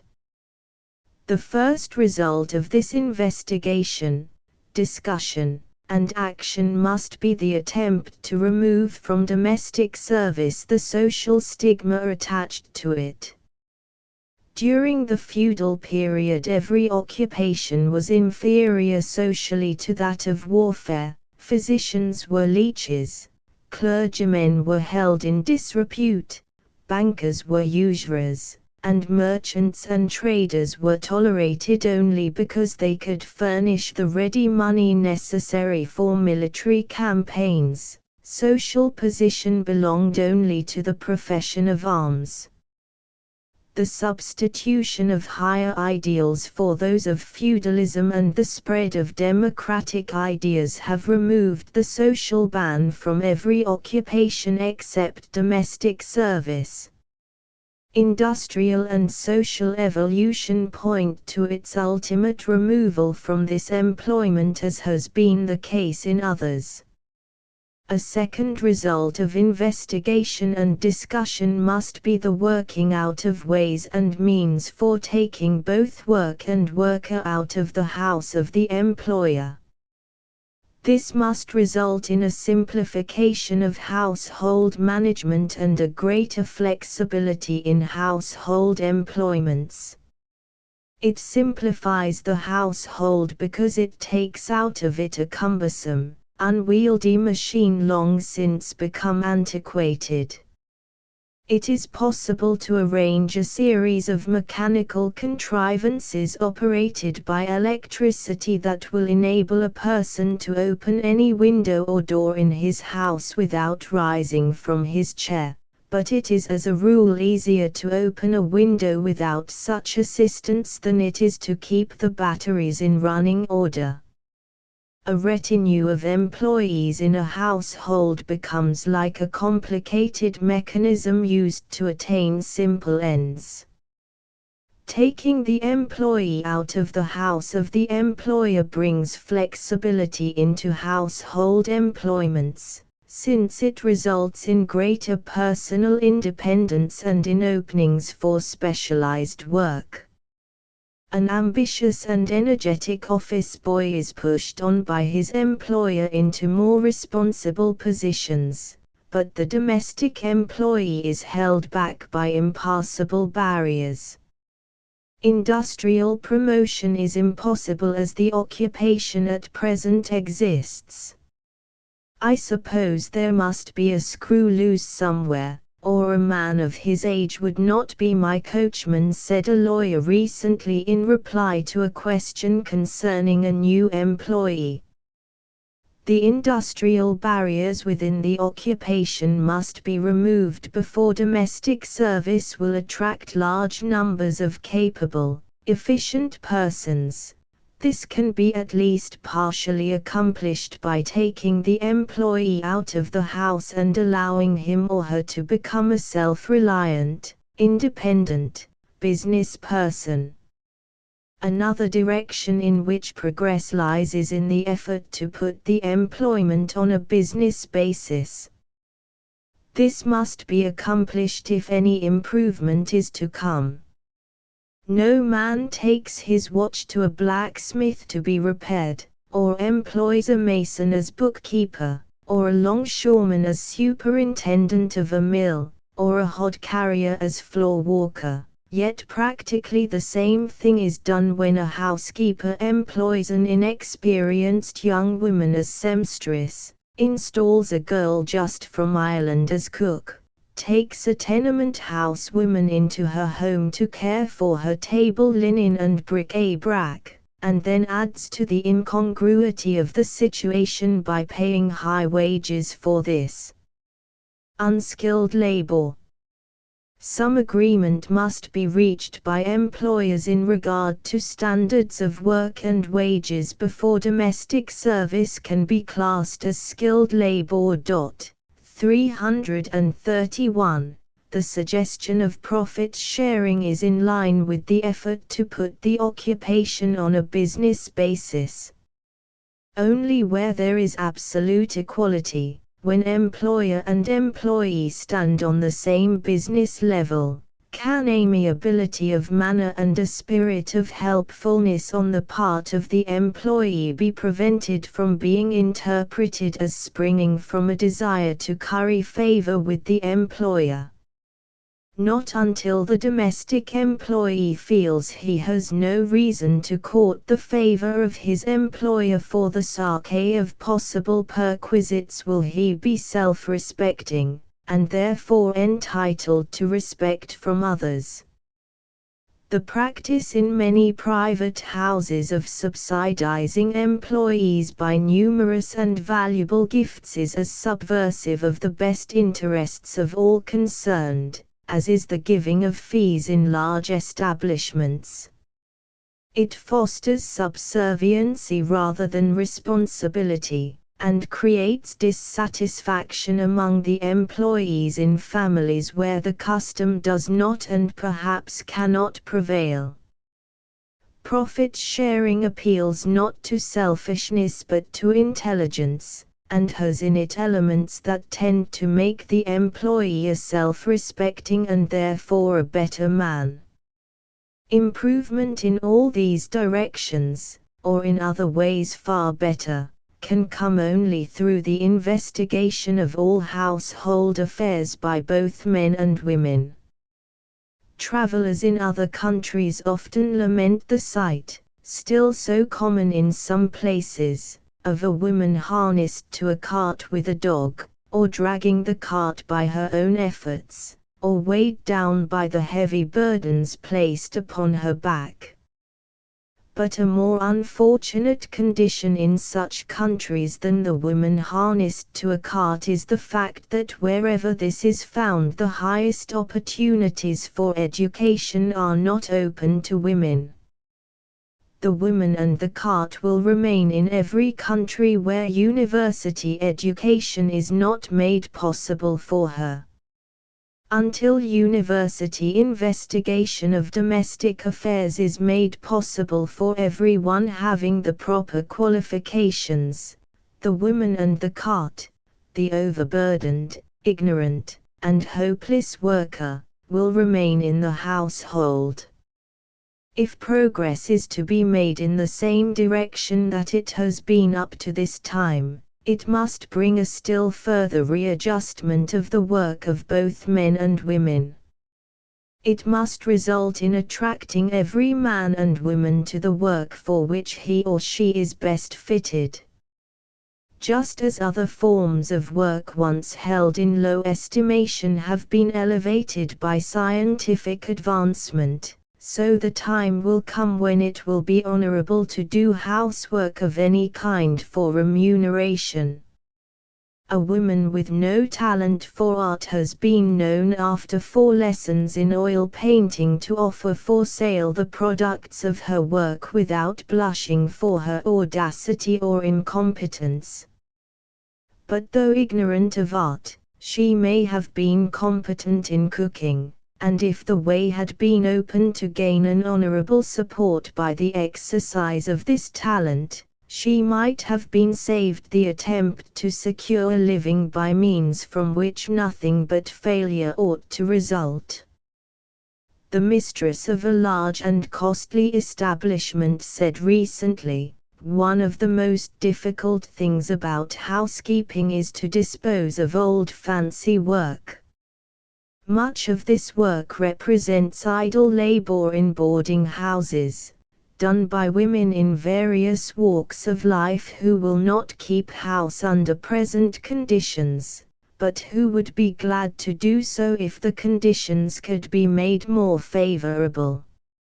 It is in many ways difficult to deal with women as an economic factor, since many elements of uncertainty enter into her life which do not hamper men. A young man is reasonably sure of two things in his future life: that he will have to support himself and that he will marry. But many young women are not certain of either marriage or the necessity of self-support. If a young woman marries, she is not permitted by the conventions of society to be a breadwinner. On the other hand, she may obliged, without preparation for it, to provide support, not only for herself but also for her family. If she marries and boards, she probably finds herself obliged to become a drone, and leads an aimless life. If, without deference to convention, she engages in business, her occupation may be broken up through the removal of her husband's business to another locality.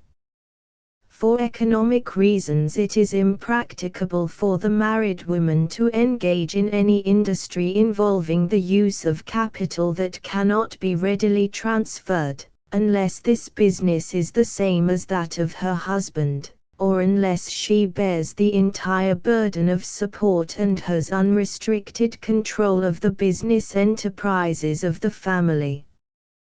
A thorough knowledge of some one line of domestic work which would yield compensation would often lessen many of the perplexities surrounding a married woman. Moreover, it seems not unreasonable to consider marriage on its practical side as a business partnership to which the woman as well as the man is to contribute. If she contributes a practical knowledge of housekeeping, the business agreement is a fair one. If she does not contribute this knowledge, but brings a knowledge of other things as valuable, it is also a fair arrangement. But if she brings no knowledge of household affairs, and no equivalent for it, the partnership on its business side is unfair. There should be a definite understanding when a woman marries whether she is to keep house or not, and if so, that she knows how. The time ought to come when, in case she marries and boards, she will be willing and able, and society will allow her, to contribute her share in a business capacity to the life partnership. Thousands of ambitious and talented women in the upper and middle classes are crying for work, as women in a lower walk cry for bread. It is impossible for society to maintain the former in idleness and at the same time to pay full wages for work to the army of working women. The pay of wage-earning women will never rise above the starvation point while the women of the upper and middle classes are permitted to live without work. The boycotting of dealers in ready-made clothing whose names are not on the white list is but a sop thrown to Cerberus, until the cause of the evil is removed. Until women now living in idleness become cooperators in the work of the world, all women who work for remuneration must do their share of the work for half pay. Women want work for all the reasons that men want it, but as long as so many of them, when they do work, persistently give their work for nothing, just so long will women's work in general be undervalued. This readjustment of work and the willingness of larger numbers of women to work for remuneration would be as productive of improvement in all household affairs as division of labor has been elsewhere. A more far-reaching benefit is suggested by Maria Mitchell when she says, "The dressmaker should no more be a universal character than the carpenter." Suppose every man should feel it his duty to do his own mechanical work and all kinds, would society be benefited? would the work be well done.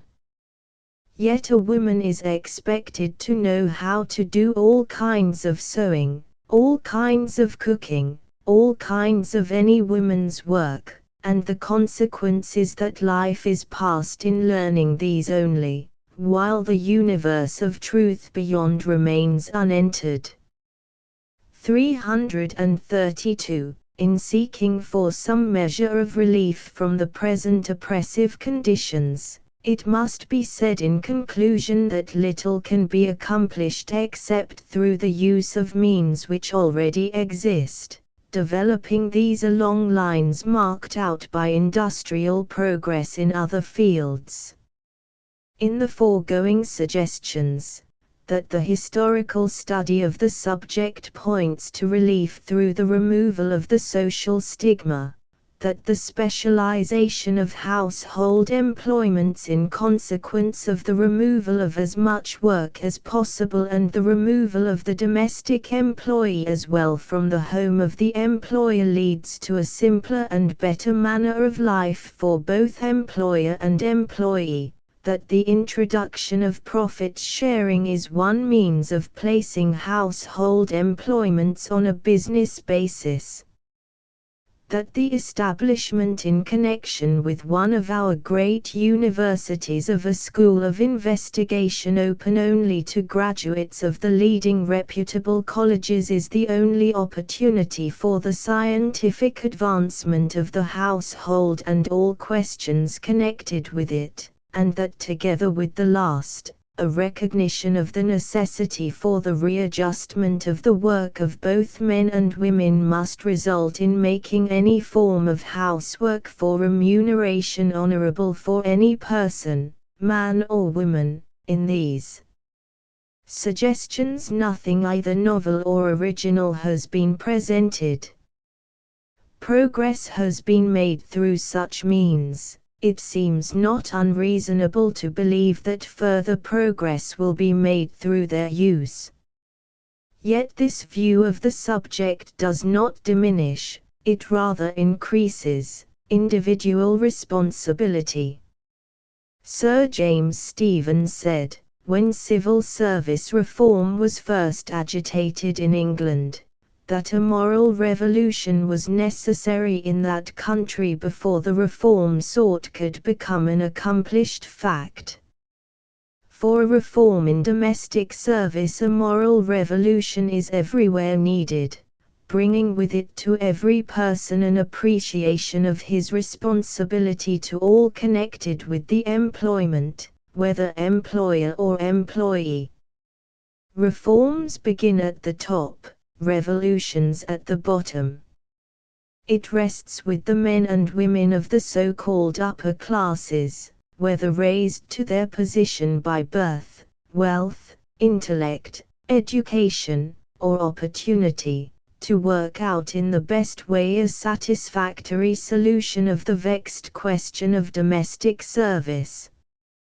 Chapter 17 Domestic Service in Europe. It is apparently a common belief in America that there are no difficulties in domestic service in Europe, as it is an equally common belief in Europe that the difficulties in domestic service are greater in America than in any other country.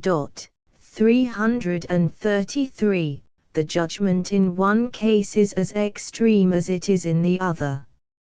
It is indeed as unsafe to make a generalization in regard to all the phases of domestic service in Europe as it is to make similar generalizations concerning all sections of America. Different countries have their own peculiar problems to meet, and these vary in details as do the problems in different sections of America. Yet a careful examination of the question may lead to the conclusion that the differences in the condition of domestic service in Europe and in America are those of degree rather than those of fundamental principles, that the situation in Europe is modified rather than radically altered by the social and political conditions existing there, that as these conditions in Europe and in America become more alike, even these external differences will disappear, and that an ideal form of domestic service exists as yet only in the castles of Spain. Any consideration of domestic service as it is found in Europe today must frankly recognize at the outset that the social and political conditions that affect the question result on the one hand from tradition and long-established customs, and on the other from the social and political unrest that was born of the French Revolution. The past and the present and the future, stability and unrest, blind obedience and personal freedom, aristocracy and democracy, have been and are perpetually at war with each other.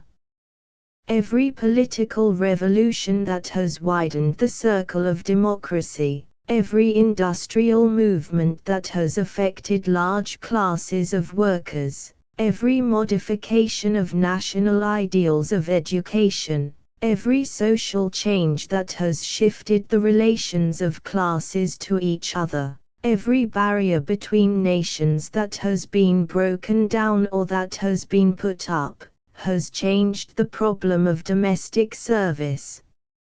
In England, the tendencies towards social aristocracy on the one hand and political democracy on the other. In Germany, the trend towards the exaction of military obedience in every walk in life and the counter-influences of the Social Democratic Party. In France, the deadening hand of bureaucracy and the opposing unrestrained passions of the multitude. In Italy, the inherited prejudice against manual labor and the necessity of gaining a livelihood by means of it. All these forces so diametrically opposed to each other, and so inevitably coming into collision, are but illustrations of conflicting forces that have entered and that must enter into the question. Political, industrial, educational, and social changes have made England a manufacturing nation, have made Germany one denominated by a military spirit and a military regime, have made Italy a land given over to petty industries, and have emphasized in France the tendency to seek official positions, no matter how small the salary involved, rather than embark on individual enterprises involving initiative. Some changes that have come within scarcely more than 100 years have been peculiar to a single country, most of them have been shared by all, while not a few have affected America as well as Europe. The changes have often been wrought silently, but they have been none the less effective because they have come unnoticed and unrecognized alike by the employer and by the employed in domestic service. On the other hand, domestic service is affected by many external conditions that are apparent to the most casual observer. These often vary in the different countries, and often explain in turn some of the conditions that differentiate domestic service in one European country from that in another, as well as domestic service in Europe as a whole from that in America. One illustration is found in the varying types of domestic architecture which grow out of the varying national ideals of home and of social life. The typical English dwelling, whether it is detached, semi-detached, or one of a series, is complete in itself and cut off from all communication with its neighbors. The huge French apartment house containing half a dozen or a dozen families, without an elevator and dominated by its concierge, has an artery in a common stairway leading from the loge of the concierge to the upper floor occupied by all of the domestics in the building. The small apartment house or detached house of the German is isolated, but it is in close proximity to a garden cafe. The lofty, cheerless, medieval palace in which the Italian finds his abode is typical of the hardness of life for those serving and those served.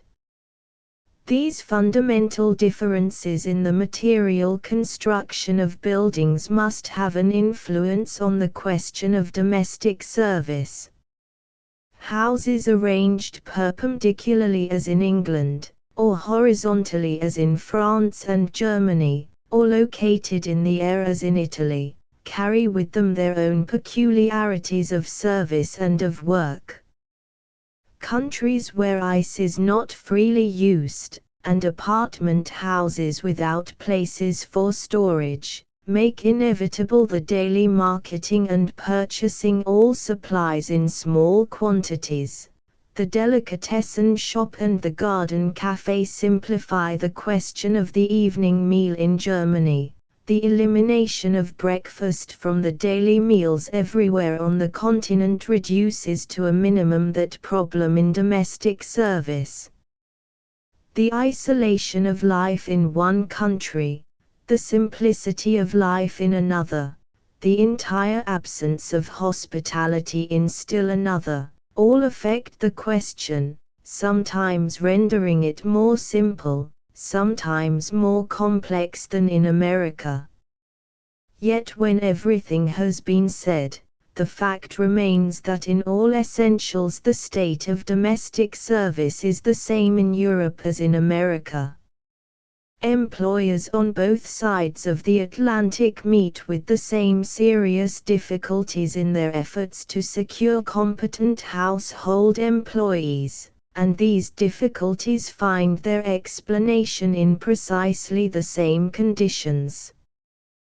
They have already been enumerated in the case of the American employer, 334, and the list tallies in every particular with the enumeration of those met by the employer in Europe. It is hard to secure the services of women in the household because they prefer work in factories where the hours of work are definitely prescribed and evenings and Sundays are free, because they prefer work in shops where their individual life is less under control than it is in the household of an employer, because they prefer service in hotels and in large pensions since these give opportunity for specialized work, a life of variety and excitement, and larger wages in the form of fees. Because they prefer short engagements with large fees at summer resorts to permanent engagements with moderate wages in families. Because the growing spirit of democracy rebels against the inferior social position accorded household employees, even to those whose work is rightly classed as skilled labor. Obtaining help is difficult in small villages because employees prefer the excitement of city life. On the other hand, employers in large cities must meet the competition of shops and factories. In every country, it is true, there are districts where something of the old patriarchal relationship between master and servant still exists, where service in a household descends from parent to child, where democratic ideas have not penetrated, where, be it said, the railway, the telegraph, and the automobile are as yet unknown. In such districts the question of household service is a simple one. But each year, as these classes become more and more affected by new social and industrial conditions, the perplexities in domestic service increase. Moreover, it must be remembered that every period and every country has its legend of an antecedent time and of a mythical utopia where ideal service for everyone has always been found. These legends concerning service in Europe are entitled to no more credence than are similar legends in America. The time and the place where difficulties in domestic service are not and have not been known are as vanishing points of the compass. There are, however, certain variations of the problem in Europe, and these must be considered. The European employer of domestic labor is at a distinct advantage in comparison with the employer of such labor in America in that little or no baking is done in the individual household, and washing as a rule is done out of the house. 335, or if done in it, is often made a serious matter, like the semi-annual house cleaning. 336, while the continental breakfast of coffee and rolls practically reduces the first meal of the day to a negative quantity.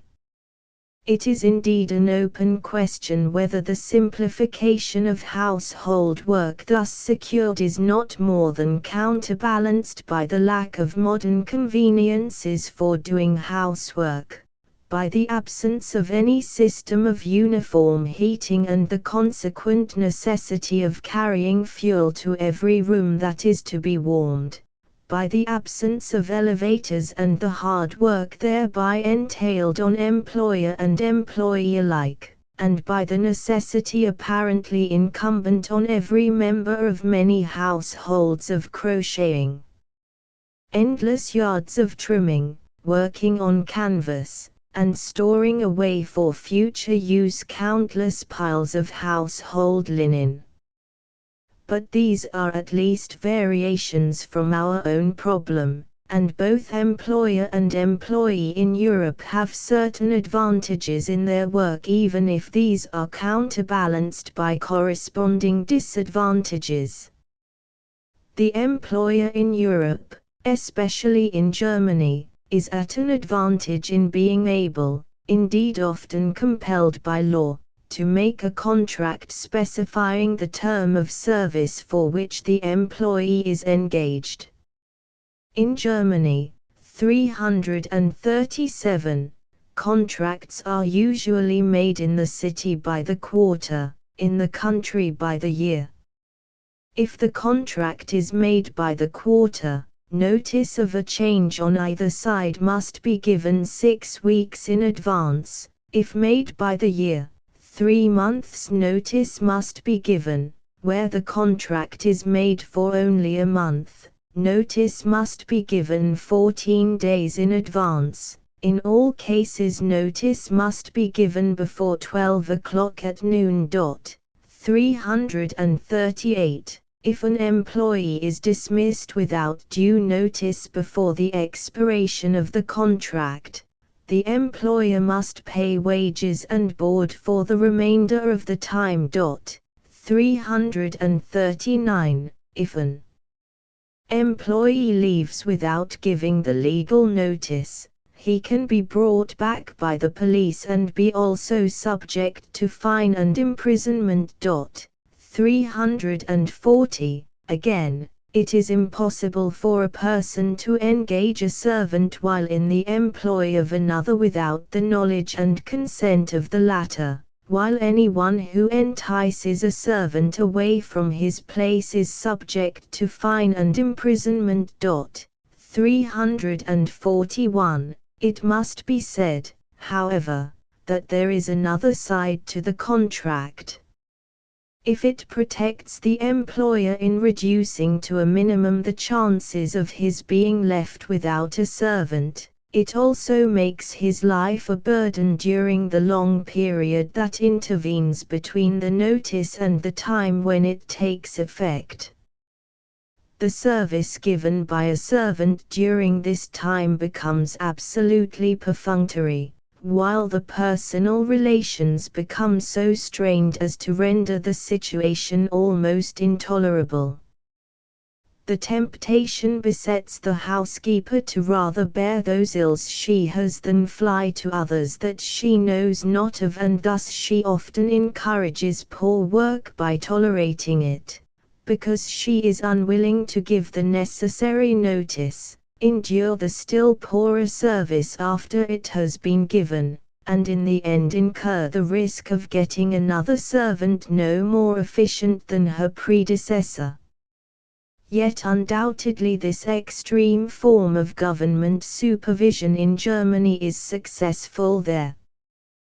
The police officials administer many a wholesome rebuke to both parties to the contract. If an employer is in the habit of changing servants often, that fact is known to the police through the service books and the notifications of change that every employer must make. When, therefore, such an one complains to the police that his servant is impertinent or remiss in some way where he wishes legal redress, the officer will probably advise him not to make the attempt. You had better not say anything about this, everyone knows that you cannot keep a servant long. 342. If an employee makes too frequent complaint of ill usage at the hands of his employer, he will probably be dismissed with a reprimand for his own shortcomings. One form of government supervision that has been specially commended in other countries is the German service book. This represents the most complete safeguard that has been devised to protect employers from imposition on the one hand and, on the other, to assist employees in securing places. Every person before going into domestic service must obtain from the police one of these books. A blank page is filled out by the police, giving a description of the person about to enter service. When the first engagement is made, the name of the employer and the date of beginning service are entered in the book and it receives the official stamp. When an employee leaves a place, the date with the reason for leaving and a statement in regard to the character and efficiency of the servant must be entered in the book by the employer and the book then returned to the police. No domestic employee can secure a position in Germany without one of these service books. It is a passport that must be vised by the government officials and previous employers before he can enter or leave a position, and no passport regulations in any country are more stringent than are these service book requirements in Germany. It would seem, therefore, that this public statement concerning an employee and the official recognition of it by the police authorities ought to be an unimpeachable recommendation. That this is not the case, however, seems to be the all but universal testimony. The service book is of value in weeding out inefficient employees, whose inefficiency, however, would often be self-evident without the aid of a service book. It is not only true that in this, as in every other form of recommendation, the mistress is anxious to say the best thing possible for a maid to help her in securing another place, but the law compels an employer to go still farther and to say nothing that will prevent an employee from finding employment. If an employer suspects the honesty of an employee, he is not free to state that suspicion in the service book. If he has positive proof of his dishonesty, he must enter legal complaint against the employee. If he has no such evidence, he must not even hint at his suspicions. Moreover, the law goes yet one step farther and compels every employer to believe an employee innocent in every respect until he is proved guilty. Not only is he not free to say that he suspects the honesty of an employee, or to leave out the word honest, but he must state positively that the employee is honest. 343. This policy is justified on the ground that it is a necessary protection to the weaker class, but it of necessity impairs the absolute reliability of the testimonials given, and it lessens materially the value of the service book as far as it concerns the employer. Even in Germany, with the aid of the strong arm of the law, it seems as impossible as it is in other countries to devise any system of recommendations that will tell the truth, the whole truth, and nothing but the truth, and that will at the same time satisfy the desire of an employer to secure a place for an employee he can himself no longer tolerate, and also the claims of an employee to the right to turn a fresh page and try once more to give satisfaction to a new employer. The recommendations of the previous employers of would-be employees must be discounted in Germany as well as in America. This government regulation of domestic service in Germany is acquiesced in because government regulation extends to other industries and because obedience is man's first law throughout the empire. Insofar as the conditions can be reached by law, this regulation seems to be successful. But there are many factors in the problem that cannot be so reached: infirmities of temper, the visiting soldier, the preference for an easy place, the desire for city life. Here the German housekeeper must depend on her own resources, and her problem is the same as that in every other country. Another advantage domestic service in Europe has over service in America lies in the large number of men engaged in the employment. 344. The reasons for this are not indeed perhaps directly apparent. But domestic service as an occupation for men must command a higher respect in Europe than in America for two reasons. First, the competition with those belonging to a foreign, or to a so-called inferior race is reduced to a minimum. 345. Household service is performed in France by Frenchmen, in Italy by Italians, and in Germany by Germans.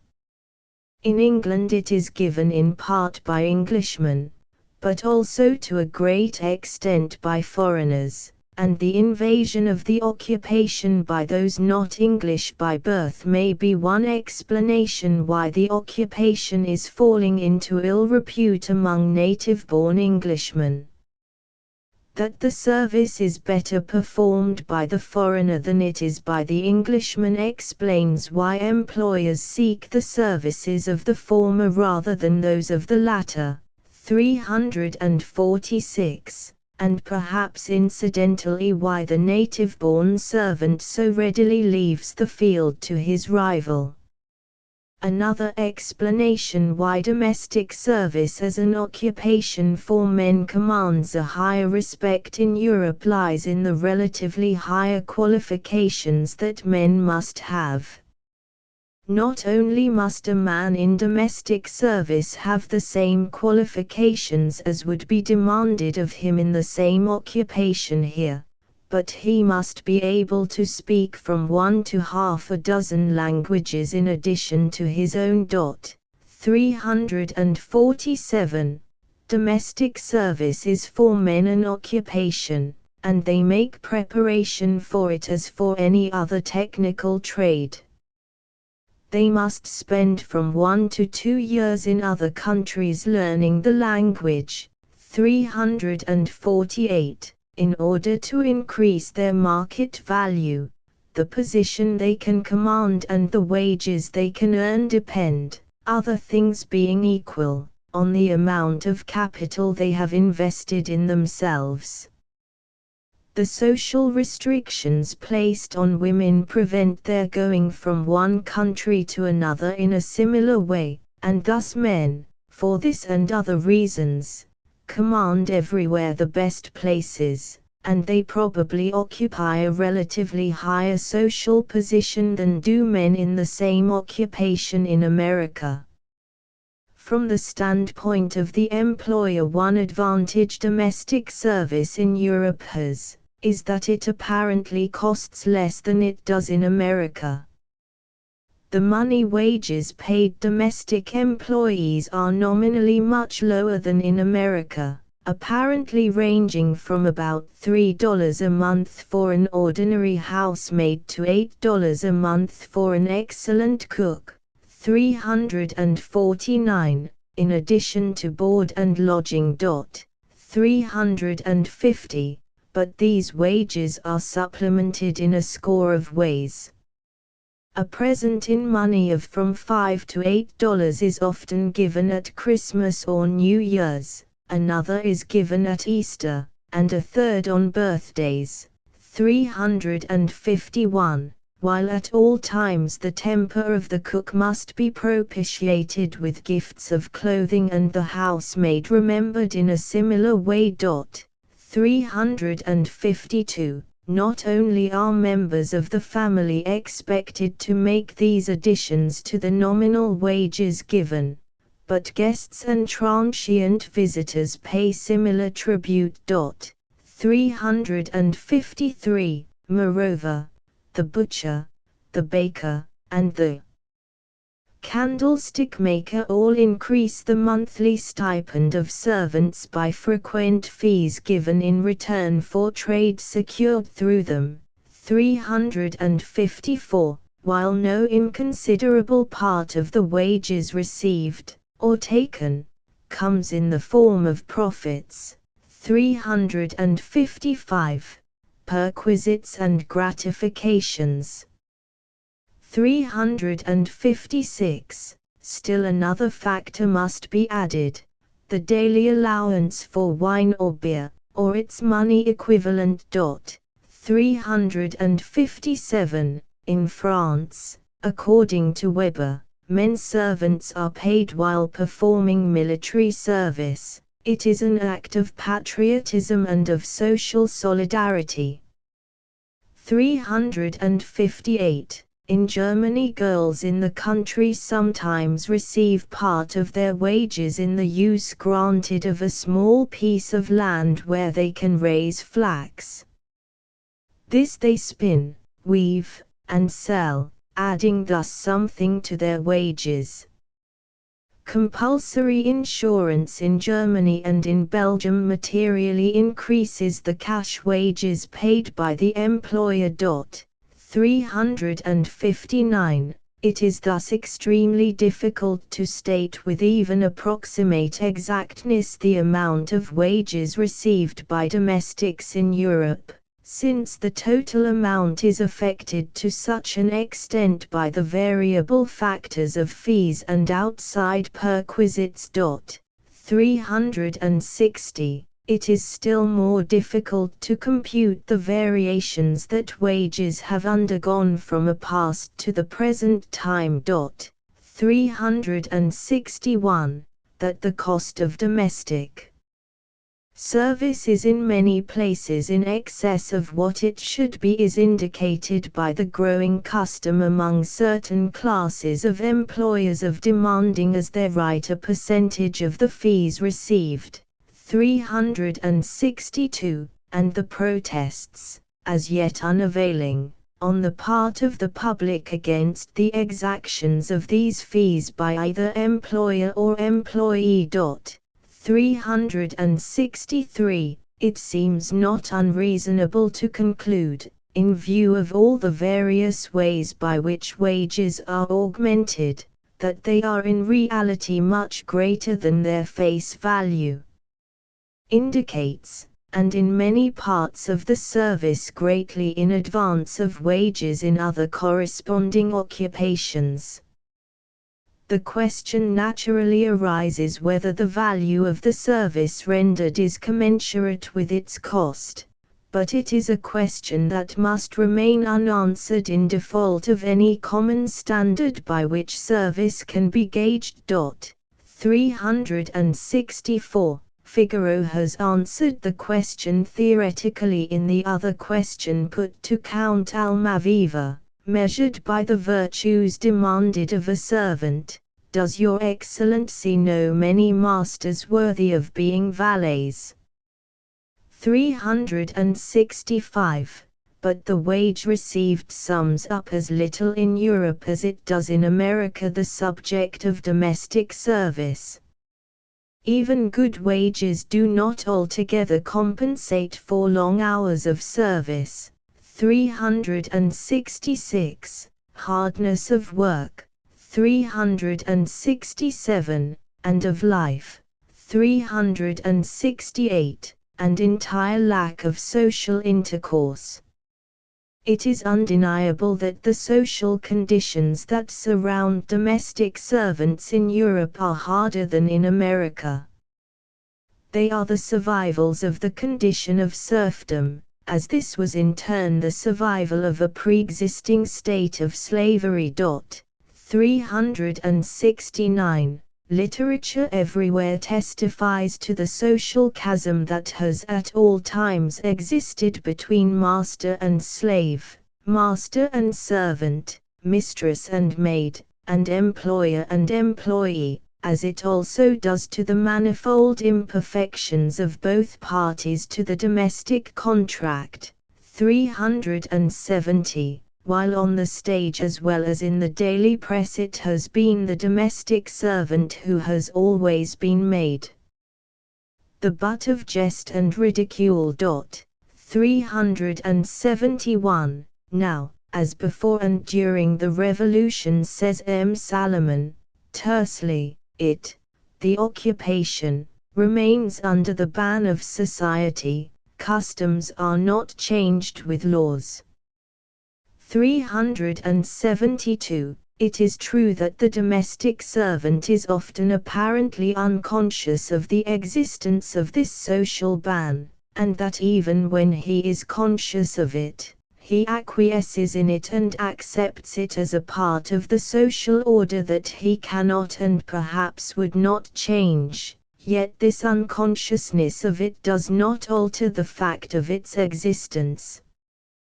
The social disadvantages of domestic service show themselves under the same guise as in America, though often in a much more exaggerated form. In England, the existence of a tax on men servants puts at once a social chasm between the master who pays a tax on luxuries and the servant who is an outward manifestation of that luxury, while the servility of manner that an American finds so exasperating in an English servant is encouraged and even demanded as the birthright inheritance of a well-born Englishman.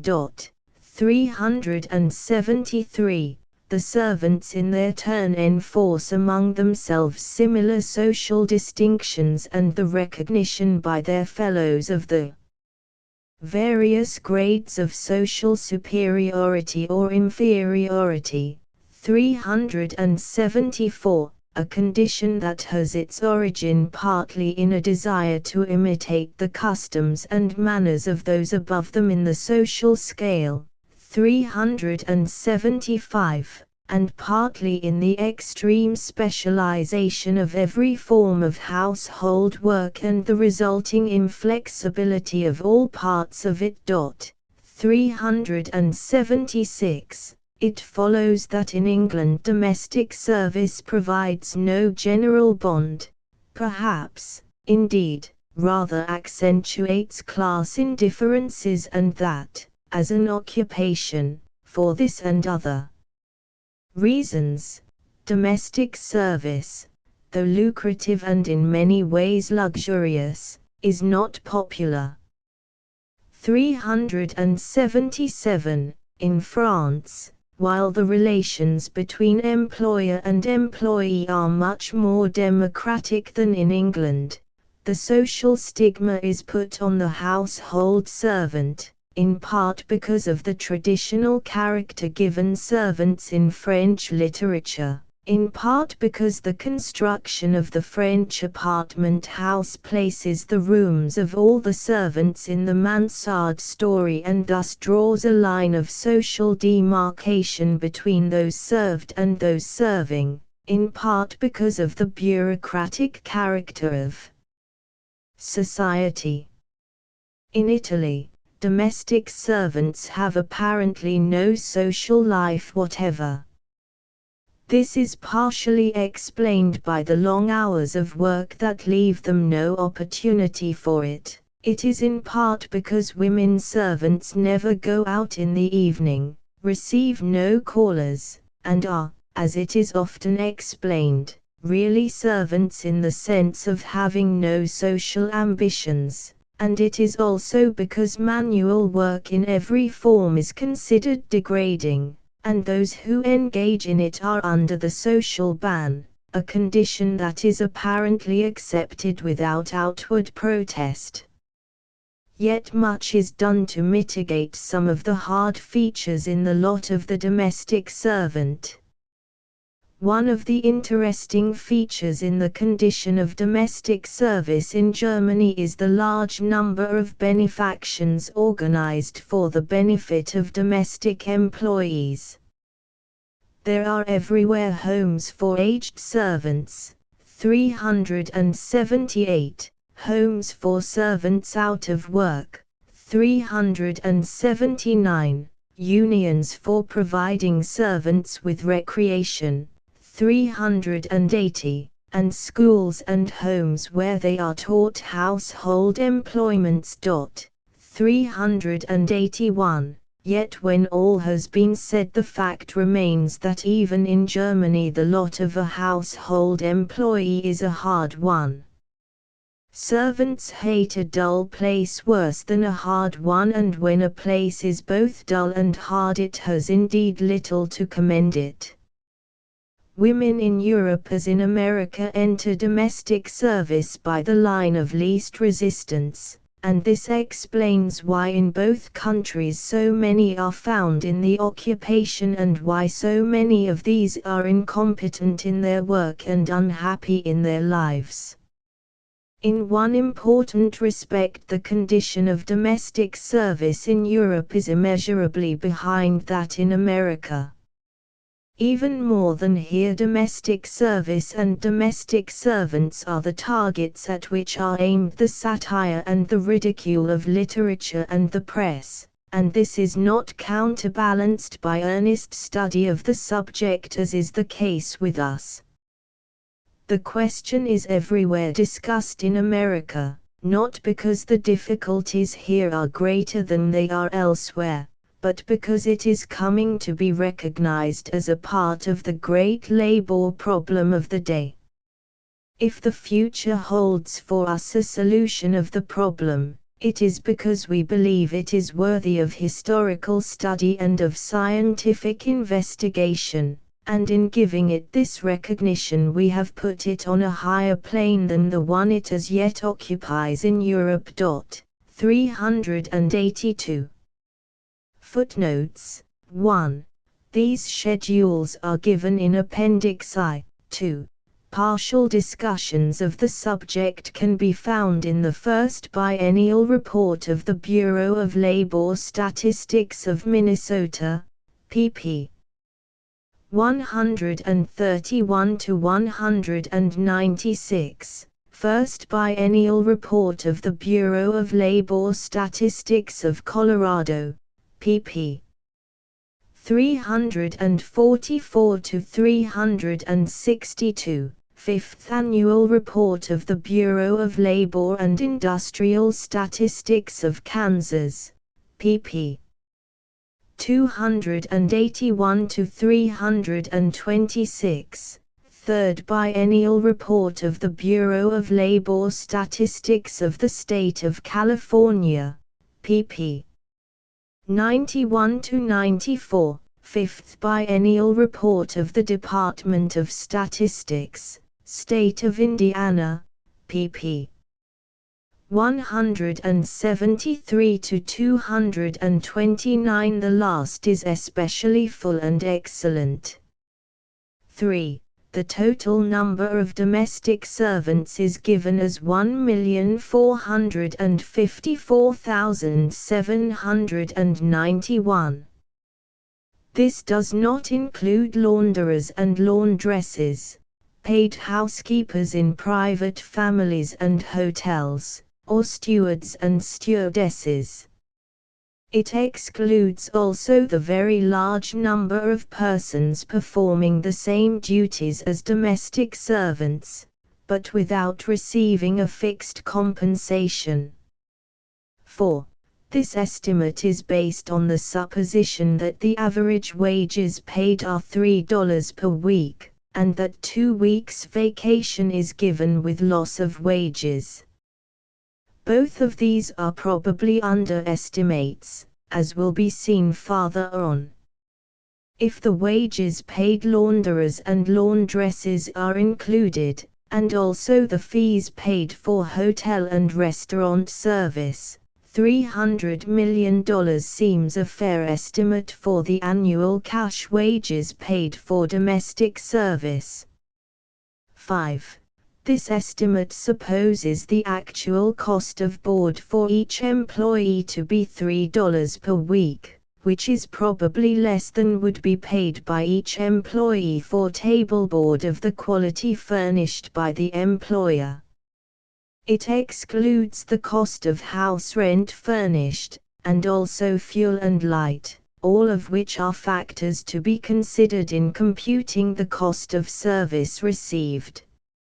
6. It is difficult to estimate the value of the materials of which domestic employees have the almost exclusive control. If the number of domestic servants and launderers and laundresses in private families, hotels, and restaurants is placed at 1,700,000, the number of employees in each family as 2, and the number of persons in each family, including servants, as 7, it will be seen that at a rough estimate the food and laundried articles of clothing of 6 million persons pass through the hands of this class of employees. It was formerly a common saying, "A servant eats her wages, breaks her wages, and wastes her wages."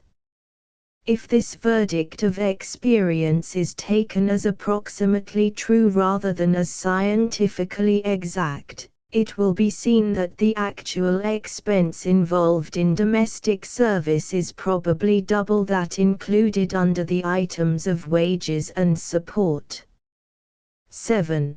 The factory system, 10th census, 2. 533 to 537. 8. A. Kennelly, Electricity in the Household Scribner's Magazine, January, 1890. E. M. H. Merrill, Electricity in the Kitchen American Kitchen Magazine, November, 1895. 9. In Massachusetts, in 1885, the number of women employed in manufacturing industries exceeded the number of men in 8 towns. These were Dalton, Dudley, Eastonton, Hingham, Ipswich, Lowell, Tisbury, and Upton.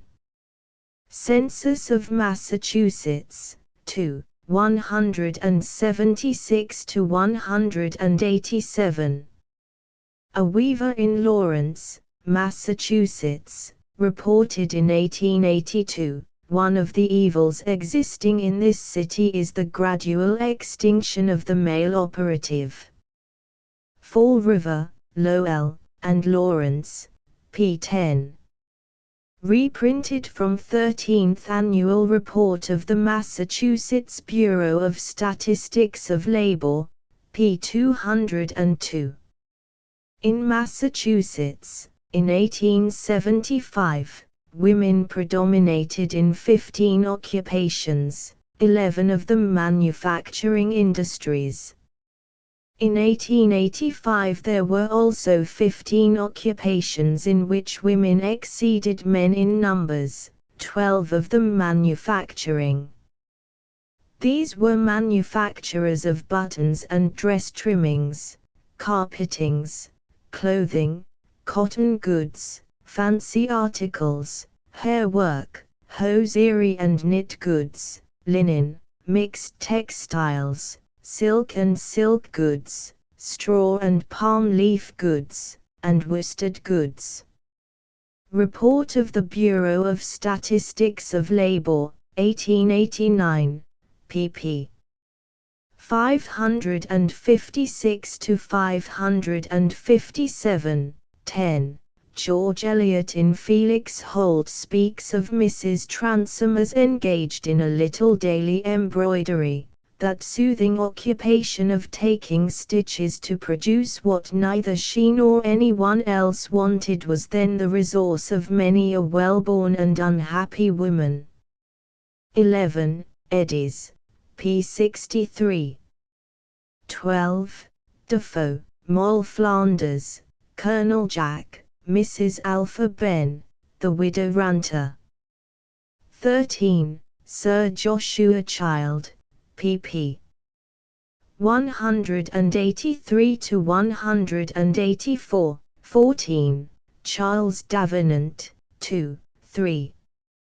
Velasco, the Minister of Spain to England, writes to Philip III. From London, the 22nd of March, 1611. Their principal reason for colonizing these parts is to give an outlet to so many idle and wretched people as they have in England, and thus to prevent the dangers that might be feared from them. Brown, p. 456. 15. Force, Tracts, I, 19. 16. Calendar of State Papers, Colonial Series, 1661 to 1668. Abstracts 101, 772, 791, 858. An admirable discussion of British convicts shipped to American colonies by James D. Butler is found in the American Historical Review, October, 1896. 17. Eddies says, p. 66, that Maryland was the only colony where convicts were freely imported, but Virginia seems to have shared equally in the importation. 18. In Pennsylvania and Virginia transported criminals were so numerous that laws were passed to prevent their importation.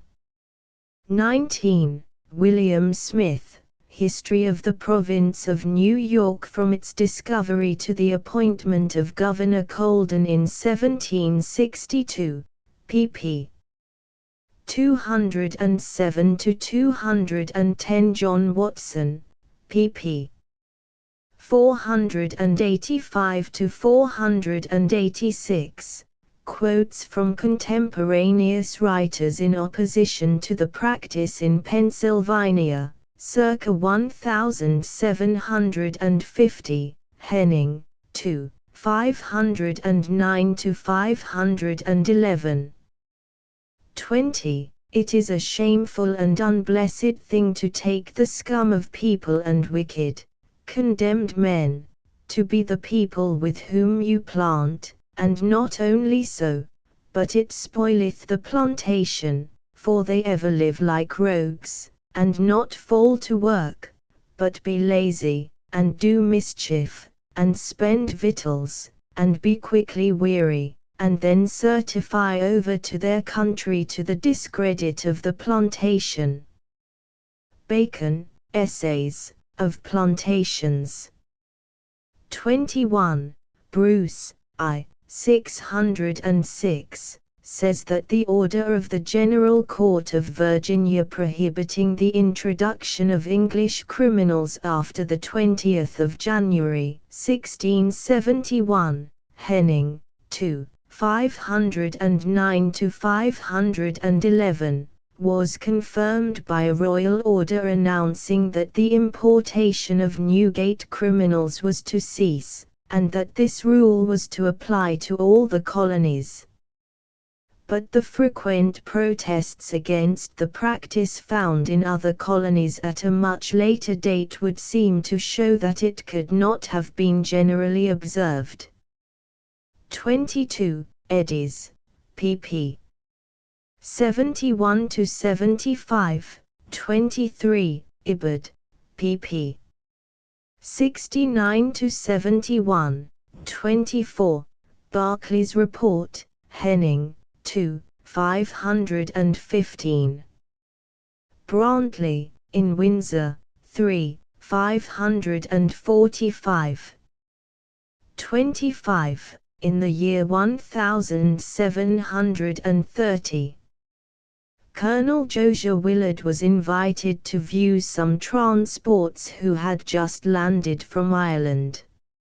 My uncle spied a boy of some vivacity, of about 10 years of age, and who was the only one in the crew who spoke English. He bargained for him. Mrs. Johnson's Captivity in Indian Narratives, p. 130. 26, Hildreth, 3, 395.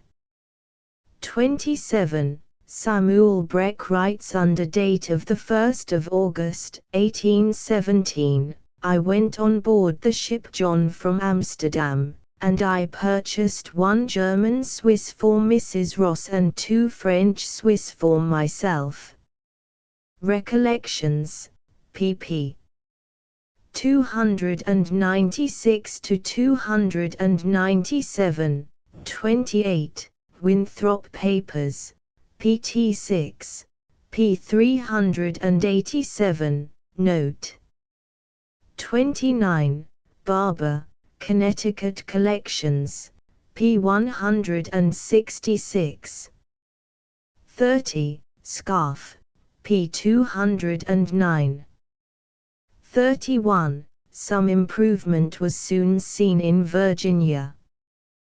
There have been sent thither this last year, and are now presently in going, 1,200 persons and vpward, and there are near 1,000 more remaining of those that were gone before.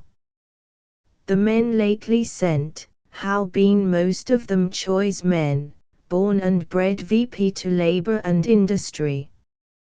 Declaration of the State of the Colony and Affairs in Virginia, 1620. Force, 3, 5. Hammond in Leah and Rachel, p. 7, also speaks of the improvement. 32. A well-known case was that of Thomas, son of Sir Edward Verney, who at the age of 19 wished to marry someone of lower rank than himself. He was sent to Virginia to prevent the marriage, not, however, as himself a servant. Verney Papers, Camden Society Publications, Volume 56, pp. 160–162. A niece of Daniel Defoe is said to have been sent to America as a redemptioner for the same reason.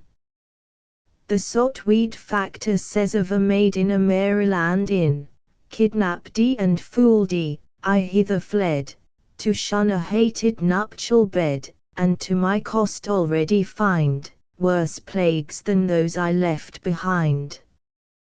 These are the general excuses made by English women, which are sold or sell themselves to Maryland p. 7. 33. James Annesley, when 12 years old, was transported to Pennsylvania.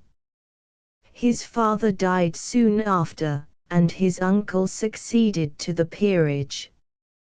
The boy was sold to a planter in Newcastle County, but his title to the peerage was subsequently proved. Anglesea Peerage Trial, Howell, State Trials, 17, 1443 to 1454. 34, Neal, Virginia Carolorum, p. 108, The Verney Papers, Camden Society Publications, Volume 56, pp. 160 to 162, give a long and detailed account of the method of obtaining and transporting servants. 35, Neal, Terra Marii, pp. 201, 202, In better times, ere to this land, I was unhappily trepanned. Sotweed Factor, p. 6. A young woman in search of employment was told that by going on board ship she would find it in Virginia, a few miles below on the Thames. Another young woman was persuaded to enter the ship, and was then sold into service. Cited by Bruce, I. 614, from Interregnum Entry Book, Volume 106, p. 84, and British State Papers, Colonial, Volume 13, Number 29, 1. The evil of spiriting away both children and adults became so great that in 1664 the Committee for Foreign Plantations interposed, and the Council created the Office of Register, charged with the duty of keeping a record of all persons going to America as servants, and the statement that they had voluntarily left England. This act was soon followed by another fixing the penalty of death, without benefit of clergy, in every case where persons were found guilty of kidnapping children or adults. But even these extreme measures did not put an end to the evil, and it is stated that 10,000 persons were annually kidnapped after the passage of the act. Bruce, I. 614 to 619. 36. The form of binding a servant is given in a relation of Maryland, pp. 62 to 63, and reads as follows. This indenture made the _______ day of ______ in the year of our sovereign Lord King Charles, and see between _______ of the one party, and _______ on the other party, witnesseth that the said ______ doth hereby covenant promise, and grant to, and with the said ______ his executors and assigns, to serve him from the day of the date hereof, until his first and next arrival in Maryland, and after for and during the term of ______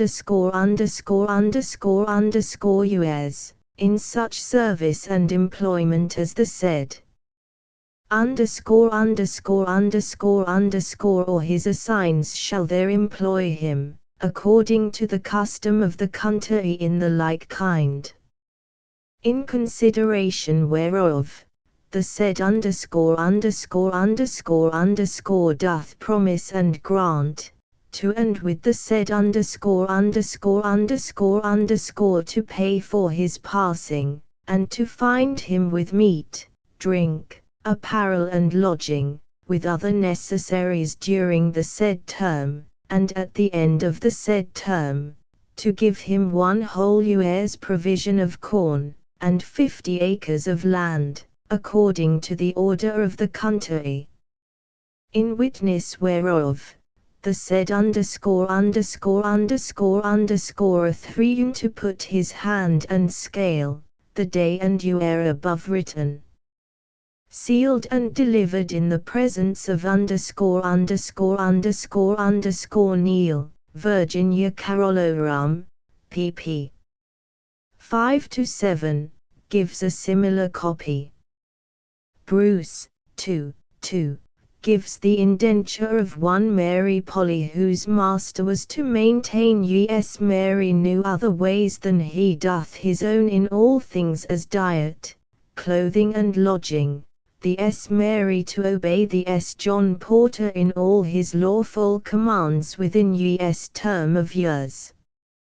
37, Henning, 257, 1642. 38, Henning, 411, 1655. 39, Ibid, 441 to 442, 1657. 40, Ibid, 538 to 539, 1659. 41, Ibid, 113 to 114, 1661. 42, Ibid, 240, 1666. 43, Ibid, 1705, 1748, 1753. In North Carolina, no imported Christian was to be considered a servant unless the person importing him could procure an indenture. Idle, 1741, chap. 24. In West New Jersey, servants over 21 without indenture were to serve 4 years, and all under 21 to serve at the discretion of the court. Leeming and Spicer, 1682, chap.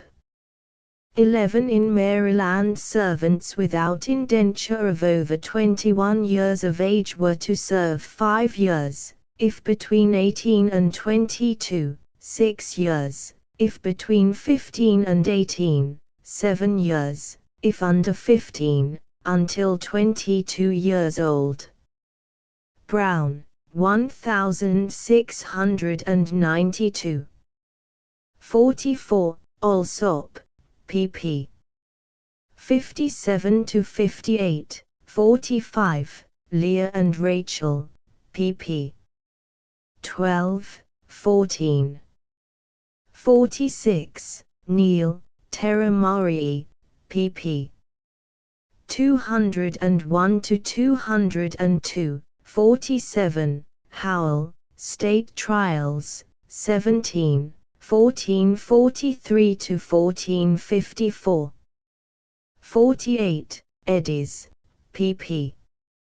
69 to 70, 49, Neal, Virginia Carolorum, p. 58. Neal adds, while some of these servants were treated with kindness, others received no more consideration than dumb, driven cattle. 50, p. 7. 51, a Negro servant in the family of Judge Sewell died in 1729, and the latter writing of the funeral says, I made a good fire, set chairs, and gave sack. Diary, 394. The New England Weekly Journal, the 24th of February, 1729, has a detailed account of the funeral. A long train followed him to the grave, it's said about 150 black, and about 50 whites, several magistrates, ministers, gentlemen, etc. His funeral was attended with uncommon respect and his death much lamented.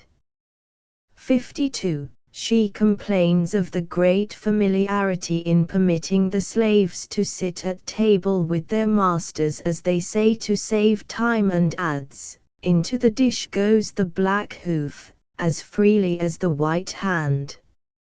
She relates a difficulty between a master and a slave which was referred to arbitration, each party binding himself to accept the decision. The arbitrators ordered the master to pay 40 shillings to the slave and to acknowledge his fault.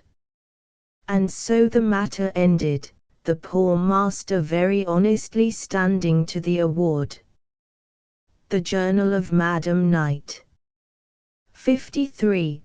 John Winter writes from Maine, "I can not consoe which way their masters can pay Yt. But Yt continue this rates, the servants will be masters and the masters servants." Trelawney Papers, p. 164. John Winthrop makes a similar comment in narrating a passage between one Rowley and his servant. The master, being forced to sell a pair of oxen to pay his servant his wages, told his servant he could keep him no longer, not knowing how to pay him the next year. The servant answered, he would serve him for more of his cattle. "But how shall I do," saith the master, "when all my cattle are gone?" The servant replied, "You shall then serve me, and so you may have your cattle again." Winthrop gives as a reason for high wages the fact that the wars in England kept servants from coming to us, so as those we had could not be hired, when their times were out, but upon unreasonable terms, and we found it very difficult to pay their wages to their content, for money was very scarce. History of New England, 2. 219 to 220. 54. Lickford, Notebook, p. 107. 55. Lickford, Notebook, p. 81. 56. Bruce, 2. 57. Travels, I. 303 to 304. 58. Recollections, p. 297. Before the Revolution no hired man or woman wore any shoes so fine as calf skins. Coarse neat's leather was their everyday wear. Men and women then hired by the year. Men got 16 to 20 L, and a servant woman 8 to 10 L.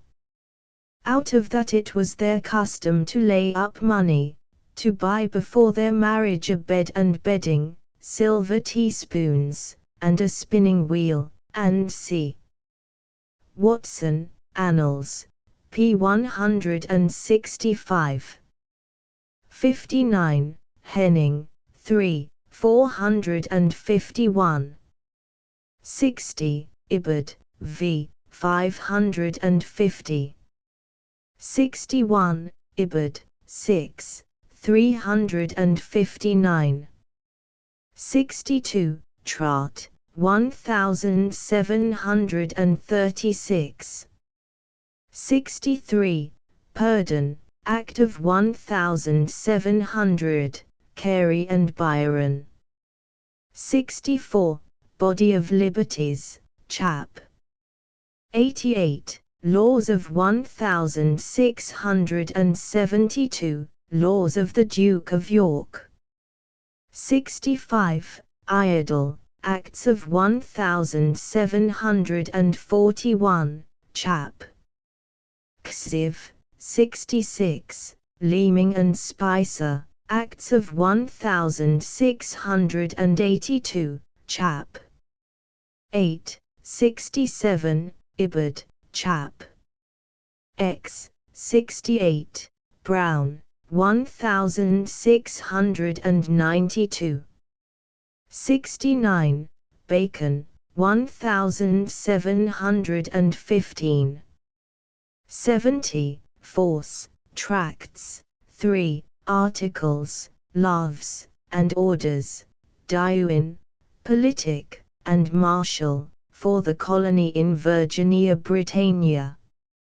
71. All such bakers as are appointed to bake bread, or what else, either for the store to be jouen out in genera, or for any one in particular, shall not steal nor embezzle, loose, or defraud any man of his due and proper weight and measure, nor vse any dishonest and deceitful trick to make the bread weigh heavier, or make it coarse of born purpose to keep back any part or measure of the flour or meal committed to him, nor ask, take, or detain any one loaf more or less for his hire or pains for so baking, since whilst he who delured to him such meal or flour, being to attend the business of the colony, such baker or bakers are imposed of born no other service or duties, but only so to bake for such as do work,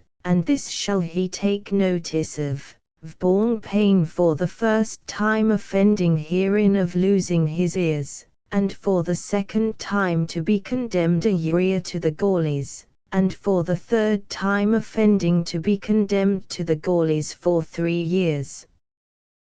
The same penalties are attached in case cooks or those who dress fish withhold any part of the provision given them. Every minister was to read these laws publicly every Sunday before catechizing. Force, Tracts, 3, Articles, for the colony in Virginia. 72. Trelawney Papers, Collections of Maine Historical Society, 3, 166 to 168. 73. Ibid, 169. 74. Mass. Hist. Soc. Col. 5th Series, I, 64 to 67. 75. Ibid, 68. 76. Mass. Hist. Soc. Col. 5th Series, 8, 427. 77. Winthrop Papers, pt 6, 353 to 354, note. 78. Trumbull, Blue Laws, p 155. 79. Mass. Hist. Soc. Col. 6th Series, 2, 112. 80. Purdon, Digest. 81. Purdon, Digest, Act of 1700. In East New Jersey the privilege was restricted to white servants. Leeming and Spicer, Acts of East New Jersey, 1682. In Massachusetts no servant was to be put off for more than a year to another master without the consent of the court. Body of Liberties, 86, Act of 1672. In New York no servant, except one bound for life, could be assigned to another master for more than 1 year, except for good reason. Laws of the Duke of York. 82. Idle, Acts of 1741, chap. Xiv. 4. Leeming and Spicer, Acts of East New Jersey, 1682, chap. XXVI. Any white servant burdened beyond his strength, or deprived of necessary rest and sleep, could complain to the justice of the peace. This officer was empowered, first, to admonish the offending master, second, to levy on his goods to an amount not exceeding £10, and third, to sell the servant's time. Trat. Act of 1717. In New York and Massachusetts, servants were to have convenient time for food and rest. Laws of the Duke of York, Massachusetts, Act of 1672. In Maryland, the penalty for insufficient meat, drink, lodging, and clothing, burdens beyond their strength, or more than 10 lashes for one offense, was for the first and second offense a fine of not more than £1,000 of tobacco, and on the third offense the servant recovered his liberty. Permission to exceed 10 lashes could be obtained from the court, but the master could not inflict more than 39 lashes. Dorsey, Laws of 1715, chap. Ilksiv, 83, Trumbull, Public Records, p. 263, Massachusetts, Act of 1700, Idle, Acts of 1741, chap. Xiv. In North Carolina, if a master did not use means for the recovery of a servant when ill, and turned him away, he forfeited £5 for each servant so turned away, and if this was not sufficient the court was empowered to levy an additional amount. Such servants on their recovery were to have their freedom, provided they had not brought the illness on themselves.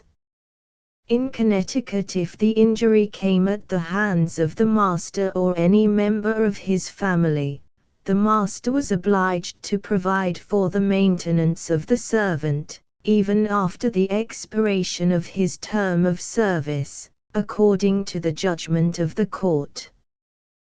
But if the injury came by any providence of God without the default of the family of the governor, the master was released from the obligation of providing for him after his term of service expired. In South Carolina, masters turning away sick or infirm servants were to forfeit £20.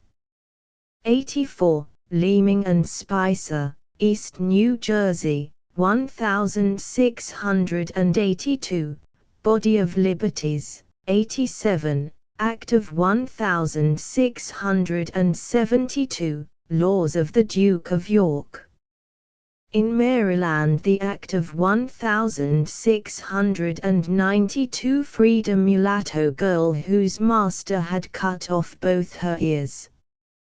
85. Body of Liberties, 85, Act of 1672, Laws of Connecticut, 1673. 86. Laws of the Duke of York. 87. Idle, 1741, chap.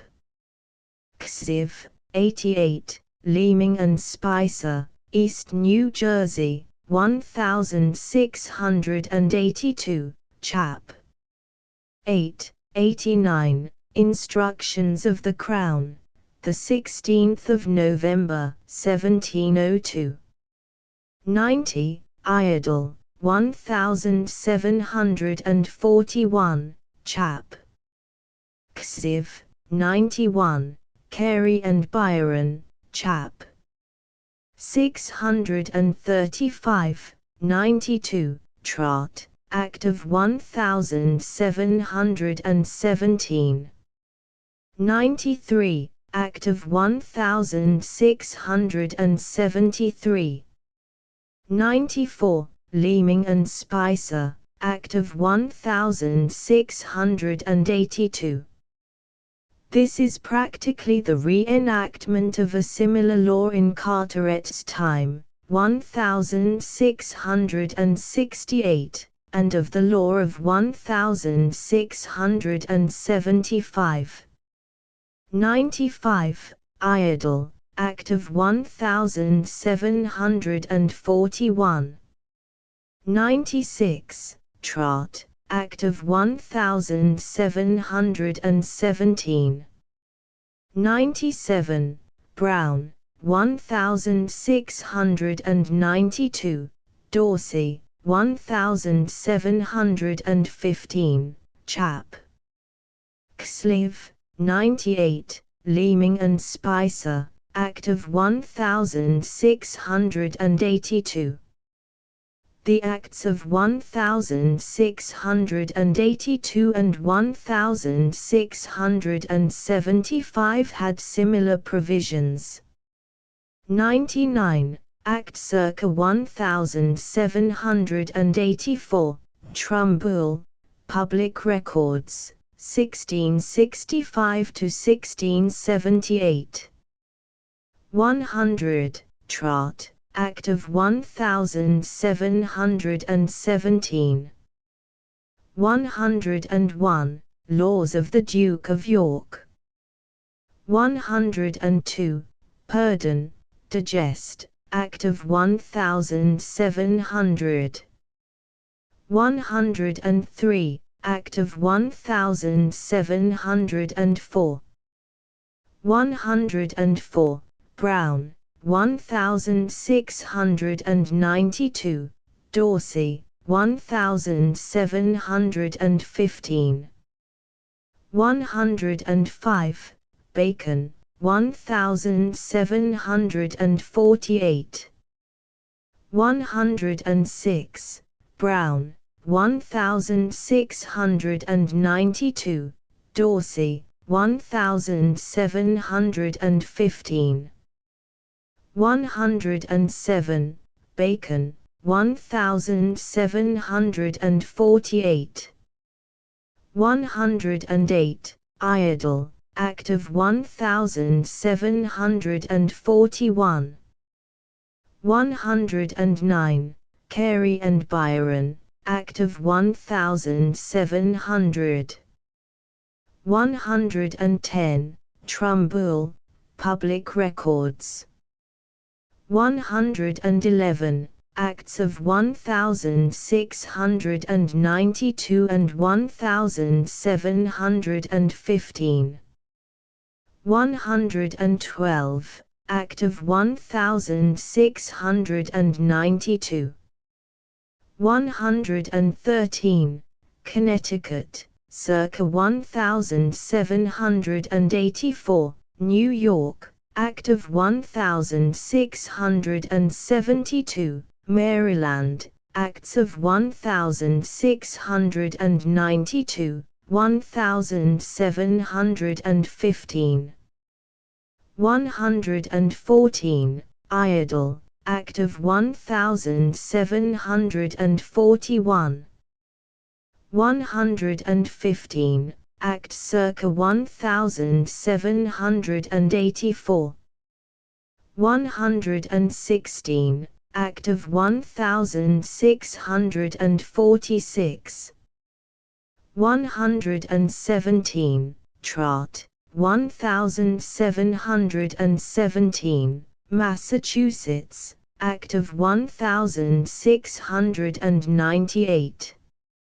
118. Act of 1646.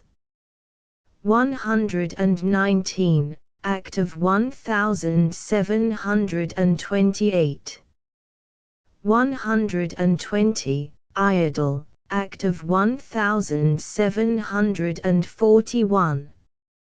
But corporal punishment was not to deprive the master of such other satisfaction as he might be entitled to by the Act. 121. Act of 1717. 122. Body of Liberties, 88. Act of 1672, Laws of the Duke of York. 123, Idle, 1741. 124, Leeming and Spicer, Act of 1682. 125, Purdon, Digest, 1700. 126, Act circa 1784. 127, Laws of 1672. 128, Act governing white servants, 1717. 129, Laws of the Duke of York. 130, Brown, 1692, Dorsey, 1715. 131, Leeming and Spicer, Acts of 1668, 1675, Trott, Act of 1717. 132, Massachusetts Bay, Act of 1636. 133, Carey and Byron, Act of 1721. 134, Idle, 1741. 135, Ibid. 136, Laws of 1672. 137, Ibid. 138, Idle, 1741. 139, Act of 1636. 140, Act of 1784. 141, Neal, Founders of Maryland, pp. 77-79, gives the names of 80 servants brought over by Cornwallis between 1634 and 1651, and of these, 5 became members of the Assembly, 1 became a sheriff, and 2 were signers of the Protestant Declaration. Other noteworthy instances are found in Virginia. Neal, Virginia Carolorum, p. 297. Sometimes, however, the trail of the serpent remained. R.G., in a treatise published about 1661, says of the burgesses that they were usually such as went over servants thither, and though by time, and industry, they may have attained competent estates, yet by reason of their poor and mean condition, were unskilful in judging of a good estate, either of church or commonwealth, or by the means of procuring it. Virginia Carolorum, p. 290. George Taylor, a Pennsylvania redemptioner, was one of the signers of the Declaration of Independence. 142. The Sotweed factor describes a quarrel in which one says, "Though now so brave, I knew you later 4 years slave, what if for planter's wife you go, nature designed you for the hoe." p. 21. Defoe says, when their time is expurdy, sometimes before it, they get marriedy and settledy, turn planters, and by industry grow rich, or get to be yearly servants in good families upon terms. Behavior of servants, p. 140. 143, Elkanah Watson, writing from London in 1782, compares the silent attention given by English servants with the volubility of those in France, and then adds, in America, our domestic feels the consciousness that he may in turn become a master. This feeling may, perhaps, impair his usefulness as a servant, but cannot be deprecated, whilst it adds to his self-respect as a man. Men and Times of the Revolution, pp. 169 to 170, 144. Numberless advertisements are found like the following: an Indian maid about 19 years of age, brought up from a child to all sorts of household work, can handle her needle very well and sew or flour, and ingenious about her work, to be sold on reasonable terms. Boston News Letter, the 8th of June, 1719. An Indian woman aged about 30 years, fit for all manner of household work either for town or country, can sew, wash, brew, bake, spin, and milk cows, to be sold by Mr. Henry Hill. Ibid, the 4th of January, 1720. A very likely Indian woman's time for 11 years and 5 months to be disposed of. She's a very good servant, and can do any household work, either for town or country. Ibid, the 21st of March, 1720. An Indian woman aged 16 years, that speaks good English, to be sold. Ibid, the 20th of February, 1715. A stray Spanish Indian woman named Sarah, aged about 40 years, taken up, which the owner may have paying the charges. Ibid, the 4th of January, 1720.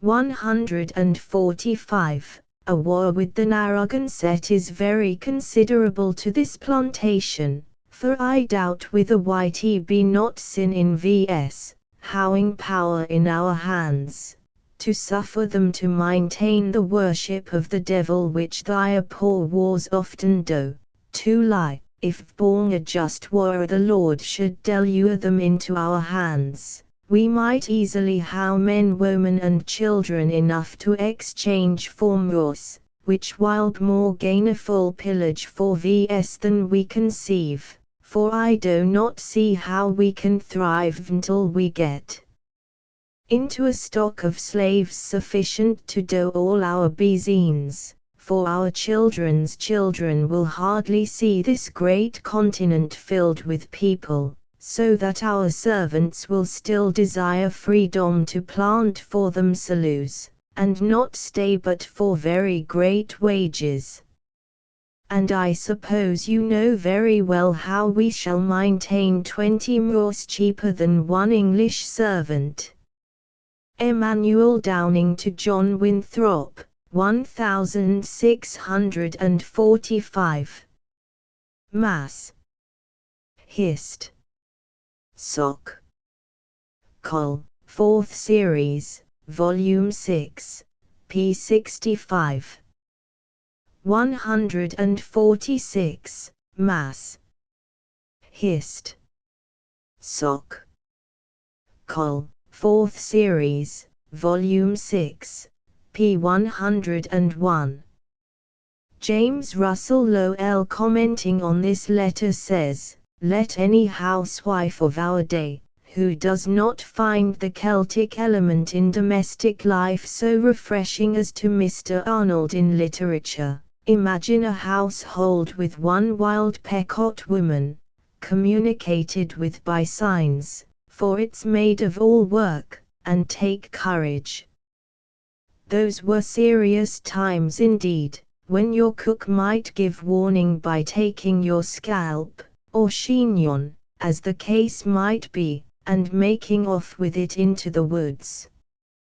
New England 2 centuries ago. In among my books, I, 263.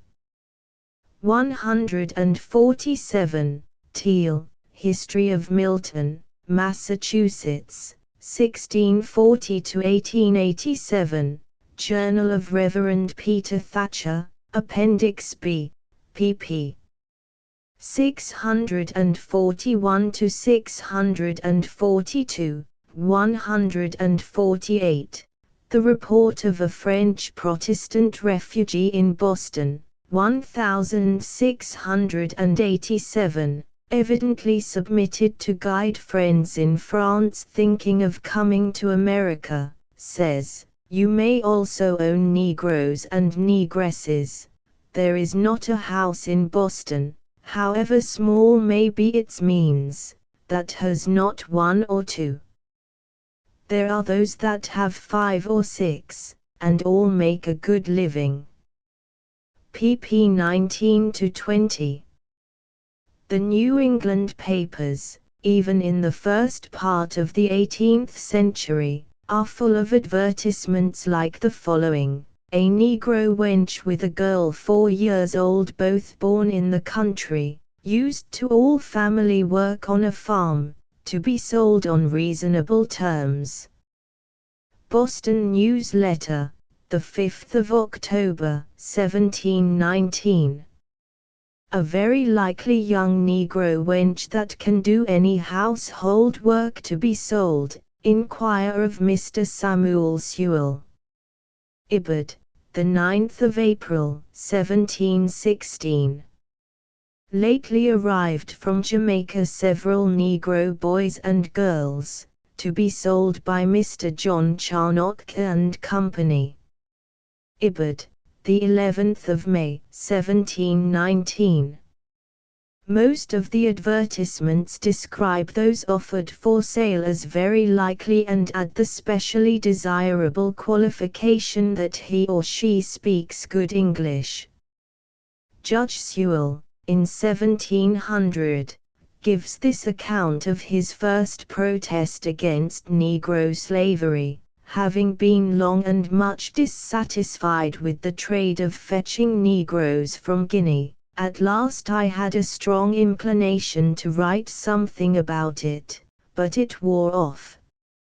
At last, reading Bain, F.'s about servants, who mentions blackmails, I began to be uneasy that I had so long neglected doing anything." Diary, 2, 16. 149.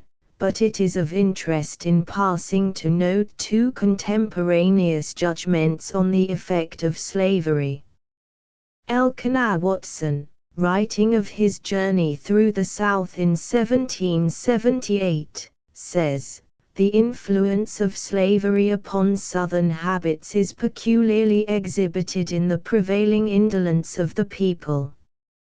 It would seem as if the poor white man had almost rather starve than work, because the Negro works." Men and Times, p. 72. Thomas Anbury writes, "Most of the planters consign the care of their plantations and Negroes to an overseer. Even the man whose house we rent has his overseer, though he could with ease superintend it himself. But if they possess a few Negroes, they think it beneath their dignity, added to which, they are so abominably lazy." Travels, 2, 328.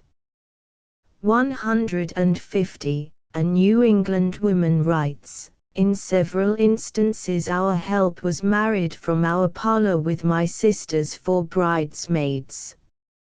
I correspond with a woman doctor in Florida whose sister was our cook when I was a child, and who shared her sister's room at our home while she earned her education, alternating work in the cotton mills and going to school.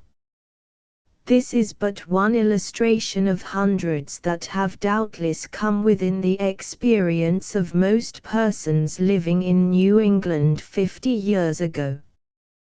151. A visit to many New England burying grounds will illustrate this statement. It was doubtless a survival of the English custom.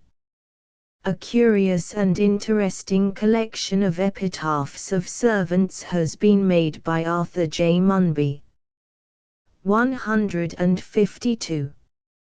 Help, for I love our Yankee word, teaching, as it does, the true relation, and its being equally binding on master and servant. J. R. Lowell, Letters, I. 105. 153. Even Americans commented on it. John Watson writes, one of the remarkable incidents of our Republican principles of equality is the hirelings, who in times before the War of Independence were accustomed to accept the names of servants and to be dressed according to their condition, will now no longer suffer the former appellation, and all affect the dress and the air, when abroad, of genteeler people than their business warrants. Those, therefore, who from affluence have many dependents, find it a constant subject of perplexity to manage their pride and assumption. Annals, p. 165. 154. Autobiography, I. 331. 155. Society in America, 2. 248. 156. Society in America, 2. 245. 157. Ibid, 2. 254 to 255. It is of interest to contrast this picture of service in America by an Englishwoman with one given a little earlier of service in England by an American. Elkanah Watson writes from London in 1782, "The servants attending upon my friend's table were neatly dressed, and extremely active and adroit in performing their offices, and glided about the room silent and attentive." Their silence was in striking contrast with the volubility of the French attendants, who, to my utter astonishment, I have often observed in France, intermingling in the conversation of the table. Here, the servant, however cherished, is held at an awful distance. The English servant is generally an ignorant and servile being, who has no aspiration beyond his present condition. Men and Times of the Revolution, p. 169. 158. Democracy in America, 2. 194. 159. The Americans in their moral, social, and political relations, pp. 236 to 237. Thomas Grattan also says, "The Native Americans are the best servants in the country." Civilized America, I. 260. 160. A Year's Residence in the United States, p. 201. Charles Mackay also says that service is called help to avoid wounding the susceptibility of free citizens. Life and Liberty in America, I. 42. 161. Domestic Manners of the Americans, I. 73. 162. Society, Manners, and Politics in the United States, p. 284. 163. He adds the interesting facts that cooks usually received $1.50 per week, chambermaids, $1.25, gardeners, $11 per month, and waiters $10 per month. Recollections, pp. 299 to 300. 164. The Englishwoman in America, pp. 43, 214. 165. Civilized America, I. 256 to 258. 166. Ibid, I. 259. 167. Civilized America, I. 264. 168. Ibid, I. 269. 169. Views of Society and Manners in America, p. 338. 170. Views of Society and Manners in America, pp. 338 to 342. 171. Arrivals of alien passengers and immigrants in the United States from 1820 to 1890, pp. 16, 23. By the census of Massachusetts for 1885, it is seen that 49% of all women in that state of foreign birth are Irish. I. 574 to 575. 172. Ante, p. 11. 173. Lowell says of the Irish immigration, "It is really we who have been paying the rents over there, in Ireland, for we have to pay higher wages for domestic service to meet the drain." Letters, 2, 336. A racy discussion of the influence of the Irish cook in the American household is given by Mr. E. L. Godkin under the title The Morals and Manners of the Kitchen in Reflections and Comments, p. 56. 174. Arrivals of alien passengers and immigrants in the United States from 1820 to 1890, pp. 15, 22. 175. Women constituted 41.8% of the total number of German immigrants arriving here during the 22 years ending the 30th of June, 1890, the Irish forming 48.5%. Ibid, p. 11. 176. The United States Census for 1890 gives the number of domestic servants born in Ireland as 168,993. The number born in Germany was 95,007. 177. The number of Chinese in domestic service in 1890 was 16,439. 178. Walker, Wages, pp. 376 to 377. 179. An illustration of these various changes is seen in the case of one employee, who was born in Ireland, engaged in service in New York, and afterwards drifted to Minnesota, where the report was made. 180. This is indicated by the various definitions given in early dictionaries. It is a curious fact that the New World of Words or General English Dictionary, Large Quarto, 3rd edition, London, 1671, does not contain the word servant. Phillips Universal English Dictionary, London, 1720, has servant, a man or woman who serves another.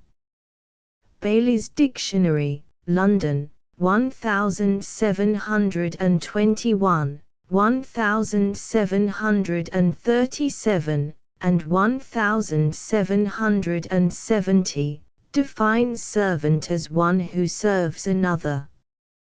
The Royal Standard English Dictionary, 1st American edition, Worcester, Massachusetts, 1788, being the first work of the kind printed in America, defines servant as one who serves. The 2nd edition, Brookfield, 1804, has servant, one who serves for wages.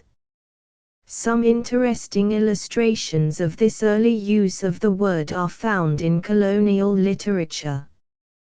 Thus Thomas Morton in his New English Canon, p. 179, says, "In the month of June Anno Salutis, 1622, it was my chance to arrive in the parts of New England with 30 servants and provisions of all sorts fit for a plantation."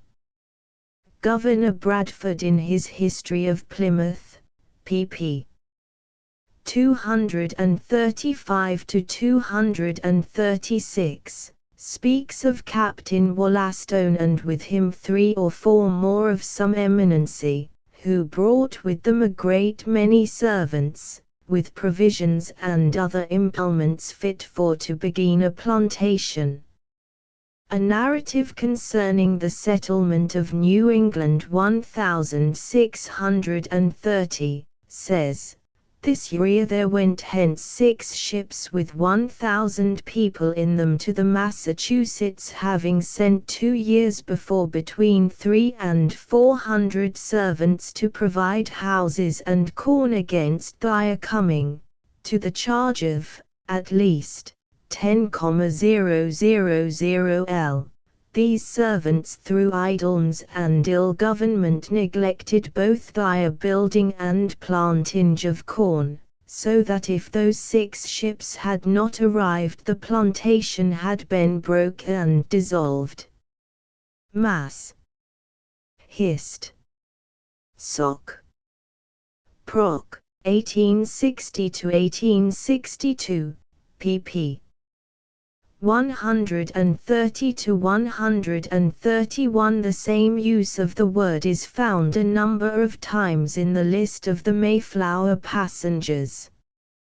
181.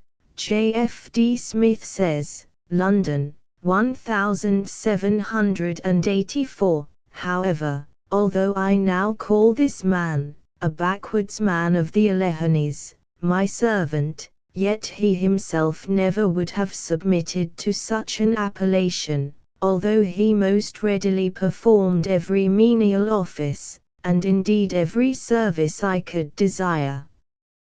Tour in the United States, I. 356. 182. Fanny Kemble writes, "They have no idea, of course, of a white person performing any of the offices of a servant." Then follows an amusing account of her white maids being taken for the master's wife, and her almost unavailing efforts to correct the mistake. Journal of a Residence in Georgia, pp. 44 to 46, 183. An illustration of this change is seen in the different definitions given to the word. In the Royal Standard English Dictionary, 1813, A servant is one who attends and obeys another, one in a state of subjection.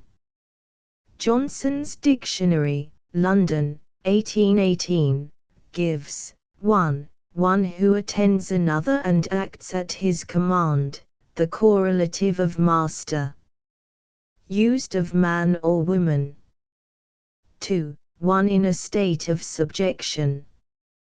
Richardson's New Dictionary of the English Language, London, 1838, defines servant as the correlative of master. The American usage was practically the same.